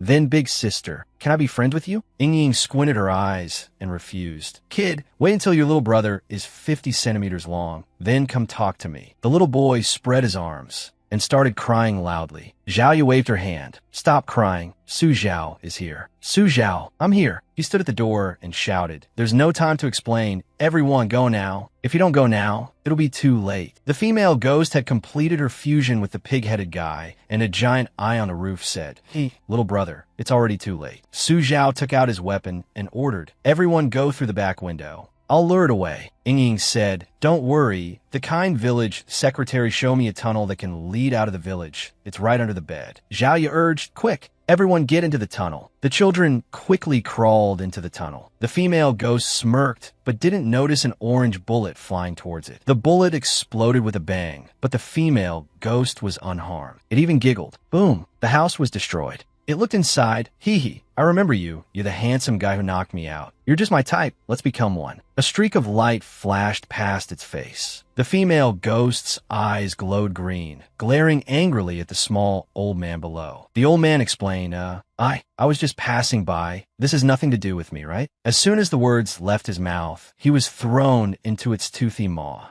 A drop of blood shot out from between her teeth. The she-devil's expression was terrifying. He must be too old. He doesn't taste good. Then she grinned, baring her blood-stained teeth. Strange. Why did the person suddenly disappear? As she thought this, she began to destroy the house with all her might, causing a loud rumbling sound. Su Zhao took the opportunity to escape. Thanks for the enthusiastic help, village secretary, my good brother. Then he quickly crawled into the tunnel. Zhao wiped the sweat from her forehead. Phew, we finally survived. Ying smiled as if she knew all along. I told you he would be fine. Su Zhao walked over and said, let's get in the car and leave this place first. Ying raised an eyebrow. With so many people, will we all fit in the car? He commanded, the three of us adults will sit in the front. The kids can be squeezed in the back. Zhao sighed. Desperate times call for desperate measures. Let's go, I'll call my colleagues once we get a signal. He asserted, don't worry, if we try to squeeze, we'll find a way to fit. Ying crossed her arms, annoyed. The police car sped down the road. Su Zhao was sandwiched between two girls. Ying angrily questioned, damn it, you shoved me in the back. Was it to sit between the two of them? Su Zhao said with a straight face, let's be clear, I'm clearly the one at a disadvantage. I'm warning you girls not to get any ideas about me. He patted the little girl's head as he asked, by the way, Zhaoya, have you made any new progress investigating the Leatherwall organization? Zhaoya, who was driving, said, normally, I shouldn't tell you these things, but seeing as you've saved so many people, I'll tell you. We launched an operation to round up the Leather Wallet organization, intending to capture the masked leader, but he disappeared. We only managed to catch a female Wang Hang.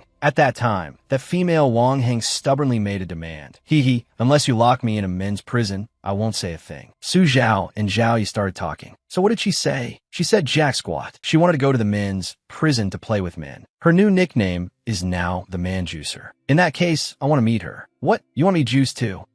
No, I have something to ask her. It's possible, but a bit difficult. We have to go through procedures. It'll take a few days. Just wait for my news. The police car drove straight to the police station. A crowd of parents gathered around, extremely grateful. Officer Zhao, it's thanks to you that our children were able to return. That's right, Officer Zhao is our great benefactor. Thank you, Officer Zhao. Zhao smiled and pointed. Well, don't thank me. The one who really saved the children is Mr. Su. The parents turned to Su Zhao, moved to tears. Thank you, young man. Without you, we really wouldn't have known what to do. Normally, the kids love going to internet cafes the most. He suggested, I have an idea. Everyone should buy them a few more workbooks, so they won't even have time to go to the bathroom. How could they be noticed by a killer then, right? The parents immediately agreed. Right, if we're buying, let's buy dozens of them. I'm planning to find him 10 tutors. Thank you so much. Young man, why do I get the feeling the kids are trembling with fear? Su Zhao ruthlessly patted the curly-haired boy's head and said, don't be scared, kids. After all, I'm not some kind of demon, right? When you grow up, you'll thank me. The boy's eyes welled up, thinking to himself, where's the killer? Why haven't you come to take me away yet? Ying said arrogantly, a bunch of fledglings daring to pursue this young, beautiful, and talented lady. So annoying. Let's go home, or I'll set off a bomb right now. He closed his eyes, pretending not to hear, and asked, who are you? At Su Zhao's house. He had just come out of the bathroom when he saw the little girl fiddling with something, and he spoke up. Hey, what are you doing now? I'm warning you, don't blow up my house. Got it. Ying laughed.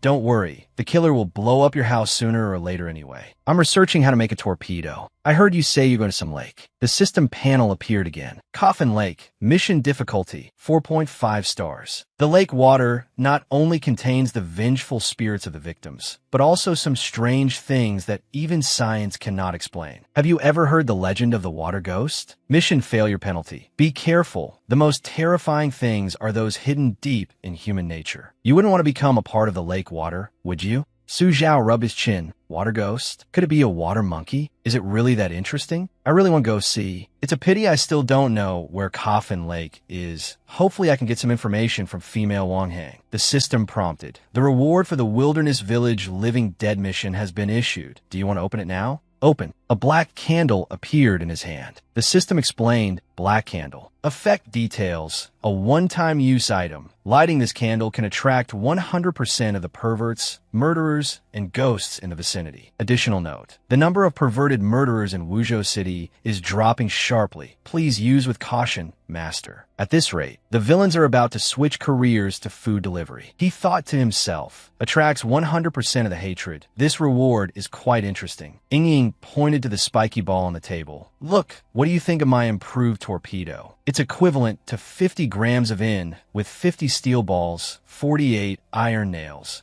and over 100 iron fragments. 3 black lines appeared over Su Zhao's head. All right, as long as you're happy. 3 days later, Wuzhou City Men's Prison. Su Zhao walked in the middle of a team of fully armed special police, holding bulletproof shields. He frowned. Hey, is all this really necessary? We're just meeting a prisoner. Why does it look like we're going to war? The person next to him replied, you don't know. Yesterday, all the male inmates conspired to riot, but they were all single-handedly suppressed by that female Wang Hang. Just now, all the male inmates submitted applications to transfer prisons. Arriving at the cell door, seeing him about to enter wearing only a white blouse, a police officer offered a bulletproof vest and asked again, "Are you sure you don't want to wear one?" Su Zhao refused. "No need." Seeing him decisively push the door open, the officer advised, "Then you're on your own. May you be safe, comrade." The cell door closed. Female Wang Hang, her hands cuffed in iron chains, sat in the corner, licking her lips with her tongue.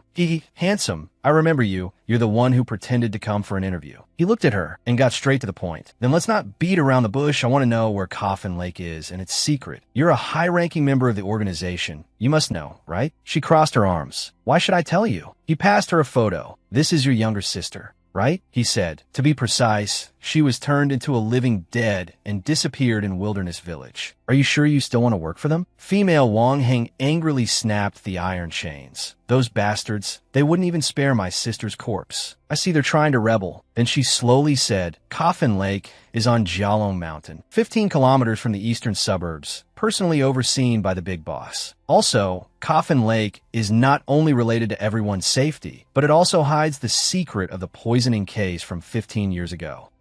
I know you're that legendary victim. Go on, don't disappoint me, or I'll juice you dry." Night, Jialong Mountain. Su Zhao and Ying walked under the trees with their backpacks. He noticed something unusual. "Hey, it looks like there's someone up ahead." The little girl excitedly took out her newly made weapon. "It's so dark. In a place where birds don't even bother to crap, there's probably no one around. How about I test throw a torpedo?" He quickly stopped her. "Don't mess around." Under an ancient tree, a man in a long robe and a hat stood silently. The two sides sized each other up. The man had an old face and a fierce expression, and he spoke. "Young man, the road ahead is dangerous. I advise you to leave quickly." Su Zhao frowned. "Oh, you want to stop me?" The old man pointed at him and said, "Young man, I don't want to stop you. It's just that your glabella is dark, black clouds cover your head, and evil chi has entered your body. I'm afraid you'll face a bloody disaster soon." The other two got a free fortune-telling and were momentarily stunned, their faces darkening. He crossed his arms, looking nonchalant. "I'm tired of hearing these lines. Can you change it up?" Acting like a peerless master. Turns out he's an old swindler. The man wasn't angry, but mysteriously pointed to the sky. "Young man, you shouldn't disbelieve in ghosts and gods. A master like me is never wrong in my calculations. I've only failed once, when I miscalculated whether a rich merchant's wife would give birth to a son or a daughter. But paternity test proved he was cuckolded. That's how amazing I am. Pardon my bluntness, but I've never seen such a perilous fate, seeing blood on the road. The fact that you're still safe and sound is a miracle." Su Zhao said impatiently, "I suggest you stop calculating." Ying put her hands on her hips and asked, "Old man, if you're so accurate, then have you calculated what's in Coffin Lake?" He put a finger to his lips.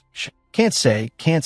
If the ghost in the lake hears, it will come knocking on your door tonight." The two were startled. "There's a ghost in the lake?" Su Zhao asked. "How do you know there's a ghost in the lake? What kind of ghost? Did you see it with your own eyes?" The man affirmed, then began to recount. "Of course. It was a moonless and windy night. I was by the lake having a few sips of wine, and when I woke up it was already dark. I was about to leave, but I had to pee, so I relieved myself by the lake. At that moment, I heard a very strange sound, like someone threw a cantaloupe into the lake with a plop. Then I saw an unbelievable sight. Many human heads appeared in the lake, like a flock of hens gathering to fight for food. I was so scared I didn't even have time to pull on my pants. It just ran like crazy. And those heads only had heads, no bodies. Thinking back on it now, I still get goosebumps." Su Zhao rubbed his chin, guessing to himself, "In that case, it's like the fish monster I saw at the Leather Wallet organization leader's place that day." Ying said excitedly, It seems we've come to the right place." He put his hands in his pockets and looked ahead. "Let's go." A look of horror appeared in the old man's eyes. "Wait, you're not planning to?" Ying walked forward without looking back, giving an excuse. "Old man, don't worry. We're a scientific research program team. We're here tonight to study ghosts." The old man still tried to persuade them. "If you trust me, then don't go. It's dangerous. There really is a ghost in Coffin Lake." Su Zhao put an arm around his shoulder from behind. "Then you lead the way. We'll know in a moment if you're telling the truth or not." The man immediately looked pitiful. "You too. I have no grudge against you. Why must you force me to my death?" Ying took out a box cutter and threatened, "You say one more word. Believe me, I'll..." The old man was scared out of his wits. I believe I'm a very scientific person. Little girl, why are you carrying a knife? The little girl twirled the box cutter in her hand, an elementary school student. Carrying a box cutter for self-defense? Is that not normal? The old man walked ahead to lead the way, his voice gloomy. Do you know why this place is called Coffin Lake? Because this lake is square and the water is brown. It looks a lot like a coffin. Moreover, it's said that 100 years ago, this place was used specifically for disposing of bodies. The bottom of the lake is full of white bones. To be honest with you, I came prepared. These great mighty heavenly dragon talismans, they ward off evil and disasters and ensure safety. Not expensive at all, only 20 yuan each. Ying immediately pressed the box cutter closer and asked, "Tell me, if I stab you, will it ensure your safety?" He immediately put the talismans away obediently.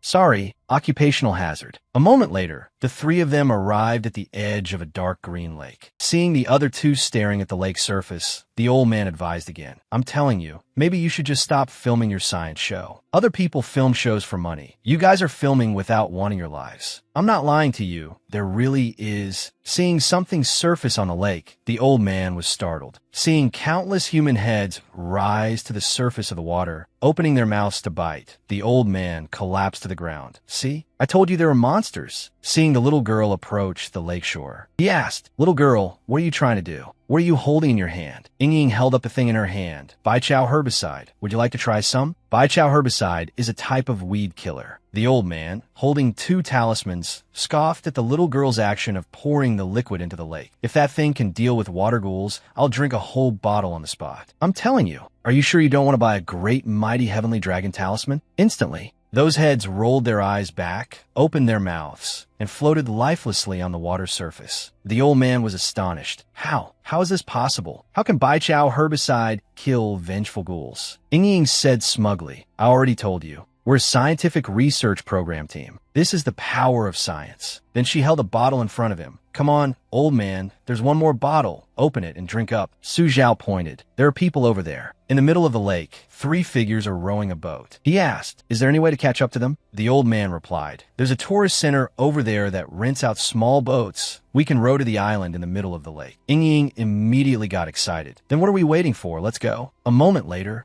the 3 of them were rowing a boat out to the middle of the lake. As the old man struggled to row, he wondered, why are the oars so heavy? Ying looked down at the lake and said, because those heads are biting the oars. It seems they don't want us to get to the island in the middle of the lake. The old man doubtfully lifted an oar to check, found that it was true, and immediately wailed. It's over, decades of hard work. And in one night, I'm back to square one. The little girl shouted, shut up. Then she took out several newly made torpedoes, excitedly throwing them into the water. Don't worry, I came prepared. The old man was shocked. That's a bomb. How do you have something like that? Ying shamelessly explained. I'm just a little girl still in elementary school, carrying a few simple, homemade torpedoes for self-defense. That's perfectly normal, right? Normal my ass. Su Zhao turned his head and reminded them, stop arguing. There seems to be someone behind us. Zhao Yu was rowing a boat by herself, thinking, strange, Su Zhao should have been here by now. Why can't I see him? I hope that guy isn't up to no good again.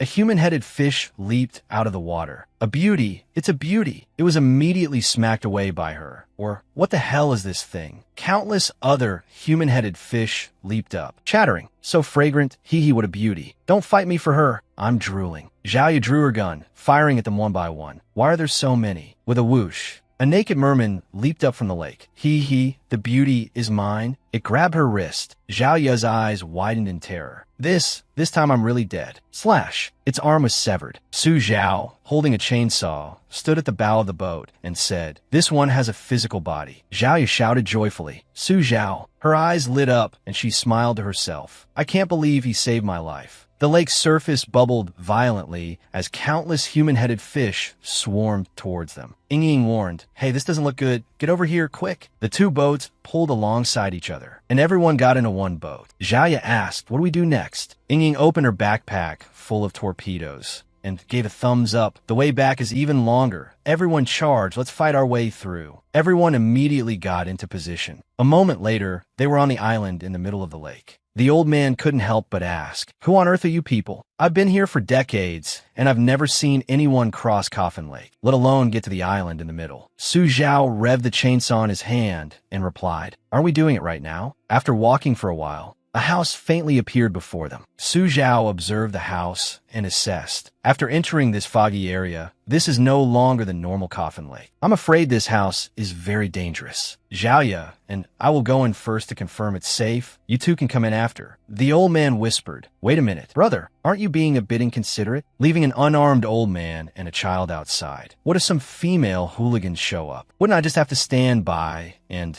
watch myself be violated?" The three of them simultaneously closed their eyes, speechless. Su Zhao leaned in cruelly and suggested, "You're right, I wasn't being thorough. How about this? The three of us go inside, and you stay out here. That way, even if you get violated by female hooligans, no one will see it, and we can pretend it never happened. How about that?" The old man yelled, "You've got some nerve. Let me go in with you, all right?" Zhao mediated, "All right, stop arguing. Let's all go in together." The four of them entered the gloomy house. Creak, the door opened. Zhao raised her gun, saying cautiously, This is the smell of formalin." The old man trembled like a leaf. "Doesn't that mean there are corpses here?" She added, "That's right, and there might be a lot of them, possibly left here for a very long time." The old man clutched his head and said in fear, I don't want to die." He was shaking uncontrollably. Ying, annoyed, spoke up, "Hey, old man, are you trying to summon ghouls by shaking like that? Stop talking nonsense." He weakly explained, "I don't want to, but I can't control it." Shiver, "Aren't you guys scientific researchers? This is very unscientific." Shiver, Su Zhao saw a phone on the floor. "Why is there a phone on the floor? Could someone have been here?" He picked it up to check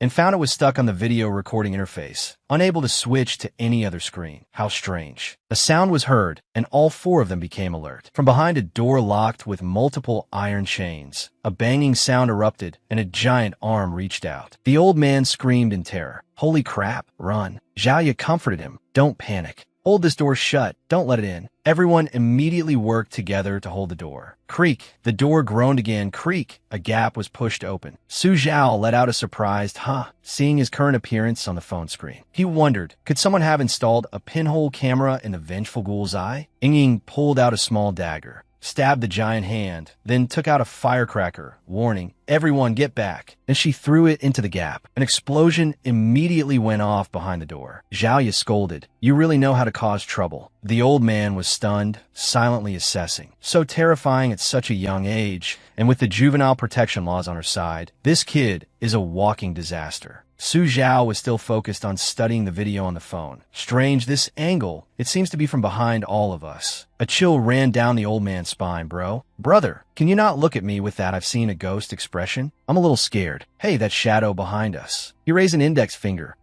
"Don't worry. We're all just strangers who met by chance. If you have any last words, say them now. I'll help pass them on." He immediately replied, "Before I die, I want a 20-year-old girlfriend." Su Zhao was speechless. This dirty old man, he's even smoother at talking nonsense than I am. He mustered the courage to turn and look, his eyeballs nearly popping out, only to see a giant female ghoul charging at them. Holy crap. He kicked the old man aside, saying, "Change your last words. Even the ghoul can't stand to hear that." Then he aimed the chainsaw at the ghoul's eye. "All right, your turn. Do you have any last words?" With that, he swung the chainsaw at the ghoul. "Oh no, you can take them with you." The old man sat paralyzed on the ground. Witnessing this scene, he asked curiously, "I say, young man, where do you hide that chainsaw? How can you pull out of thin air?" Zhaoya glanced at him and said, "Up his butt." Su Zhao glared at her.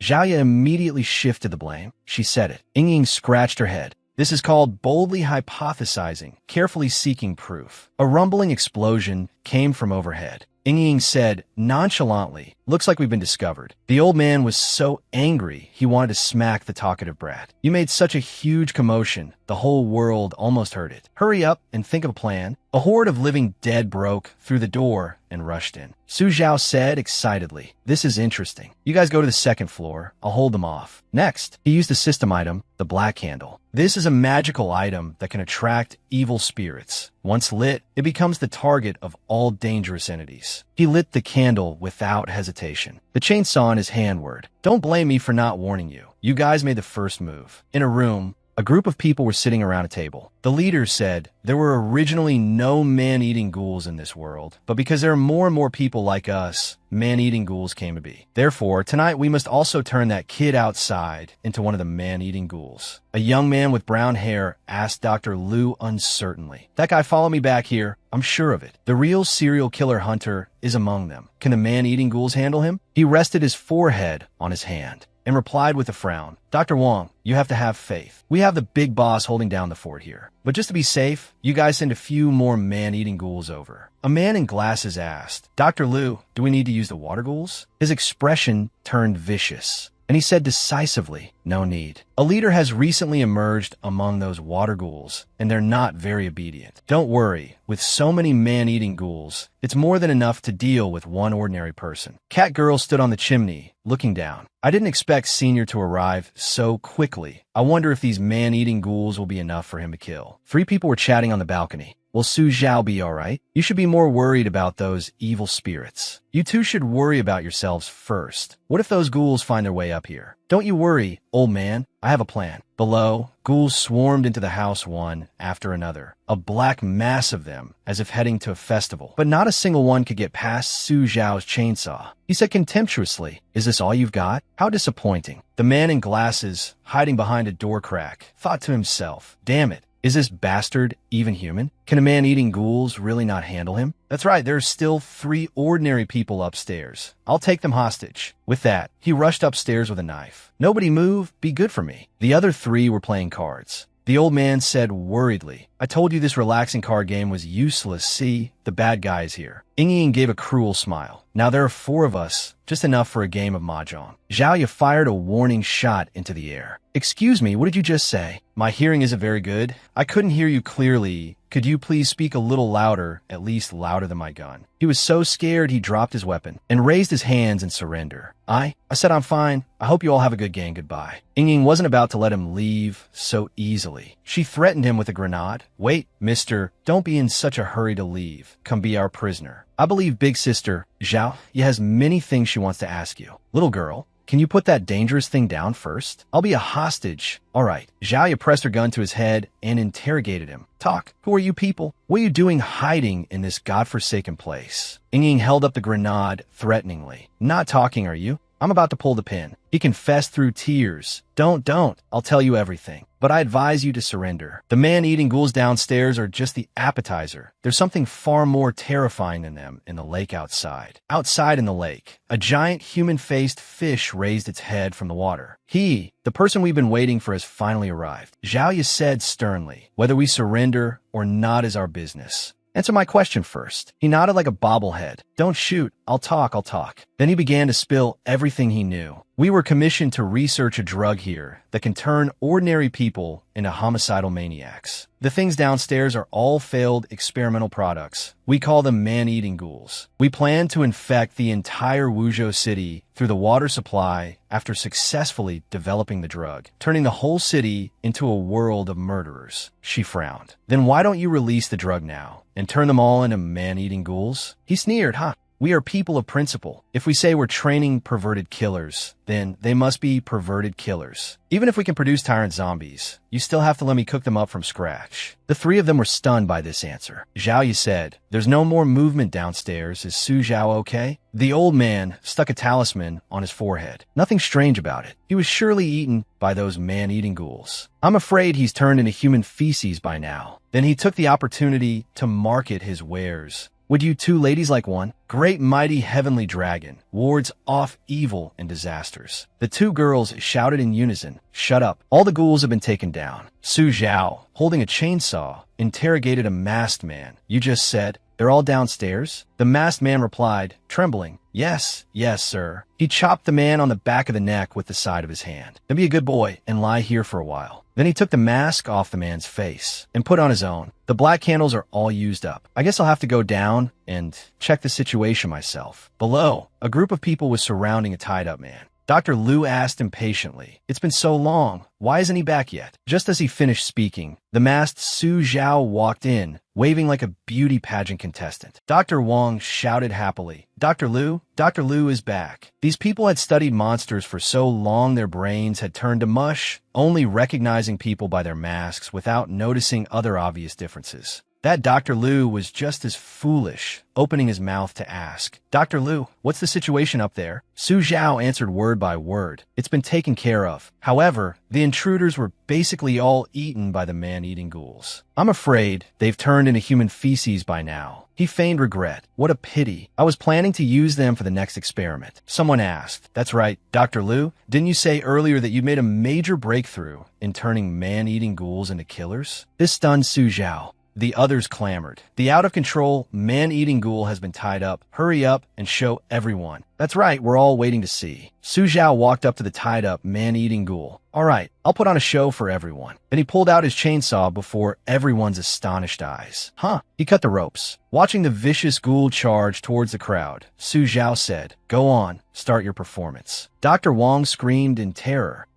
Don't come over here. At this moment, Dr. Liu belatedly realized, You're the legendary serial killer hunter. Su Zhao took off his mask. You guessed right, but unfortunately, there's no prize. Then he charged forward with his chainsaw, scaring him into kneeling on the ground. He hurriedly gave an order. Quick, release all the semi-finished man-eating ghouls. A horde of pitch-black, red-eyed monsters rushed forward. Su Zhao, holding his chainsaw, said disdainfully, You dare bring these out when they're not even finished products? For the victims, giving it your all is the most basic form of respect. Taking advantage of this moment, he pressed a red button and a secret passage appeared. He rushed down, reporting to a person already waiting below. Boss, this is bad. The guy who calls himself the serial killer hunter has broken in. The other person was holding a purple glass vial and reassured him, Don't worry, I've long had a countermeasure. This is a strengthening potion the organization brought back from the spirit realm. Take it to the lab, open the vial to release the gas, and the man-eating ghouls will be empowered. Go, I'll be waiting for news of your victory. Clutching the vial, a vicious glint flashed in his eyes. A potion from the spirit realm? Excellent. The door closed. The boss wearing a Yiksha demon mask laughed contentedly. Hee. How interesting. He looked at Su Zhao on the surveillance monitor. This kid doesn't even know he's already fallen under our control. But still, why do I feel like he's a lot like an SCP? Above, Su Zhao was killing monsters while complaining. Too weak.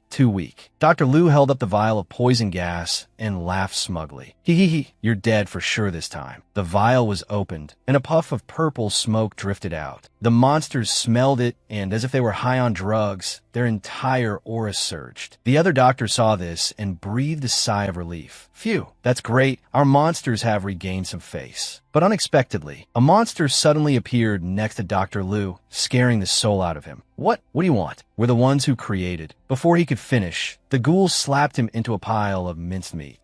Very quickly, the remaining people also became targets for the monsters, scattering in chaos. Dr. Liu, what have you done? That damn old man, he's ruined everything. Su Zhao scratched his head, confused. Oh, what's the situation? Why are they fighting their own people? Still, a group fight is better than a solo one. Fighting alone is too boring. A ferocious monster charged at him and was immediately sliced in half. Witnessing this scene through the monitor, the boss rested his chin on his hand. Even the Pro Max version of the man-eating ghouls is no match for him. It seems I'll have to use my ultimate move. He walked over to a well, looked at the human-faced fish swimming inside, and while chanting something, he used a knife to slit his wrist. Water ghouls, I'm counting on you next. A moment later, the human-faced fish remained completely still, showing no change at all. He wondered, why is there no reaction? Is there not enough blood? So he made a deeper cut on his wrist. Fresh blood gushed out, making him dizzy from the excessive blood loss, and he fell to the ground. His arm trembled. Damn it, I think I gave too much blood. He tried to get up, but found the water ghouls were still not moving and couldn't help but get angry. Why are water ghouls so picky nowadays? Now that you're full, hurry up and get to work. At this moment, by the lake, hordes of humanoid water ghouls crawled ashore and aggressively charged into the house. Zhao noticed an unusual noise. It sounds like something is charging over. The three of them looked out the window together. Zhao exclaimed, There are so many. The old man was shocked. Good heavens, What kind of monsters are these? Even the great mighty heavenly dragon can't handle this. Ying calmly suggested, I've thought of a way. The little girl held a torpedo in her hand and glanced at the hostage. Let's throw this guy down first, give the water ghouls a surprise. He protested, wait, what does this have to do with me? I'm just an innocent murderer. Then he screamed his head off. Don't you come over here. The old man, while tying him up tightly, commented, I think this little girl's plan isn't bad. Anyway, a fall from the second floor won't kill him. Zhaoya raised her knife threateningly. Go. The little girl said innocently, if they want to eat you, mister, just blow them up. Good luck. He said, trembling, this isn't about the second floor or not. Before he could finish, he was pushed out the window. As he fell, he said hatefully, I will definitely be back. The old man turned back and asked the two, what's next? The little girl replied, let's find Su Zhao. He'll definitely have a way. At that moment, an explosion occurred below the window, illuminating the night sky. But the three of them paid it no mind and continued forward. Zhaoya said, Su Zhao isn't on the first floor. Where did he go? The old man said anxiously, forget about him. We should think about where we should run. They're about to get in. Seeing the strange creatures appearing at the window, the little girl replied while throwing something at them. From what I know about him, Su Zhao must have found another clue. I'll give them a gift. You two go look around. Zhaoya replied, I'll help you. Fortune teller, finding a way out is up to you. Subsequently, the creatures were blown to bits one after another. She and the little girl continued their attack, one firing a gun, the other throwing bombs. Seeing this, the old man thought to himself, these kids are scarier than the ghouls. Are young people nowadays this fierce? Then he started looking for a way out. Seeing the stairs, he shouted, found it. Then he called to them, there's a way here. You two, hurry over. The three of them slowly descended to the basement. Upstairs, the creatures were still staring intently. At the end of the passage, the little girl shouted, I knew it was here. Hearing the voice, Su Zhao turned around and saw them, asking in surprise, why are you guys here? I'm telling you now, these are man-eating ghouls. Not people. The little girl said, annoyed, you don't say? We haven't even dealt with the things outside. Then, seeing the man-eating ghouls arriving in hordes, he was surprised. Why are there still so many? They've grown extra limbs, so I can't make fish head soup anymore. A moment later, another strange noise was heard. The little girl and the old man hid behind a wall to observe. The little girl said, this doesn't look good. Are they having a civil war? The old man spoke up. Is there something wrong with you two's brains? Even if it's a civil war, they're definitely fighting over who gets to eat us. Seeing them actually fighting, someone spoke up. Oh my, they're really fighting. Elsewhere, a person with fluffy purple hair was staring at the monitor showing their location, muttering, what's going on? Have the test subjects lost control? Seeing that some had fallen. While the remaining creatures were converging on Su Zhao, the old man poked his head out, shook it helplessly, and said, we're done for. We're done for. It looks like they've decided who gets to eat us. What a pity. I was planning to call a massage technician at the parlor tonight if I made any money. The little girl, thinking of something else, said angrily, so now you admit you were planning to scam us from the very beginning, right? At this moment, they stood in two rows. And from behind them, a guy twice their size stepped out. The old man asked, trembling, that biggest one must be their boss, right? It's coming over alone. Does it want to negotiate with us? The little girl was fuming. It can't even talk. What's there to negotiate? Just as she finished speaking, the big guy's mouth uttered words. You're the legendary serial killer hunter, aren't you? I heard you're very strong. Su Zhao replied modestly. Not all. I'm just acting in self-defense. The little girl whispered, oh, so it can speak human language, after all. Unexpectedly, they heard her, and one by one, they said angrily, we're not mute. Why wouldn't we know how to speak human? To build a good relationship with you food, we even learn Mandarin, Cantonese, Northeastern dialect, Wenzhou dialect, Minnan dialect, and even Japanese. The old man asked curiously, why learn Japanese too? It laughed smugly. To prepare you as Japanese cuisine, of course. The old man's face immediately fell. The leader spoke up, hey, you with the chainsaw, I want to solo you. Su Zhao confirmed, solo? Are you sure? It said as it attacked, of course. Su Zhao also got into a stance, saying, seeing as you're so honest, I won't bully you. Then he jumped up and kicked the leader, who flew away before he could even react. Splat. Seeing this, Su Zhao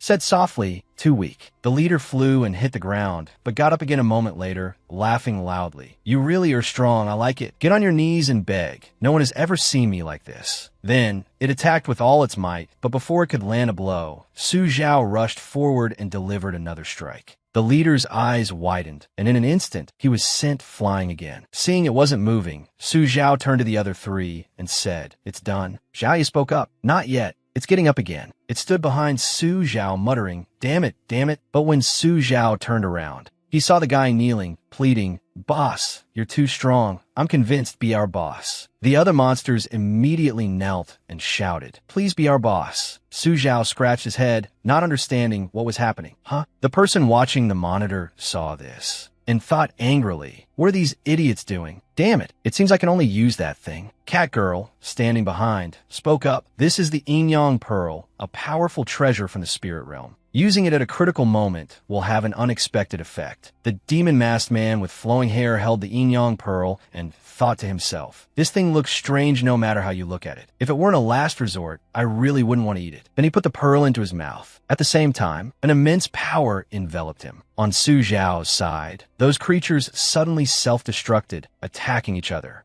The leader, Su Zhao, and Ying saw this and were all astonished, not knowing what had happened. Seeing the explosions growing larger, the leader shouted, this is bad. Everyone retreat quickly. We're done for. But the other monsters were exploding. The explosions gradually spread. A moment later, all was calm and quiet. Su Zhao volunteered. Everyone stay put. I'll go over and see. Just then, a voice rang out. No need to look. I have come in person. The rocks there shattered, forming a doorway. The man in the demon mask stepped through. We couldn't contact the other strongholds, so it was you pulling the strings, wasn't it? Today we'll settle all our scores, new and old. Don't you want to know about that matter? Defeat me, and I'll tell you the secret of the poisoning incident from 15 years ago. Hearing this, Su Zhao's face turned pale. Then he calmed himself and said, fine, it's a deal. The other guy shouted, then let me show you what real power is. With that, he threw a punch towards Su Zhao. He could only try to defend himself, but still couldn't dodge it and fell to the ground. Seeing him motionless, the other three all had the same thought, so strong. The minions behind them cheered. Big Brother is so awesome. It's a sure win. What are you waiting for? Let's suck up to him. Let's do it. Masked Big Brother, with boundless magical power and vast divine abilities, dominates the Central Plains. The sun rises in the east. Only our Big Brother is supreme for 1,000 autumns and 10,000 generations, unifying the martial world. When Big Brother strikes, he's invincible in the world, a moment of carelessness, and his name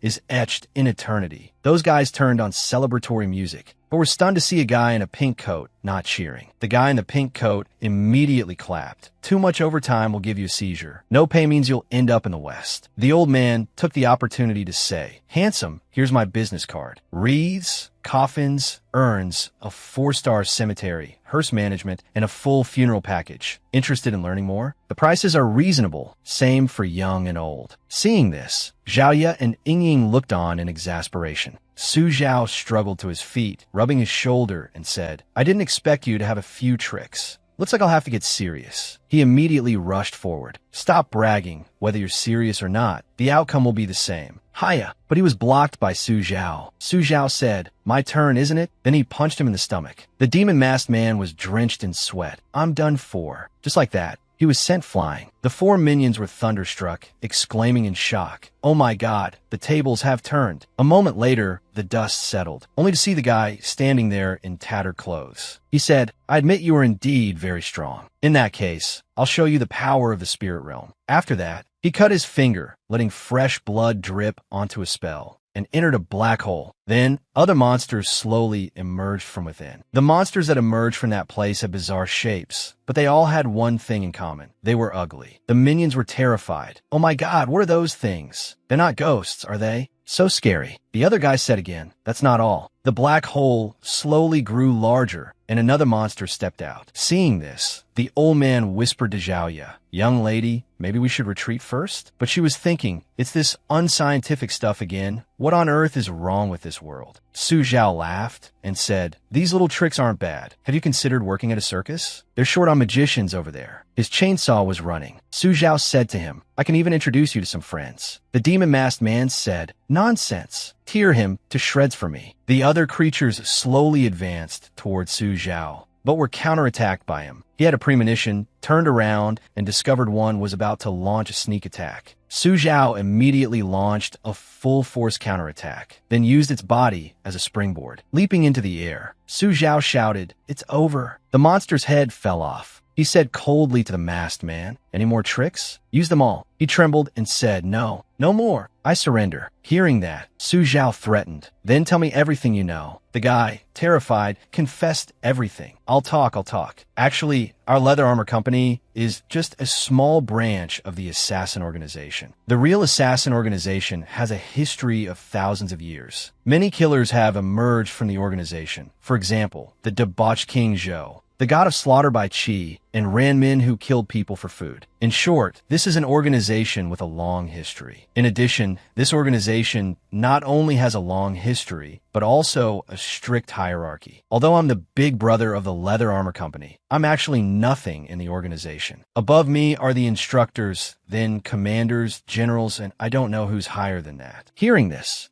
Zhao speculated. It sounds like an illegal pyramid scheme. The old man also said, a pyramid scheme? I've done that. The training is extremely strict. Don't get involved. Not even the great mighty heavenly dragon could handle it. Su Zhao pressed on. What is the organization's purpose? With his life threatened, the instructor continued. There are 2 points. The first is to turn all the people of Wu Prefecture into killers and throw open the spirit realm. The second is to create the perfect killer. He asked again, so what is the spirit realm? He trembled and said, I'm not clear on that either. What's happening to my body? It feels like it's about to explode. Su Zhao sat down and asked the final question. What really happened with the poisoning incident 15 years ago? The masked man knelt on the ground and said, the file on the poisoning case is at our headquarters, but it has a strange seal on it that I can't open. So what really happened? I can take you to see it. Su Zhao angrily raised his chainsaw and roared. Then what were you dawdling for all this time? The truth is you don't know, right? Do you believe I'll kill you? He begged. Big brother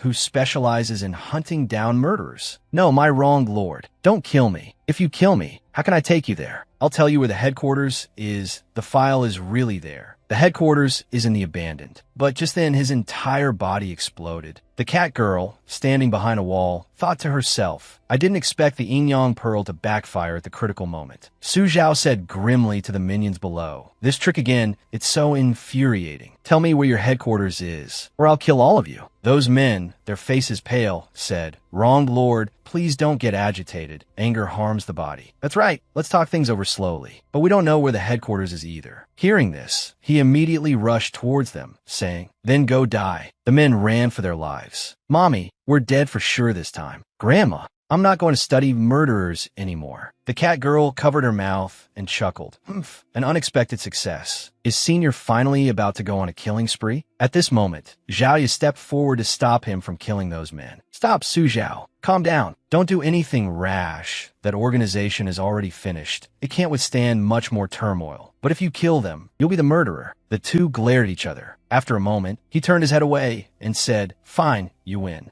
Let's go. The cowardly old man said, we're doomed. We're doomed. One wave hasn't passed, and another has come. It must be some demons or ghosts again. He comforted him. Don't worry, they're not ghosts. At this moment, the sound of footsteps approached. One of the group spoke up. It's the middle of the night. Why aren't you people at home? What are you doing running around here? The old man raised his hands. Comrade officer, we're good citizens, really good citizens. But in his heart, he thought, why are there more ghosts? But just then, Su Zhao patted the old man's shoulder and said, wait, don't you find this a little strange? The old man asked quietly, what's wrong? It's so hard to run into living people. He looked into the old man's eyes and said, use your brain. It's already 1:30 in the morning. In a remote place like this, and they're not delivery men, where would you find people patrolling in the middle of the night? Hearing this, the old man immediately replied, my friend, I think what you're saying makes a lot of sense. So what should we do? Su Zhao turned and said, don't worry, leave it to me. I'm great at communicating. Then he said to the group of people, we're lost. We just came out of the forest, and now we're tired and hungry. Someone in the group said, is that so? Then you all follow me. I'll take you out to get something to eat. He interrupted again. Wait, the child and the old man are very tired right now. How about we let them rest here first? I can go with you to get some food and bring it back. The group of people exchanged glances. Then one of them pointed to another and said, all right, you come with the three of us. Old four, you stay here and protect the old man and the child. The old man asked in distress, my friend, you're not really planning to sell us out, are you? Running off by yourself, leaving an old man and a child here. As he was leaving, Su Zhao said, don't worry, that little girl is even better at communicating than I am. See you later. When the group reached a truck, two of them exchanged glances again. Seeing this, Su Zhao spoke up. You're not employees of any kind at all, are you? The men pulled out knives and said, it's too late for you to know now. Another one also said, less talk, get in the truck. Su Zhao turned his head away, but still cooperated. Isn't it just getting in the truck? A small matter. There's no need for everyone to make the atmosphere so tense. He thought to himself, I'd like to see who on earth you people are. After the truck door closed, a long-haired man took out his phone to make a call, but there was no response from the other end. He said to his accomplice, hey, why can't I reach the big boss? The other person gestured for him to come closer, then whispered, forget it, didn't the organization give instructions? Bring anyone suspicious appearing near Coffin Lake to the interrogation room. We have plenty of time to torture him anyway. Then they drove off. At this time, another person made a call and also said to his accomplice, why can't I reach Old Four's phone either? I just told him to take care of that old man and the kid. I wonder how it's going. The driver said, the signal is bad in this godforsaken place. No need to worry, an old man and a child is a piece of cake. On Ying and the old man's side, the two observed Old Four, then discussed in low voices. The little girl said, according to my speculation, this guy is definitely a member of the assassin organization. The old man asked, wait kid, what are you planning to do? What if he guessed wrong? The little girl gave a sinister smile. It's fine if I guess wrong, as long as he dies. It's fine if he doesn't. The old man yelled, what kind of logic is that? But the key is that I actually understand it. What if your little brat blow off his family jewels? And word gets out, our reputation won't be so great either. As the two of them were staring at him, Old Four turned his head and pulled out a knife. I've been waiting. This is the day you two die. But his tone suddenly changed. Cursing. Holy crap. The little girl had thrown a grenade at him. After the smoke cleared, he was lying on the ground in tattered clothes. Seeing the two approach, he pleaded, Miss Heroine, spare me. But the little girl said to the old man, tie him to the tree for me. When Old Four was tied tightly to the tree trunk, the old man approached and said in a low voice, tell me, who are you people? Where did you take that young man from earlier? He replied in a panic, I'm just a low-level grunt. Seeing this, the little girl stopped the old man, mocking, old man, your interrogation skills are too poor, let me. Seeing the little girl approach, squat down, and touch his pants, he stammered, what are you going to do? The little girl had just stuffed a bomb in that area of his, casually said, nothing much, just want to see if your little brother is harder or if our torpedo is harder. Don't worry, I have a whole bag of torpedoes here, more than enough to use. Then the little girl took out a lighter and lit the fuse. Threatening, are you going to talk or not? He shouted, stop, I'll talk, I'll tell you everything. The little girl looked up and said innocently, sorry, it's too late, the fuse is about to burn out. Why don't you leave your last words first? Hearing this, he let out a blood-curdling scream and passed out. At this moment, that bomb was still smoking. The little girl swapped it for another bomb, pretending to say regretfully, what a pity, it was a dud. The next one won't be. Such a coward. Su Zhao's tricks are still more interesting. Seeing this, the old man thought to himself, no wonder Su Zhao could go off alone without worry. I wonder where he's gone. Elsewhere, there was a house where Su Zhao was being escorted by them. Upon arrival, he saw someone who looked like him, beaten until his whole body was covered in wounds, his eyes vacant. As Su Zhao was observing the person, one of the thugs patted his shoulder and whispered, don't be scared. You'll end up just like that in a moment. Then he used a rope to tie him to a chair. The thug continued, I heard this haunted house is the home of a famous tongue-cutting female murderer. That seemingly gentle old woman has killed a total of 32 people and is still at large. Therefore, I'm going to be just like her. First, I'll cut out your tongue, then frame it as the masterpiece of the tongue-cutting killer. Speak, which organization sent you? At this, Su Zhao burst out laughing, then replied, all right, I'll talk. Our organization wants to track down the remnants of Nazi Germany from World War II. Our goal is to save our leader and rule the world. Our slogan is Long Live Hydra. Hearing this, they looked as if they'd been struck by lightning, then said angrily, damn it, I thought that slogan was made up. Awesome, I can't believe Hydra is real. Are you guys insane? You can tell that bastard is just spouting nonsense. Then Su Zhao turned his head and said, all right, did you just say the owner of this house is the tongue-cutting killer? I think she's back. Hearing this, they turned their heads to look, asking she's back. Where? Seeing no one, Su Zhao whispered to the system, let them have a horror house experience. Let them feel the fear of being tortured. Footsteps echoed. They turned their heads, and an old woman walked over, saying gloomily, young men, Were you looking for me? They cried out in alarm. Impossible. Could the rumors be true? I thought it was just a hoax. Can it be that you're really hearing this? The old woman chuckled and said, "You boys are so smart. You guessed right. I am Sister Ma, the tongue-cutting killer. The 5 of you up in the middle of the night. What are you doing in my house?" One of the thugs said in a panic, "5 people? Aren't there 6 of us?" Then he turned back to look for Su Zhao, and when he couldn't find him, he glared and said, "Damn it. Where did that guy go?" The old woman interrupted him. "Don't worry about others. Sister Ma is here to take care of you now." He immediately picked up a pair of pliers and said aggressively, "Sister Ma, my ass." A crippled old woman. "You think I'm afraid of you?" But when he grabbed the old woman's hand, she easily blocked him. 3 minutes passed. One by one, they were all tied up. The old woman held the pliers and asked gently, "Oh, scared now, are we?" The thug trembled and said,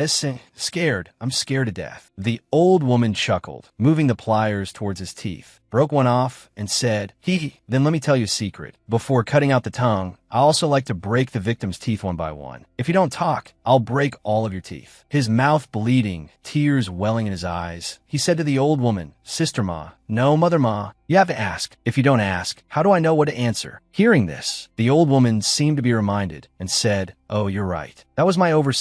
Their faces were all lined with exasperation. The old woman looked at them, her eyes icy as she asked, "Tell me, are you from the organization? Where is your headquarters?" He said, drenched in sweat, "Yes, we're from the Wallet organization. We're all temporary staff. The organization's headquarters is at the abandoned hospital. We're responsible for bringing the people we capture to the hospital." The old woman moved closer, threatening, "Tell me where the hospital is, or I'll cut out your tongue." He squeezed his eyes shut and yelled, Don't. I'll talk. It's on Minju Road, Yan'an District." Su Zhao thought to himself, "Number 13, Minju Road? That's some progress." Su Zhao looked at the information on a notice board. Abandoned hospital, 5-star mission difficulty. Crazed doctors, terrifying patients, monsters roaming the corridors late at night. Penalty for failure. Do you want to become a doctor or a patient? He thought to himself, an abandoned hospital. Just then, the little girl walked in, saying loudly, While you were having a deep exchange with them, we tied up the whole lot." The old man thought to himself, what deep exchange? He asked, "You dealt with them that quickly? I was just about to go look for you too."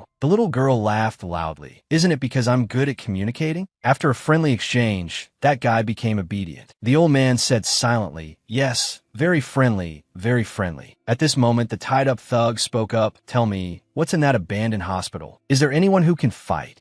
Where's Sister Ma, the tongue cutter?" Su Zhao replied coldly, "Never mind, Sister Ma. Do you know Granny Roan? Answer my new question, or I'll turn into Granny Roan. Want to try some acupuncture?" Seeing the needle getting closer, he cried out in panic, "Mommy, I'll talk. We're just responsible for taking suspicious people from near the Coffin Lake Horror Cinema, Living Dead Village, and Sector 9, and after interrogation, we take them to the abandoned hospital. I can also give you directions. But I heard that no one who goes in there comes out alive, so I don't know the specific situation inside." Seeing Su Zhao's interested expression, the thug said fearfully, "That's really all I know. If I've told a single lie, may my whole family be struck by lightning and die with their eyes open." He immediately said, "It's fine. I'll take you with me. If I find out you've told a single lie, it won't be as simple as being struck by lightning." Escorting the thug to the door, Su Zhao stopped and said to the little girl, "Little Ying, you two call Zhaoya. Leave the rest of them for her to handle." The little girl said in an unhappy tone, "Humph, not letting me go with you again." Su Zhao quickly replied, "Isn't the old man staying with you?" The old man interjected, "I'm not staying with this little demon. I've been struggling all night. I want to go to a massage parlor to relax." The little girl said without thinking, "Cut the crap. Stay with me." "You want a massage? Want to taste a torpedo?" The old man replied, I'll stay, all right." He stopped by a car.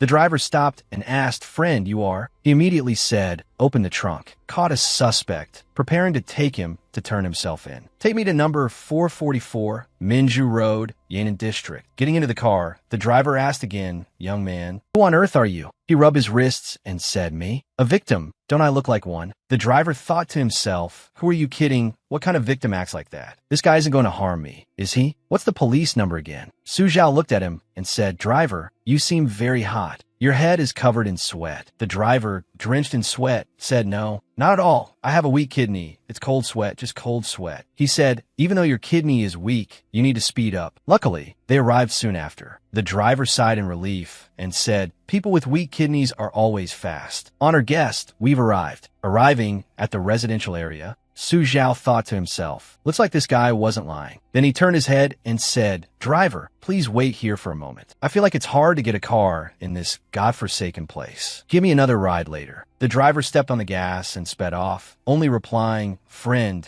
sorry my wife suddenly went into labor. Find someone else, goodbye." At this, he thought, suddenly went into labor? Oh well. I'll find Shinamo. Then he took out his phone and called, "Shinamo, wake up, come pick up a homicidal maniac." The location is Minju Road, Yan'an District, at the garbage dump. Shinamo, half asleep, grumbled, "Big brother, it's the middle of the night. What have you gotten into again?" He immediately said, "What do you mean again? Just get over here." After that, at the garbage dump, Su Zhao knocked the guy out and said, "Have a good sleep here. When you wake up, you'll have the chance to confess your crimes." Afterwards, Su Zhao walked down the street, observing the flyers on the wall, then walked to another place. A guy stepped out from somewhere and spoke a code phrase. He asked back, "What code phrase?" The guy in the headscarf immediately said, "A mountain needn't be high. Its fame comes from the immortal within." Su Zhao said to him, "You're a moron." The scarf guy held up a knife and replied, "Wrong code phrase." Su Zhao laughed and said, "Wait, I was just kidding just now. I remember what the code phrase is now." Then he pulled out a chainsaw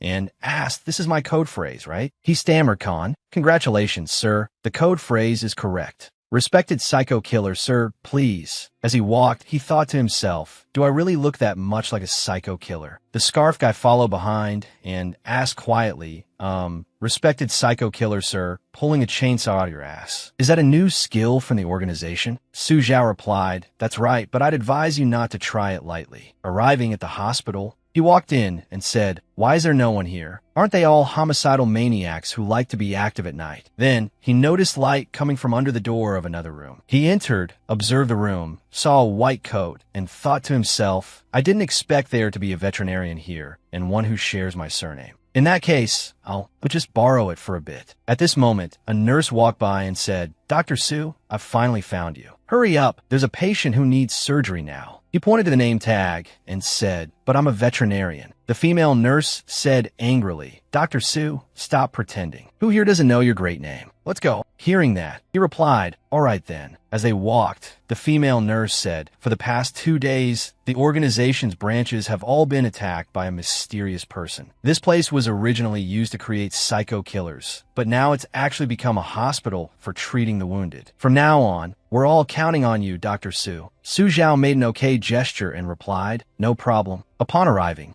another person spoke up, "Dr. Su, you're finally here. The patient's symptoms are very complex. Here is your scalpel." But Su Zhao waved his hand and said, "No need. This one is too small." She asked in astonishment, "Too small?" He held up the chainsaw and said, "That's right. I usually use this for surgery." The nurse behind him exclaimed in shock, Use a chainsaw as a scalpel." He nodded and said, "That's right, it's fast. The patient might feel a little pain at first, but very quickly, wherever the saw cuts, the illness is gone. As a veterinarian, this is reasonable, right?" The person next to him agreed, "That seems right. It's getting late. Please proceed with the surgery quickly." "Doctor," Su Zhao replied, "No problem. The process might be a bit bloody." At this moment, a voice echoed from the door, "Bastard, what are you doing?" The three of them turned around at the same time and saw a man standing at the door, zipping up his pants as he said, "I just went to the bathroom for a minute, and my coat was stolen as soon as I got back to my room." "Who are you? Why are you impersonating me?" Su Zhao immediately said, "You might not believe this if I say it. More than half the patients in your hospital are my masterpieces." His face turned pale as he asked, "Damn it, could it be that you're the one who tortured those terrifying assassins?" Su Zhao replied, "Congratulations, you answered correctly." The doctor immediately ran to the alarm bell and pressed it frantically. Hearing the noise, a crowd of people ran over, chattering amongst themselves. "It's the alarm from operating room 4. Let's go see. Quick, grab your weapons. Everyone, follow me." Another group of doctors also said to each other, "Old Su is in trouble. Everyone, follow me." Soon,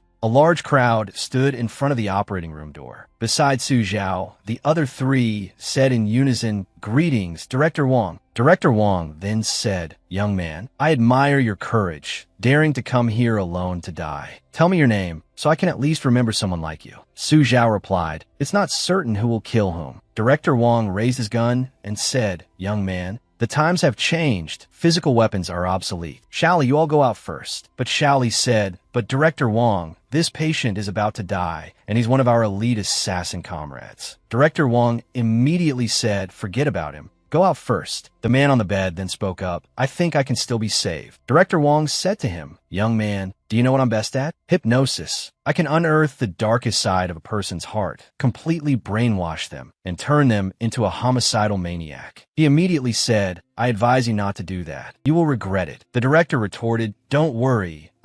Director Wong, don't even know how to spell the word regret. Hearing this, he immediately said, all right then, it just so happens I'm in a bad mood. At this moment, another man appeared holding a club, saying, then you should get some good rest. Director Wong stammered, this is... Everyone present looked as if they'd been struck by lightning, saying to each other, he wasn't hypnotized. Su Zhao spread his arms wide, with an expression of enjoyment. Ha ha ha, what fresh air. I haven't breathed in a long time. This feeling is so refreshing. Director Wong thought to himself, wow, has my hypnosis become more powerful? Or was there something wrong with him? This is the assassin with the strongest aura I've ever seen. At this moment, the nearby cat girl raised her head and thought, this aura. The director spoke again. Mr. Homicidal Maniac, go and kill people. Your instinct is to slaughter, and now the law can no longer stop you. Don't spare a single survivor. He immediately laughed, ha ha ha ha. Then he approached the man and said, you're absolutely right. However, first I must thank you for hypnotizing this lovely little fellow. He advised you from the beginning not to do something foolish, but you just had to hand the key to a wild beast. Director Wong said in fear, hey you, what do you want to do? I told you to kill the living, not to kill the half-dead like us. Su Zhao pushed him down, a smile on his face. He was sent flying, blood streaming from his nose, his hands pinned by 2 daggers. Seeing this, the other men panicked and said to each other, damn it, what kind of monster did the director create? Run, or we'll lose our lives. That's not right. Haven't we been dead for a long time already? True, let's not worry about those details. Hearing this, Su Zhao laughed loudly, ah ha ha ha. Then he advanced towards the others, unleashing a massacre. A few men said as they ran, should we call the police? Only the police can stop this guy. Another replied, I tried, there's no signal. Maybe the boss didn't want to be discovered and blocked the signal. Hearing this, he exclaimed, oh my God. 1 minute later,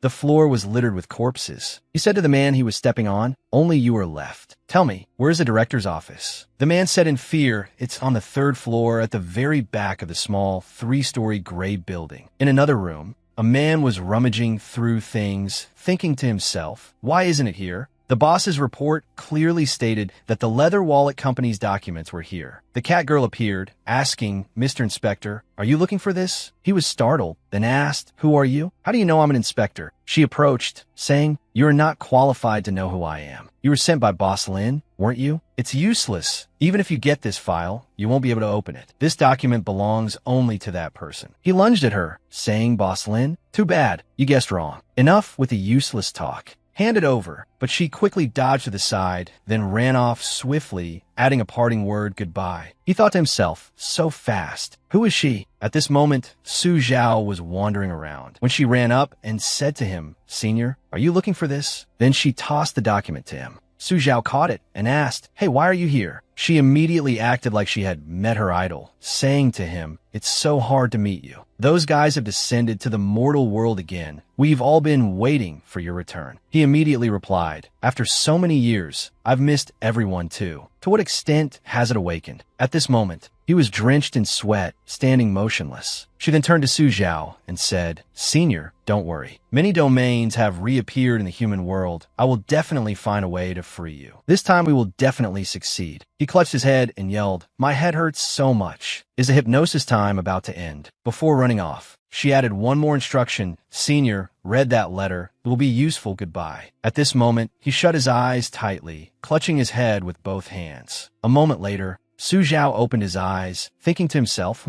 why am I here? Then he looked at the document in his hand and thought, I remember now, Director Wong hypnotized me earlier. But what happened after that? Why is this suddenly in my hand? Whatever, I'll read it first and figure it out later. But as he read the letter, his eyes widened and he whispered this. The letter read, Blood Red Commander, I have confirmed that my son is indeed not a complete human. 15 years from now, once he awakens, I fear he will bring a world-ending disaster to Wu Chao. Therefore, no matter the cost, he must be killed. This is a secret operation. Burn after reading. Absolutely do not let anyone else know. Anye. The 15th day of the 7th month, year of Bingyu, Su Zhao speculated, what on earth does this letter mean? There's too much information. First, the one who made the cruel move 15 years ago was the Blood Red Commander. Second, the person who ordered him was my father, named Yi. Third, my father suspected I wasn't an ordinary person and would bring a world-ending disaster to Wu Chao, so he wanted to kill me. Then he held the letter and pondered. The date on the letter is the 15th of the 7th month, the ghost festival, the exact day the incident at school happened. Could I be a ghost? But he immediately shook his head, thinking impossible. I'm definitely not a ghost. Besides, why wasn't this letter destroyed immediately? Also, why didn't I die that night? Could the awakening mentioned in the letter be when the system suddenly appeared? At this moment, someone spoke from behind him. Who are you? Why is the confidential file in your hands? How did you open it? He asked back, while quickly stuffing the document into his pocket. And who are you? The other man quickly lunged forward to snatch the file, saying, You're not worthy of knowing who I am. Hand over the file. But he was easily dodged. Seeing that he couldn't snatch it, he exclaimed in shock, Hey, how can everyone dodge like that? Su Zhao turned and asked, Tell me, why do you want to snatch this file? I'm very curious about that. You must know what's inside, right? The other man immediately replied, Since you're so curious, I'll tell you. The Blood Red Commander personally sent me. You'd better obediently hand it over. Hearing this, Su Zhao recalled the letter, Blood Red Commander, the person mentioned in the letter from 15 years ago. Then he pulled out his chainsaw and asked threateningly, Tell me, what else do you know?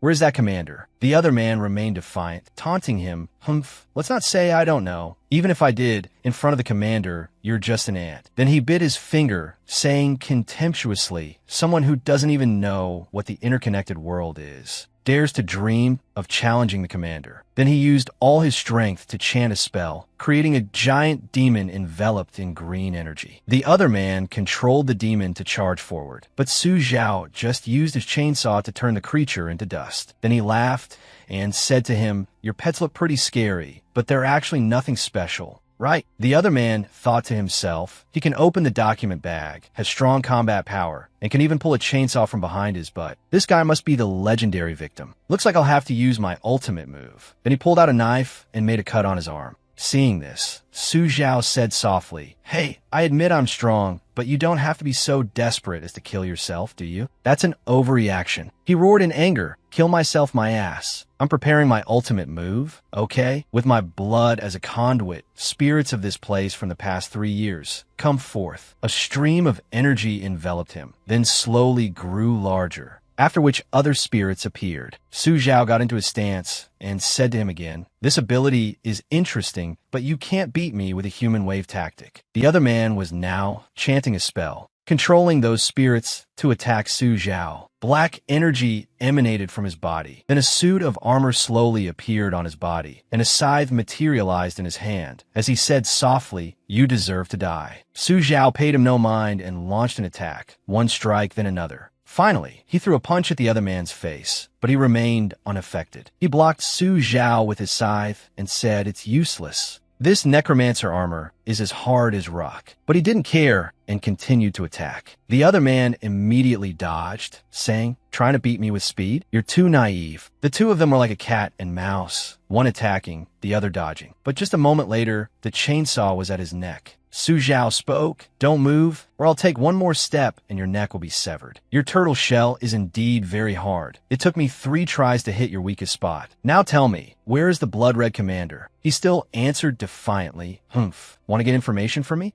In your dreams, the other man's entire body exploded, leaving behind one last sentence. Long live the 9-headed serpent. Seeing this, Su Zhao muttered to himself, Damn it, he's self-destructed? Are assassins this tough nowadays? Then he noticed something in his hand and wondered, What's this now? He became even more puzzled. Subway line 14? Why have I never heard of this line? The card read, Subway line 14 ticket. For usage in specific times, please see the back of the ticket. Just then, The door was pushed open forcefully, and someone shouted, "Hey, why are you still wandering around? Get to the safe room. There's a psycho killer in the hospital. It's very dangerous." Hearing this, Su Zhao immediately replied, "Is that so? Then please take me to the safe room." The old man said as he walked, "Follow me quickly. Why are you still smiling? Are you an idiot?" Hearing this, he said, "Oh, I'm not an idiot. I'm just scared silly. By the way, who's in the safe room?" The old man immediately said, "Looks like you really were scared silly. You even forgot this. It's full of wanted criminals. The organization wants to use them to research and create elite assassins. The injured are all there now, too." Su Zhao replied, "Oh." Upon arriving, the old man said, "Hurry up and get in." His hand was still holding the chainsaw. As he said, "Wow, it's so crowded in here." The old man saw the object in his hand and said, "I heard the psycho killer turned the director into Mr. Su, and he's a guy with a chainsaw." Another person also said, "You're also holding a chainsaw. Don't tell me you plan to face the killer head on?"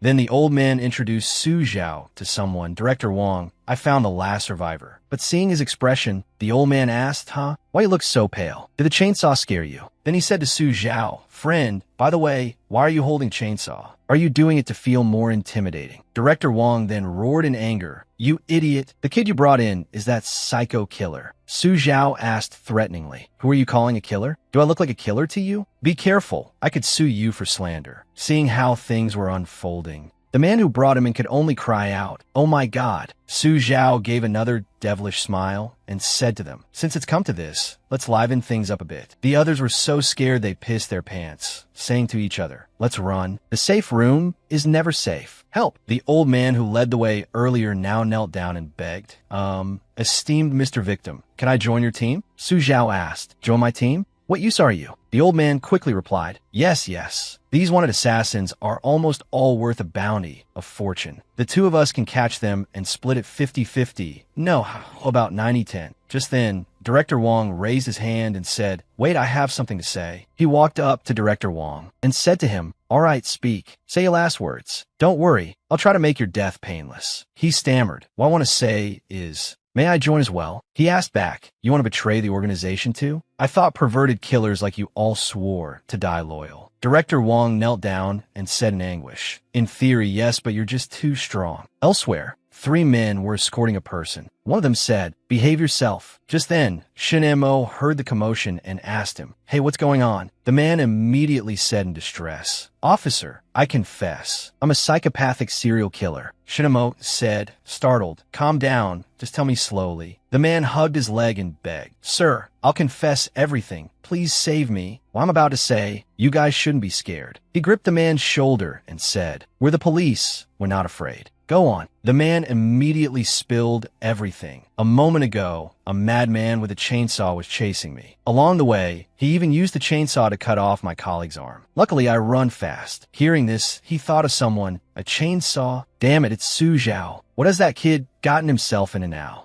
I have to get over there and see. At the hospital, the police let him in. The other 3 were astonished. Shinemo called out, "Hey, Su Zhao, have you started moonlighting as an exorcist now?" Su Zhao said coldly, "Most of these people are wanted criminals. Your promotion and raise are just around the corner." Then he asked Shun Imo, "Have you ever heard of Yujo's Subway Line 14? He asked, "Subway Line 14? You mean the line where that massacre happened years ago?" Su Zhao was curious about that massacre. Shin Imo recalled for a moment, then said, "It was a very strange accident. It was rush hour. A train derailed, causing the tunnel to collapse, and over 100 people went missing. Ever since then, that subway line has been sealed. But there are often rumors that people see a train still running in the tunnel. But this is completely unreliable because there are no tracks for a train to run on at all." Just then, he took out a piece of paper and asked Shinemo, "What if the rumors are true? Otherwise, why would they have a train ticket and a schedule?" Shinemo took it and asked back, "There's this too? Wait, don't tell me you're planning to act alone again?" Su Zhao reassured him, "Don't worry. Do you think I'd just go to a dangerous place recklessly?" Shun Mo replied without thinking, "You would." He could only smile and say to Shin Mo, "So it's useless for you to stop me.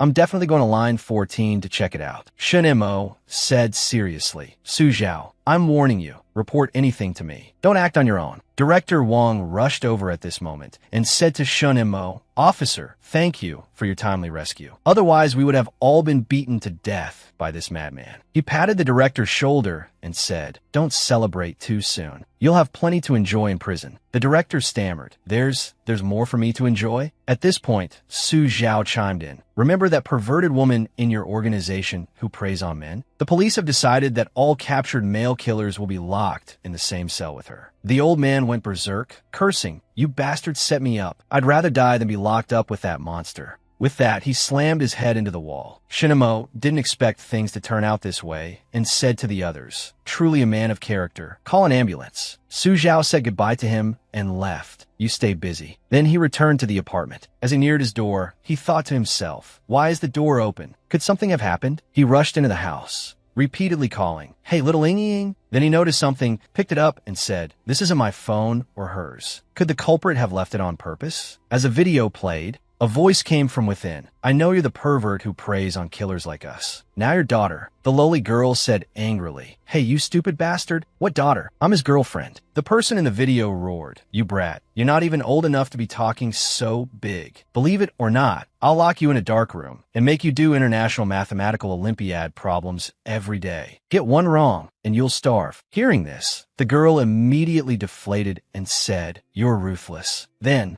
the person pointed at the screen and threatened, "Listen up, you have one day to get to the Academy Station of Line 14. If you don't show up, you can wait to collect her corpse." Su Zhao immediately took out his phone to look up information. The operating hours for Line 14 are from 12 a.m. to 5 a.m. There's still time, but where do I get on the train? I'll check online for clues. Then he discovered something and exclaimed, "Found it!" A ghost carrying a street lamp was walking. He thought to himself, "It seems this subway line is quite lively. I must prepare thoroughly." As he prepared his tools, he thought, "If this doesn't work, I'll just have to kill all the enemies. That way, no one will know I broke in. The internet says there might be an entrance in Marsh Park. I'll try from there." Then he went there. As he followed the person, he thought, in the middle of the night, walking alone in a desolate place. This guy is definitely not normal. But the person had spotted him and gestured at him. "Stop, don't move, be a good boy for me. If you try any tricks, watch out for your life." In the middle of the night, walking alone in a desolate place, you're definitely not normal. Su Zhao asked, speechless, "Who's the one who's not normal here?" The guy stuck out his tongue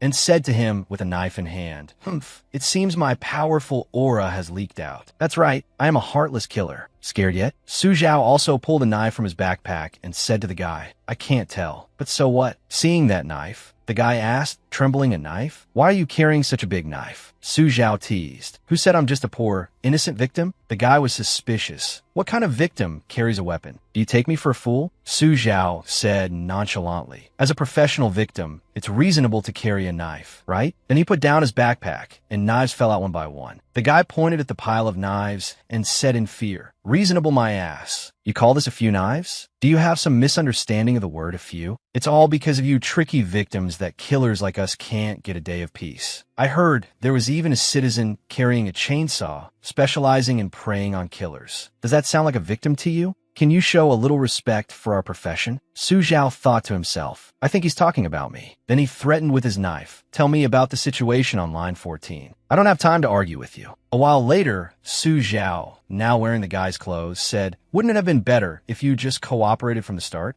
"Well, I'll be on my way then." The guy, stripped of his clothes and tied up, could only sob. At this moment, the train started moving, and Su Zhao was seated securely on board. The train's announcement system chimed. "Ding dong, we have arrived at Academy Road Station. The doors on the left will be opening. Passengers disembarking, please mind your safety." Arriving at the station, he stepped off. Suddenly, someone grabbed Su Zhao's hand and said happily, "Teacher, you're finally here." Hearing this, he thought to himself, this guy in the fedora is a teacher? The person didn't realize, and holding his hand, said, "Class is about to start. Come with me quickly. The students of a new training class are all waiting for you. Also, there's news that the killer who specializes in killing victims will be here today. Be careful, don't get caught." Su Zhao caught the main point. "Training?" The person nodded and said, "That's right. Tonight is the 53rd murder and silencing training class. The students have been waiting for a long time. Could you have forgotten?" Su Zhao could only say, "How could I forget? I'm very familiar with this.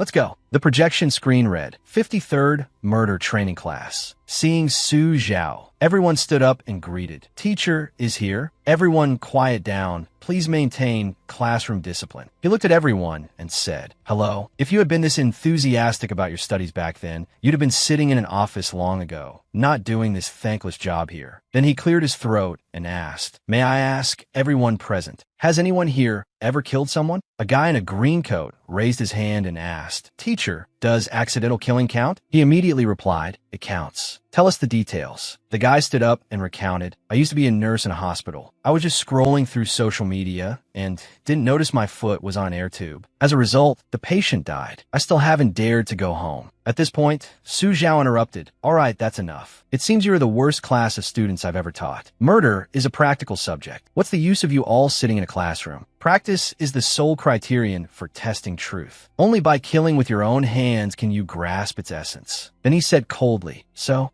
next, we're going to kill someone. Everyone around asked in unison, kill who? He immediately said, naturally, the first person you see after leaving this room. Don't worry, everyone knows full well, whether it's them or you are all living dead without heartbeats. So it doesn't matter if you die. After 18 years, you'll be a hero again. Hearing this, everyone started murmuring, is that really okay? But we really are the living dead. This class is interesting. Hearing these words, he picked up a knife, caressed it, and said, why wouldn't it be? The living dead in this world have turned Yuzhou into a world of psychopathic killers. Why not be a little crazier? So, go ahead and act boldly, you future stars of the murder course. Those people seemed encouraged, each one excited. Since the teacher has said so, what the hell is there to be afraid of? That's right, all for the eternity of the nine-headed serpent tribe. At this moment, someone opened the door and shouted, what's all the noise? Everyone hurry up and study. There's a meeting later. Everyone, along with Su Zhao, turned their heads, then flashed a bloodthirsty smile and said, study my ass. The murder and silencing starts with him. I'm casting aside my humanity. After that, the principal was killed by his own students. At this point, someone also realized something was wrong and said, wait, something big has happened. I think we killed the principal. Su Zhao comforted them. Don't worry, someone will revive him. To learn how to murder in silence, charge, encouraged. Those people rushed out of the classroom, excitedly shouting, kill, here I come. What's there to fear in life? I will fight to the last moment. Seeing this scene, Su Zhao thought to himself, good, now they have something to do. Elsewhere, a guy was reading a problem. First question, listen carefully. A water tank has two pipes. One inlet pipe can fill it in 10 minutes. One outlet pipe can empty the tank in 15 minutes. If both pipes are opened, how long will it take to fill the tank? Hearing this, little Ying said wearily, this lady here doesn't know how to do this one. The guy was very angry, but continued to ask, what about the previous question? A master and apprentice are processing parts. The master alone needs 3 hours. The apprentice can process 30 parts per hour. Now, the master and apprentice work together. When they finish, the number of parts the apprentice made is half of the master's. How many parts are in this batch in total? The lowly girl clutched her head and screamed. The apprentice works so slowly. I suggest he just kill himself and let the master do it all. Damn it, this is too hard. I'm just a normal lowly who knows how to make explosives. Hearing this, the guy pointed at his face and roared. Still say it's normal? Can't you see my face is all scratched up by you? Have you ever seen a girl like you who specializes in kicking where it hurts? I still have to go on blind dates to find a wife. The little girl replied, with a face like that, you shouldn't go on blind dates anymore. Just wait for your next life. Besides, you all had better let me go, otherwise when my boyfriend gets here, not a single one of you will escape. The guy put his feet on the table and said coldly, damn it, I've already set a trap. An electric scooter ambushing with over 20 people, you just wait. Then he made a call. Brothers, have you caught that guy yet? The other end of the line immediately replied, Big brother, we were stopped by the traffic police. They said we were overloaded. Is this even human language? So what if this scooter is carrying over 20 people? Isn't that very normal? Looks like we won't make it in time to chop that guy up. Big brother, find someone else. No more talking. We have to write a ticket now. Goodbye.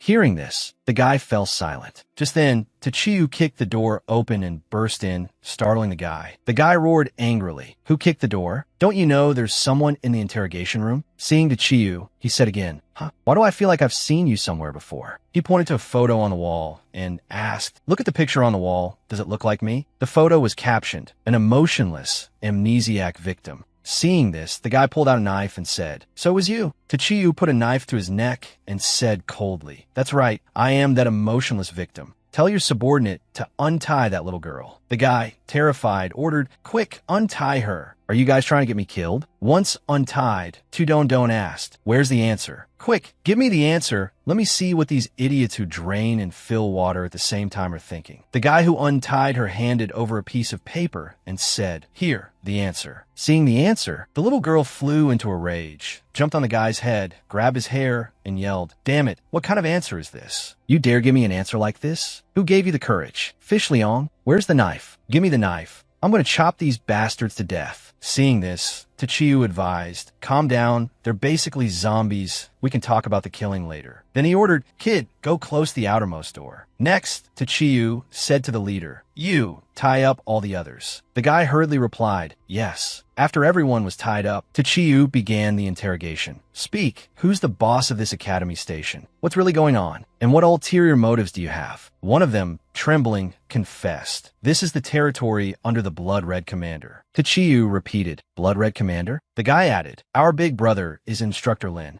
a subordinate of the Blood Red Commander. Our goal is to rule the entire city of Wuchao." He said contemptuously, "Rule Wuchao City? With just you rabble?" A disheveled-haired guy spoke up at this moment. "We don't really want to take over this place. We just need to turn all the city's residents into psychopathic killers. We've already prepared the drug. After the meeting, we'll release it into Wuchao's water supply system." Tachiyu asked again about the earlier matter. "A meeting? That principal earlier also mentioned a meeting. What meeting is it?" The guy immediately answered, "It's the oath-taking assembly before the operation." The lowly girl said at this point, "I think we can infiltrate it." Tachiyu immediately said, "We'll be discovered." The little girl confidently persuaded him, "Don't worry, I've observed them. Everyone here dresses weirdly and wears masks like they're in disguise. Besides, there are over 100 people here. Who's going to know who you are, right? It's definitely right, isn't it?" The little girl added in a low voice, "Next to the restroom, there's a stash of explosives. Before we leave, let's blow this godforsaken place up." Tachiyu picked the little girl up again, saying, "I'll handle things from here on out. Kids should go home. I can't take you out to play. I still have to get my revenge." The little girl said defiantly, "Don't worry, I'll help you get revenge." But seeing she couldn't convince him, Tudon relented. "All right, remember to help me blow up this godforsaken place, and those bastards from before too." 3 minutes later, he walked and sighed in relief. Finally got rid of that troublemaker. Next, I need to see what they plan to do in their meeting. But when he saw a barrel, he was full of doubt. What the hell is this now? Another person came up from behind, wearing a Spider-Man suit, patted Tachiyu on the shoulder, and said, "Brother, just got back from mission. This is a new drink improved by the big brother. We'll use it to celebrate later." Tachiyu immediately replied, "Is that so? Thanks for the tip." After that Spider-Man left, he remained standing there, then added a little something inside, thinking to himself, "Good thing no one's around. Let me add a little something extra for you guys." Then he blended into the crowd and entered the hall. He was looking for a seat when he saw a guy standing on the podium, thinking to himself, "Pretty impressive. He's even really cosplaying as Instructor Lin." The guy then spoke up, "Welcome everyone to Academy Road. I am Instructor Lin. Please have a seat." Catgirl also arrived. She settled into her seat, thinking to herself, "This place is truly a den of filth." Seeing her appear, Tachiyu thought to himself, "It's her." Catgirl also raised her hand and called out, "Senior, sit here." He walked over and asked, "You can recognize me even like this?" She smiled and replied, "Because I like you, Senior." At this moment, the guy on the podium said, "All right, everyone quiet down and listen to me. Today is an extremely important day. We're going to do something big for the Blood Red Commander. This is the newest type of drug that can turn ordinary people into homicidal maniacs." Then he ordered, "Servers, pour everyone a glass. I know everyone has been working hard lately because a pervert who specializes in hunting killers like us has appeared in Wuchao." As the audience raised their glasses, he added, "But after tonight, everything will be different because Wuchao will become a world of killers. For our grand plan, I'll drink first." He quickly downed his drink. The girl raised a doubt. "Wait a minute, doesn't this sound like poison? Why would the leader drink it first?" Tachiyu replied, "I don't know either." A guy in a magician's hat chimed in, "You two wouldn't know about this. This was originally a drink for zombies researched by our big brother, but because it tasted so bad, everyone rejected it. But while continuing his research, the big brother accidentally discovered this thing could turn ordinary people into homicidal maniacs. So it was repurposed as a poison." But the girl pointed to the podium, That's not right. Look at the big brother's eyebrows. They're knitted together, and the corner of his mouth is twitching. Are you sure this is a health supplement? That guy stood there motionless, liquid flowing from his mouth and nose. The guy dressed as a magician raised his glass and said, "Of course, although this thing doesn't taste good, its effects are immediate. They say 1 glass refreshes the mind, 2 glasses bring endless energy, and 3 glasses grant immortality. After drinking it, you can surpass all human limits. You too, I'll drink first.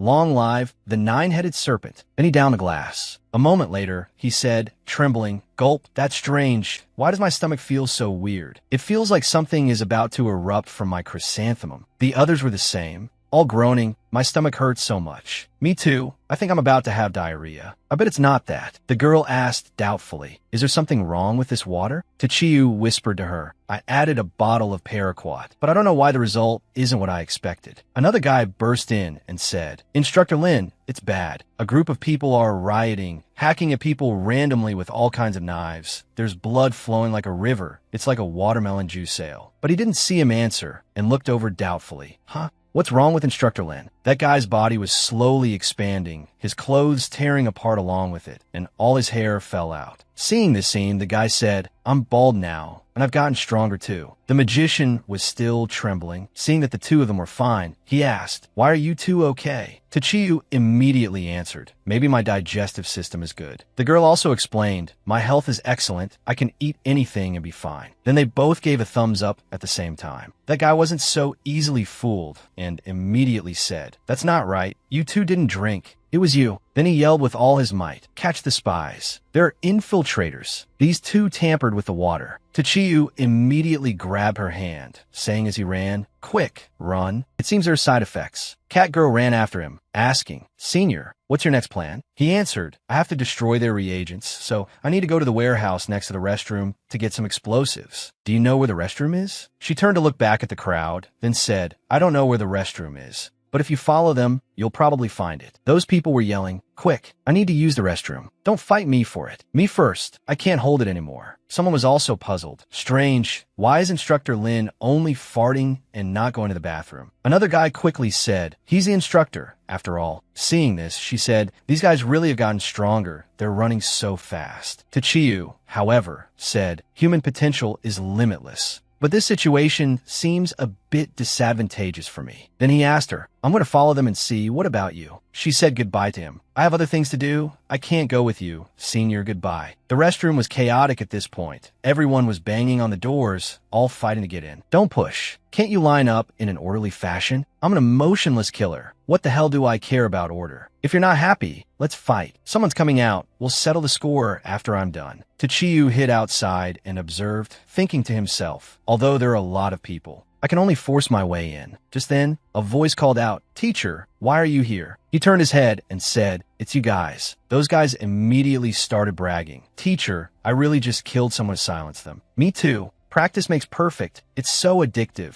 Do you have any other lessons to teach us, teacher?" He quickly thought of a way and said to them, "Very good. Next is the final lesson. Advance bravely. To become an outstanding killer, the most important thing is courage. Therefore, go and fight a life or death battle with that group of people in the restroom. After that, you can all graduate. Don't worry, even if you die, it won't be a real death." After hearing this, those people shouted, "It's the final lesson." "Great. Then what are we waiting for? Let's go. Let's go. Charge. For graduation. My fate is mine to decide, not heaven's." The people in the restroom saw this scene and said loudly, "Is this a protest? What the hell is going on? This protest is huge." Then the students charged in, hacking and slashing at those people. Outside, Tachiyu thought to himself, "Haha, here's my chance." Then he quickly ran to the door. Inside the room, Tachiyu thought to himself, "Strange, according to Chudon-don, there should be a lot of explosives. Why is there so little? Whatever, I'll just blow up the barrel of reagents first." As he took out the explosives, the system sent a notification. "Apologies, Due to a previous system upgrade, this function was temporarily closed. The rewards for completing the 2 missions, Abandoned Hospital and Coffin Lake, will now be sent to the system backpack. Thompson's submachine gun, for use in special circumstances. Effect details. Only has devastating damage effect on BS zombies. When your finger is placed on the trigger, something like a man's sharpshooting instinct will be instantly activated. I don't need to say much more after that, do I? Tachiyu was now holding a gun, and he thought happily, "System, you're starting to cheat a little, but I like it." He peeked his head out the door, thinking, that was fast. Those students have already been dealt with. The killers are a bit strong after mutating. I have to act fast. The other guys were discussing. Still not fixed? Almost. Why did it have to break at such a crucial moment? There must be an infiltrator. Just then, Tachiyu walked over and said, "Hey, can you guys make some room? Let me blow it up." Those people roared angrily. "It's that infiltrator. He's probably the one who messed this up too. Daring to come here alone. You've got a lot of nerve. Kill him." He immediately pulled a gun from behind his back and said to them, "I dare to come here alone, so of course I'm very confident. Come and test the firing speed of Thompson." One guy asked, confused, "Pulling a gun from behind your butt? What's your relationship with the guy who pulls a chainsaw out of his ass?" He fired his gun while joking. "Actually, I am him. Surprise, my friend?" He also threw a bomb, then said, "Here's a big year-end gift for you all." At this moment, this place was blown to bits. After the smoke cleared, he spoke, "All taken care of." Just then, Instructor Lin appeared, shouting loudly, "Damn it, you dare ruin my plan." Su Zhao calmly advised, "I suggest you don't do anything stupid. Just obediently tell me where the blood-red commander is." The guy charged forward, confidently saying, "I'm bald now, and I've gotten stronger too. Watch me take you out with one punch. Besides, I bet your gun is out of bullets." But at that moment, 3 bullets pierced through his arm. Su Zhao replied, "Looks like you lost the bet. I'd advise you to just surrender obediently." Then, bullets continuously passed through, but he was completely unharmed. The guy charged forward, boasting, "Haha, I'm immortal now. Your little bullets can't hurt me." Su Zhao prepared to raise his gun and shoot, but found that when he pulled the trigger, no bullet came out. He looked at the gun and said, "Huh? Out of bullets?" Seeing the guy was still charging, Su Zhao immediately took out his chainsaw and slashed at him, but surprisingly, only his clothes were cut. Su Zhao broke into a sweat and said, "He really is immortal." Then he said again, "Let's do that again." But in the end, only the guy's clothes were torn to shreds, with no wounds on his body. The guy said, "Young man, it's useless." At this moment, Su Zhao threw a punch at him, saying, "Not necessarily." Then he took something out and said to the guy, "With every slash of mine, this thing lights up once. If I'm not mistaken, your secret to immortality is this, isn't it?" The guy, terrified, pleaded, "Actually, I think we can sit down and talk. There's no need to fight to the death, don't you agree?" He remained unmoved and continued speaking, bringing the object closer to the chainsaw. "Tell me, is it harder or is my chainsaw harder?" Just then, the guy took something out and said to Su Zhao, "Wait, I'm scared of you. Actually, the blood-red commander instructed that if I failed, I should give this to you.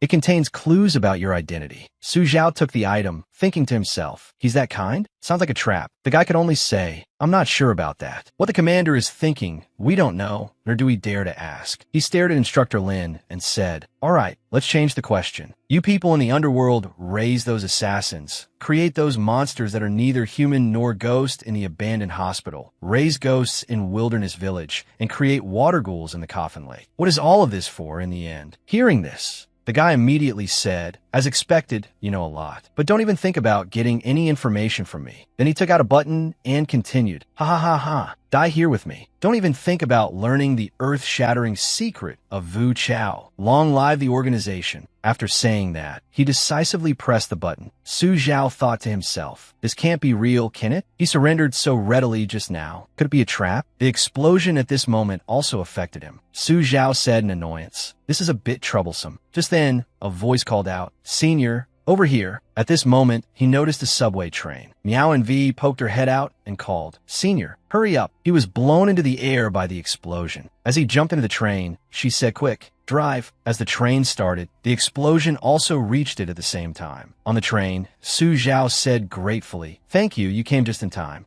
Those assassins really are brainless. She said happily, "You're too kind, Senior." Sitting down, he asked curiously, "How did you find a subway train to come here?" She calmly replied, "I kidnapped the train driver." He said again, "That works too? Who damaged the poison container?" She also answered honestly, "That was me too. I heard you say you wanted to blow up that container, so I helped out beforehand." He asked suspiciously, "Why are you helping me?" Meow and V just said, I've said many times, because I like you, Senior." Hearing this, he thought to himself, her words can't be trusted. But why is she really helping me? Just then, she spoke up, "Senior, let's get off at the next station. There's an exit there." Su Zhao replied, "Okay." Then the two of them got off the train and walked to another door. As soon as he stepped in, he exclaimed, not expecting the main gate to the underworld to be located in a place like this. She replied, "Vu Chao is not as simple as it looks." "Well then, goodbye, Senior." He looked at the item in his hand while thinking, "That's it for today. I should go home and see what secret is hidden inside this thing." Arriving home, Su Zhao immediately changed his clothes, then sat down in his chair and turned on the computer. Just as he was about to plug in the USB, Ying came over and asked, "What are you secretly hiding here and watching?" Su Zhao replied, while looking at the data, "The leader at the Academy Road Station gave me a strange USB before he died, saying it's related to my identity. I want to see what's inside." She asked again, "Are you sure this thing is related to your identity?" He nodded and clicked. But wait, there was also a newly created folder containing a video. In the video, a person obscured by shadows spoke to him. "Seeing me proves that you've successfully escaped from Instructor Lin's grasp. In that case, I'll let you in on a secret. Plaza Residential Area, Building A, Room 312. Follow this clue, and you will find the truth about the poisoning case from 15 years ago, and also who you are. Perhaps one day, we'll have the chance to meet. I look forward to it. Goodbye." The little girl said angrily, "Huh? He tells you to go, and you're just going to go? Who's he think he is?" Unexpectedly, he said, "I'll go there tonight to check it out." The lowly girl said in frustration, "You're so stubborn." He could only say, "What else can I do? If I don't investigate, I'll never know the truth. If you don't enter the tiger's den, how can you catch the tiger cub?" The little girl immediately retorted, "I think you have designs on the tiger's den. Otherwise, why must you go at night?" He replied with a sentence, "What's the fun in going during the day? I'm going to sleep." When night came, Su Zhao was preparing his equipment when the little girl ran over and said, "I did some research while you were sleeping. The Plaza Residential Area has no connection to any of the strange incidents in the city, nor are there any ghost stories. It seems to be a very normal place." Hearing this, he said decisively, "Is that so? Then it sounds even more sinister." Ying, holding several grenades in her hands, argued, "Hey, it's a very normal residential area, and you're calling it sinister. Do you need the whole area to be full of psychopathic killers and evil spirits to be satisfied?" Su Zhao slung his backpack over his shoulder and said to the little girl, "Logically speaking, shouldn't that be the case? By the way, what are you doing?" The lowly girl shouted, "Making bombs. What else? The next time someone dares to barge in and kidnap me, I'll let them have a taste of being blown to smithereens." Su Zhao was speechless and could only remind her, "You'd better set it to recognize me as a friendly. I don't want the landlord to come by and only see my ass dangling from the tree outside the window." The little girl quickly replied, "Don't worry." Arriving at the location, he thought to himself, "The signal in this godforsaken place is so unstable. I'll find someone to ask for directions." An old man sitting on a chair told him, "Plaza Residential Area, just follow this road and you'll get there." "But young man, what are you looking for that place for?" Su Zhao replied, "Actually, I'm here to find a friend." The old man reminded him, "Young man, I guess your friend must have moved out already. That place is about to be demolished. There's hardly anyone left, and that place is very haunted." He asked again, "How is it haunted?" The old man, while concentrating on his chess game, said, "Wait until I finish this move against old Zhang, then I'll tell you. The night before last, at the school gate, I met a little girl. That child was sitting by the road, crying. I felt sorry for her, so I went to ask, thinking if she was lost, I could hand her over to the police.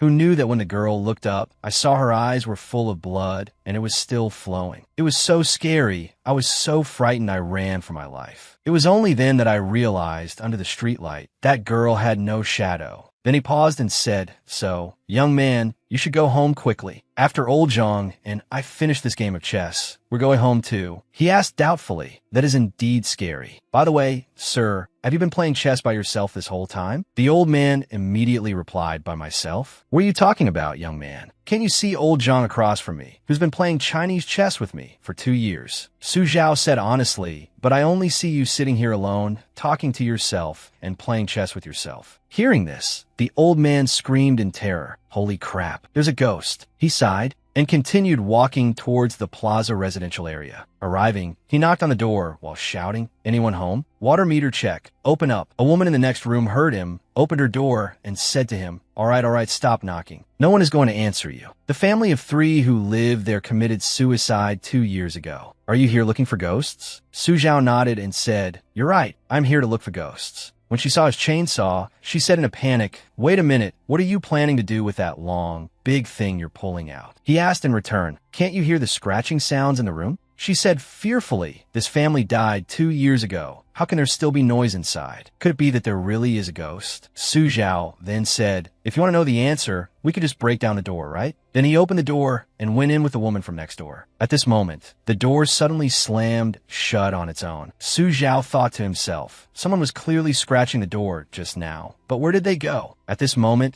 she looked up and stammered, It's above your head." Hearing this, he looked up and replied cheerfully, "It really is above my head." He saw a little girl crawling on the ceiling. The little girl turned her face, stuck out her tongue, and with blood-red eyes said, "Ha ha ha ha, you're finally here." Su Zhao looked coldly at the little girl floating above his head and calmly asked, "Little one, have you been waiting for me all this time?" He thought to himself, it seems this is the female ghost the old man mentioned earlier. He looked at the woman beside him and calmly asked, "Ma'am, is this little ghost the tenant who committed suicide before?" But he only saw the woman bent over, covering her ears tightly with both hands, her eyes shut tight, saying out of fear, "I don't dare to look, I don't know." Suddenly, the piercing sound of shattering glass rang out. The woman screamed in terror, In a panic, she ran to open the door, but what could she do? The door wouldn't open. Looking at the scene before him, Su Zhao replied indifferently, "It probably doesn't want us to leave." Suddenly, the woman pointed behind him, her voice trembling, "Quick, look at that TV." Su Zhao turned his head and saw that the little ghost from before had crawled out of an old TV. It slowly approached, half of its face covered by long hair. With quick hands and sharp eyes, Su Zhao grabbed the ghost's hair. "Damn it, what kind of trick are you two playing?" The ghost cried out in pain, "Uncle." Su Zhao frowned and growled, "What uncle? If you don't talk, I'll stuff you back into the TV right now." The woman whispered,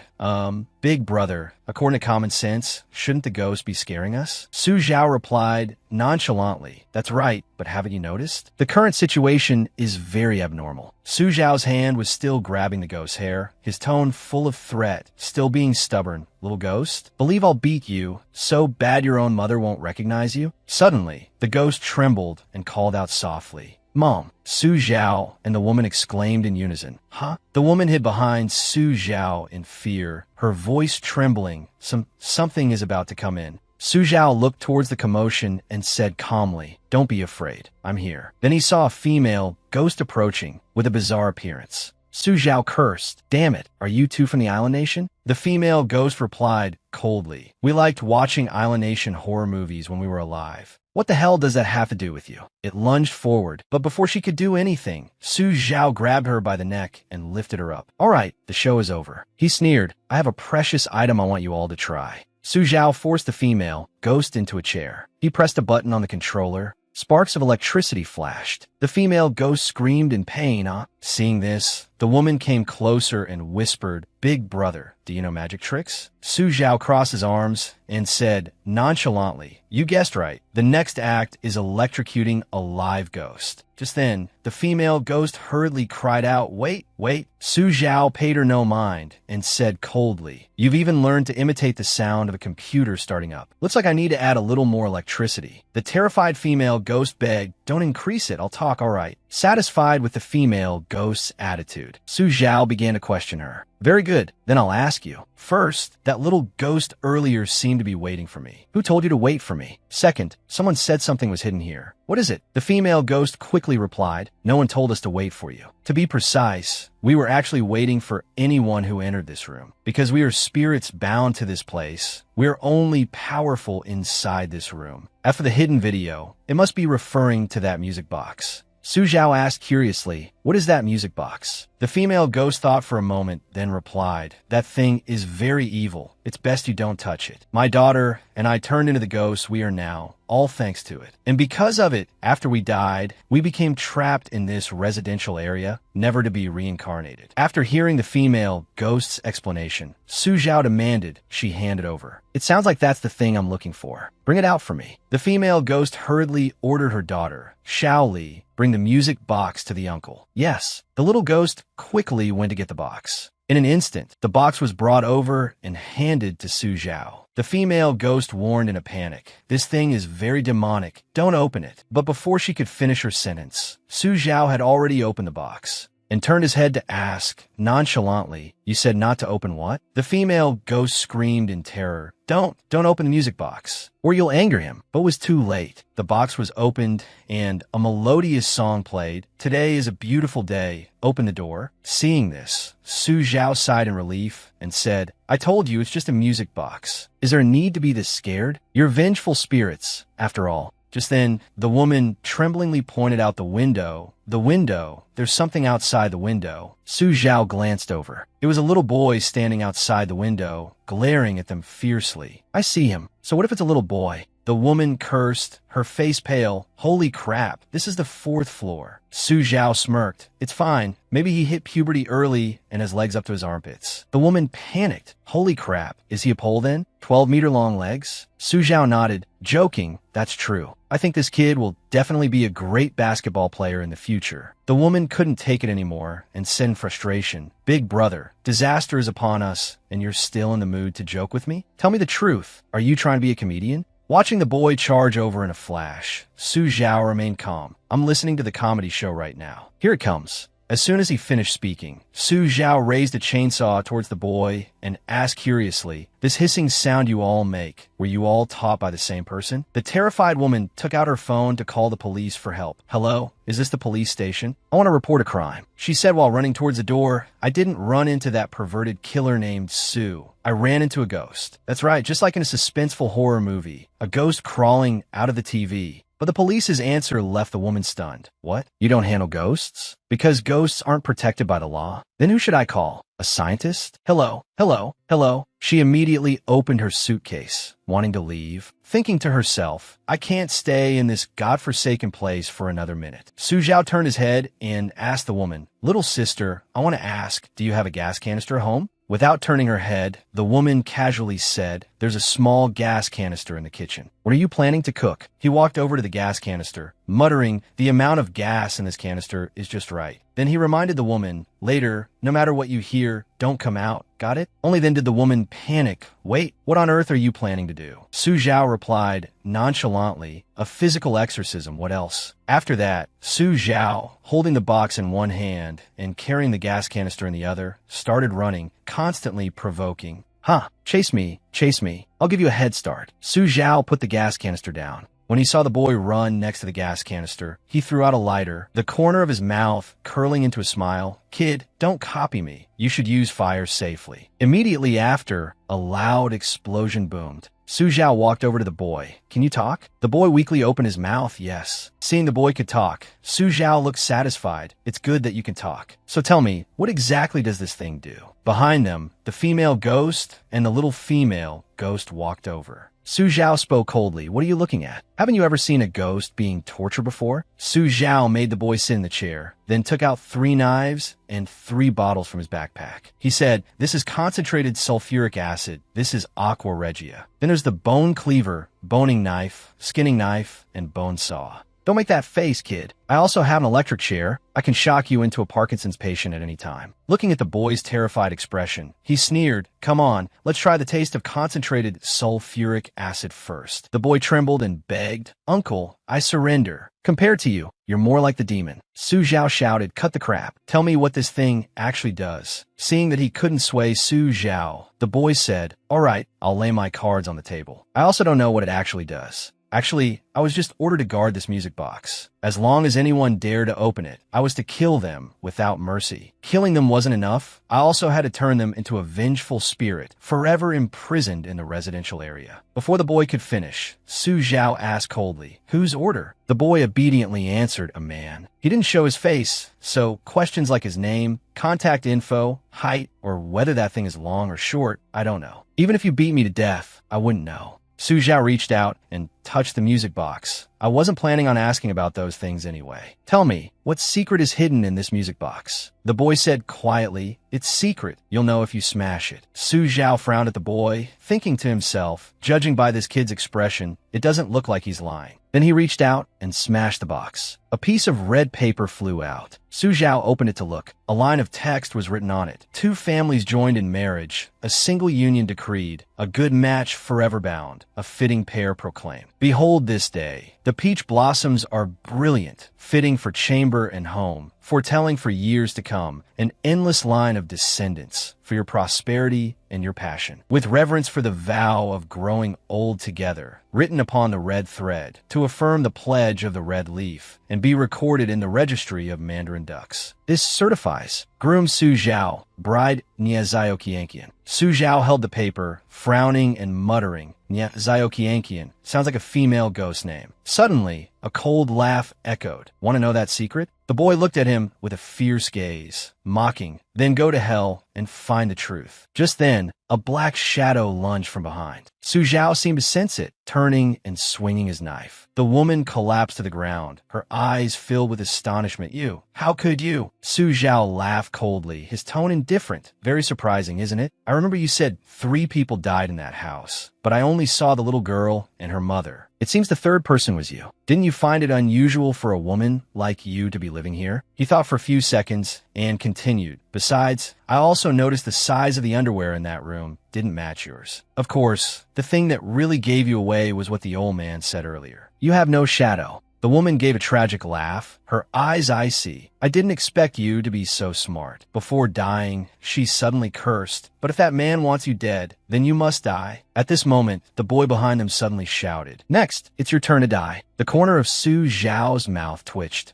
The boy charged forward madly. Shouting die, he charged forward madly. Su Zhao calmly held a knife to his neck, his eyes cold. Sorry, this level isn't enough to hold me back. Tell me, who is that man? Why is my name on the wedding invitation? Who is Nia Zhaoqianqian? The boy laughed coldly, his lips moving. You want to know the truth? Fine, I'll tell you. I don't know who that man is, but he looks a lot like you. As for that wedding invitation, the man said, this is the curse of the female, ghost in red. When the wedding invitation appears, he continued, the fated connection is set. The female ghost in red is coming to your house soon to force you to marry the female ghost on the wedding invitation. Outside the window, the figure of a female ghost in a red dress, holding a red umbrella, was quietly approaching. Ying immediately called Su Zhao to warn him. Hello, Su Zhao. I see a female ghost in red approaching. With your ghost-attracting constitution, I'm guessing she's targeting you. Do you have any exorcism tools at your place? After hearing this, Su Zhao immediately guessed who was coming. The female ghost in red, exorcism tools. It's probably that female ghost in red. You should hide quickly. Ying asked without a trace of fear. Hide? Why should I hide? Even though I don't have any exorcism tools. On the other end of the line, Su Zhao heard the little girl continue. But didn't you say there's also the physical exorcism method? Su Zhao panicked and quickly tried to stop her. Physical exorcism? Holy crap, don't do anything reckless. The little girl quickly hung up. Too late, I'll call you back later. Then came the dial tone. Su Zhao cursed. Holy crap, something's about to happen. A few minutes later, the call connected, and the little girl on the other end said, sorry, the physics was a success, but the exorcism was a failure. Su Zhao was in no mood to joke with her. Speak human. The little girl said meekly, the room exploded, but the ghost is fine. Su Zhao cursed angrily. Holy crap, I knew it. Hearing this, the boy laughed loudly, his tone mocking. Ha ha ha ha. That person said the curse of the female, ghost in red, cannot be broken. The little girl's carefree voice came from the phone. You wait for it to come and get you. I'm leaving first. Su Zhao looked up at the sky. A few bolts of lightning streaked across the night. He mused, it's gone. Suddenly, the screen in front of him lit up, and a notification made his gaze turn sharp. So fast, it's here already? He looked down, slowly reading the mission content. Ghostly wedding horror. Mission difficulty, 5 stars. In a remote village in Wuzhou, a dark tomb hides countless remains and secrets. A woman dressed entirely in red is quietly waiting for her ideal husband. Survive at the hands of the bride. Mission failure penalty. You will be forever imprisoned in that dark village, becoming the bride's husband. The corner of his mouth twitched up slightly. The mission difficulty has finally reached 5 stars. As soon as he finished speaking, a cold wind blew past, rustling the curtain by the window. When he turned around, a figure in red was standing there, who knows since when. The female ghost smiled, her voice bone-chilling. It's been 15 years. That wedding invitation can finally be fulfilled. Su Zhao's eyes flickered, and he frowned. What did you say? This wedding invitation was written 15 years ago. The female ghost in red nodded, her tone still nonchalant. That's right. As soon as she finished speaking, she lunged forward at an incredible speed, her distorted face looking extremely bizarre. I've waited 15 years for this moment. Su Zhao hurriedly backed away, quickly asking, wait, do you know who wrote this wedding invitation? But she didn't want to say more, still attacking him with all her might. I don't care who wrote the wedding invitation. As long as the blood of the person named on it is used as ink, the wedding invitation will surely come true.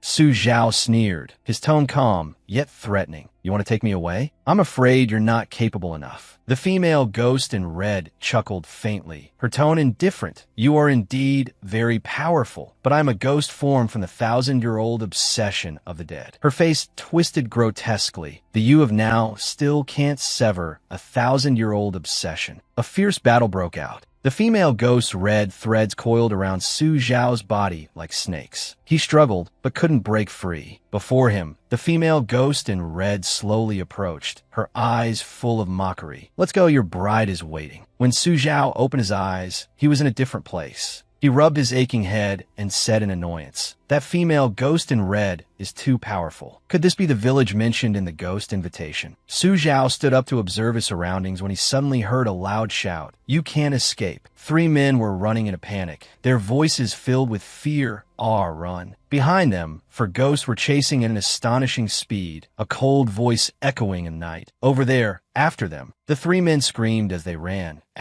One of them shouted in desperation, ahead. Ahead is the way out of the village. Everyone, just a little more effort. Grit your teeth, and we'll escape this godforsaken place. But the phantoms behind them seemed about to catch up. The man let out a tragic cry. It's over. It's really over this time. Suddenly, a man in a blue shirt was forcefully pulled into a corner. When he saw the face of the person who pulled him, he was a bit embarrassed. Sorry, I'm not gay. It feels like something down there is poking me, Su Zhao replied, not knowing whether to laugh or cry. Don't worry, I have no interest in your chrysanthemum. Who are you anyway? The man in blue breathed a sigh of relief. Looks like you were just brought here by the female ghost in red. Let's go. It's not safe here. Let's find a place to talk properly. Then he hurriedly introduced himself, saying enthusiastically, my surname is Shun. You can call me Brother Shun. There's a terrifying female ghost here who spreads wedding invitations all over Wuzhou. As long as a man leaves his name or fingerprint on it, he'll be brought here and become prey for that woman to toy with as she pleases. Brother Shun continued non-stop. It's not a torment that ordinary people can endure. Brother Shun's voice was pained, his eyes welling with tears. I don't feel anything anymore. Even if a beautiful woman with a huge chest and long legs stood before me, I just want to play honor of kings with her. I think I'm broken, not wanting to dwell on his story. Su Zhao changed the subject. I've met Wang Hang before, so I understand why you guys had to run.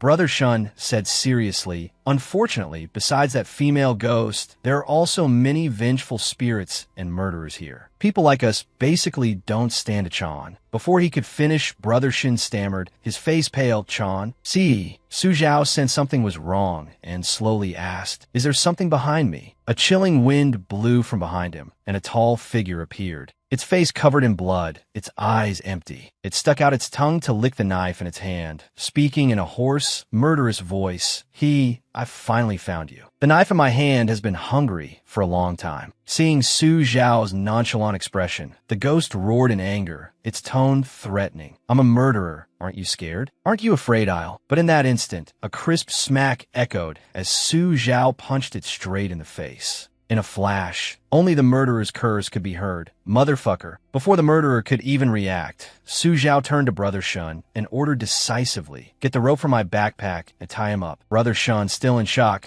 could only nod repeatedly. Oh. Brother Shun was terrified inwardly. Who on earth is this guy? Could he also be a psychopathic murderer? But whatever he thought, he still took out the rope and tied up the murderer done. Only then did Su Zhao ask him, "Tell me the truth, Brother Shun, what do you do for a living?" Brother Shun laughed and scratched his head. "I'm a doctor." Su Zhao replied without hesitation, "You don't seem like a proper doctor." Then Su Zhao squatted in front of the murderer, his eyes icy, his voice low and dangerous. "Where is that monster?" The murderer snorted coldly, a sinister smile on his face. "I won't tell you. You can't escape, especially you. You're not married, are you? Unmarried. No matter where you run, that female ghost in red will bring you back." The corner of Su Zhao's mouth curled into a smile, his attitude indifferent, as if he didn't care about the threat at all. "I wasn't planning on running anyway." After speaking, he took out a glass bottle and shook it gently, letting the insects inside swarm against the glass, then slowly brought it in front of the murderer. "Are you going to talk?" The murderer trembled slightly, but still forced a smile. "Actually, I was about to talk." But with a whoosh, before he could finish, the bottle cap was opened and a swarm of cockroaches poured straight into his mouth. His eyes widened, and he only managed to let out 2 short grunts. Gulp, gulp. "I said I was going to talk. Why are you still torturing me?" The murderer screamed tragically. Su Zhao calmly watched his pained expression, his tone still cold, "Because I was afraid you'd think I was just bluffing. You can talk now." The murderer cursed, roaring, "Fuck,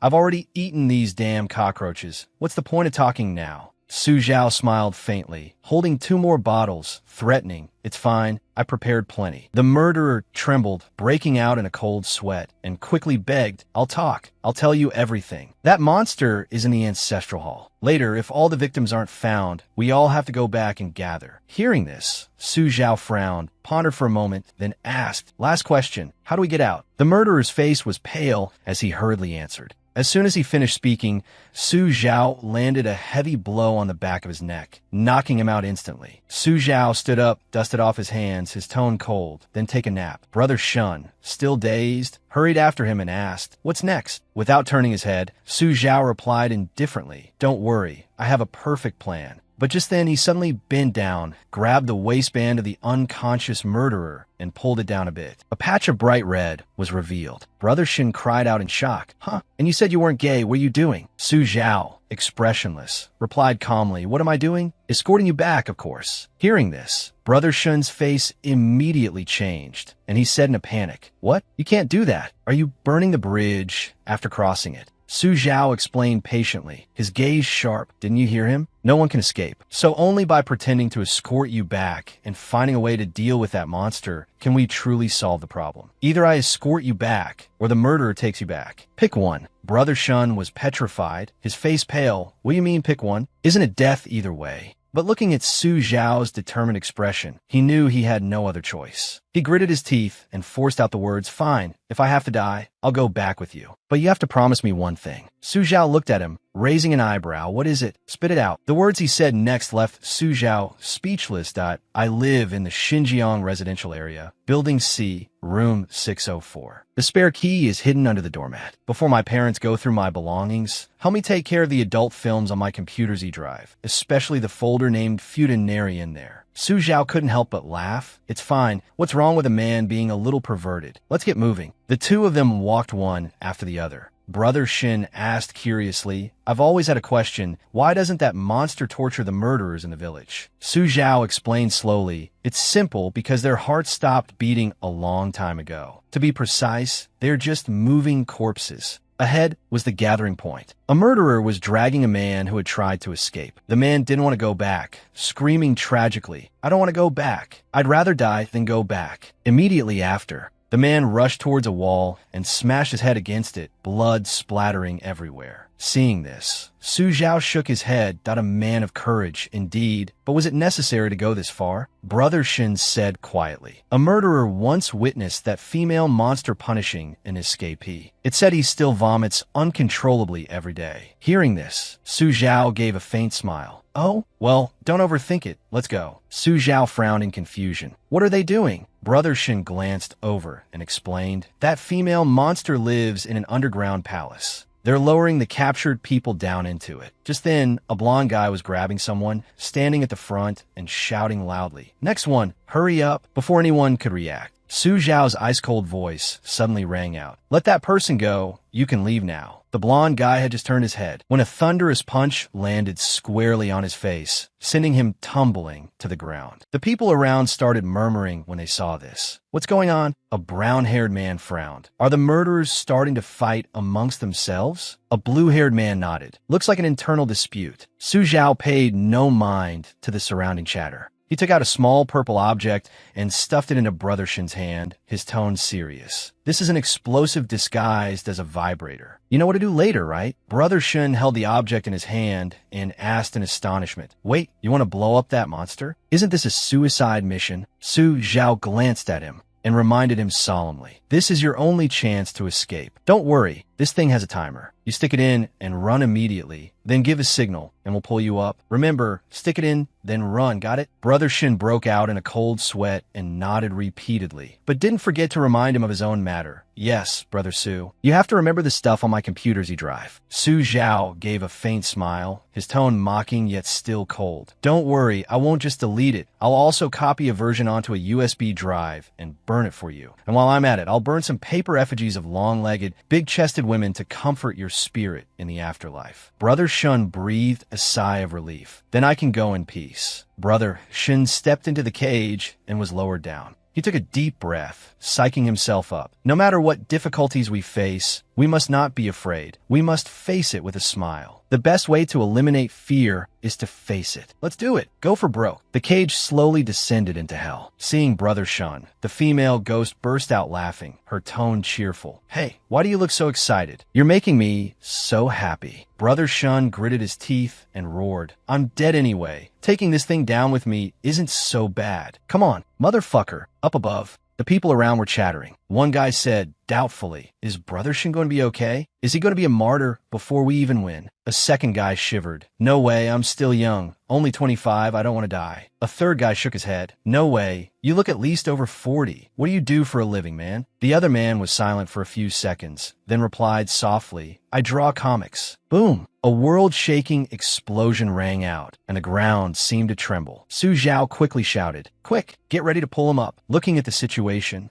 Su Zhao felt puzzled, thinking to himself, damn it, this situation isn't right. Suddenly, Brother Shun's tragic cry for help came from below. Help. After pulling Brother Shun up, Su Zhao asked urgently, Did you blow it up? Brother Shun coughed violently, out of breath, and nodded repeatedly. I did. It couldn't be more blown up. Su Zhao frowned and pressed on. That's not right. According to my plan, it should have lost its ability to move. Wait, where did you blow it up? Brother Shin answered innocently. Where else could it be? I blew up its chrysanthemum, of course. His answer made Su Zhao furious, and he yelled, Motherfucker, I'm in its mouth. I didn't tell you to blow up its chrysanthemum. Brother Shun said aggrievedly, Hey, you didn't specify where to blow it up. I saw that monster sticking its butt up so high. I just stuck it in without thinking, not wanting to waste any more words. Su Zhao took a deep breath and yelled at everyone, What are you standing there gawking for? Run. And so, everyone ran for their lives. Shungu, panting, said hurriedly, Brother Su, you haven't even married her yet. Without turning back, Su Zhao replied, Marry what? Let's escape first and talk later. Su Zhao looked around and said, Am I seeing things? I think I saw a bunch of victims dash by. A black-haired man said hurriedly, That's right. It's the first time I've seen victims this healthy and energetic. The brown-haired man nodded. How strange. The red-dressed female ghost charged forward frantically.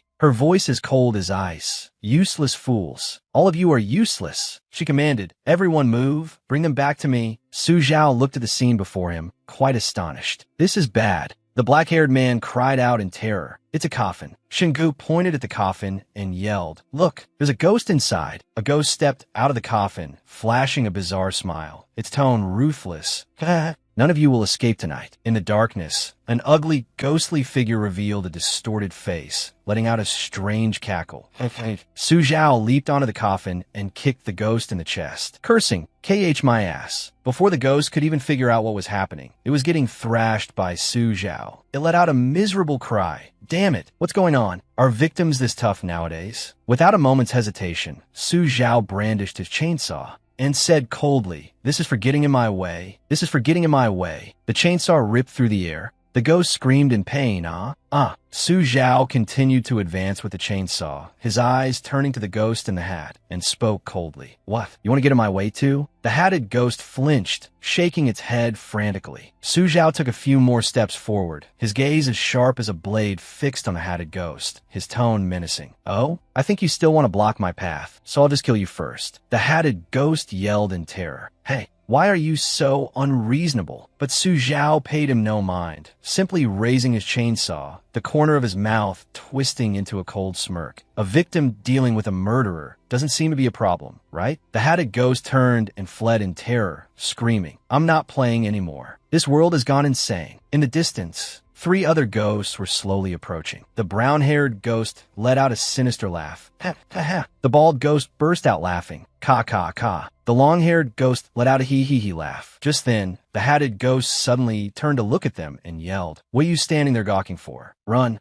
If you don't run now, it'll be too late." The brown-haired ghost shot at a look and sneered, "What nonsense are you spouting?" The bald ghost nodded. "Exactly. We finally get a chance to go on a killing spree." The long-haired ghost just chuckled. "And you're telling us to stop?" The hatted ghost was about to lose its mind, yelling, "That's not it. There's someone among the victims who's even more ruthless than us killers." The bald ghost roared with laughter. "You're full of it." The other ghosts clearly didn't believe it. The brown-haired ghost crossed its arms and said, "If someone like that really exists, I'll jump into a cesspit and eat my fill." The bald ghost immediately chimed in, laughing heartily. "That's right. Me too." Suddenly, a voice as cold as ice rang out. "I believe I heard someone among you wanted to freeload a meal." The ghost flinched and turned around, only to see Su Zhao approaching them with a chainsaw and a faint smile. "Come on, let's have that killing spree." The ghosts' faces turned ashen. None of them dared to move, just staring at him blankly. Seeing this, Su Zhao shrugged and advanced, his tone lazy yet filled with murderous intent. "If you're not coming, then I guess I'll have to." Before the ghosts could even react, the chainsaw struck them. They all screamed in terror. "Damn it, this guy really is more terrifying." One of them stammered, trembling, "Is this victim a mutant?" Another one yelled, "Stop spouting nonsense and run." The ghosts panicked and scattered, not daring to look back. But Su Zhao had no intention of letting them go. He glanced at everyone and said in a low voice, "I need to get behind those monsters. You all should leave on your own." Shingu immediately objected, his eyes wary. "The devil knows what's outside this village. I'm going with you." The brown-haired man also spoke up, his gaze resolute. "I'm going with you all too." The long-haired man nodded slightly, his tone firm. "Count me in." The rest, not wanting to be left behind, quickly chimed in. "Me too." Seeing this, Su Zhao no longer insisted and quickly reminded them, "All right, then everyone stick close to me. I'm afraid that monster will catch up soon." Everyone answered in unison. "Got it." They hurried down a gloomy path, shrouded in thick fog, the air uncomfortably oppressive. After a short distance, a masked girl suddenly appeared before them. Su Zhao frowned slightly and asked in surprise,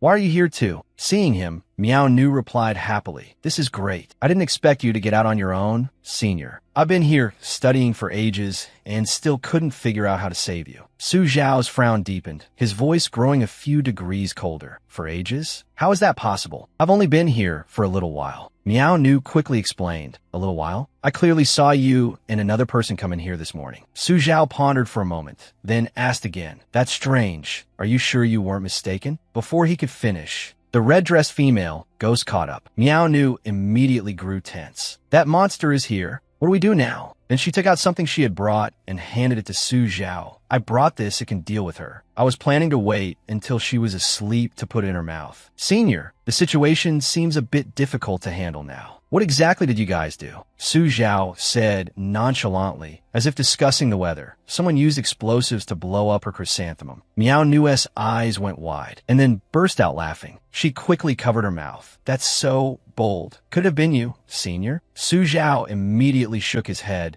passing this heavy responsibility to someone else. It wasn't me. It was Shunge here. Shunge cried out, Rond. Hey. Didn't you tell me to blow it up? Su Zhao frowned, pointing at Shunge, his voice slightly irritated. How many times do I have to say it? I told you to blow up her mouth. Not her chrysanthemum. Miao Nu gave Shungu a thumbs up, her tone teasing. Congratulations, my friend. You've successfully upgraded the mission from hard mode to hell mode. Shungu was at a loss and quickly changed the subject. So what do we do next? Su Zhao took the soul-suppressing bell from the girl, glanced at Shungu, a hint of amusement in his voice. It's fine. The glory that comes with this difficult mission will be yours. Then he handed the soul-suppressing bell to Shungu, his tone slightly mocking. You have experience, after all. Shungu was horrified. Can I refuse? The words had barely left his mouth when Su Zhao's chainsaw and the fox Miao Nue's sharp sword were pressed against Shun Ji's neck. They both shouted in unison, no. He could only curse. Damn it. Su Zhao raised his hand into a fist as a sign of encouragement. Go for it. Don't worry, I've got your back. Shingo walked away, tears streaming down his face, cursing inwardly. Got my back, my ass. Shingo stepped forward and yelled, Hey, you hag, stop looking. I'm over here. The female ghost saw the soul-suppressing bell in Shun Ji's hand and shrieked in terror. Shingu smirked. You're scared now? Haha, I never thought an ugly ghost like you could be scared. Shingu ran, while continuously shaking the soul-suppressing bell in his hand. Taunting. Weren't you so tough before? Tormenting us like crazy. Why are you such a coward now? Here I come. Unfortunately, he hadn't run far before two ropes suddenly shot out from the female ghost's back, tying him up tightly. Shingu immediately cursed. Damn it, I got carried away. I was too careless. The female ghost glared at him, her voice as cold as frost. Where did you get this soul-suppressing bell? Shingu was terrified, his voice panicked. If I tell you, will you let me go? Suddenly, the ropes turned into sharp claws, and the female ghost grew even angrier. I hate bargaining the most. Shingo hurriedly screamed and begged. Don't. I'll talk. Just then, Su Zhao's voice rang out in the air. Shingu, I'm here to help you. Shingu felt like he had found his savior and shouted joyfully, This is great. Su Zhao leaped over, and the female ghost cursed when she saw him. Damn it. She recognized Su Zhao. It's you. Su Zhao smirked. What? You recognize me? She gritted her teeth, her tone filled with hatred. Could it be you're not the guy from before? That's right. The guy from before couldn't possibly pull a chainsaw out of his ass. Shungu glanced at the roaring female ghost and, without hesitation, threw the soul-suppressing bell towards Su Zhao. Brother, catch. Su Zhao reached out and caught it, then glanced at the female ghost and said coldly, We'll talk about stuffing a chainsaw up an ass later. First, let's talk about the other me. What did the other me come here for? The female ghost narrowed her eyes, the corners of her mouth curling into an icy smile. You want to ask? Her voice rang out like nails on glass, carrying a strange mockery. Her body began to contort, her skin peeling off in patches, her eyes turning blood red, and sharp fangs grew long. In an instant, the female ghost had transformed into a grotesque monster, a foul stench spreading through the air. She said with a cold laugh, Then we'll have to see if you have what it takes. Before anyone could react, she let out a terrifying shriek and charged straight at Su Zhao. Su Zhao didn't back down, a faint smile playing on his lips. All right. As soon as he spoke, the female ghost suddenly froze, her face twisting as she cursed through gritted teeth. Bastard! At that moment, the fox Miao Nu suddenly rushed out from behind, wrapping her arms tightly around the female ghost. Senior, I'm in position. The female ghost struggled violently, her voice trembling with rage. You people. But it was too late. Without hesitation, Su Zhao took the opportunity to reach into the female ghost's mouth and forcefully shoved the soul-suppressing bell inside. Immediately, a burst of light erupted, enveloping her body. He pulled his hand back and let out a sigh of relief. Done. A few minutes later, the light gradually faded, and the ferocious female ghost from before was gone. In her place was a beautiful girl, her face filled with complex emotions. Su Zhao narrowed his eyes at her, then slowly spoke. Niezaokiankian, can you talk now? Who exactly brought me here? And what about the person who looks like me that you just mentioned? The girl covered her mouth, her eyes welling with tears, and sobbed. Thank you for purifying my soul. It's made me remember many things. Do you know that in Wuzhou City, there's a terrifying organization that has existed for thousands of years? Su Zhao showed a hint of surprise and pressed her. What do you know about that organization? Tell me quickly. The girl sighed, her eyes still closed, as if reliving a painful memory. Her voice dropped, filled with hatred and despair. Speaking of which, I have that organization to thank for turning me into this hideous form. To be precise, it was a middle-aged man who looked very much like you. The girl thought for a few seconds, then looked up and said meaningfully, if I'm not mistaken, he is probably your father. Su Zhao's eyes widened, his gaze bottomless. What did you say? Su Zhao clutched his head, his voice filled with pain. It was my father. Seeing him like this. Yeah, Zhaoqianqian frowned and tried to comfort him. Big brother, don't get agitated. I said just probably, okay. After a moment of silence, Zhaoqianqian slowly continued, her gaze distant as if lost in the past. Many years ago, when I was still a vengeful spirit who could move freely, a middle-aged man who looked very much like you captured me and imprisoned me here. Su Zhao looked straight into her eyes and asked doubtfully, why do you say he's a member of that organization? Without thinking, Zhaoqianqian immediately replied, because they mentioned the organization in their conversation. She continued with a bitter smile. Moreover, the others all called him the Ghost King. That person was so powerful it was despairing. Su Zhao clenched his fists, his voice low. Go on, what happened after that? He thought to himself relentlessly, if the Ghost King is my father, and the day of the incident was also the Ghost Festival, could it be that I'm a ghost? Zhaoqianqian lowered her head slightly, recalling the scene from a few days ago, her voice dropping. From then on, I never saw that person again. Until a few days ago, a masked person brought someone who looked a lot like you here. She took a deep breath and continued her story. That masked person pointed at me and said to the man who looked like you, go on, your opponent is her. Zhaoqianqian said in anguish. As a result, I was beaten up by that guy. Su Zhao frowned and pressed. Then how do you know they are from the organization you mentioned? Zhaoqianqian explained in a low voice. It was the scent on his waistband. He wore a token that had the exact same scent as the Ghost King's. Also, someone called the Blood Red Commander said their organization is opening a path to another world, preparing to do something big. Su Zhao immediately pressed. What else did they say? Zhaoqianqian covered her face, sobbing as she spoke. They didn't say anything else. They just beat me up and left. Seeing that he couldn't get any more information, Su Zhao changed the subject. All right, I'm done with my questions. Let's cancel the engagement. The girl said softly, tears still streaming down her face. Okay, I'll cancel the engagement. After canceling it, please let me go, okay? Su Zhao coldly pointed at Miao Nu. I'm not in charge of this. Whether to let you go or not is her decision. Miao Nu raised her hand and smiled lightly high. Then she chanted a spell, using a technique to sever the red thread connecting the two of them. It's done. Su Zhao didn't turn his head and just said coldly to Miao Nu behind him, Miao Nu, I'll leave the rest to you. Miao Nu stepped forward, satisfied, and gave a sly smile. Okay, Ghost Girl over there, tell us how to get out of this godforsaken place, and we'll let you go. Zhaoqianqian pointed into the distance and said softly, to the west of the village, there's a very tall pagoda tree. Just follow the path behind it, and you can get out. But remember, after you get on that path, no matter what you hear behind you, don't turn back. Shingu frowned curiously and asked, don't turn back? Why? Zhaoqianqian shook her head, warning in a low voice. I don't know either, because that path is called the Road of No Return, and only the living can walk it. Miao Nu turned to look at the path Zhaoqianqian pointed to, her tone calm. Then what are we waiting for, senior? Let's go. Shingu swallowed, stammering as he hurried to follow. Right. Let's get out of this godforsaken place quickly. After walking for a while, Su Zhao suddenly spoke up. Just leaving that ghost girl like that, will there be any problem? Will she use the ghost wedding invitation to harm people again? Miao Nu made a heart shape with her hands and smiled slyly. Don't worry, senior. I've made my own arrangements. Zhaoqianqian looked at the wedding invitation in her hand and gave a cold smile.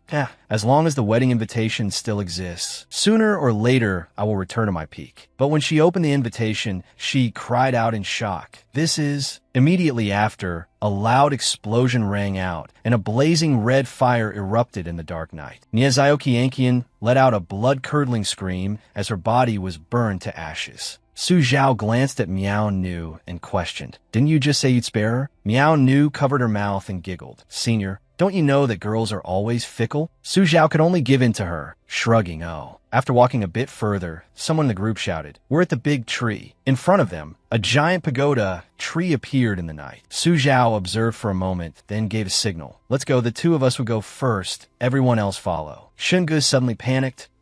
Brother Su, I think I hear someone talking right behind me. Do you hear it?" Su Zhao didn't even lift his eyelids, saying casually, "No, you misheard." But a trace of unease also rose in his heart.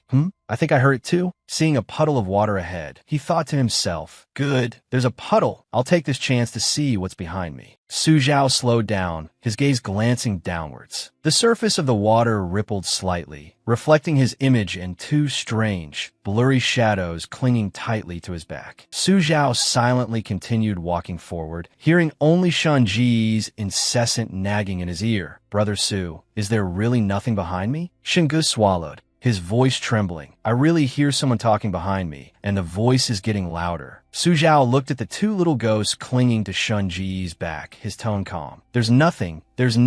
Let's go. It must be your hallucination." Miao Nu walked up beside Su Zhao and said softly, "Senior, it seems only the two of us can see those little ghosts." Su Zhao replied in a low voice as he walked, "Maybe our constitutions are special. We have yin-yang eyes. Don't pay them any mind. Hopefully as long as we don't turn back, it'll be fine." At this moment, the black-haired man walking at the very back felt something was strange. "That's not right. I'm the last one. Why are there still footsteps behind me?" He suddenly heard someone answer him, "I'm behind you." A chill ran down the man's spine. "Who?" He abruptly turned his head. "I'm dead." I turned my head, but immediately, black claws pierced through his body, accompanied by a blood-curdling scream that echoed in the night. The man in the yellow shirt spoke up in fear. I heard a terrible scream behind me." Su Zhao immediately warned, "Ignore it. Absolutely do not turn back now. As long as you don't turn back, you'll be safe. They can't do anything to us." Miao Nu lowered her voice, her eyes sharp. "Senior, are you sure we'll be safe as long as we don't turn back?" Before she could finish her sentence, two white skeletons suddenly appeared in the bushes in front of them, flickering in and out of sight, wearing strange smiles. Shungu was so scared his voice trembled. "Ghosts in front, ghosts behind. We're dead for sure this time." Su Zhao said grimly, "If this is the road of no return, then we can only move forward." After saying that, he reached back and crushed the two little ghosts clinging to his back, walking straight towards the bushes. Miao Nu also casually flicked the two little ghosts off her arm and nodded. "Let's go too." Shungu shouted in panic, "Wait for me." The two of them followed behind. Su Zhao's back grew more distant from them. Shungu said in fear, "Why is Su Zhao running so fast? Let's hurry and catch up to him." Miao Nu replied as she walked, "Okay." After a few steps, Miao Nu felt something was wrong, her expression darkening. "Wait, this isn't right." She glanced at the figure ahead, her voice low. "Don't you think the guy in front of us is too thin?" Shungu was stunned, and after a closer look, his whole body trembled. "It looks like a skeleton." Only then did Miao Nu realize the problem. "It seems we lost Su Zhao ever since we entered the fog." Shinji's jaw dropped, his heart pounding. "Huh?" Miao Nu lowered her voice, as if whispering, "Besides, don't you feel that we're surrounded?" Miao Nu thought to herself, "Senior, where are you? In another place?" Su Zhao looked at the ghost in front of him, or rather, the strange skeletons. They let out a clattering cackle. Su Zhao raised his chainsaw, a ferocious grin on his face. "Ha! Hello there. I can finally have a good massacre." The chainsaw whirred. Bones flew everywhere, and black blood splattered all around. Su Zhao coldly looked at a green-haired ghost, tilting his head to ask, "Your name is Su Minji? What a coincidence. My surname is also Su." He rested the chainsaw on the green-haired ghost's neck, one foot on its body, and continued to ask, "Tell me, how do I get out of this godforsaken place?" The green-haired ghost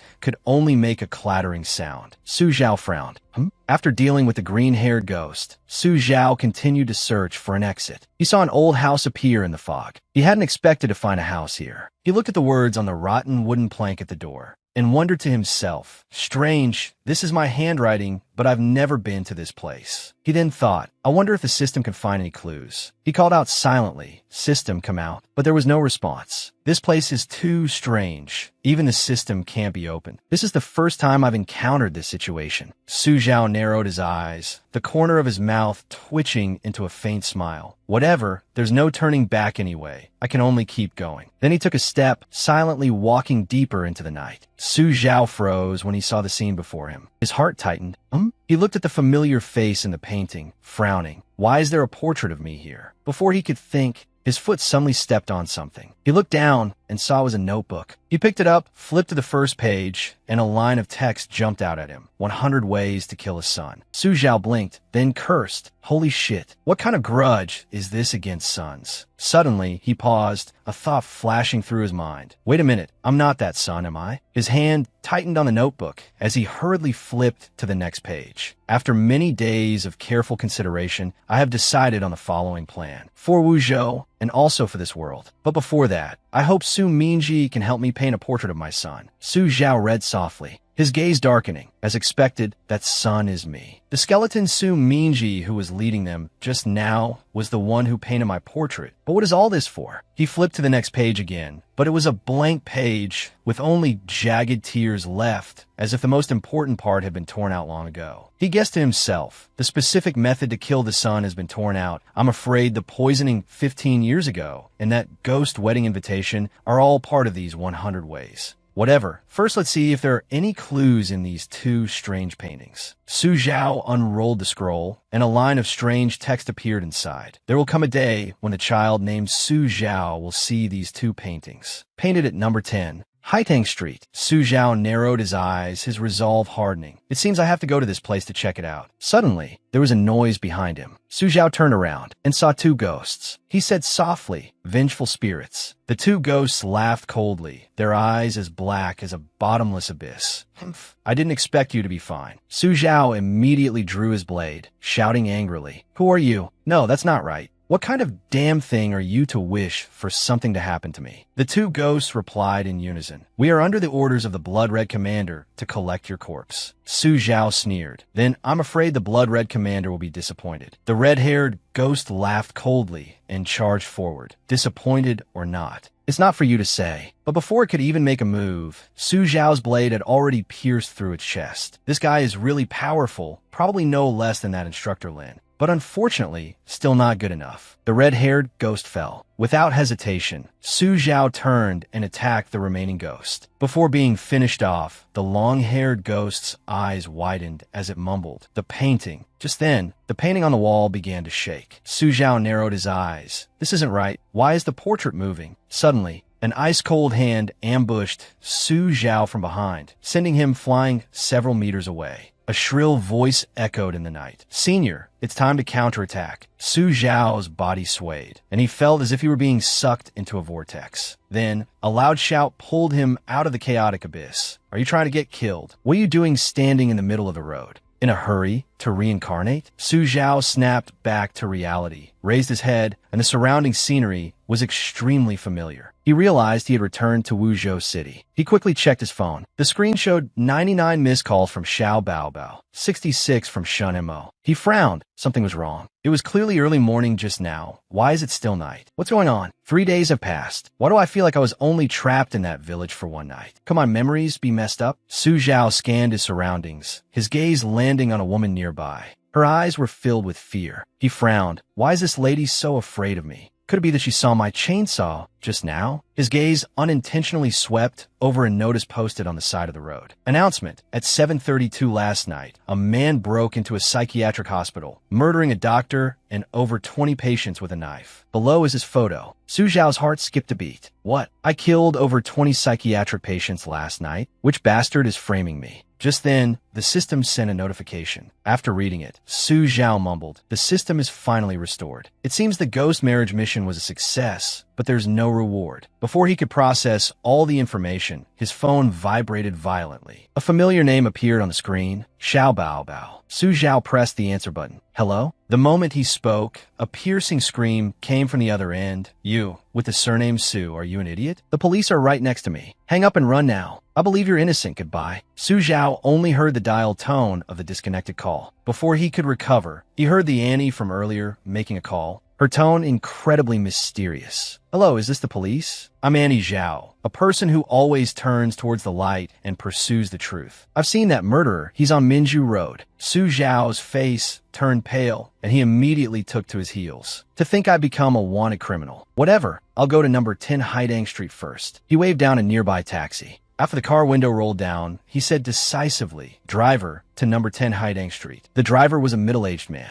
He glanced at Su Zhao in the rearview mirror, his eyes a little wary. "Going there? It's a bit far. Not by the meter, 30 yuan." Su Zhao agreed readily. "Fine, let's go." The taxi sped through the gloomy night. The atmosphere in the car was a bit stifling, with only the sound of static-filled music coming from the radio. The driver, seemingly want to liven things up, spoke up. "Young man, Haitang Street is about to be demolished. No one lives there anymore. What are you going there for?" Su Zhao replied coldly, "I have some business to attend to." The corner of the driver's mouth twitched up slightly, his words full of hidden meaning. "Since this year, money has become harder and harder to earn. If not for that, I wouldn't have taken a fare to Haidang Street. I've heard my colleagues talk about that place. They'd clearly receive real money, but it would turn into hell money in their hands. Luckily, we can use online payments now." At this moment, Su Zhao took out a banknote and handed it to the driver. "Sorry, driver, my phone is dead. I only have cash on me." The moment the driver saw the banknote, the color drained from his face, his voice trembling. Young man, don't joke around. I'm old, my heart is weak." Su Zhao remained calm, but his tone was frighteningly cold. "I'm not joking. I really only have cash. You figure out my phone is gone. What online payment?" The driver was silent for a moment, then suddenly narrowed his eyes, looking at him in the rearview mirror. "All right, young man. Why do you look so familiar?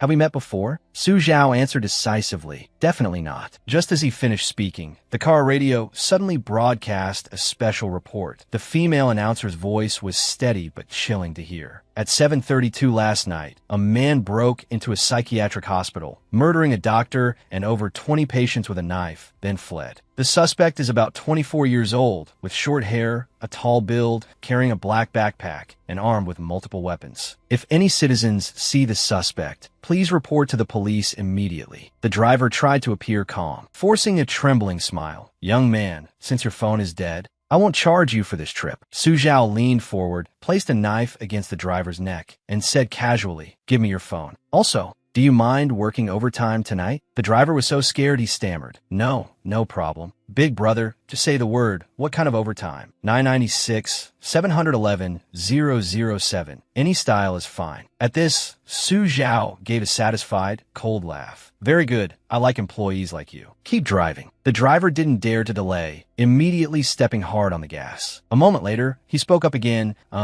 Big brother murderer. My name is Chong. What's your name?" Su Zhao said impatiently. "Can you shut up?" The driver swallowed, but couldn't help muttering. "I can't. If I don't say something, I'll keep worrying you'll kill me to silence me." Su Zhao glared at him. "Believe it or not, I could deal with you right now and drive there myself." The driver said in fear, "I believe you." Just as they reached Haidang Street, the driver frowned slightly, then turned back to ask him, Big brother murderer, are you sure the address isn't wrong?" Su Zhao narrowed his eyes. "What? You doubt me?" The driver hurriedly explained, "No, but there's no number 10 here, only number 9 and number 11. The driver stopped the car and reminded him, "Big brother, we're here anyway. How about you get out of the car?" Before he could finish his sentence, the surrounding air was suddenly filled with a thick, foul stench. The car window was splattered with fresh blood. Motherfucker, what the hell is this?" The scene before them grew more horrifying in the darkness. A bizarre figure slowly approached, dragging a long trail of blood on the ground. The driver screamed, Don't come over here." But not long after, the creature lunged forward, its long arm grabbing him. "Help!" The desperate cry was swallowed by the deathly silence. Su Zhao calmly got out of the car, looking ahead. The corner of his mouth lifted slightly, revealing a cold smile. "Looks like this time will be a little interesting." Under the rapid, flashing lights of a police car, a cold female voice rang out in the dark night. "The cameras have found Su Zhao's whereabouts. Excellent." That's right. He threw away his phone, then got into a taxi and left. Now the taxi is on Haidang Street. She frowned and cursed. "This bastard Su Zhao. I can't believe he's involved in a case with over 20 lives. This time, I'll definitely settle the score with you." The police car screeched to a halt in front of Haidang Street. The female officer got out, her hand gripping her gun, her eyes scanning the abandoned taxi by the roadside. She narrowed her eyes and muttered, "What's wrong with this taxi? Was it attacked? Strange, this road is so clean. Why are there such clear footprints? There's definitely something strange about this road." She took out her phone to check, but the screen displayed an annoying notification. Damn it, no signal. Suddenly, a strong hand covered her mouth from behind. A low voice whispered in her ear, "Shoo, let's hide first, don't startle them." Zhao Yu reacted instantly, but when she realized the person behind her was Su Zhao, she gritted her teeth and whispered, "What the hell have you been up to these past few days? Where's this place?" He replied calmly, "It's a long story. First, someone impersonated me and committed a crime. Then while I was investigating, Uncle Chong, the taxi driver who brought me here, was taken by a monster. I'm trying to save him. I don't know how he is now." In another corner of the night, a tragic scream echoed. The driver, Uncle Chong, was tied up, hanging in the middle of a cold room. He screamed miserably, "I'm just an ordinary taxi driver. No money, no looks. Please be merciful and let me go." In front of him was a fierce-looking demon holding a large blade, laughing coldly. "Come on, call me Grandpa and let me hear it." The demon approached step by step. The driver was so scared he stammered, Big brother demon, I'm really not gay." He thought to himself, "Looks like I have to pull some tricks." But at this moment, the blade was already at his neck. "Big brother demon, no need for such trouble. Let me." Not far away, Su Zhao and Zhao Yu were leaning against a wall, listening for any movement. Zhao Yu frowned and whispered, "This scream, could it be the driver?" Su Zhao nodded, his tone serious. "That's right. But don't worry, screaming that loudly is mostly to lure us into a trap." He continued in a low voice, "I guess there are actually two Wuzhou cities. One is the normal world, and the other is this ghostly place. There are passages in the city that connect the two worlds, and this road is one of them." Zhao Yu asked again, "You mean another world exists within Wuzhou City?" Su Zhao nodded, "Probably, but I once my guy, he liked to call that abnormal world the spirit realm. Let's go over there and see. Stick close." Zhao Yu, still holding her gun, followed. They hadn't gone far when they encountered a demon with wrinkled skin, its whole body covered in spider legs. Zhao Yu screamed, "What the hell is this?" Su Zhao smirked and joked, "Good thing this guy likes to go barefoot. Otherwise, the cost of shoes alone would be a fortune." Zhao Yu said angrily, "Is this really the time for you to be joking?" Su Zhao shrugged, giving a faint smile. "It's nothing. I've seen things much scarier than this. Let's keep going. It should be in that direction." The two arrived in front of an old house. Su Zhao pointed to the back door and said, "Let's take the back door, it's faster." The female officer asked doubtfully, "Won't we run into any trouble?" Su Zhao replied softly, "Probably not." But just as he finished speaking, a voice sounded in their ears. "Hey, hello you two." They whipped their heads around. A little ghost had discovered them, its whole body covered in blood. "You two are living people, right? Play hide and seek with me." Su Zhao looked at the little ghost and said coldly, "Kid, get out of the way. Adults are working." The little ghost giggled. "Don't be mad. Believe it or not, if I just scream once, they'll all come out." The female officer stepped forward, bent down, and said to the little ghost, "Okay, I'll play with you.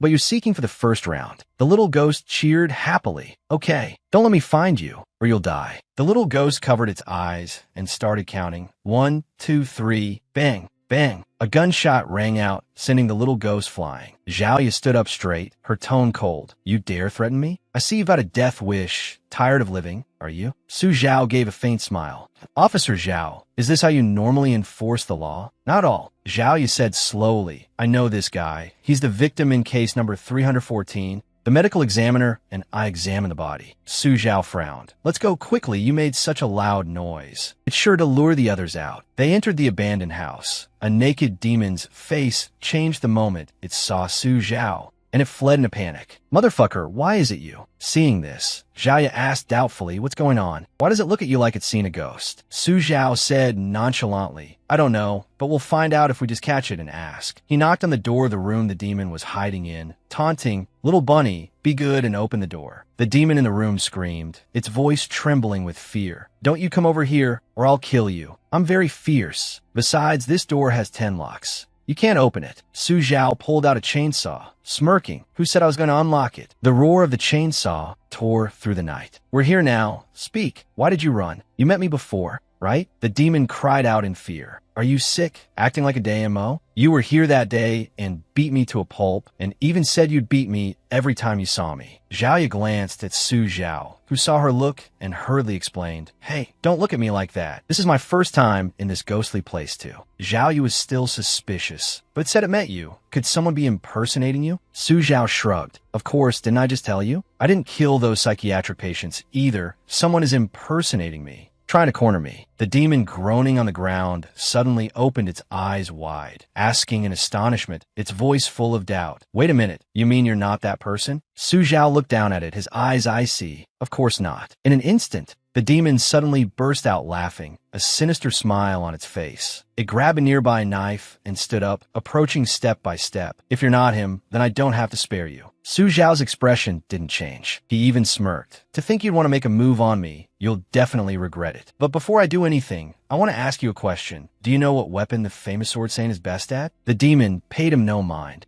swinging his blade to strike. I don't give a damn if you're famous or not. Su Zhao quickly dodged to the side. Then a gunshot rang out, tearing through the night. The demon staggered, clutching its chest, and stared at Zhaoya in astonishment. So careless. You play dirty. Su Zhao crouched in front of it, smirking. Big bro, times have changed. Don't you monsters use the internet? Anyway, first tell me, where's the man who looks like me? Zhaoya, behind him, had already reloaded, her tone firm. Speak up. Believe I'll shoot you, so you can't be a man anymore. The demon begged in fear. I'll talk.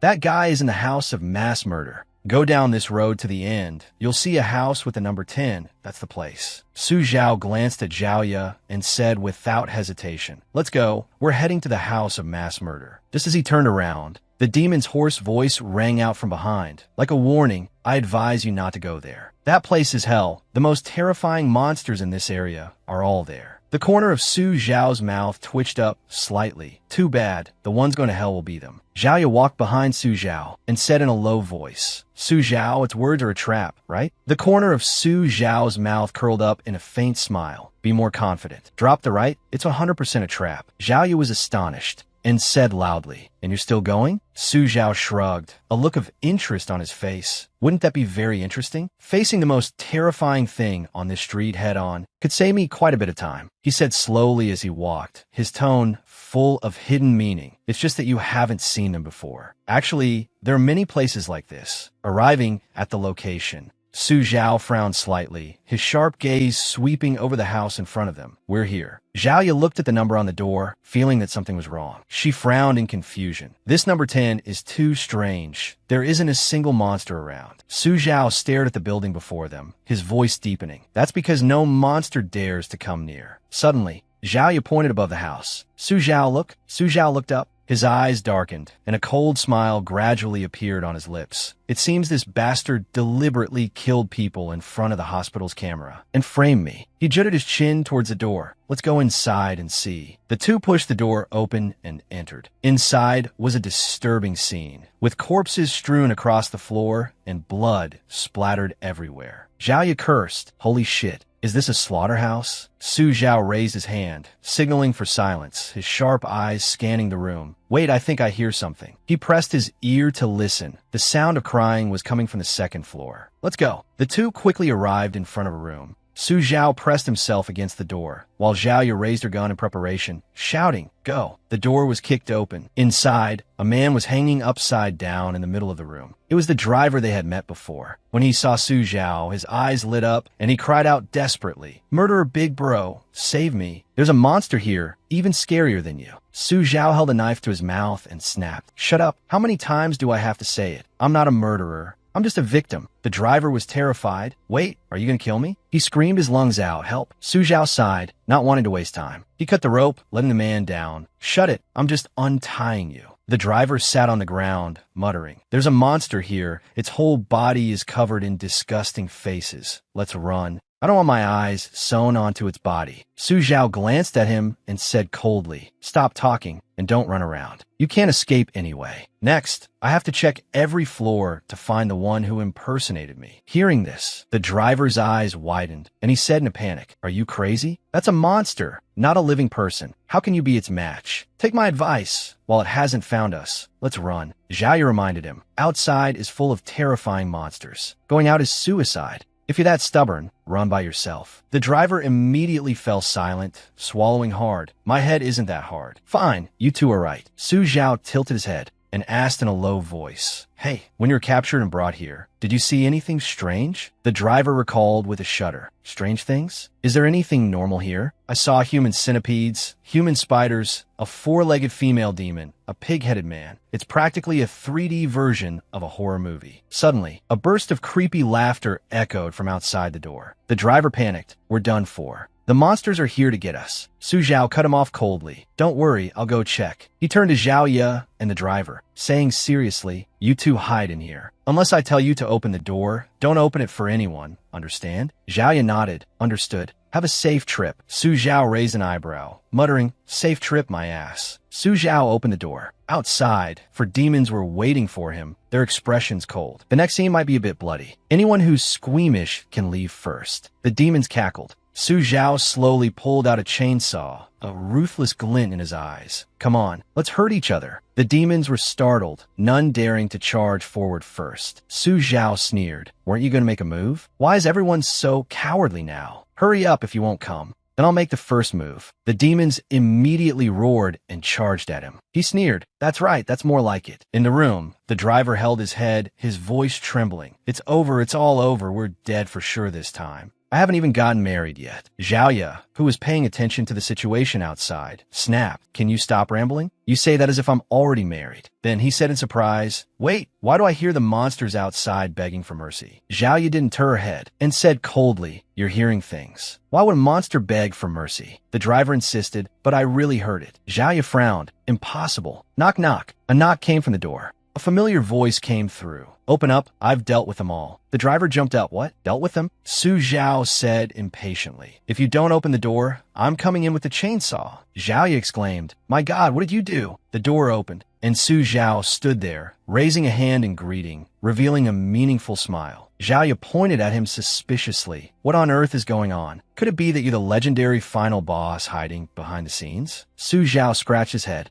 and said slowly, "I don't know either. I just chainsawed a few show-offs to death, and then that bunch of monsters started crying and begging to be my underlings." The driver stroked his chin, thinking, could this be the legendary? If you can't beat them, join them? Su Zhao continued, "Never mind them. Finding the person is what's important." Su Zhao grabbed a female demon's hand and asked directly, "Tell me, where's the man who looks like me?" The female demon stammered, "His office is on the 6th floor. With our master." Zhao Ye pointed her gun at it and asked coldly, "What exactly does your master want to do?" It said in terror. At first, the plan was to turn him into a stitched-together monster, a combination of human and animal. Su Zhao sneered, "Like you lot of shoddy goods? Such poor craftsmanship." The female demon quickly shook her head. "No, later we found out.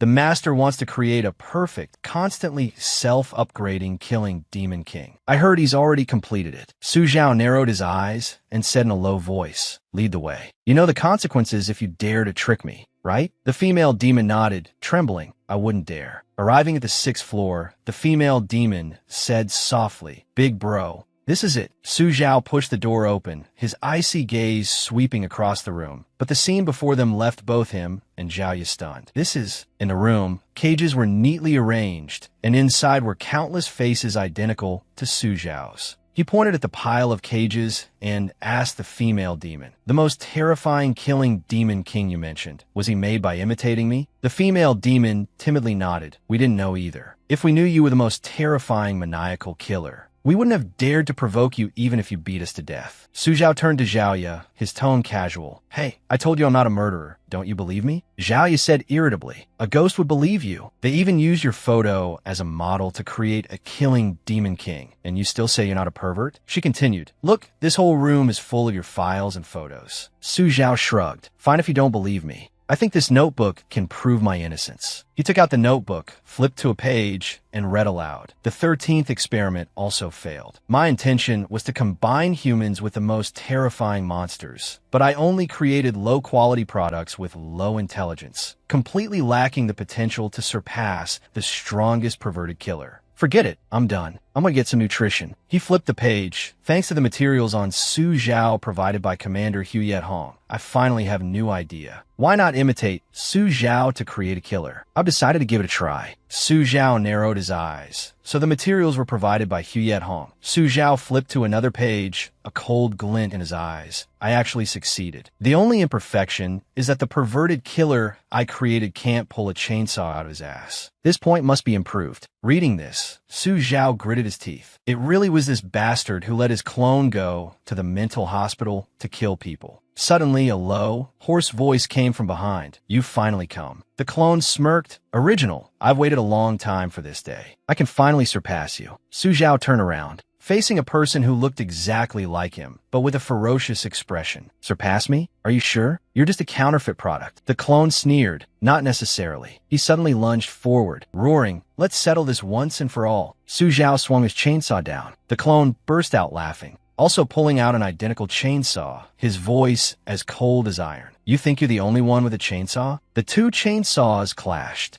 sending sparks flying. The clone laughed maniacally. For this moment, we have prepared meticulously. He charged forward. Here I come. Su Zhao and his clone fought back and forth. When they were both pushed back, the clone remarked, I didn't expect you to have a few moves. Hearing this, he laughed and replied, same to you. You're more formidable than I thought. The clone tightened his grip on the chainsaw and charged again, but was kicked in the stomach by Su Zhao, who sent him flying back. He immediately spat out several sharp nails. Su Zhao nimbly used the body of the chainsaw to block them all. The clone confidently charged forward, as if he could take him down again, only to receive another knee from Su Zhao. Then he decisively pressed the chainsaw to the clone's face. Su Zhao looked down from above and said, give up. You're no match for me. The corner of the clone's mouth curled into a cunning smirk again. Not necessarily. He spat more nails at Su Zhao, but they were all dodged. It's useless. Actually, the purpose of the nails was to attack the power source. As it plunged into the dark space, Uncle Kwong cried out in alarm. Who turned off the lights? Zhao Yu requested. Don't panic. Let me turn on the lights. Su Zhao spoke up. So that was your plan? You're clever. The clone immediately started to impersonate him. I didn't expect you to be a thief, crying foul. So different from what I imagined. Uncle Kwong asked doubtfully, Zhao Yu,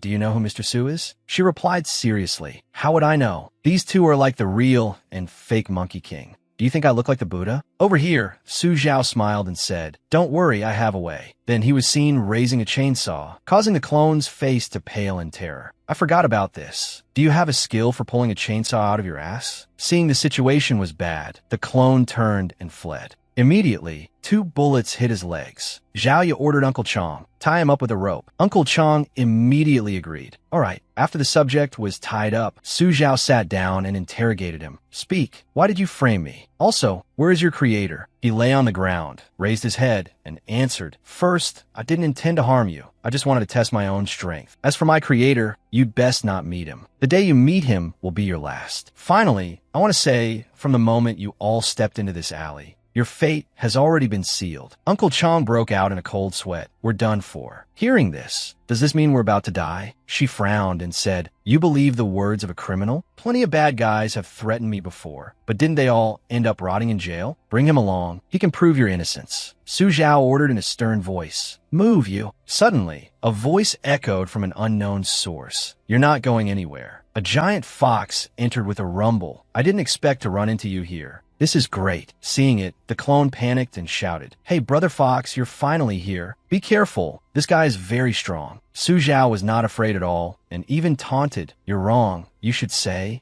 I am invincible. The fox tightened its grip on a large blade in its hand and said, you're really confident, but this is what the strongest assassin should look like. It's just a pity you've run into a genius like me. I will use science and technology to crush you. Hearing this, he scoffed. Your low-grade tricks are worthy of being called science and technology? Don't insult the words science and technology. Cut the crap. And so, the two rushed at each other, clashing for several rounds. Su Zhao slashed horizontally, while the fox leaped up to dodge. After landing, it showed no mercy and chopped straight down. The corner of Su Zhao's mouth curled up in excitement as he thought to himself, I didn't expect this guy to be pretty tough, but he's still not my match. Right after, he thrust his chainsaw straight into his opponent's shoulder. But then he was surprised because the person in front of him stood still and let him stab. Why didn't it dodge? Not only was the fox unharmed, but it also counterattacked. Uncle Chong shouted in horror. This multi-faced monster is so vicious. To think it would trade blows like that. Zhao Yu frowned, observing the situation. Something's not right. Something's wrong. The fox, seeing it had the upper hand, said arrogantly, I am immortal. You should give up. Su Zhao was not one to give up easily, and charged forward again. Immortal? I don't believe it. The two continued to trade blows relentlessly. The fox asked with a cold laugh, why must you struggle so hard? From behind, Zhao Yu fired several shots. Su Zhao, I'll help you. Su Zhao excitedly replied, all right. Her expression turned grim as she announced, Su Zhao, this is bad. I'm out of bullets. But Su Zhao wasn't scared at all. On the contrary, he had found a way to deal with it. Don't worry, I've seen through his secret. I'll make him wish he were dead. She asked doubtfully what secret. He explained while frantically attacking the faces. Every time he gets injured, he loses a face. Every time he loses a face, he gets a little weaker. 3 minutes later, the chainsaw blade was pressed against the fox's face. Su Zhao asked slyly, you only have one face left. Do you want to continue? Speak. What is your organization's plan after all? He suddenly said, if I told you I'm actually helping you, would you believe me? Su Zhao replied bluntly, only a ghost would believe a treacherous person like you. Looks like it's time to put you on the chopping block. The fox was so scared he panicked, repeatedly shouting to defend himself. Wait, I'm telling the truth. By studying your genes, I've increasingly discovered that you are a born homicidal maniac. It seems no one else could possess a killing gene as focused and powerful as yours. Su Zhao reminded him unhappily, hey, watch your wording. I'm just an ordinary victim. Uncle Chong, as an innocent kidnapped person, felt extremely aggrieved. You call yourself an ordinary victim? Zhao Yu agreed, giving a thumbs up to her comrade, the driver. I agree on this point. If every victim were as ordinary as him, there would be no criminals in this world. Over here, the fox spoke with difficulty. I don't want a perfect test subject like you to be killed by the organization. Unless you become my test subject. He frowned and continued. So now you have two paths to choose from. First, stay in Wuzhou and be killed by the organization. Second, leave Wuzhou and start over. Which do you choose? The space suddenly fell silent. Su Zhao replied coldly, I choose neither. I have a third option, which is to take down your entire organization. Hearing this, the fox broke out in a cold sweat. What nonsense are you talking about? Are you crazy? He ignored him and got straight to the point. Cut the crap. Tell me, was there ever a person named Su Minji here? Where's that person? The fox replied, Su Minji, there was indeed such a person. He was once a legend in our spirit realm. It's said he could predict the future through his paintings. Su Zhao demanded, take me to where he lived. Otherwise, your last face will disappear too. He could only obey, all right. In a dark and gloomy villa, the fox spoke up, this is Su Minji's house. No one dares to go inside. It's said to be haunted. Su Zhao was exasperated when he heard this. You guys are ghouls and you're afraid of ghosts? I suspect you're lying to me. He frantically explained, Mr. Su, I wouldn't dare. Actually, to be precise, I'm a zombie, not a ghost. As soon as he stepped through the door, Su Zhao was startled. It turned out that on the wall hung a portrait of him tied to a cross, with demons and hellfire at his feet. Su Zhao rubbed his chin and said, could it be that Su Minji's prophetic painting was wrong? The fox answered decisively, absolutely not. What he predicted will definitely happen. Hearing this, cold sweat dripped down his back as he thought, damn it, why be so accurate? It wouldn't kill him to be wrong once. At this moment,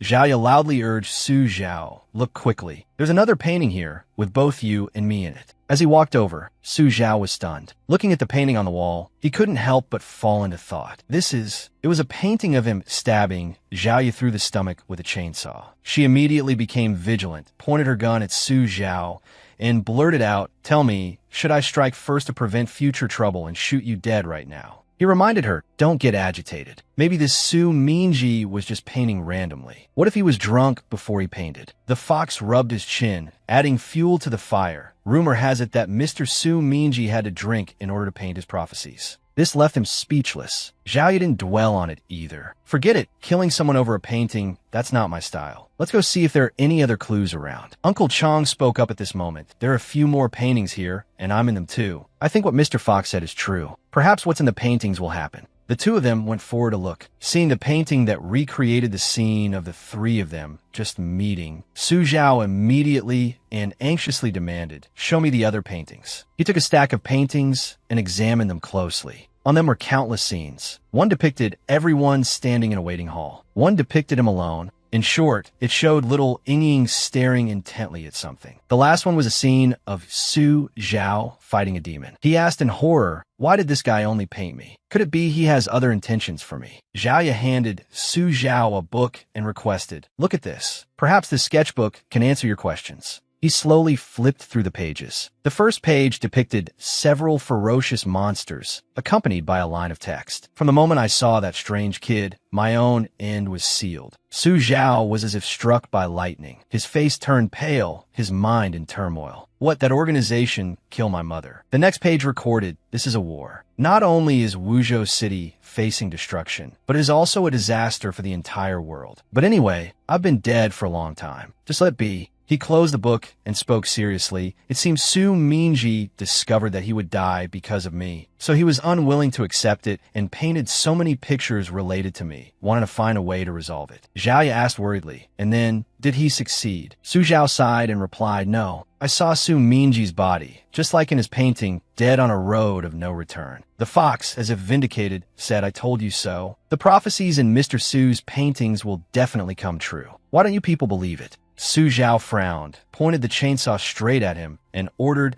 Fox, tell me everything you know about the organization, or you'll be meeting Su Mingji immediately. He raised his hands in fear. Don't get agitated. I'll talk. I'll tell you everything. I am under Commander Shui Hong in the organization. In Wuzhou City, as far as I know, there are 3 spirit realms like Haidang Street. The fox stammered. The way to leave here is... At this moment, Su Zhao's expression darkened, and he requested of Zhaoya, I'll leave the matter of someone impersonating me and killing people to you. I'm going ahead. She declared with great resolve, don't worry. I will absolutely not frame a good person. But you don't seem to be in a good state. What are you planning to do? He had already decided on his course of action. Passively taking a beating is not my style. I must make them pay the price. The scene shifts to a vast forest where there's a large turquoise lake. A man is sitting and fishing. The old man, with a cigarette in his mouth, smoked and muttered, catching a red arowana here at midnight. 1 fish for 1 car. I don't know which bastard started that rumor. I've been sitting here for 2.5 days. My butt is about to go numb. Just as the fishing line moved, the old man immediately exclaimed, A fish is biting. Seeing the line being pulled hard, the man stood up excitedly and shouted, what a big fish. He pulled it up with all his might, but what was pulled up was a cackling human head. The old man screamed in terror. What the hell is this? Just then, another man appeared. My friend, your day of death has come. But right after, Su Zhao appeared behind him and said, no, it's your day of death that has come. The fisherman saw this and thought, confused, is the enemy playing the mantis stalks the cicada, unaware of the oriole behind game? The other guy was questioning in astonishment, you, who are you? He replied, who I am is not important. Then he frowned and continued, you, the fisherman, you should go first. I have something to discuss with this guy. The old man, seeing he was spared, was overjoyed. Okay, I'm going right now. I wish you two a pleasant chat. The other man asked, what do you really want? Su Zhao replied, I came to fish. The guy asked, then where's your fishing rod? He reached into his pocket to rummage. A fishing rod, you say? Here, let me show you. Then he pulled out a sharp dagger and even asked smugly, satisfied with his fishing rod? The guy was so scared he almost wet his pants. Satisfied, very satisfied. Su Zhao threatened, speak. What were you planning to do just now? If you dare lie to me, I'll throw you into the lake. The guy panicked. Okay, I'll talk. Young man, don't get agitated. The man slowly recounted, I'm a forest ranger here. One day, I accidentally fell into the lake. When I surfaced, I saw a sight that made my whole body go numb. He continued, I thought I was a goner for sure. At that moment, a masked person saved me. Then, the man placed a hand on his chest and realized, but I was actually still dead, because I no longer had a heartbeat. But strangely, I could still talk and walk. Then that person told me something. The masked person explained, you are now in a state of jiangshi. I want you to dispose of some corpses as food for this lake. 1 corpse each day. Otherwise, they will eat you. I live on the island in the middle of the lake. In 1 week, I will come and help you resurrect. He explained his reason for acting. Today is the last day, but so far, no corpse has been delivered. So I was planning to push that man into the lake. Su Zhao said bluntly, do you know why no corpse was delivered? Because you are that corpse. The other guy couldn't believe his ears. How can that be? Suddenly, a voice rang out. He's right. You are all corpses. From the darkness, a stranger was slowly approaching. Then he suddenly rushed forward and kicked the other man into the water with 1 swift kick. The guy was scared out of his wits, screaming, help me. The man on this side turned back with a cunning look on his face. Next, Then he used the same old trick, suddenly lunging towards Su Zhao. It's you. But unfortunately for him, he had picked the wrong person. Just like that, he was sent flying backward by a single punch from Su Zhao. You're mistaken. The fish bait is you. To be more precise, it's all of you. He was knocked straight into the lake. Fear gradually consumed him. Could it be that you were that legendary victim? From above, Su Zhao bluntly admitted, "You guessed right. I, Su Zhao, have come for revenge." The scene changes to the island in the middle of the lake. Su Zhao pushed open the door and entered the large house. He spoke just as I thought. As soon as I left, this place was taken over by people from the organization. Just then, a subordinate walked in, mistaking him for an ally. "Old Dao, you dealt with Old Wong that quickly?" As soon as he got a clear look at the other's face, he cursed silently. The guy turned to leave in a hurry. "Oh, I almost forgot to close the window. Look at this memory of mine." But he was immediately stopped by Su Zhao. "Stop, or your fate will be the same as Old Wong's." He was so scared he dropped to his knees, begging, "Big bro, spare my life." Su Zhao walked over and questioned him. "Hey, why are you kneeling already? Not putting up any resistance." He explained in fear, "Because I've seen your photo. You are the most terrifying victim." A murderous smile appeared on Su Zhao's face. "Very good. Then tell me, how do I contact your superior?" He said, trembling, "I can't say that, I'll be killed." Su Zhao tied him to an electric chair and said, "You'll die if you don't talk too." The guy asked loudly,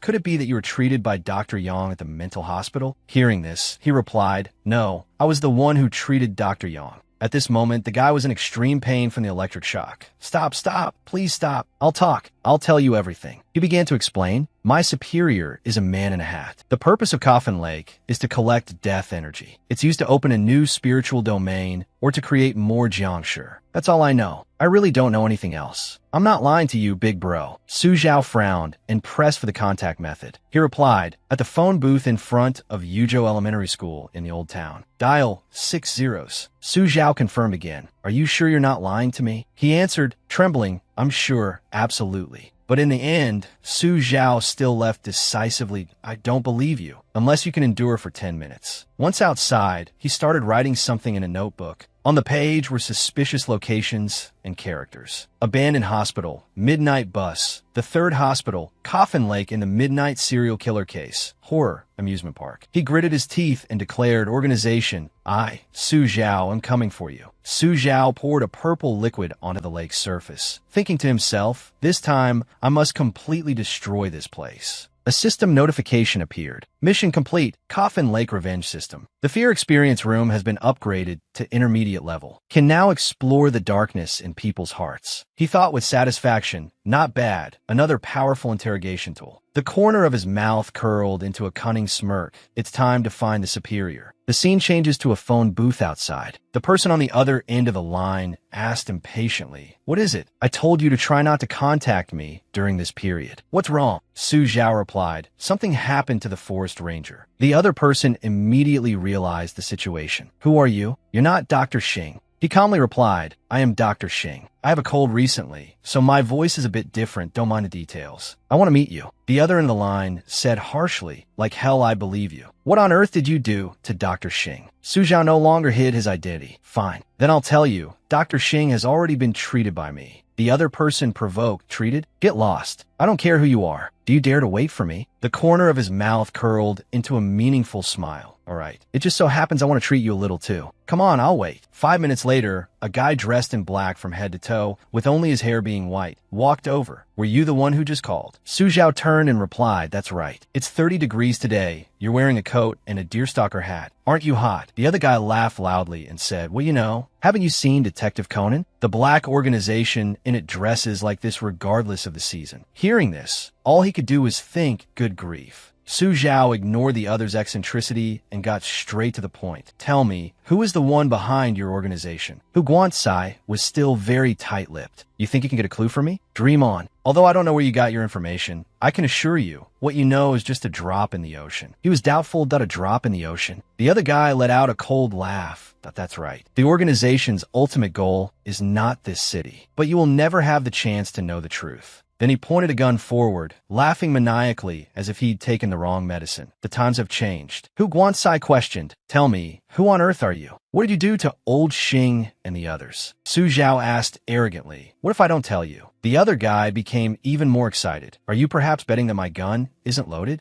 Su Zhao laughed mockingly. No. What I mean is, according to the law, illegal possession or concealment of firearms and ammunition will result in detention, imprisonment of under 3 years, or probation. If the circumstances are serious, it can lead to imprisonment of 3 to 7 years. I advise you not to do anything foolish. Hu Guansai roared like a madman. Are you seriously giving me a lesson on the law? Cut the crap. By the time the police get here, I'll be long gone. He pointed behind him and questioned, what if I told you the police are right behind you? The other guy obviously didn't believe him and declared confidently, do you think I'm a 3-year-old child? You think I don't know this trick? Let me tell you, even if the police come. But before he could finish his sentence, he lost all his bravado as the muzzle of a gun was pressed against the back of his neck. Don't move. Hu Guansai, who was so imposing just a moment ago, now cowered in fear. Okay, not moving. Let's talk this out calmly. It turned out to be Zhao Ye giving a serious command. Officers, handcuff this guy. You're under arrest for illegal possession of a firearm. On the side, Su Zhao took out his phone and taunted, my friend, you made the wrong move. Before I called you, I'd already called the police. The guy frowned and questioned, hey, I'm not convinced. Why don't you arrest him for carrying a knife? You're all on the same side, aren't you? Zhao Ye retorted, he's a chef. It's perfectly reasonable for him to carry a knife. The guy was so angry he was fuming. Reasonable, my ass. He was immediately slapped so hard by her that his jaw twisted. Zhao Ye pushed him to the ground. He was just resisting arrest. Everyone saw that, right? The police officers behind her naturally backed her up. That we all saw it. He was trying to sneak attack Zhao Ye.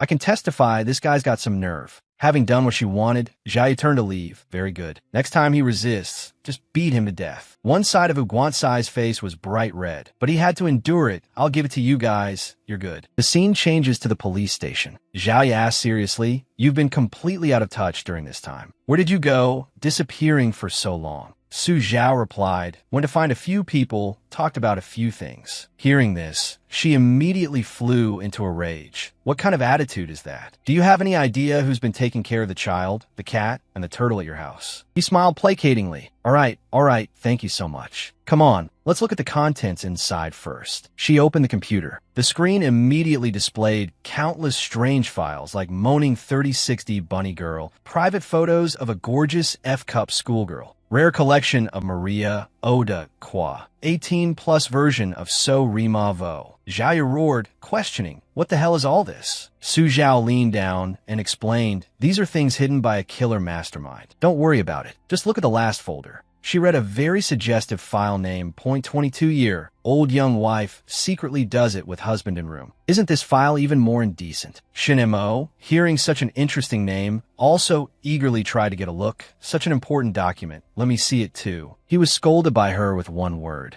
Get lost. Su Zhao rubbed his chin and said, who would name a file classified documents? Of course, it has to be disguised a little. At this moment, a video appeared on the screen. The little boy in it screamed in fear, Mister, don't come over here. The old man holding a knife coaxed, don't be afraid. Soon you'll become one of us. This was followed by painful screams. Zhao Ye was suspicious. Where did you get these clips from? Su Zhao replied, from a woman in red. I had to beg her with a chainsaw before she finally gave them to me. She was very confused. What did they film this for? He asked her, watching up to this point, do you feel a little dizzy? Zhao Ye nodded that I do feel that way. He revealed that's their experimental product. Their goal is to create a movie that can hypnotize everyone. Then he's seriously accused and turn all the citizens of Yuzhou City into zombies after they watch the movie. Zhao Ye asked urgently in astonishment, is that true? Su Zhao said very confidently, absolutely, and they're about to succeed. Also, the person we just arrested, he knows clues related to the filming. At this moment, a police officer pushed open the door and reported, Captain Zhao, that guy is really tight-lipped. He refuses to say anything. She had no choice but to go over. Looks like I have to handle this personally. 1 hour later, Zhao Ye said, tired and helpless, you guys were right. That guy is really tight-lipped. I'm out of ideas for now. Su Zhao, who was beside her, spoke up. Let me give it a try. Maybe I can pry his mouth open. She was doubtful. What are you going to pry it open with a chainsaw? He smiled placatingly. Don't worry, the method is very civilized. I'll only use my mouth, not my hands. Shunamo said from behind, although I know the chances of success are slim, let's just let Su Zhao try. What if he succeeds? Zhao had to accept, all right then. In the interrogation room, he walked in with a friendly greeting. Hey, Hu Guansai questioned you, are you a cop? Su Zhao clarified, I'm new here, just a temporary worker. Please give me your guidance. The other guy roared in anger. Temporary worker? No, you're not. What on earth do you want to do to me? He dropped the act and said bluntly, you're right. I recently upgraded a little toy, and it's a good chance to test it on you. Fear experience room, activate. In an instant, the other guy clutched his head in pain. After waking up, he found himself lying in a bathtub full of fresh blood. Hu Guantai's face was pale as he realized this was his own home. What on earth was going on? The guy stammered, Then he walked around the house and discovered something horrifying. There was supposed to be a corpse here. Wasn't she already dead? Hu Guantai looked at the woman before him. Logically, no one else should be in his house besides him. Who's in the kitchen? She spoke. You're finally here. I've been waiting so miserably for you.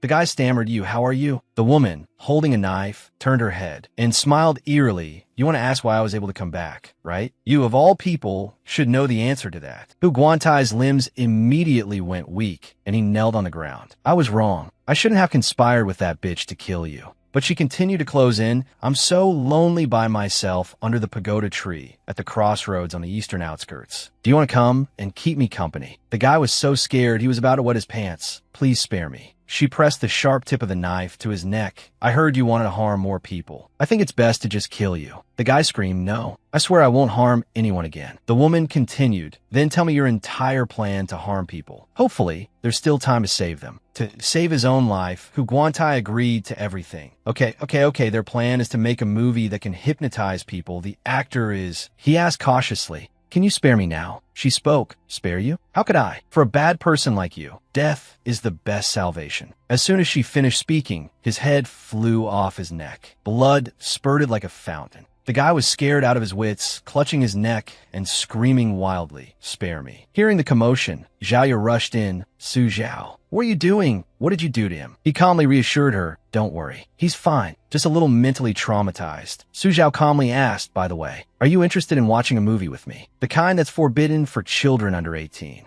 Zhao was bewildered and stunned. Did you manage to get something out of him? I didn't see you say a single word on the surveillance camera. Su Zhao smiled and said, there's a saying that silence is worth 1,000 words. Not only did I get information, but I also helped you solve a body dumping case. He leaned close to her face and said, send people to dig under the pagoda tree at the crossroads on the eastern outskirts. They'll be a surprise. Besides, you still haven't answered my earlier offer. She accepted seriously. Okay, I'll send people to the crossroads. And then I'll go with you to watch a movie that kids aren't allowed to see. Su Zhao spoke, then let's get to it. But before we watch the movie, we have to get the tickets first. That day, the two of them entered a deserted street without a soul in sight. It looked gloomy and terrifying. Zhao said in amazement, I can't believe it. We can enter a virtual world through a drilled hole under a bush in the park. Su Zhao explained, actually, there are many entrances like this, and their number is constantly increasing. She cried out in fear, Su Zhao. Look, isn't there a person hanging on that utility pole? He reminded her, don't look around. It's probably just someone's laundry. Let's go. Curiosity will get you killed. Zhao was still utterly astonished, exclaiming towards it, no way. It really is a person. Besides, who would hang laundry on a utility pole? That's like lighting a lantern in a toilet, looking for death. Su Zhao speculated, she's probably been dead for a long time. High above, a woman was hanging from a thread. Suddenly, she opened her eyes wide and smiled menacingly. This made Zhao scream, Su Zhao, that little girl. Those threads immediately flew down, binding Zhao tightly. Su Zhao turned his head, panicked, and cursed. She was tied up by a spider demon and pulled into the air. Help, save me. He rushed forward with a knife. I'm coming. Quick as a flash, he severed its silk threads. Then he grabbed Zhao and got her out of danger. She asked shyly, what was that just now? He answered seriously, in short, not a normal child. The female demon gritted her teeth and thought, this guy's a bit hard to deal with. Forget it. I'll change targets. The two walked a bit further, and Zhao turned to Su Zhao anxiously. How much longer until we get there? It's so gloomy and scary here. He replied calmly, almost there, but I think I see someone I know. Over here, Shun Gu was looking around in fear, thinking, damn it, I've been tricked. There are no ghost catchers here. Besides, I think I'm lost. At the same time, Su Zhao saw him. He greeted him happily. Shun Gu, long time no see. I didn't expect you to still be alive. Is Meow NV okay? Shingu was overjoyed. Oh, Brother Su, you're alive too. That's great. Little sister Meow NV is fine. So you're also here looking for a ghost catcher. Su Zhao was very confused by this. Ghost catcher? What the hell is that? He explained, I've been so unlucky lately. Constantly haunted. I even ran into a ghost. Then I saw someone named Indayamo say there was a ghost catcher here, so I came. Turns out I can't get out. Su Zhao didn't pay much mind, replying casually, there are no ghost catchers here. Hurry up and go back. Go back the way you came. Turn right at the trash can, and you'll find the exit up ahead. Remember, don't turn your head no matter what you see. Shingu, as if he had been waiting for this answer for a long time, said excitedly, thank you. I'm getting out of this godforsaken place right now. As he walked, he muttered to himself, trash can. Turn right to get out? Is that for real? Just then, he ran into someone else, huh? Who was this little girl? It turned out to be the spider demon in disguise, Konnichiwa.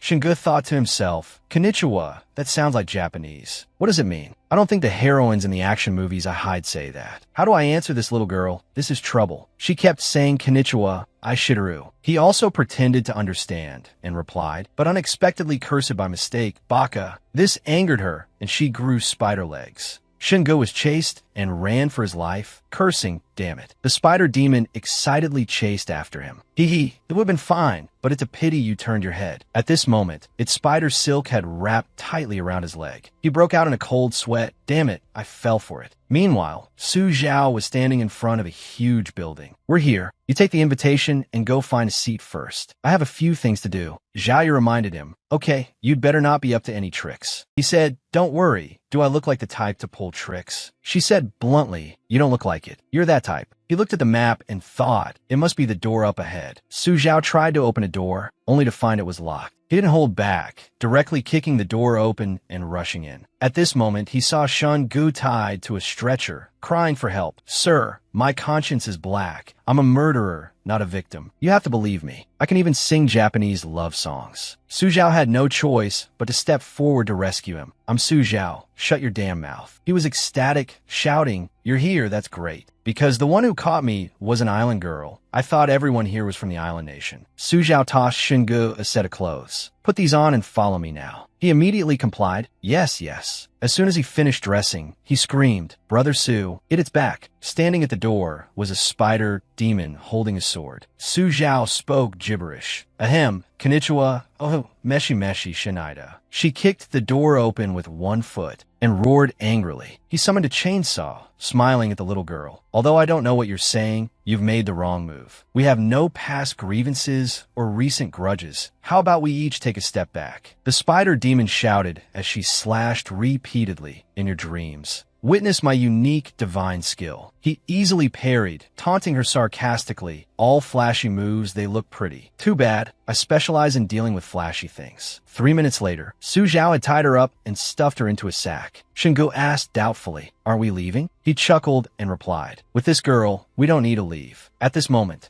a voice echoed from outside. Hurry up, it's your turn to go on stage and perform. Shingu panicked. Su, Brother Su, what do we do? Su Zhao replied calmly, what's there to be afraid of? Remember, from now on, you are a psychopathic killer, and I am your assistant. Let's go. Get ready for our performance to begin. Hearing this, his face turned green. No way. I haven't even played the victim well, and now you want to play the killer. That's too difficult. A man pushed the door open and came in. Hey, why haven't you left yet? Su Zhao cheerfully pushed the stretcher. We're going right now. The prey is ready. The man asked suspiciously, wait, stop. You, the one in a hat, turn around and let me see your face. Shingu was trembling with fear. Crap, what do I do now? But he immediately comforted himself. Don't be scared, stay calm. I am now Shingu, the psychopathic killer. Shingu deliberately lowered his voice and asked menacingly, Kid, are you sure you want to see my face? No one in this world knows what I look like, because everyone who has seen me is already dead. The man pulled out a knife and said contemptuously, You think I'm easy to scare? Still putting on an act. Tell me, who the hell are you? He spoke, If you insist, then I'll let you see. I am the legendary Shingu, who angers gods and destroys heavens. He thought to himself, looks like I can only take a gamble. However, unexpectedly, the man started trembling with fear as soon as he heard the name. You're Shingu? In that case, never mind. No need to turn around. I didn't see anything. You guys hurry up and go. Just like that, the two left smoothly. Shingu wondered to himself, strange. I that famous? Su Zhao, beside him, reminded him, stop overthinking. We're here. Arriving on stage, he opened the sack and ordered, get out. The two of them walked onto the stage, one after the other. He smirked. Oh, this live death reality show is quite the spectacle. The host said excitedly, welcome our next group of guests to the stage. In the audience, Zhao Yu was extremely surprised. Huh? Su Zhao Shunge? Why are they on stage? Is this guy planning some trick again? He continued to introduce. Ho ho ho. As is tradition, please select a lucky audience member. Su Zhao immediately pointed at her. Stop looking around. It's you? The one with the very fierce hairstyle. Zhao Yu was bewildered. What on earth is Su Zhao trying to do? The host said excitedly. All right, I declare, the final round of tonight's reality show officially begins. She asked quietly, what trick are you playing by calling me up here? He replied casually, didn't you just watch a performance? Of course, it's a murder performance. Zhao Yu shouted in shock, murder? I will absolutely not kill anyone. He pulled out the spider demon and reminded her, idiot, take a good look at what it is. It's not human in the first place. She recognized it at a glance. Huh? It's that little girl. Su Zhao handed the knife to her and instructed, so just do as you please. It won't die no matter how many times you stab it. If you don't cooperate, once Shungu is exposed, you're done for two. At this point, to save himself, Shungu also advised her, right, hurry up, eliminate evil, I support you. Go for it, bro. Go for it, that's great, it's okay. In an instant, Zhao Yu's entire body radiated a fierce, killing intent. Okay. She rushed forward like the wind, plunging the knife straight into it. Only then did she think in astonishment. Su Zhao was right, this monster really doesn't die. It doesn't even bleed. As expected, you can't judge things in this virtual world with common sense. The perverts in the audience were extremely excited, cheering continuously. Oh, this performance is spectacular. To not die after being stabbed so many times, this person's knife skills are truly impeccable. Would put a professional assassin to shame. A classic female assassin, indeed. I can't take it anymore. Shingo wanted to take his turn. Young lady, take a break. It's my turn now. She agreed. All right. He stepped forward with a knife, threatening the spider demon. Now it's my turn for revenge. Ho ho ho. This one is for you capturing me earlier. Shungu frenziedly stabbed the spider demon, shouting with glee as he did. This one is for you tricking me into turning my head. This one is for all the people you scared to death before. This still wasn't enough. He continued his merciless, relentless attack. This one is for whatever, I can't think of any more, I'll just keep stabbing. Zhao Yu,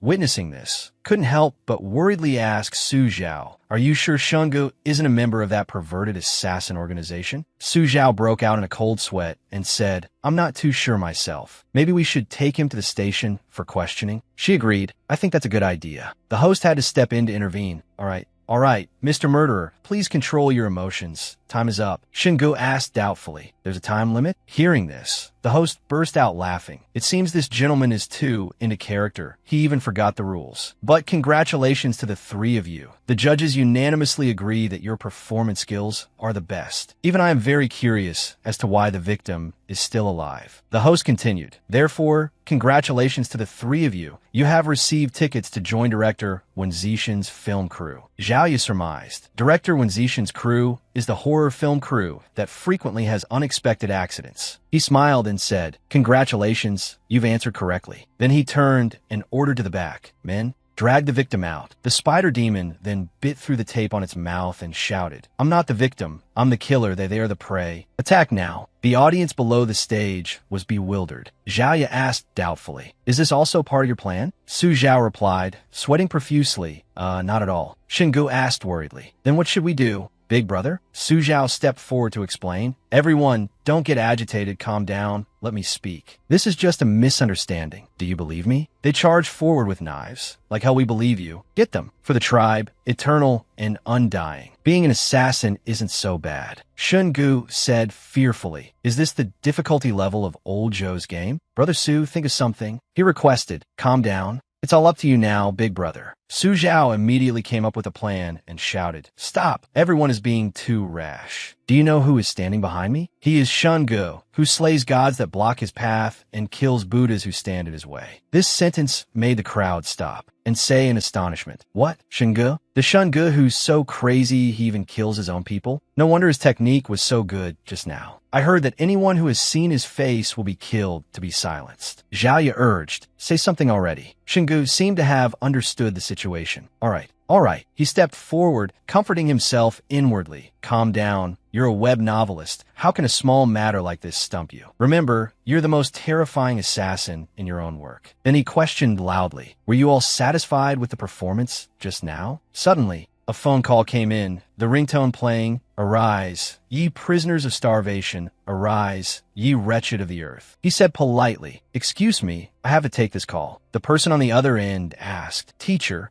I've reached the murder and dismemberment part. How should I handle the specific details?" Shingu frowned and yelled, "What? You don't even know how to do a murder and dismemberment? First, lay down a waterproof sheet, then proceed carefully. Don't let blood get on the floor, or it won't pass the luminol reaction." He spoke those horrifying, deadly words without missing a beat. Finally, cook it, add caustic soda, and stir, then dump it in water. Any other questions? If not, I'm hanging up. I'm dealing with some perverted assassins here. After hearing this, everyone's hearts pounded and legs trembled. They could only look at each other. Someone even took out paper to take notes. "Shungu, please continue." Shungu enthusiastically explained, inadvertently revealing his profession. "Next is the issue of writing technique. You must describe many details and also, you must highlight the horrifying atmosphere. After all, none of us have any experience in killing people. It's all just made up." This caused Su Zhao and Zhao Ye, standing behind him, to instantly freeze. The crowd immediately became furious, tightening their grip on their knives and questioning. "Shingu, what did you just say?" "He's not Shingu. He's an imposter. Right? A guy like him is Shingu. I'm still alive and kicking. I'm more real than him. I'm more like him." He was now in an awkward situation. All right,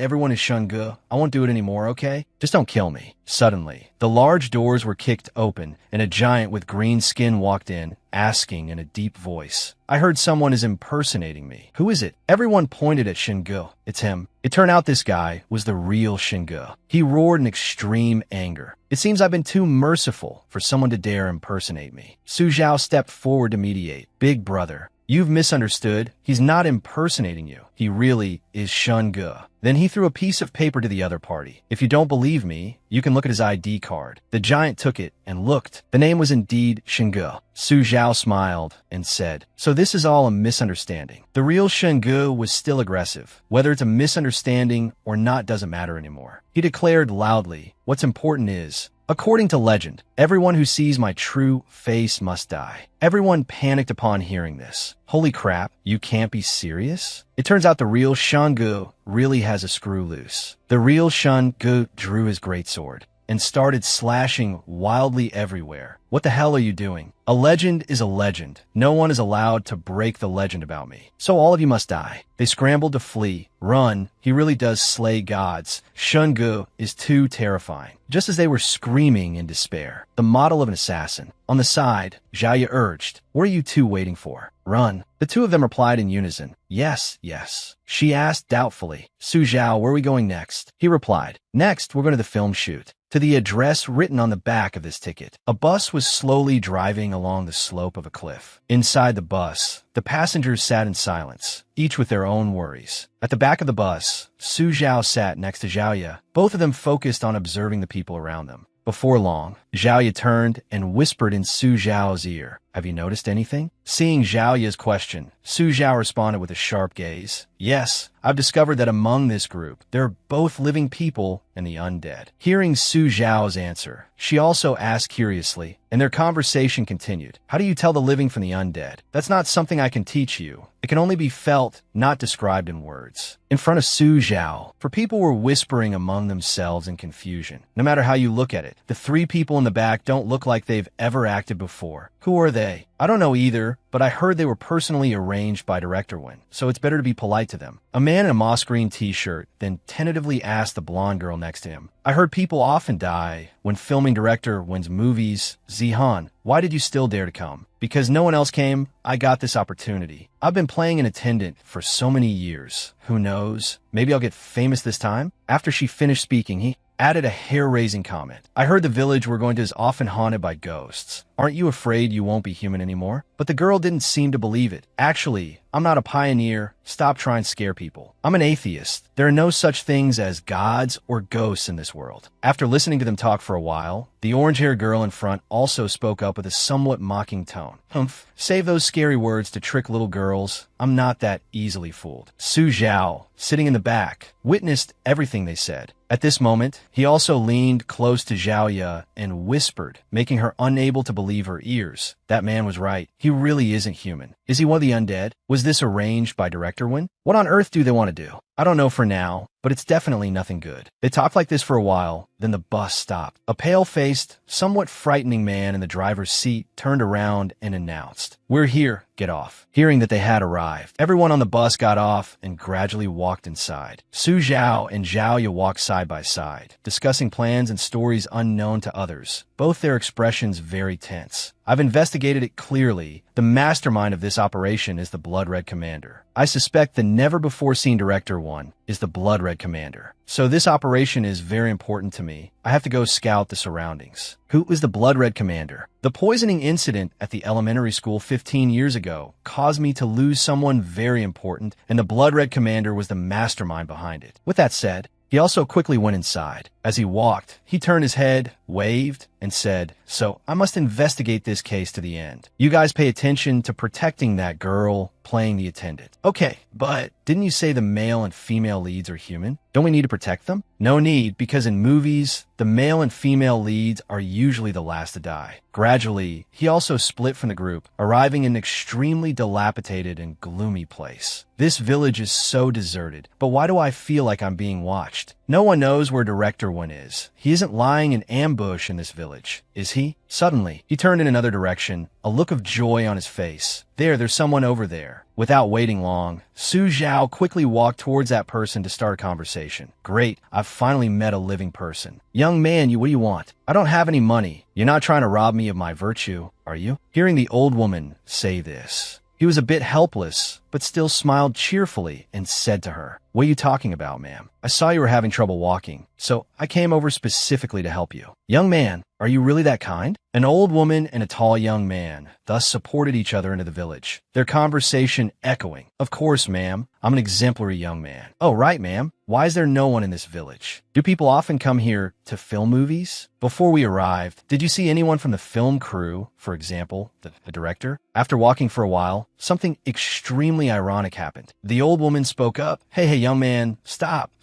Don't help me anymore. My house is in the opposite direction." "Oh, is that so? My mistake." As soon as Su Zhao turned around, the old woman quickly continued, "Young man, I see your character seems decent, so I'll tell you about our extinction village." He stood behind her, looking at her back, listening intently to every word. "This village has a long history, probably 1,000 years. This is a cursed land. All who live here have died, which is why it's called Extinction Village. It's said to be because of a curse from a mysterious organization." Hearing this, his expression began to turn grim, countless thoughts flashing through his mind. A curse from a mysterious organization? Could this place be like Coffin Lake, a cursed land deliberately created by that organization for some reason? The old woman's words rang out, pulling him from his thoughts. "I'm home, young man. Take this old woman's advice. If you have no business here, you should leave. Also, do not enter this house." He just watched as the old woman spoke while slowly entering her house. But with his personality of doing the very thing he's forbidden, he began to show a sly smile. "Don't enter? Then I want to go in and see even more." Without waiting long, he put his thought into action. He immediately walked towards that house and forcefully pushed the door open. However, before him was an empty, cold house. He frowned, a little startled, but still stood in the middle of the house and shouted, "Hey, ma'am, where are you? Playing hide and seek isn't fun." After speaking, he looked at the memorial portrait on the altar with 2 wreaths on each side and said softly, "So you're here." With that said, he slowly walked towards the altar, a warm smile on his face. "You're not in here, are you?" His hand rested on the white box on the altar, slowly opening it. Suddenly, a hand shot out from the box, grabbing Su Zhao's wrist and startling him. At the same time, a voice also came out, "Got you." But it didn't stop there. From inside the box, the old woman from before gradually emerged, but her appearance was completely different. Her deep, dark eye sockets revealed a ferocious smile. Director One was right. You people are just like those in horror movies. The more you're told not to do something, the more you want to do it. Her body also slowly emerged halfway. Pointing at Su Zhao with a hand that had long, spindly fingers, she said, "You really won't die if you don't court death." After listening to her for a moment, he had now regained his composure and spoke ruthlessly. "You're quite trendy, aren't you? You even know foreign phrases. Too bad. The one who has to die is you. Tell me where Director One is. What exactly does he want to do?" Before the old woman could answer, Su Zhao quickly grabbed her by the throat, causing her to gasp. "Ew, you can resist the deathly aura? Who on earth are you?" Hearing her question, he quickly took out a lotus lantern with a green flame burning in the center and said in a challenging tone, "This is a little toy I recently acquired. It's called the Green Soul Lantern. I heard it can turn souls to ash. Would you like to try it?" As he finished speaking, Su Zhao brought the lantern closer to her, causing her to scream in pain. "Don't burn me. I'll talk. I really don't know where Director One is, and I don't know what he specifically wants to do. I just followed his instructions, installed high-definition cameras around, and was then responsible for dealing with the people who came here to film." Su Zhao didn't get what he wanted, but he kept his hand on her throat and began to interrogate her. "Where are the cameras?" Disguised as a lighter on the table over there. Looking in the direction she pointed, he began to think. "So, this is how Director One wants to film? This is not good. If so, I'm afraid Zhao Ye and the others are in danger." The sky outside was now extremely gloomy. Night had fallen, and the air was cold, making one feel a tinge of fear. On Zhao Ye's side, only the two girls were left. She spoke up to check on her. "Zihan, call me if anything seems off. This godforsaken place doesn't even have a bathroom. We have to take turns standing guard just to relieve ourselves." Hearing her senior sister ask, Zihan also replied politely, "Yes, Sister Zhao Ye, please stay close to me." Suddenly, something made Zihan's eyes widen. She looked up at the tree in astonishment. At that moment, from the tree, a green-faced, long-fanged demon with a muscular body was hanging upside down, its mouth bleeding as it looked at her, scaring Zihan into a piercing scream. On Zhao Ye's side, as soon as she heard the shrill scream, she rushed over to Zihan.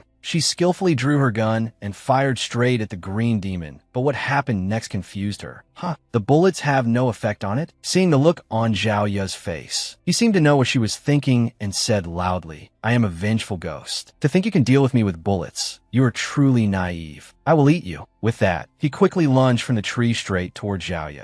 Zhao Ye didn't dodge, her face showing resolute determination. "I'll fight you to the death." Before the demon could do anything, he was hit by a powerful punch from Zhao Ye right in the mouth. Surprisingly, the force of her punch sent him flying into a tree trunk, causing him immense pain. Blood streamed from his nose and mouth, but he quickly got up and stammered, "You can hit a ghost?" The demon continued, while she was still stunned, wondering to herself, "What on earth is going on? Are my fists more effective than bullets?" Regaining its composure, the demon stood up and began to get angry. "I don't believe it. A mighty vengeful ghost like me can't beat a living person like you." But before he could make a move, he was punched in the stomach by Zhao Ye again, which seemed even more painful than the last time, making him grimace. As if energized, she continuously punched and kicked him like a punching bag. Too fast, too furious, he was sent flying far away. Feeling amazing, Zhao Ye confidently asked, "Do you believe it now? It's true you can't beat a living person. I'll give you that. You're tough." Even though he was beaten to a pulp, he still managed to say, "You will all die sooner or later." "Zihan, are you okay?" After he disappeared, Zihan turned around, looking at Zhao Ye with sparkling, admiring eyes, and exclaimed, "Sister Ye, I'm fine. You're so amazing. You can even beat up ghosts." In a dark corner, far away, someone had been watching everything they did. The plot of this movie was completely different from the director's design. The man looked at the camera in his hand and thought, "This won't do. I have to report this to the director." In an extremely spacious and empty house, the man now ran in, knelt before someone, and reported, "Director, I was filming the scene where Zihan gets killed, but something unexpected happened. Is that so? Let me see the video." The camera was passed to that powerful figure. He watched it while lying down, a look of amusement on his face. Truly unexpected. "It seems this girl has the bloodline of the Chongling family." The man, seeing his attitude, also asked curiously, "So the script is all messed up now, director. How should we film next? The dark figure heard the question, gave a cunning smile, and said something that the other person found confusing. Change the movie to have a female lead. Huh, but the female lead is dead. What about the main character? He leisurely propped himself up and said with his blood-red eyes, no need to worry, they aren't the main characters either. Only death is the true main character of this film. Meanwhile, Su Zhao shouted happily, great, there's a signal. He immediately took his phone and called Zhao to check on the situation. Officer Zhao, are you and Brother Shen okay? There was a small incident, but it's been resolved. Brother Shen has been following the male lead, so he should be fine. As soon as the other end replied, Su Zhao continued with a somewhat tense and pensive expression. You should go to the male lead's location too. I'll be over in a bit. Although I don't know what that director wants, it's better to be careful. The call ended. Su Zhao and the old woman ghost walked and talked. Grandma, just stay obediently in the box for the next few days, or I won't mind burning you again. Okay,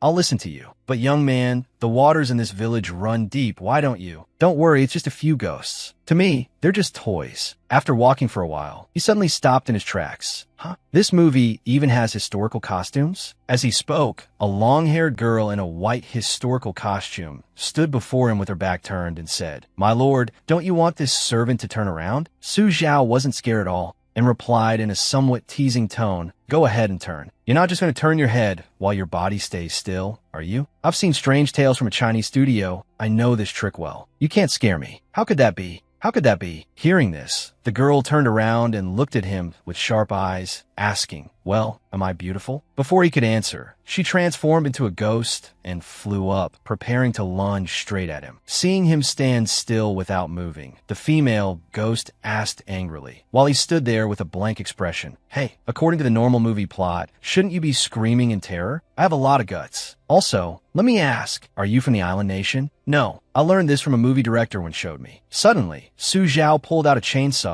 and pointed it straight at the ghost, scaring her. Then did he show you a movie called The Texas Chainsaw Massacre? Isn't Dezhou a place that produces roasted chicken? Hearing the ghost's words, he stepped forward and grabbed her by the collar, making her panic. Roasted chicken, my foot. Tell me where Director Win is. I really don't know where Director Win is. Not long after, something greatly surprised him. It was a piece of paper taken from the ghost. He looked at the paper and said, Painted skin, truly a ghost from Strange Tales. As for her, just as she was about to flee from Su Zhao, she thought with annoyance, This Dezhou roasted chicken guy is too scary. Before she could get far, she was grabbed by the shoulder and pushed down by Su Zhao. He stood calmly behind her, while she was so scared she was about to cry. Stop running. You can't escape. Remember, I once won runner-up in the 6th Golden Gourd Cup Amateur Sprint Competition of Falarji District, Wuzhou City. Tell me everything you know about this village and this movie. Okay, I'll talk.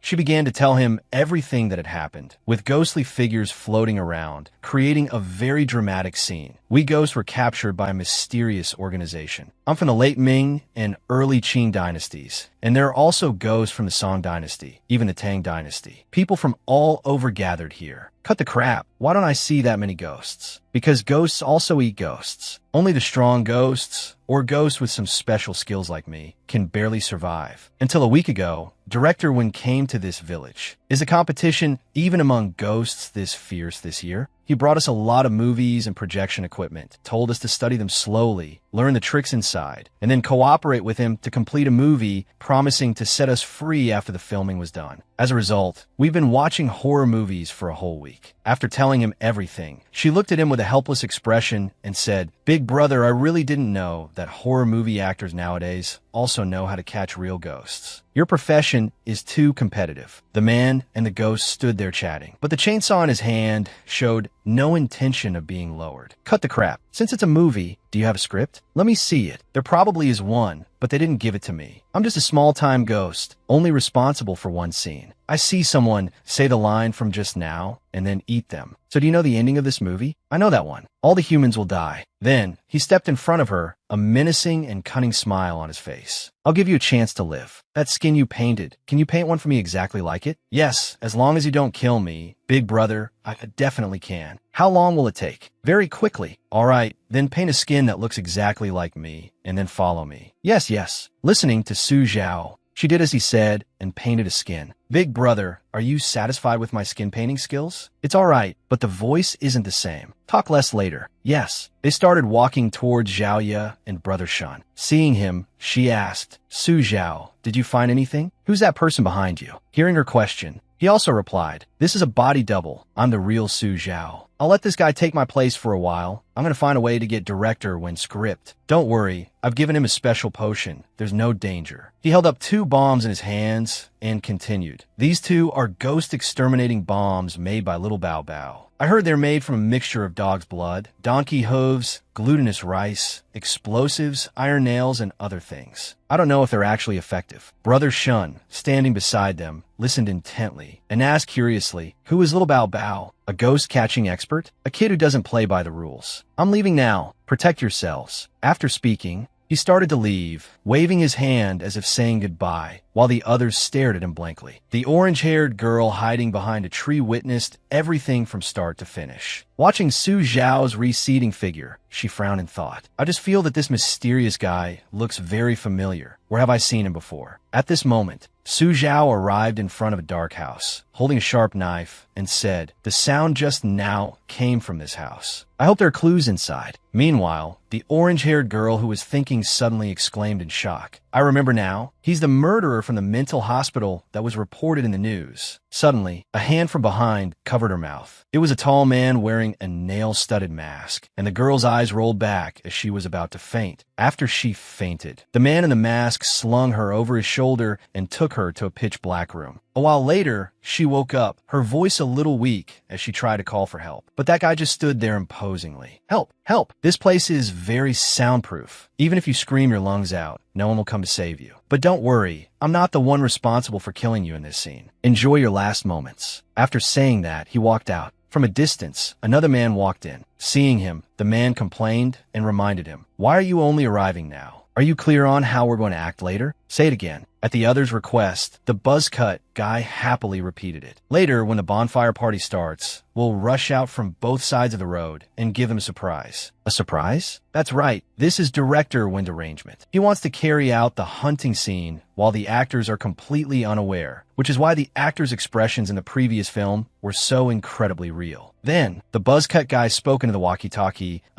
Director 1, I've arrived and met Zhonglin. Zhonglin, you don't trust my work? I'll give you a surprise later. There won't be any mistakes. Which Zhonglin? Zhonglin just went back. Didn't they arrange another NPC for you? Assistant Director, stop joking. Then who is this guy with the cleaver next to me? The person next to him heard this and quickly snatched the walkie-talkie. He gripped the walkie-talkie tightly and said, you found me out. Terrified, the buzzcut guy ran towards Su Zhao, shouting for help as he ran. Big brother, save me. Quick, save me. There's a murderous psycho here. Because he ran too fast. He was now too tired to catch his breath, too shocked to speak. More murder. Su Zhao saw him, gave a sinister smile, his hand still starting the chainsaw, and asked, little brother, what's wrong? The buzzcut guy heard this and was also terrified, stammering and waving his hands in refusal.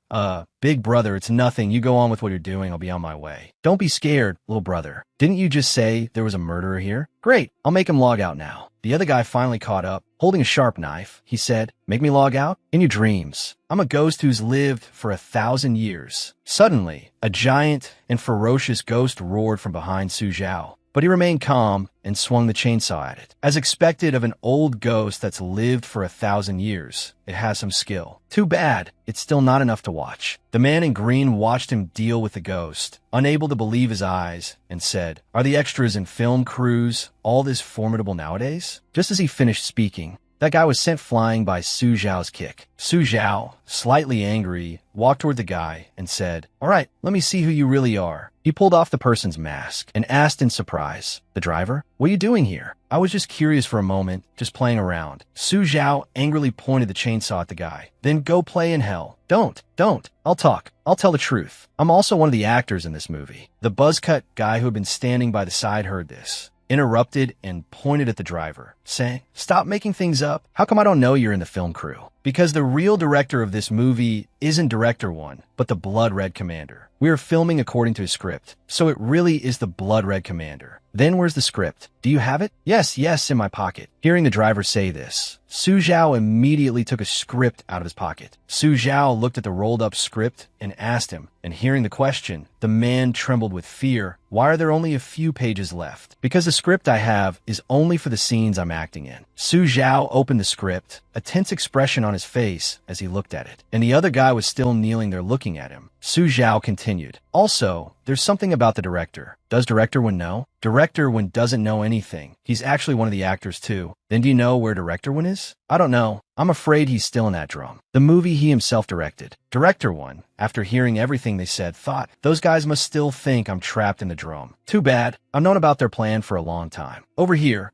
Zhao Ye and Shunge looked at Director Wen, whispering to each other. Did you notice? There's something wrong with that Director Wen. What's wrong? He doesn't have a shadow. At that moment, amidst their suspicion, Director Wen walked off in another direction. We can't just let Director Wen walk away like that. Zhao Ye and Shunge said to each other, let's follow him. Didn't Su Zhao tell us to stay here? If you don't want to go, you can stay. Fine, I'll go with you then. Zihan, hearing everyone's plan, also spoke up. Officer Zhao, I'll go too. Okay, and so, the three of them stealthily tailed Director Wen. But after a while, all three of them were confused, walking in circles. Huh, where did he go? Who are you looking for? Just as they were looking for Director Wen, suddenly a man holding an axe stepped out and said, I didn't expect you to walk right into my trap. The masked person gradually approached. A worried voice rang out. Officer Zhao, what do we do now? Officer Zhao quickly tried to reassure them. This is not good. Why is he covering his face? From a criminal investigation perspective, he definitely wants to hide his identity. Could it be? She pointed her gun at him. Officer, Zhao said decisively. You're someone I know. He sneered. You're overthinking it. It's just a personal preference. But Officer Zhao's intuition made her uneasy, and she retorted sharply. Then why does your voice sound unnatural? What exactly are you trying to hide? His cover blown, he froze for a moment,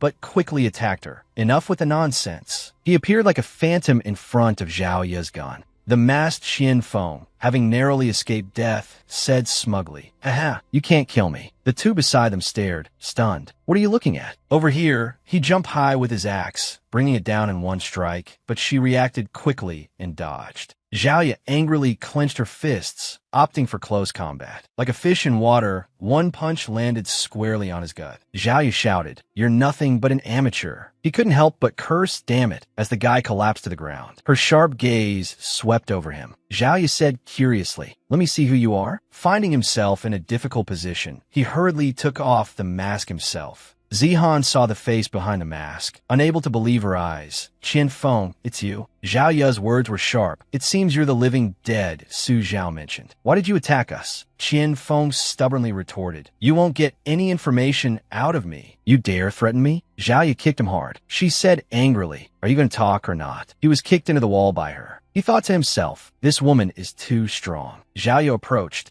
making him tremble like a leaf. Her voice full of threat, she said, Can you talk now? Qian Feng stammered, I'll talk. Actually, I wanted to talk for a long time. He tried to move his mouth, which only had a few teeth left. Suddenly, a murderous aura pierced through Qian Feng's body. Zhao Ye turned her head in shock to confirm. A jiangshi appeared, its body making cracking sounds. Shunge saw the jiangshi, his face turned pale, his conscience hitting rock bottom, and he turned to run. Officer Zhao, you hold it off? I'm getting out of here. Zihan said tearfully. Sis, Officer Zhao, I'll help you. But Zhao Ye refused. She handed something over, reminding her, Take this. I don't need your help, Zihan. You should run too. Suddenly, Shunge came back. Zihan asked in surprise, Shunge, why are you back? Had a change of heart? Shinji's face was ashen. Trembling like a leaf, he stammered, No, there's a scarier one over there. It was a female ghost with exquisite makeup. Now, they were surrounded by unclean things from both front and back. Seeing the jiangshi staring only at him, Shinji's face turned purple with anger, and he cursed loudly, Damn it. There are two beauties you won't bite, but you run over to bite me alone. Do you have a problem with directions? Shingu suddenly remembered something. He almost forgot about it. He threw the bomb straight at the jiangshi's face with a boom. Shingu thought to himself, let's see if you die from that. When he saw the Jiangshi's intact face through the smoke, Shinji's mind was in turmoil. Zihan on the other side did the same, throwing a bomb at the female ghost. The female ghost's body remained intact, only falling gently backward to the ground. Shungu covered his ears, unable to accept it, muttering to himself, my God, are the bombs that powerful? Why is it so powerful when a woman uses it? But like a tickle when I use it, Zhaoya fought the monsters with her bare hands. She offered her opinion. That's not the issue. They're Jiangshi, not ghosts. Shungu stubbornly retorted, stop analyzing the species. Let's analyze the numbers first. After dealing with two, they brought more of their kind. Shingu watched worriedly as two more appeared. Then they became more and more numerous, howling. There were ghosts in all directions, causing Shunji's spirit to crumble a little. We're done for this time. They even gathered to plan. Zhaoya dealt with them,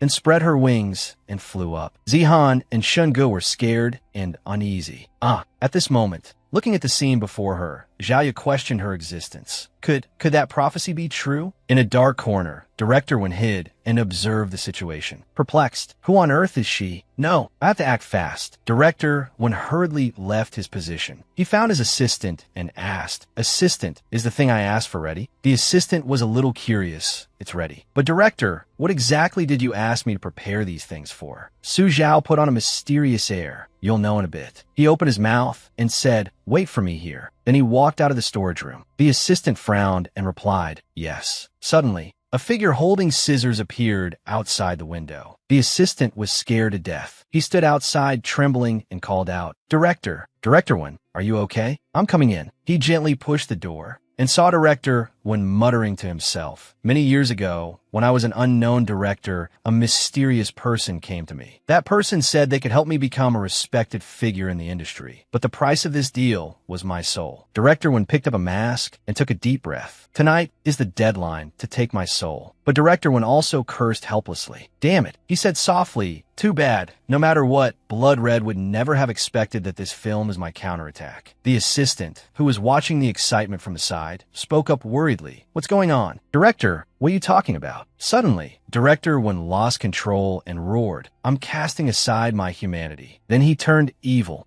and stood before him holding scissors, laughing loudly. Assistant. A moment later, watching Zhao Ya's wings gradually disappear, they were all stunned. Zihan hurried over to support her. Zihan asked softly, Officer Zhao, are you okay? I'm fine, just a little drained. Zhao replied, panting. The scene of the three of them was filmed. The bald guy had a look of confusion on his face. Another unexpected situation. I'd better ask the big boss what to do. The bald guy quickly ran to report the situation. Director, look, something unexpected happened with that policewoman again. Seeing the scene, he hurriedly picked up the camera. What a surprise. I didn't expect the spirit exorcising bloodline in her to awaken so quickly. The bald guy frowned and asked worriedly, Director, will her appearance affect our filming plan? Contrary to his worry, the corner of his mouth curled up, revealing a hint of smugness. No need to worry, because we are fully prepared for tonight. The masters are all in position, and at midnight we will set up the Netherworld 10-kill formation. With a golden opportunity in hand, this director felt he had seized a great moment. We've caused such a big stir, not just to shoot a movie. It's been 15 years. This matter can finally come to an end. Outside, it was pitch black. Su Zhao put the things down, turned his head, and asked, You said the person who appears in the basement later will have the complete script. Is that true? The assistant replied, Absolutely correct. He is the first villain of the movie, and only he and the director have the full script. He had a question. How long until the basement scene? The assistant looked at his watch and said, 19. Before he could finish, Su Zhao's eyes turned cloudy, and holding a dull knife, he threatened, Are you messing with me? Hurry up and open the door. Su Zhao and his assistant ran out of the room in fear, as if being chased by a dog. Seeing their pathetic state, the fierce actress appeared and scolded. Assistant Wong, so it really is you guys filming this trashy movie? How dare you treat me like this? Believe me, I can ruin you.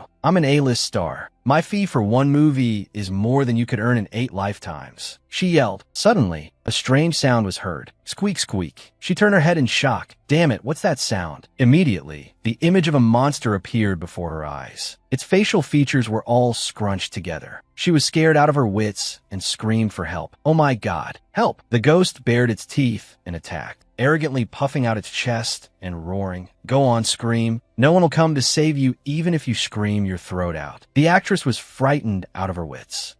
After a scream, she fainted. The ghost sat down, annoyed, and poked her. Hey, wake up. This isn't how the plot is supposed to go. Feeling that its excellent performance had been insulted, the ghost complained. How can someone this cowardly want to be the female lead in a horror movie? I don't think you're even qualified to be a supporting character. Luckily, Su Zhao appeared to save the day. The thing is, excuse me, I heard you have the complete script, right? The ghost asked doubtfully. Who are you? Su Zhao introduced himself. I'm an innocent victim who just happened to be passing by. The ghost asked curiously. Is he a new supporting actor? Assistant Wang answered on his behalf. You could say that, but his skills are very high. How high? The ghost pressed. As high as a 3- or 4-story building. The assistant said with a deadpan face. Talk is cheap. The ghost wanted to test it for itself. Then I'll have to see just how high it is. Immediately, its hand was blocked in midair, and then it was kicked hard in the stomach by Su Zhao. It cursed inwardly, oh hell. Su Zhao, feeling doubted and insulted, increased the speed of his attack. Useless, useless, useless, useless, useless, useless, useless, useless, useless, useless, useless. It was sent flying into a wall, landing head first, looking extremely pathetic. Even then, it was still stubborn.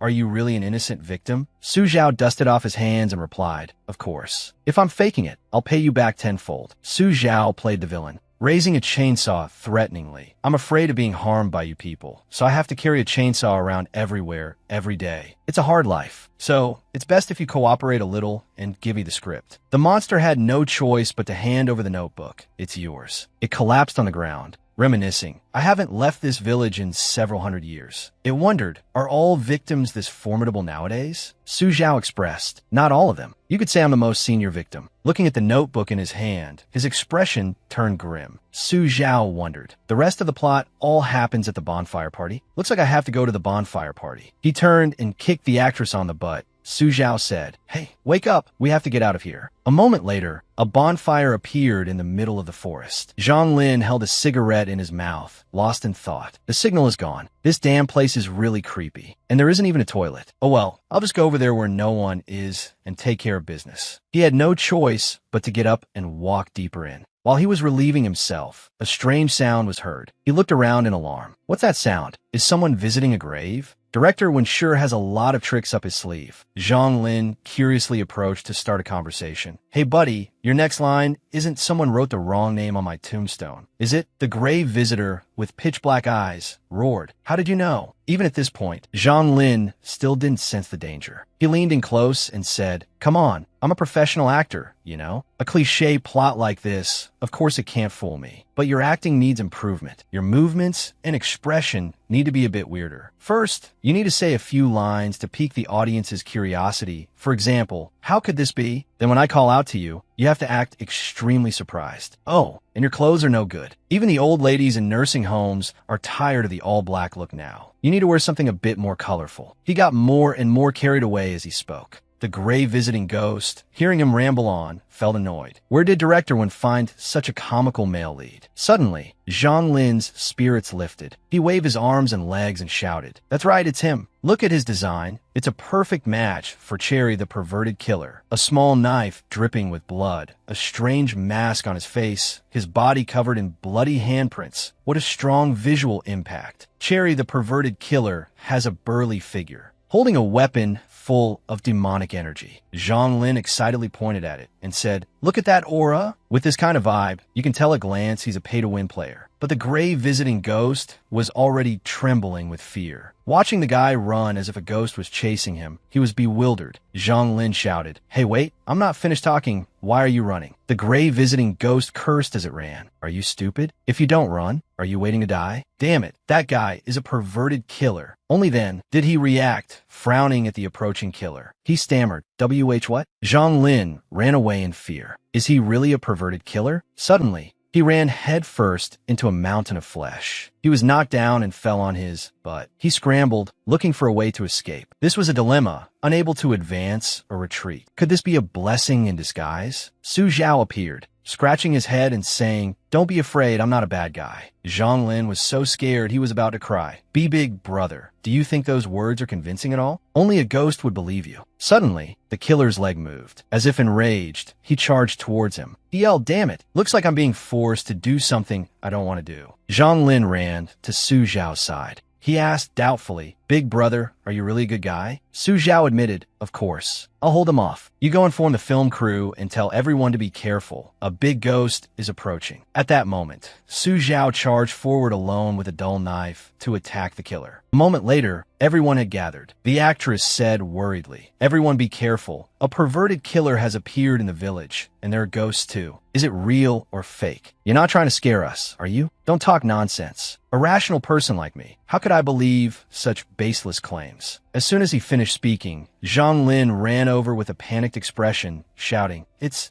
bad. A big ghost is approaching." They started to press him. "How big is the ghost?" Zhang Lin, stop being so mysterious. One of them squinted, pointed, and stammered. It seems to be real. Look quickly." He was wearing a mask, holding a knife, and approaching. Seeing this, they all breathed a sigh of relief. "So it's Director Wen." "That's right. You scare me to death." "Director, what are you planning to do? Dressed up like this?" Director Wen angrily raised the tip of his knife, threatening, "Don't call me Director. Call me the soul-summoning killer." They quickly got into character. I get it. Actually, the director's intention is for us to feel the horror movie atmosphere, so we can fully immerse ourselves in our roles. Everyone, quickly take note. As soon as he finished speaking, he was dispatched by Director Wen's knife. Director Wen said angrily, "Producer Wong, I've put up with a fool like you for a long time." Producer Wong lay on the ground, groaning, "Impossible. Director Wen, did you really attack? Are you crazy?" At this moment, everyone was scared out of their wits. "Damn it, he's not dead. What's going on? Why isn't he bleeding at all? Old Wong, are you a man or a ghost in the end?" Zhao drew her gun. She told everyone to back away. "He's a zombie. A wound like this won't kill him." Suddenly, Director Wen turned to the actress and charged, to the policewoman's surprise. Director Wen grabbed her and cursed, "I put up with you useless people for a long time. Especially you. No talent and no acting skills. Besides using your fans to play by the unwritten rules, you're just a piece of trash. You think you're worthy of being a best actress? Dream on." Seeing that he was about to finish off the actress, the policewoman hurriedly shouted, "Don't be afraid. I'm here to save you." But she was restrained by the cameraman. He laughed loudly. "Little sister, the solo scene with the director is my shot." "Bastard," Zhao cursed. Grabbed by the zombie, the actress cried and said, "Zhao, what do we do? What do we do?" The killer asked in return, "Just die obediently, and it'll be fine." He tightened his grip on her, reminding her. Just as the blade was about to fall, Zihan appeared and saved the actress. Looking at the torn piece of cloth in his hand, the zombie couldn't help but curse. "Oomph, you little errand girl are quite brave." Having more people come to die made him even more excited. The killer said smugly, "But tonight, all of you must die." Zihan stood frozen to the spot, trembling all over. "It's over. I'm really dead this time." Immediately, a blade flashed. Su Zhao spoke. "Sorry, with me here tonight. A zombie like you won't be killing anyone." After hearing this, the zombie, "Change its target, then I'll kill you first." Su Zhao seized the opportunity and attacked him. The two were evenly matched.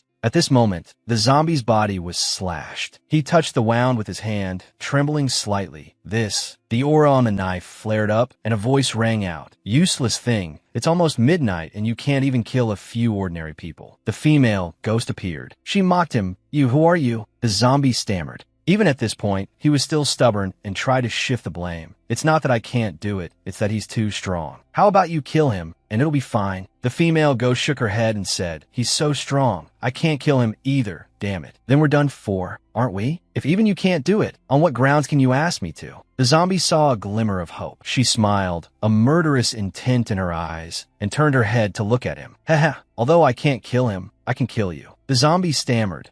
What do you want to do?" The female ghost smirked and said meaningfully, "Over the years, you've gained both fame and fortune. From an unknown director, you became a powerful big-shot director who has played with countless female stars. Shouldn't you pay the price? Don't waste your energy. Your plot is already outdated." Then, she used her demonic energy to tighten around his weapon. Immediately, the blade repeatedly struck his semi-demonic body. The evil woman laughed with glee. Finally, it can begin. All the surrounding murderous aura was absorbed by her. One by one, monsters burst out from the ground. They roared terrifyingly, full of hunger. They gathered into a horde. Su Zhao witnessed everything before him and asked curiously, "Can you tell me? All the effort you've gone through to do all this, what is it for in the end?" She looked down on him for his naivety and said, "An errand boy like you has no right to speak to me." His status being looked down upon made Su Zhao pick up his chainsaw without another word. "It seems I'll have to change my way of asking questions." Seeing this, she was extremely calm. "You still don't know anything. I'll stand here and let you chop. You also." Before she could finish, he charged forward with the chainsaw and slashed at her. Looking at the bloody wound on her body, she asked in a panic, "Hey, you can actually wound me?" But she quickly understood the problem. "I remember now. You're the one the Blood Red Commander mentioned. The one who can pull a chainsaw out from behind his butt." With his trick seen through, Su Zhao clicked his tongue. "It seems I'll have to change the way I take out the chainsaw from now on. Otherwise, it'll make people think of unpleasant things." Su Zhao was momentarily careless, and she immediately seized the opportunity, swinging her blade and charging forward. "Haha, it's finally my turn. If I kill you, the Blood Red Commander will surely reward me handsomely." But Su Zhao reacted extremely quickly and immediately retaliated. He pressed the chainsaw against her face and smirked. "How about it? Can you tell me your purpose now? All right, and while you're at it, tell me where the Blood Red Commander is." She stammered in disbelief.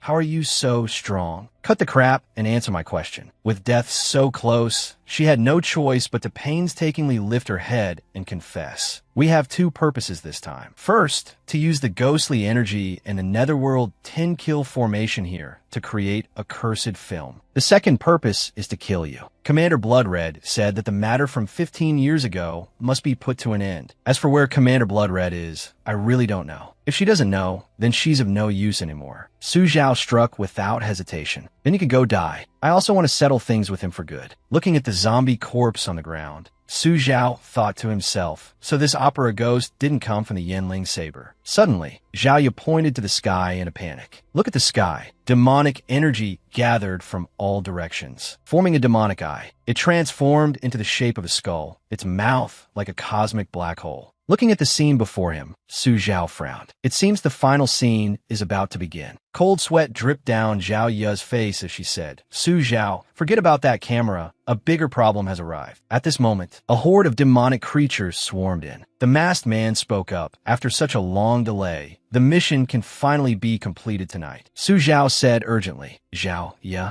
Shingu, I've already taken care of the zombies in my team. Let everyone and take the things I've prepared. Hold out for as long as you can. I have to go fight the final boss." He smiled at everyone. "Do you all regret coming here with me this time?" Zhao Yu smiled and replied, "We're all adults here. Why would we regret our own decisions?" But Shingu was the opposite, timidly saying, "I regret it." Su Zhao shouldered his chainsaw, his voice firm as he reminded them, "Then do everything you can to survive." Zhao Yu, holding a grenade, called everyone closer. "Block them. Throw the grenades first." Immediately after, the demonic creatures were blown to pieces. Shingu asked nervously, "Is this all the grenades we have left?" Zhao Yu replied, "Yeah, they're all gone." Cold sweat formed on Shun Ji's brow. "So what do we do next?" "Close combat, of course," Zhao Yu replied with a calm expression. On the other side, the demonic creature was being tormented by Su Zhao's chainsaw. He questioned it while using the chainsaw. "Are you Commander Bloodred? Tell me, why do you want to kill me?" The masked man burst out laughing. "Because you're hiding something. It's also the toll left behind by your father, one of the three kings, the human king." Su Zhao's head ached hearing this. He rolled his eyes and muttered, "Three kings? Human king? What the hell is that now?" The man held a long sword, uttered some incomprehensible words, and charged forward. "Your background is more mysterious than you think. But for someone who's about to die, that no longer matters." In a flash, a sword and a chainsaw clashed. Su Zhao was knocked back, stumbling a few steps. He quickly used his blade to support himself, thinking, "This guy is too strong." Seeing Su Zhao's state, the man seemed even more excited, attacking relentlessly with a smile. "Not bad. Your growth rate is faster than I thought." Su Zhao didn't show any weakness and started playing mind games. "Don't be hasty. There's a bigger surprise waiting for you." Observing the man's attack patterns, Su Zhao racked his brain. "I have to find a way to end this quickly." Zhao Ye and the others probably can't hold out for much longer. While Zhao Ye was struggling with the demonic creatures, a terrified scream rang out. "Ah, Mommy, don't come over here." Shingu stumbled and cried out to Zhao Ye for help. "I'm done for." Seeing the precarious situation, Zhao Ye cursed angrily to herself. At a critical moment, I can't even protect civilians. What kind of cop am I? Damn it. Zhao Ye resorted to using dark arts. Everyone get back. It formed a huge energy ring, knocking the demonic creatures far away. Zihan ran over worriedly and asked, "Zhao Ye, are you okay?" Zhao Ye said softly, I'm out of strength. I hope I can hold on until... Not long after, Shun Ji's expression changed drastically, and he screamed, "It's bad." A demonic creature got inside. A giant monster roared as it stepped into the formation, its massive body blocking the three of them. Shingu screamed internally, "Su Zhao, why aren't you here yet?" On the other side, Su Zhao was in a fierce battle with a masked man. Su Zhao cursed, "Hiding your face, but not your tail. Let me see who you really are." He struck like lightning, ripping off his opponent's mask. Su Zhao froze on the spot, muttering, How could it be you, teacher?" Having been exposed, Principal Wang sighed. "Are you surprised?" Su Zhao couldn't understand at all, questioning Principal Wang. "Why would you do this?" The man spoke to himself again. "It's fine not to use that title. Elementary school principal is just my temporary identity. You could just call me Blood Red." He looked at Su Zhao. Old Wang spoke up. "As for why, I'm afraid you already have the answer in your heart. This is your father's will. I just didn't expect that after using so many methods your father left behind, you still didn't die." The system displayed a notification, Night of Death. Mission difficulty, S rank. The culprit from 15 years ago is right in front of you. He has laid a trap waiting for you. If you fail, you will never have a chance to recover. Su Zhao started his chainsaw and asked, "Tell me, who exactly is my father, the human king? Who are the other two kings?" Su Zhao angrily powered up and pressed on. "Also, what is the ultimate purpose of your organization? What are you trying to hide?" Principal Wang stubbornly repeated, "I can't say." He said with a serious face, "As a director, I'm well aware of the rule that villains die from talking too much." After hearing this, Su Zhao, his face hardened, and he mimicked the man's tone. "You've already said plenty." The man leaped up, his true energy radiating outwards. Su Zhao frowned. "Is this the legendary external release of true energy? Truly worthy of a commander-level master." He decisively swung his blade at his opponent, shouting, "Since you know you're the villain, you must also know the fate of villains in movies, right? Why not just give up?" The man showed no remorse and gestured wildly as he stubbornly said, "The protagonist wins by talking. Are you planning to defeat me with that mouth of yours? Do you think you're a songbird? How boring." His words further enraged Su Zhao. Su Zhao continuously attacked him. At this moment, Su Zhao told Xiao Bai to run. "Yes, master," Xiao Bai replied. Principal Wang wasn't tense at all, slashing at Su Zhao again and again, his eyes overflowing with demonic energy. Principal Wang admitted, "You are indeed very strong," but he showed no mercy. Principal Wang raised his hands and began to summon his true energy. He sighed, "It seems I have to use some of my real skills." A huge stream of true energy poured down, forming a pillar of light that reached the sky. Principal Wang spoke again. "This mission has dragged on for 15 years. It's time for it to end." As he spoke, he looked up at the sky, creating a terrifying rain of blades. Su Zhao struggled to defend himself with his chainsaw. Suddenly, his figure became blurry. The man's voice rang out.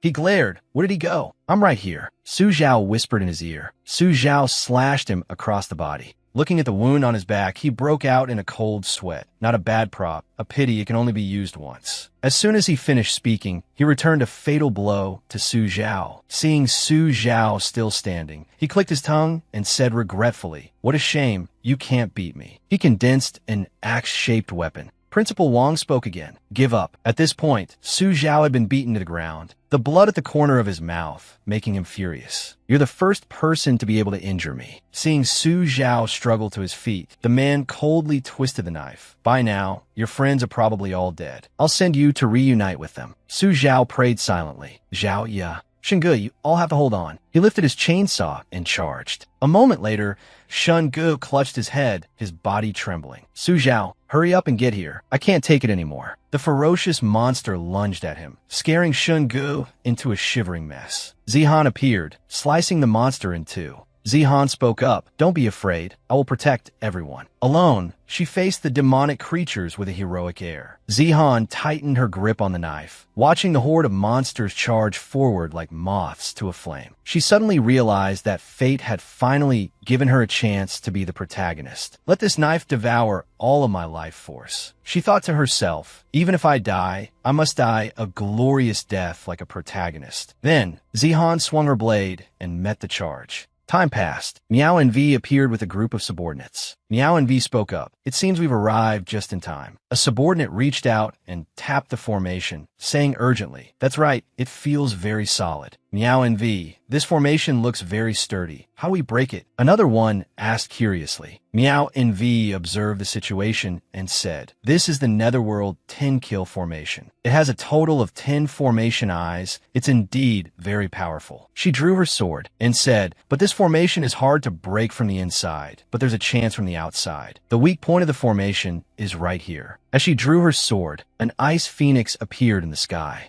Meow and V ordered, "Everyone get into position. This is a chance to recover our strength. Don't let a single fish slip through the net." Understood. Meow and V skillfully brandished her sword, continuously attacking the Netherworld Earth formation. The people inside the formation looked at the cracks above and shouted in alarm. "Everyone look! That light barrier seems like it's about to break." "That's great. We're saved. That's right." They looked on, full of hope, as the cracks grew larger. In an instant, the Netherworld Earth formation shattered completely. Meow and V covered her nose and thought, "Senior, are you all right?" "We're here." Seeing this scene, Principal Wong commented, How? How can this be?" Taking advantage of his distraction, Su Zhao slashed him with the chainsaw, saying, "Principal Wong, now is not the time for stargazing." When he stopped, his opponent had already collapsed to the ground. Meow and V spoke up, "Senior." She turned her head and said quietly to Su Zhao, "Don't worry about the others. I will protect them." "Thanks," Su Zhao replied softly. Su Zhao approached the man and questioned him. "Was selling your soul to the devil in exchange for 15 years of an ageless body worth it?" Even at this point, he remained stubborn, insisting on his innocence. "It wasn't my intention to become like this. Perhaps both your father and I were wrong." Su Zhao angrily pushed him to the ground. "The thing inside me, are you saying it's another personality created because I have schizophrenia?" Principal Wong's body trembled, but his mouth still wouldn't yield. "Actually, your parents aren't dead. We want to kill you because of the thing inside you." Su Zhao pressed him down harder. He shouted nervously, "No, it's absolutely not as simple as schizophrenia. It's much more terrifying than that." Su Zhao frowned. "Then what is it?" At this moment, Principal Wong's body began to slowly fade away. He struggled to say his last words. "I don't know the truth either. I'm afraid only your father knows. I've been looking for him all these years. I think he might be imprisoned by the organization somewhere. My time is running out. This body of mine is connected to the formation. After I disappear, the organization's Cheonchi general will come to take over my territory. But they don't know you," he added. Before disappearing from the world, he added more information. "The organization is about to make a move on all of Wuzhou City. You don't have much time left. Find your father." The system displayed a notification. "The Night of Death mission has been completed. The rewards are as follows." His words left Su Zhao in deep thought. What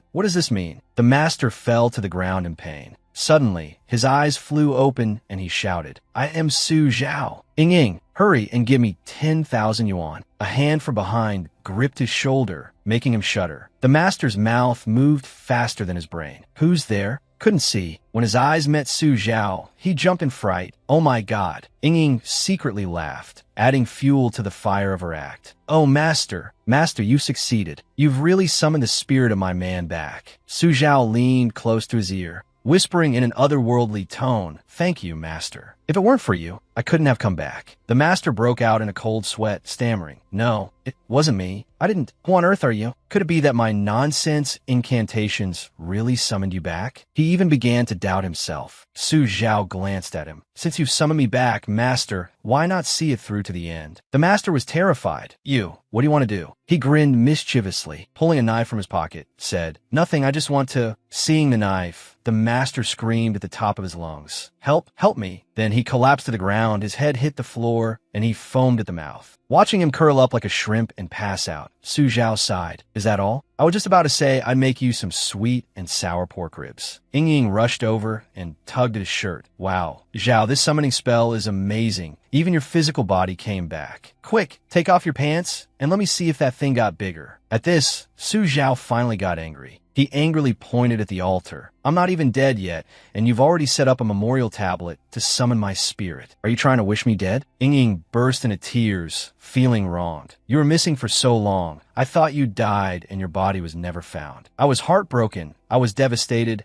I was even planning to sell this house to leave this sorrowful place, Wuzhou, if it weren't for the landlady not allowing it. Ying Ying's words moved him a little, and he was stunned. Suddenly, Ying Ying's expression did a 180. She grabbed his hand and pressed. All right, you didn't come back to sell the house, did you? Let's do it. I have sleeping drugs. We can make the landlady sleep for days, sell the house, and then run. Just thinking about it is exciting. Su Zhao refused. No, I came back to take you away, because my next plan is to join that assassin organization, and it will be very dangerous. Ying Ying smiled. Dangerous? That's great. I love danger the most. He patted her head. This is not up for discussion. We leave at dawn. Ying Ying said softly. All right. She remembered the master's body and gave him a light kick. All right. Do you need a pledge of allegiance to join the assassin organization? How about we take this guy's head? Hearing this suggestion, it didn't sound too bad. Su Zhao hesitated, I think. Suddenly, the master woke up and screamed, Mommy! Outside, old Wang was shirtless, climbing the wall. He whispered, Don't. The master suddenly pushed open the window, which happened to hit a certain important part, and the man immediately froze. Then he fell, only managing to shout. The girl upstairs opened the door and yelled, Old Wang, hurry up. The one knocking wasn't my husband. It was the kid next door knocking on the wrong door. Only then did she realize something was wrong, stammering, Old Wang, are you okay? Having fallen from a height, his head stuck in a bush, Old Wang was scared out of his wits.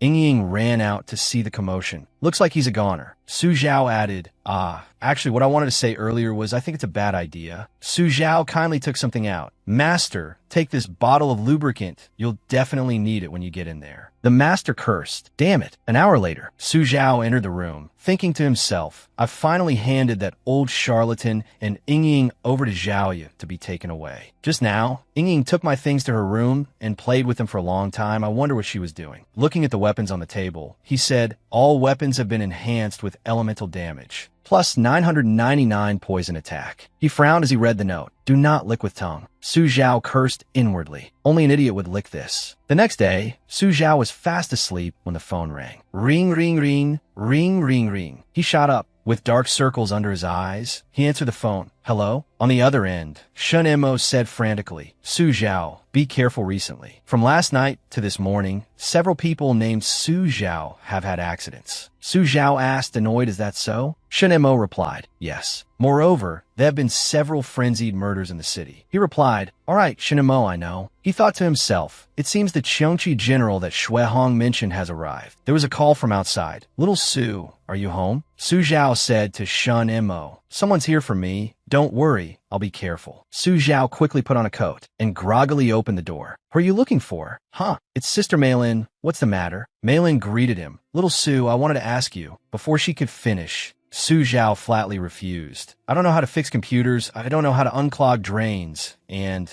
I don't know how to fix faucets. May I ask if there's anything else? Maylin said calmly. It's like this. I made a pot of soup, and since I just moved in across the hall not long ago, I wanted to invite you over for a friendly meal to get to know each other. Oh right, where's that little white-haired girl? Invite her over too. Observing her, Su Zhao thought to himself, this woman is overly enthusiastic. It's strange. I need to observe her. I'm afraid she's one of Cheongqi General's people. Su Zhao spoke up. That kid? She had to go out for something. That's too bad. I'll have to invite her next time then. Maylin looked disappointed. He went to her apartment. Maylin opened the door. Come in. Don't just stand there. Come in. Sorry, the place is a bit messy. As soon as he entered the room, a strong smell of perfume hit his nose. Su Zhao frowned. What kind of perfume is this strong? Maylin brought out some tea. Have a cup of tea, and wait a moment, the soup is almost ready. Su Zhao asked curiously, Sister Maylin, where's your husband? He went out to buy soy sauce. she replied. Suddenly, she became more curious about his personal life. All right, little Su, I haven't asked what you do for a living. Su Zhao took a sip of tea and introduced himself. Me? I work at a haunted house. But lately, I've been in frequent contact with corpses, suspects, psychopathic killers, and dangerous mental patients. Malin looked suspicious. Could you be undercover cop? Su Zhao quickly shook his head. No, I'm not. Actually, I'm just an unlucky victim. But he didn't want her to know too much and quickly changed the subject. Ah, Sister Malin, you go ahead and do your thing. Malin understood his meaning and quickly turned around. Then I'll go check on the food. You take your time and drink. Yes, you go ahead, Su Zhao replied. Suddenly, Su Zhao felt something was wrong. This tea? Immediately after, the teacup fell to the ground and Su Zhao fell unconscious. Seeing this, she quickly grabbed a knife and ran over. Little Su, are you okay? Su Zhao looked at the person in front of him, stunned, and stammered. Sister Malin, you want to... At this moment, Malin's mind was no longer stable. She held the knife, her eyes fierce and crazed, and said, I want to chop you into 8 pieces. Su Zhao pressed, why? Malin raised the knife, a smirk on her face. There is no why, I just want to kill someone. After saying that, without another word, she swung the knife straight at him. Fortunately, Su Zhao effortlessly grabbed her wrist, even taunting her sarcastically. Well, that's disappointing. I thought you had a special reason. Malin was horrified. Su Zhao didn't hide it either, and replied, What? Surprised? Actually, I suspected something was wrong with you from the very beginning. After entering the apartment, although you used perfume to cover it up, I could still smell the scent of a corpse. Because I'm often around dead bodies, I never drank that cup of tea. Su Zhao asked, Tell me, we have no grudge against each other. Why did you attack me? Malin bit her lip, her eyes fierce. I already told you. Before she could finish, Malin suddenly let go of the knife. She used her other, unrestrained hand to grab the knife and, with a triumphant smile, lunged at Su Zhao. But he was quick and dodged, jumping backward. He laughed and said, then pulled a chainsaw out of nowhere. Looks like we'll have to play a little game. Su Zhao carefully observed her expression after he took out the weapon, thinking to himself, this woman is really not right. I took out a chainsaw, and she's not scared at all. At this point, Malin no longer looked sane. She swung the knife repeatedly, constantly muttering, kill, kill. Su Zhao quickly got behind the crazed woman and knocked her out with a chop to the neck, thinking, this woman's mental state is indeed a problem. Looks like I'll have to use that terrifying experience again. A while later, Malin began to open her eyes. She found herself soaking in a bathtub full of fresh blood. She stood up in horror, thinking, this doesn't seem to be my blood. As she looked around, what is this? In front of Malin was something stitched together with thread, resembling a corpse. He said, Malin, you didn't expect this, did you? I could still come back. Another woman in a white dress, holding an identical knife, walked over. Malin, do you know how unpleasant it is to be boiled? Today, I'll let you have a taste. Malin screamed in panic. No, it wasn't me. It was the person at the supermarket. They gave me a free drink to try. After drinking it, I went crazy and killed 2 people, and then I couldn't control the urge to kill. At this moment, back in reality, Su Zhao spoke up and asked, tell me, which supermarket? When did this happen? Malin then realized it was all just a hallucination. She stammered.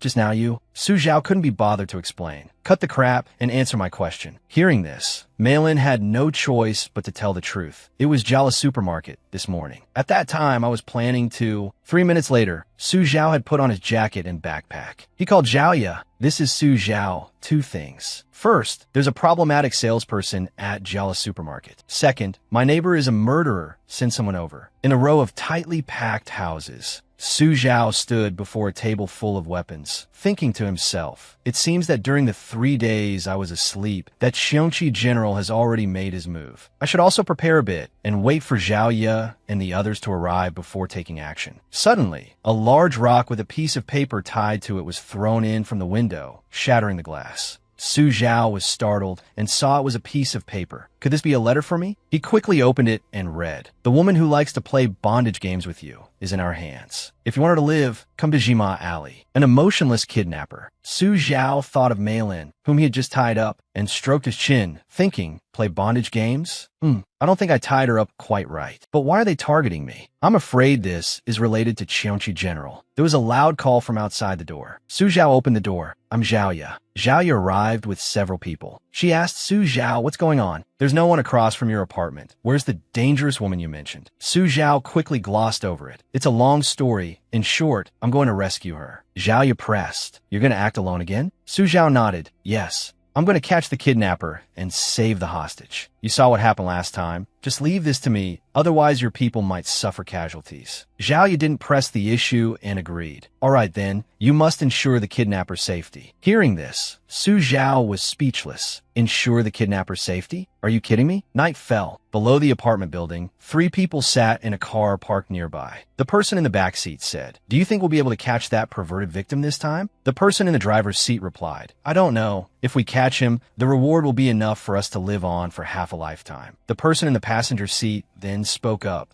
He's here." Su Zhao walked through the night, observing his surroundings, thinking, where are the kidnappers? They're not messing with me, are they? At this moment, the masked person in the passenger seat ordered, "Get in the car." Su Zhao calmly replied, "Yes, boss." Su Zhao sat in the back seat, and the person next to him even threatened him with a knife. "I'm telling you, kid, what are you so excited about?" "What's there to be excited about?" He couldn't help but laugh and answered honestly, "It's my first time being kidnapped. I don't have any experience, so I got excited by mistake. Please forgive me." That person leaned forward and asked the boss in the passenger seat, "Boss, didn't you say the target was a fierce, scar-faced man? Did we get the wrong person?" The boss said nonchalantly, "Better to kill the wrong one than let one escape. Bag his head and bring him back. We'll talk later." The underling replied, trembling, "Yes, boss." The car sped through the night. A while later, it stopped in front of a house. After blindfolding Su Zhao, the 3 men also took off their masks. One of them spoke up and asked, "Boss, why did you pick a coffin shop?" "It's a bit unlucky, isn't it?" The boss smirked. "What the hell is there to be afraid of? Didn't you learn this in elementary school? There are no ghosts in this world. It's just that when many people walk, they become ghosts." They dragged Su Zhao inside, tied him up, and made him sit next to Mei Lin. One of them pointed a gun at Mei Lin's head and threatened him. "Are you Su Zhao? Also, where's the original copy of that film? Hand it over,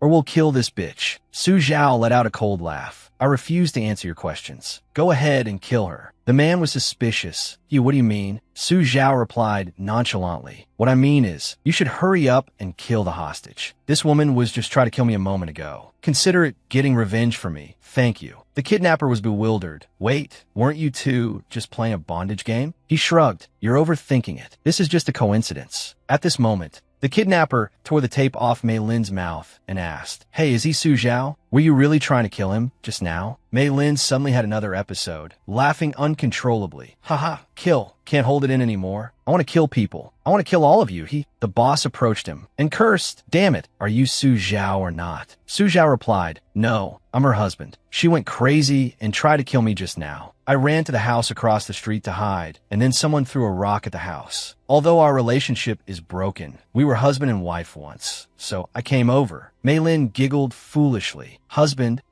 Husband, kill husband." The boss panicked. "Shit, we screwed up this time. I've already reported to the higher-ups." The henchman was also worried. What if the higher-ups find out we made a mistake? The boss took a drag from his cigarette. "We'll die." Then he walked outside, saying, "I'm going out to calm down a bit. And don't you ask me who calm is." Suddenly, he stopped in his tracks.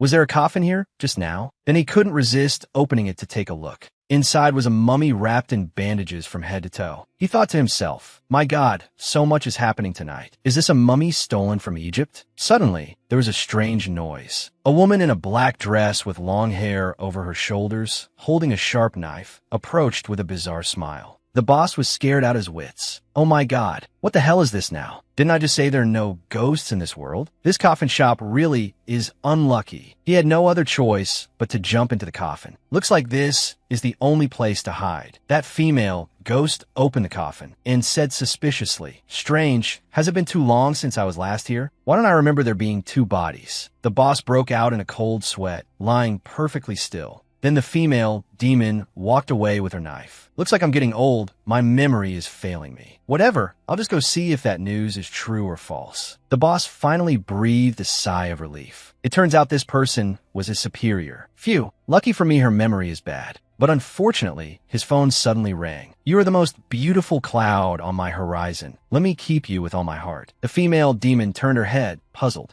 Dead people can sing now? It turned out to be his 2 henchmen calling. They were wondering, why isn't the boss picking up? Let's go outside and see. Another guy mumbled, "I heard a phone ringing outside. Could something have happened?" The female demon then turned back and opened the coffin lid. The henchman jumped in fright. "Oh my God, who are you?" The other guy asked. "Is this the girl the boss called for?" They panicked. Probably not. The female demon held her knife, turned her head, and laughed maliciously.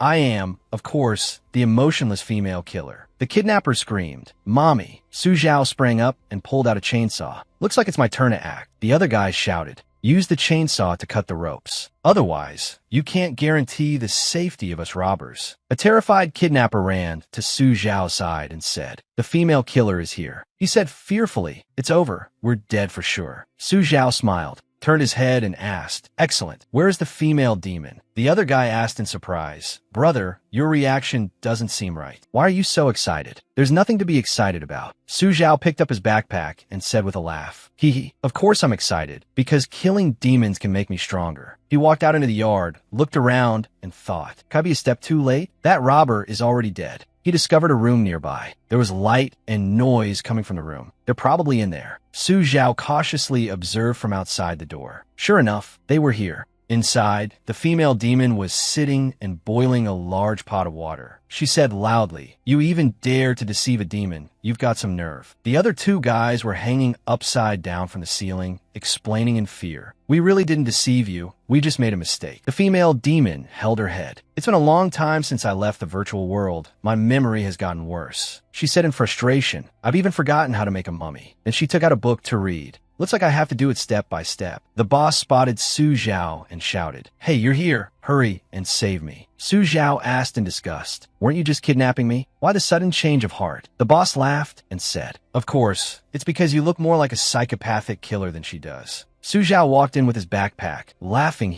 "Don't talk nonsense. I'm a respectable victim." The female demon saw him, closed her book, and said, "Have times changed so much? Even victims are this tough now, and they even actively seek out the killer." Then she pulled out a pair of scissors, smiling sinisterly. "In that case, I'll cut you in two." The female demon lunged at Su Zhao, but he wasn't flustered at all, saying, "Wait, let me find a weapon." The female demon actually stopped, mocking, What kind of decent weapon could you possibly pull out? A dagger? A small knife? Haha, useless." Su Zhao replied, "I know. I wasn't planning on using those knives to deal with you anyway." She asked curiously, "Then what on earth do you want to use?" Su Zhao pulled out the chainsaw and said with a smile, "This, of course." "Surprise, old hag." The female demon was stunned. "How did you pull this thing out of backpack? So strange." Su Zhao charged forward with his weapon. "You come here. If you don't come, I will." The female demon screamed, "I remember now. You're the legendary killer hunter." She raised her scissors, scornfully insulting him. "You think you can defeat me with just that shabby chainsaw? I'm a 1,000-year-old demon. After all." Su Zhao couldn't be bothered with nonsense and attacked immediately. With just one move, he sent the female demon flying into the wall. Su Zhao looked at the female demon trembling on the ground and said with a smile, "Only 1,000 years. I've lost count of how many I've killed. You'd be better off surrendering obediently." She covered her face in anger. "I don't believe it. How can you be so powerful?" Immediately after, the female demon's hair instantly grew long. She controlled her hair to fly towards Su Zhao. A moment later, Su Zhao held the female demon's book and asked, "Do you believe me now?"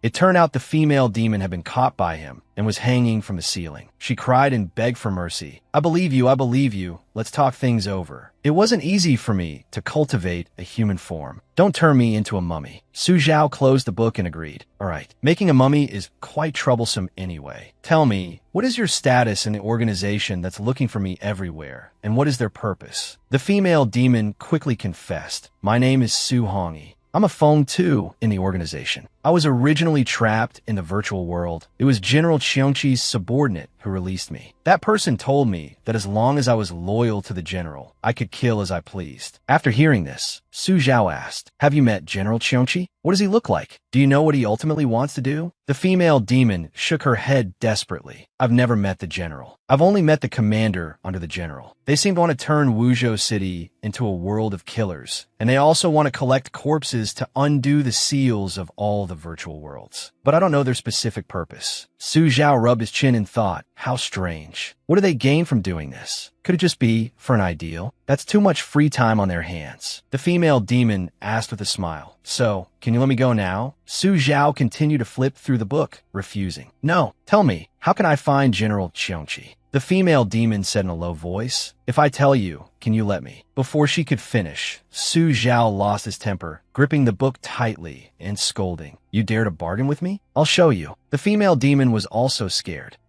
All right. Only then did the female demon begin to speak. General Cheongchi's headquarters is in the virtual world. From the outside, it looks like a slaughterhouse called the Dongfang Slaughterhouse. The secret code is, as for how to enter the virtual world headquarters from the slaughterhouse, I don't know. Su Zhao smiled. The Dongfang Slaughterhouse, I happen to know that place. The female demon asked again. So can you let me go now? Su Zhao smiled, started the chainsaw, and replied, I only promised not to turn you into a mummy. I never said I'd let you go. The female demon screamed, You can't kill me. I've told you everything. Are you even human? Before she could finish her sentence, Su Zhao sent her on her way. The female demon's power entered Su Zhao's body. He thought to himself, the system was right. Killing evil spirits really can make me stronger. The two kidnappers finally spoke up. Boss, can you let us go? Su Zhao paid them no mind and turned to leave. Before leaving, he warned them, whether I let you go or not, we'll wait for the police to arrive. Also, you're not allowed to tell anyone about our conversation just now, or you're dead, got it? The two men said in unison, terrified. Got it, boss. The remaining kidnapper tied up with Lin Mei saw Su Zhao return and said happily, The boss is back.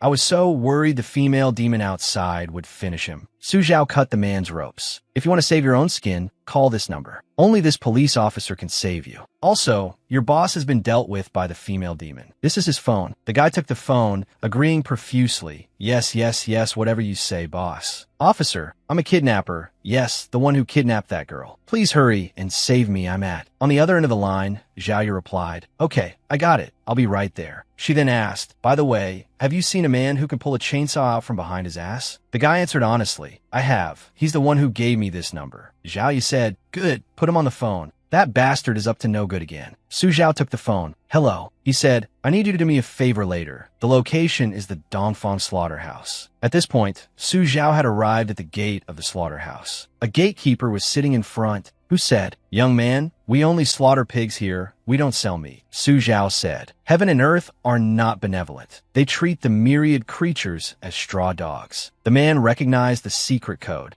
and immediately said, Come in, come in. Someone will receive you at workshop number 3. He thought to himself, he knows the code. Looks like he's here for the job. I hope this guy doesn't end up as a corpse. Su Zhao went inside and stood in front of a room. He walked in and someone saw him and asked, Are you here to apply for a job as a slaughterer? He immediately nodded. Yes, yes, yes, whatever you say. The person asked, Any experience? Su Zhao smiled and replied, It's true I've never slaughtered a pig before, but I've slaughtered other things. Do people or ghosts count? The person held an apron and introduced himself. My surname is Huang. You can call me Master Huang. Since you're here to apply, you must know you're not here to really slaughter pigs. Master Huang threw the apron to him and said, Put on. Whether you're bluffing or not, whether you get the job or not, we'll know in a bit. Su Zhao threw his backpack on the ground and asked, Master Huang, I'm very curious about what the interview specifically entails. Master Huang picked up his backpack and said while looking through it, Remember, I'm Master Huang. Huang is in the color yellow, not Huang. As for what we'll do, of course, is to see if you have the skills. This time, the thing we have to deal with is something that makes even killers change their expression. Seeing that his bag was full of knives and blades, Master Huang asked, Young man, who on earth are you? He broke out in a cold sweat. Could he be an escaped mental patient? Su Zhao smiled and said, Don't worry. How could I be a mental patient? I've even cured a few directors and doctors from the mental hospital. Master Huang screamed in horror. That's even more abnormal. Oh my God. Then he chuckled and pressed a button on the remote control. Since you're so crazy, tonight's interview will have a special treat for you.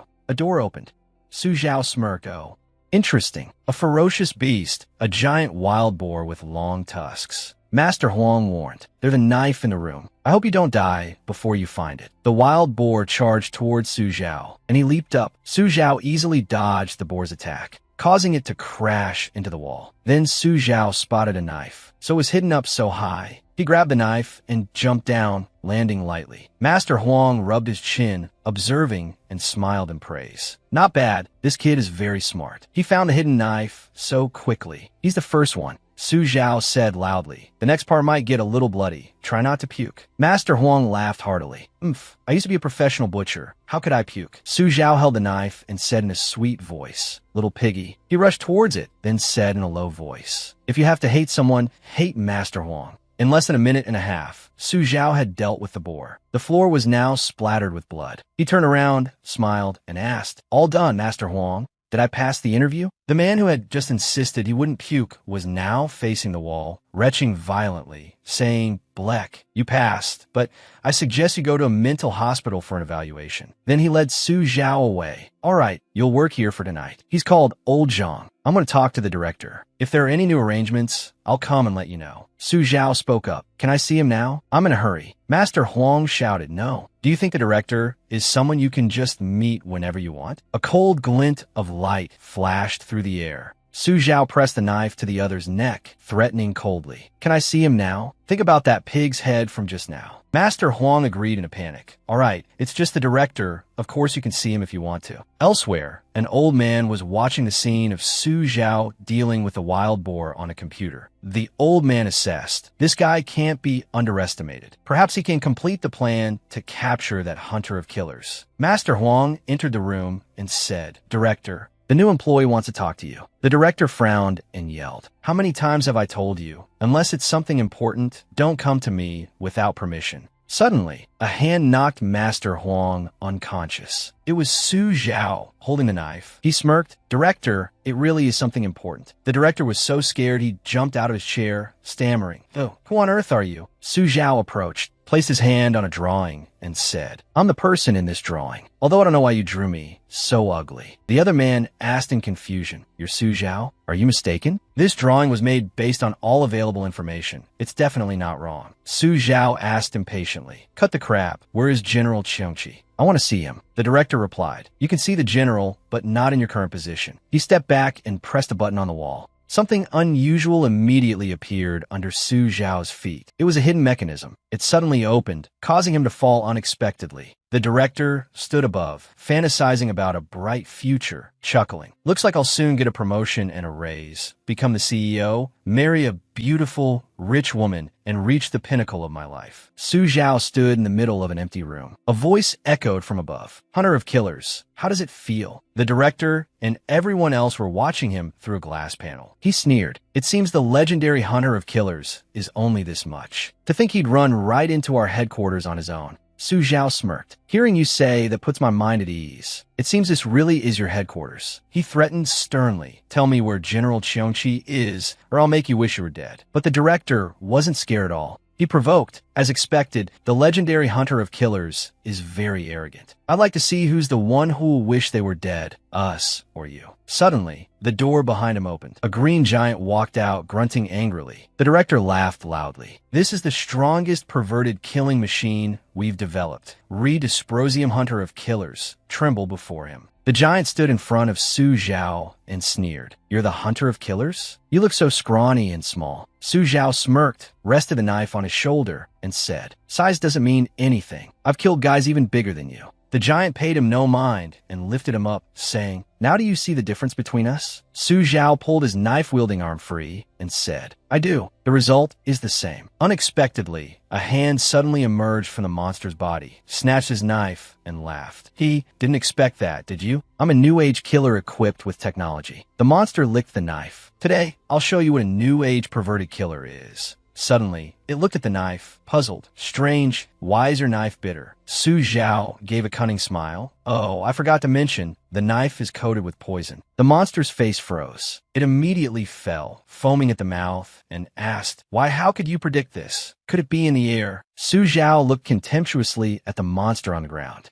"This is what you call using your brain." After watching, the director couldn't help but exclaim, Is this the true power of Wuzhou City's most feared hunter of killers? He's truly powerful to be able to predict my prediction." He immediately ordered his subordinates. "Everyone, get him. Take him down. Whoever goes first gets the highest bonus." But the men protested. "I'm not playing anymore. If you want someone to go, you go." They chimed in unison, "Yeah, you do it yourself." No one was willing to go down. "I'm afraid I won't live to spend the money." Su Zhao asked with a cold smile, "What? No one has the guts?" Then he immediately leaped up. "Then I won't be polite." The director panicked. "Oh my God, this hunter is too strong." Suddenly, the director transformed. Horns grew from his head, and his hands turned into sharp claws. "I'm not to be trifled with." He charged at Su Zhao, but Su Zhao easily dodged. A loud explosion was heard. The director sat on the ground and said, "You are indeed very strong, worthy of being Wuzhou's most feared hunter of killers." Su Zhao approached, cutting him off. "Cut the crap. Take me to see General Qiongqi." He asked, "Are you sure you want to do this? You'll regret it." Su Zhao impatiently pressed the knife to his neck and said, "Stop dawdling. Lead the way." The director, having lost a tooth, agreed in fear. All right. He led the way. He brought Su Zhao to a room full of hanging pig carcasses. The director opened the door and said, "It's in here." Su Zhao smiled. "Wow,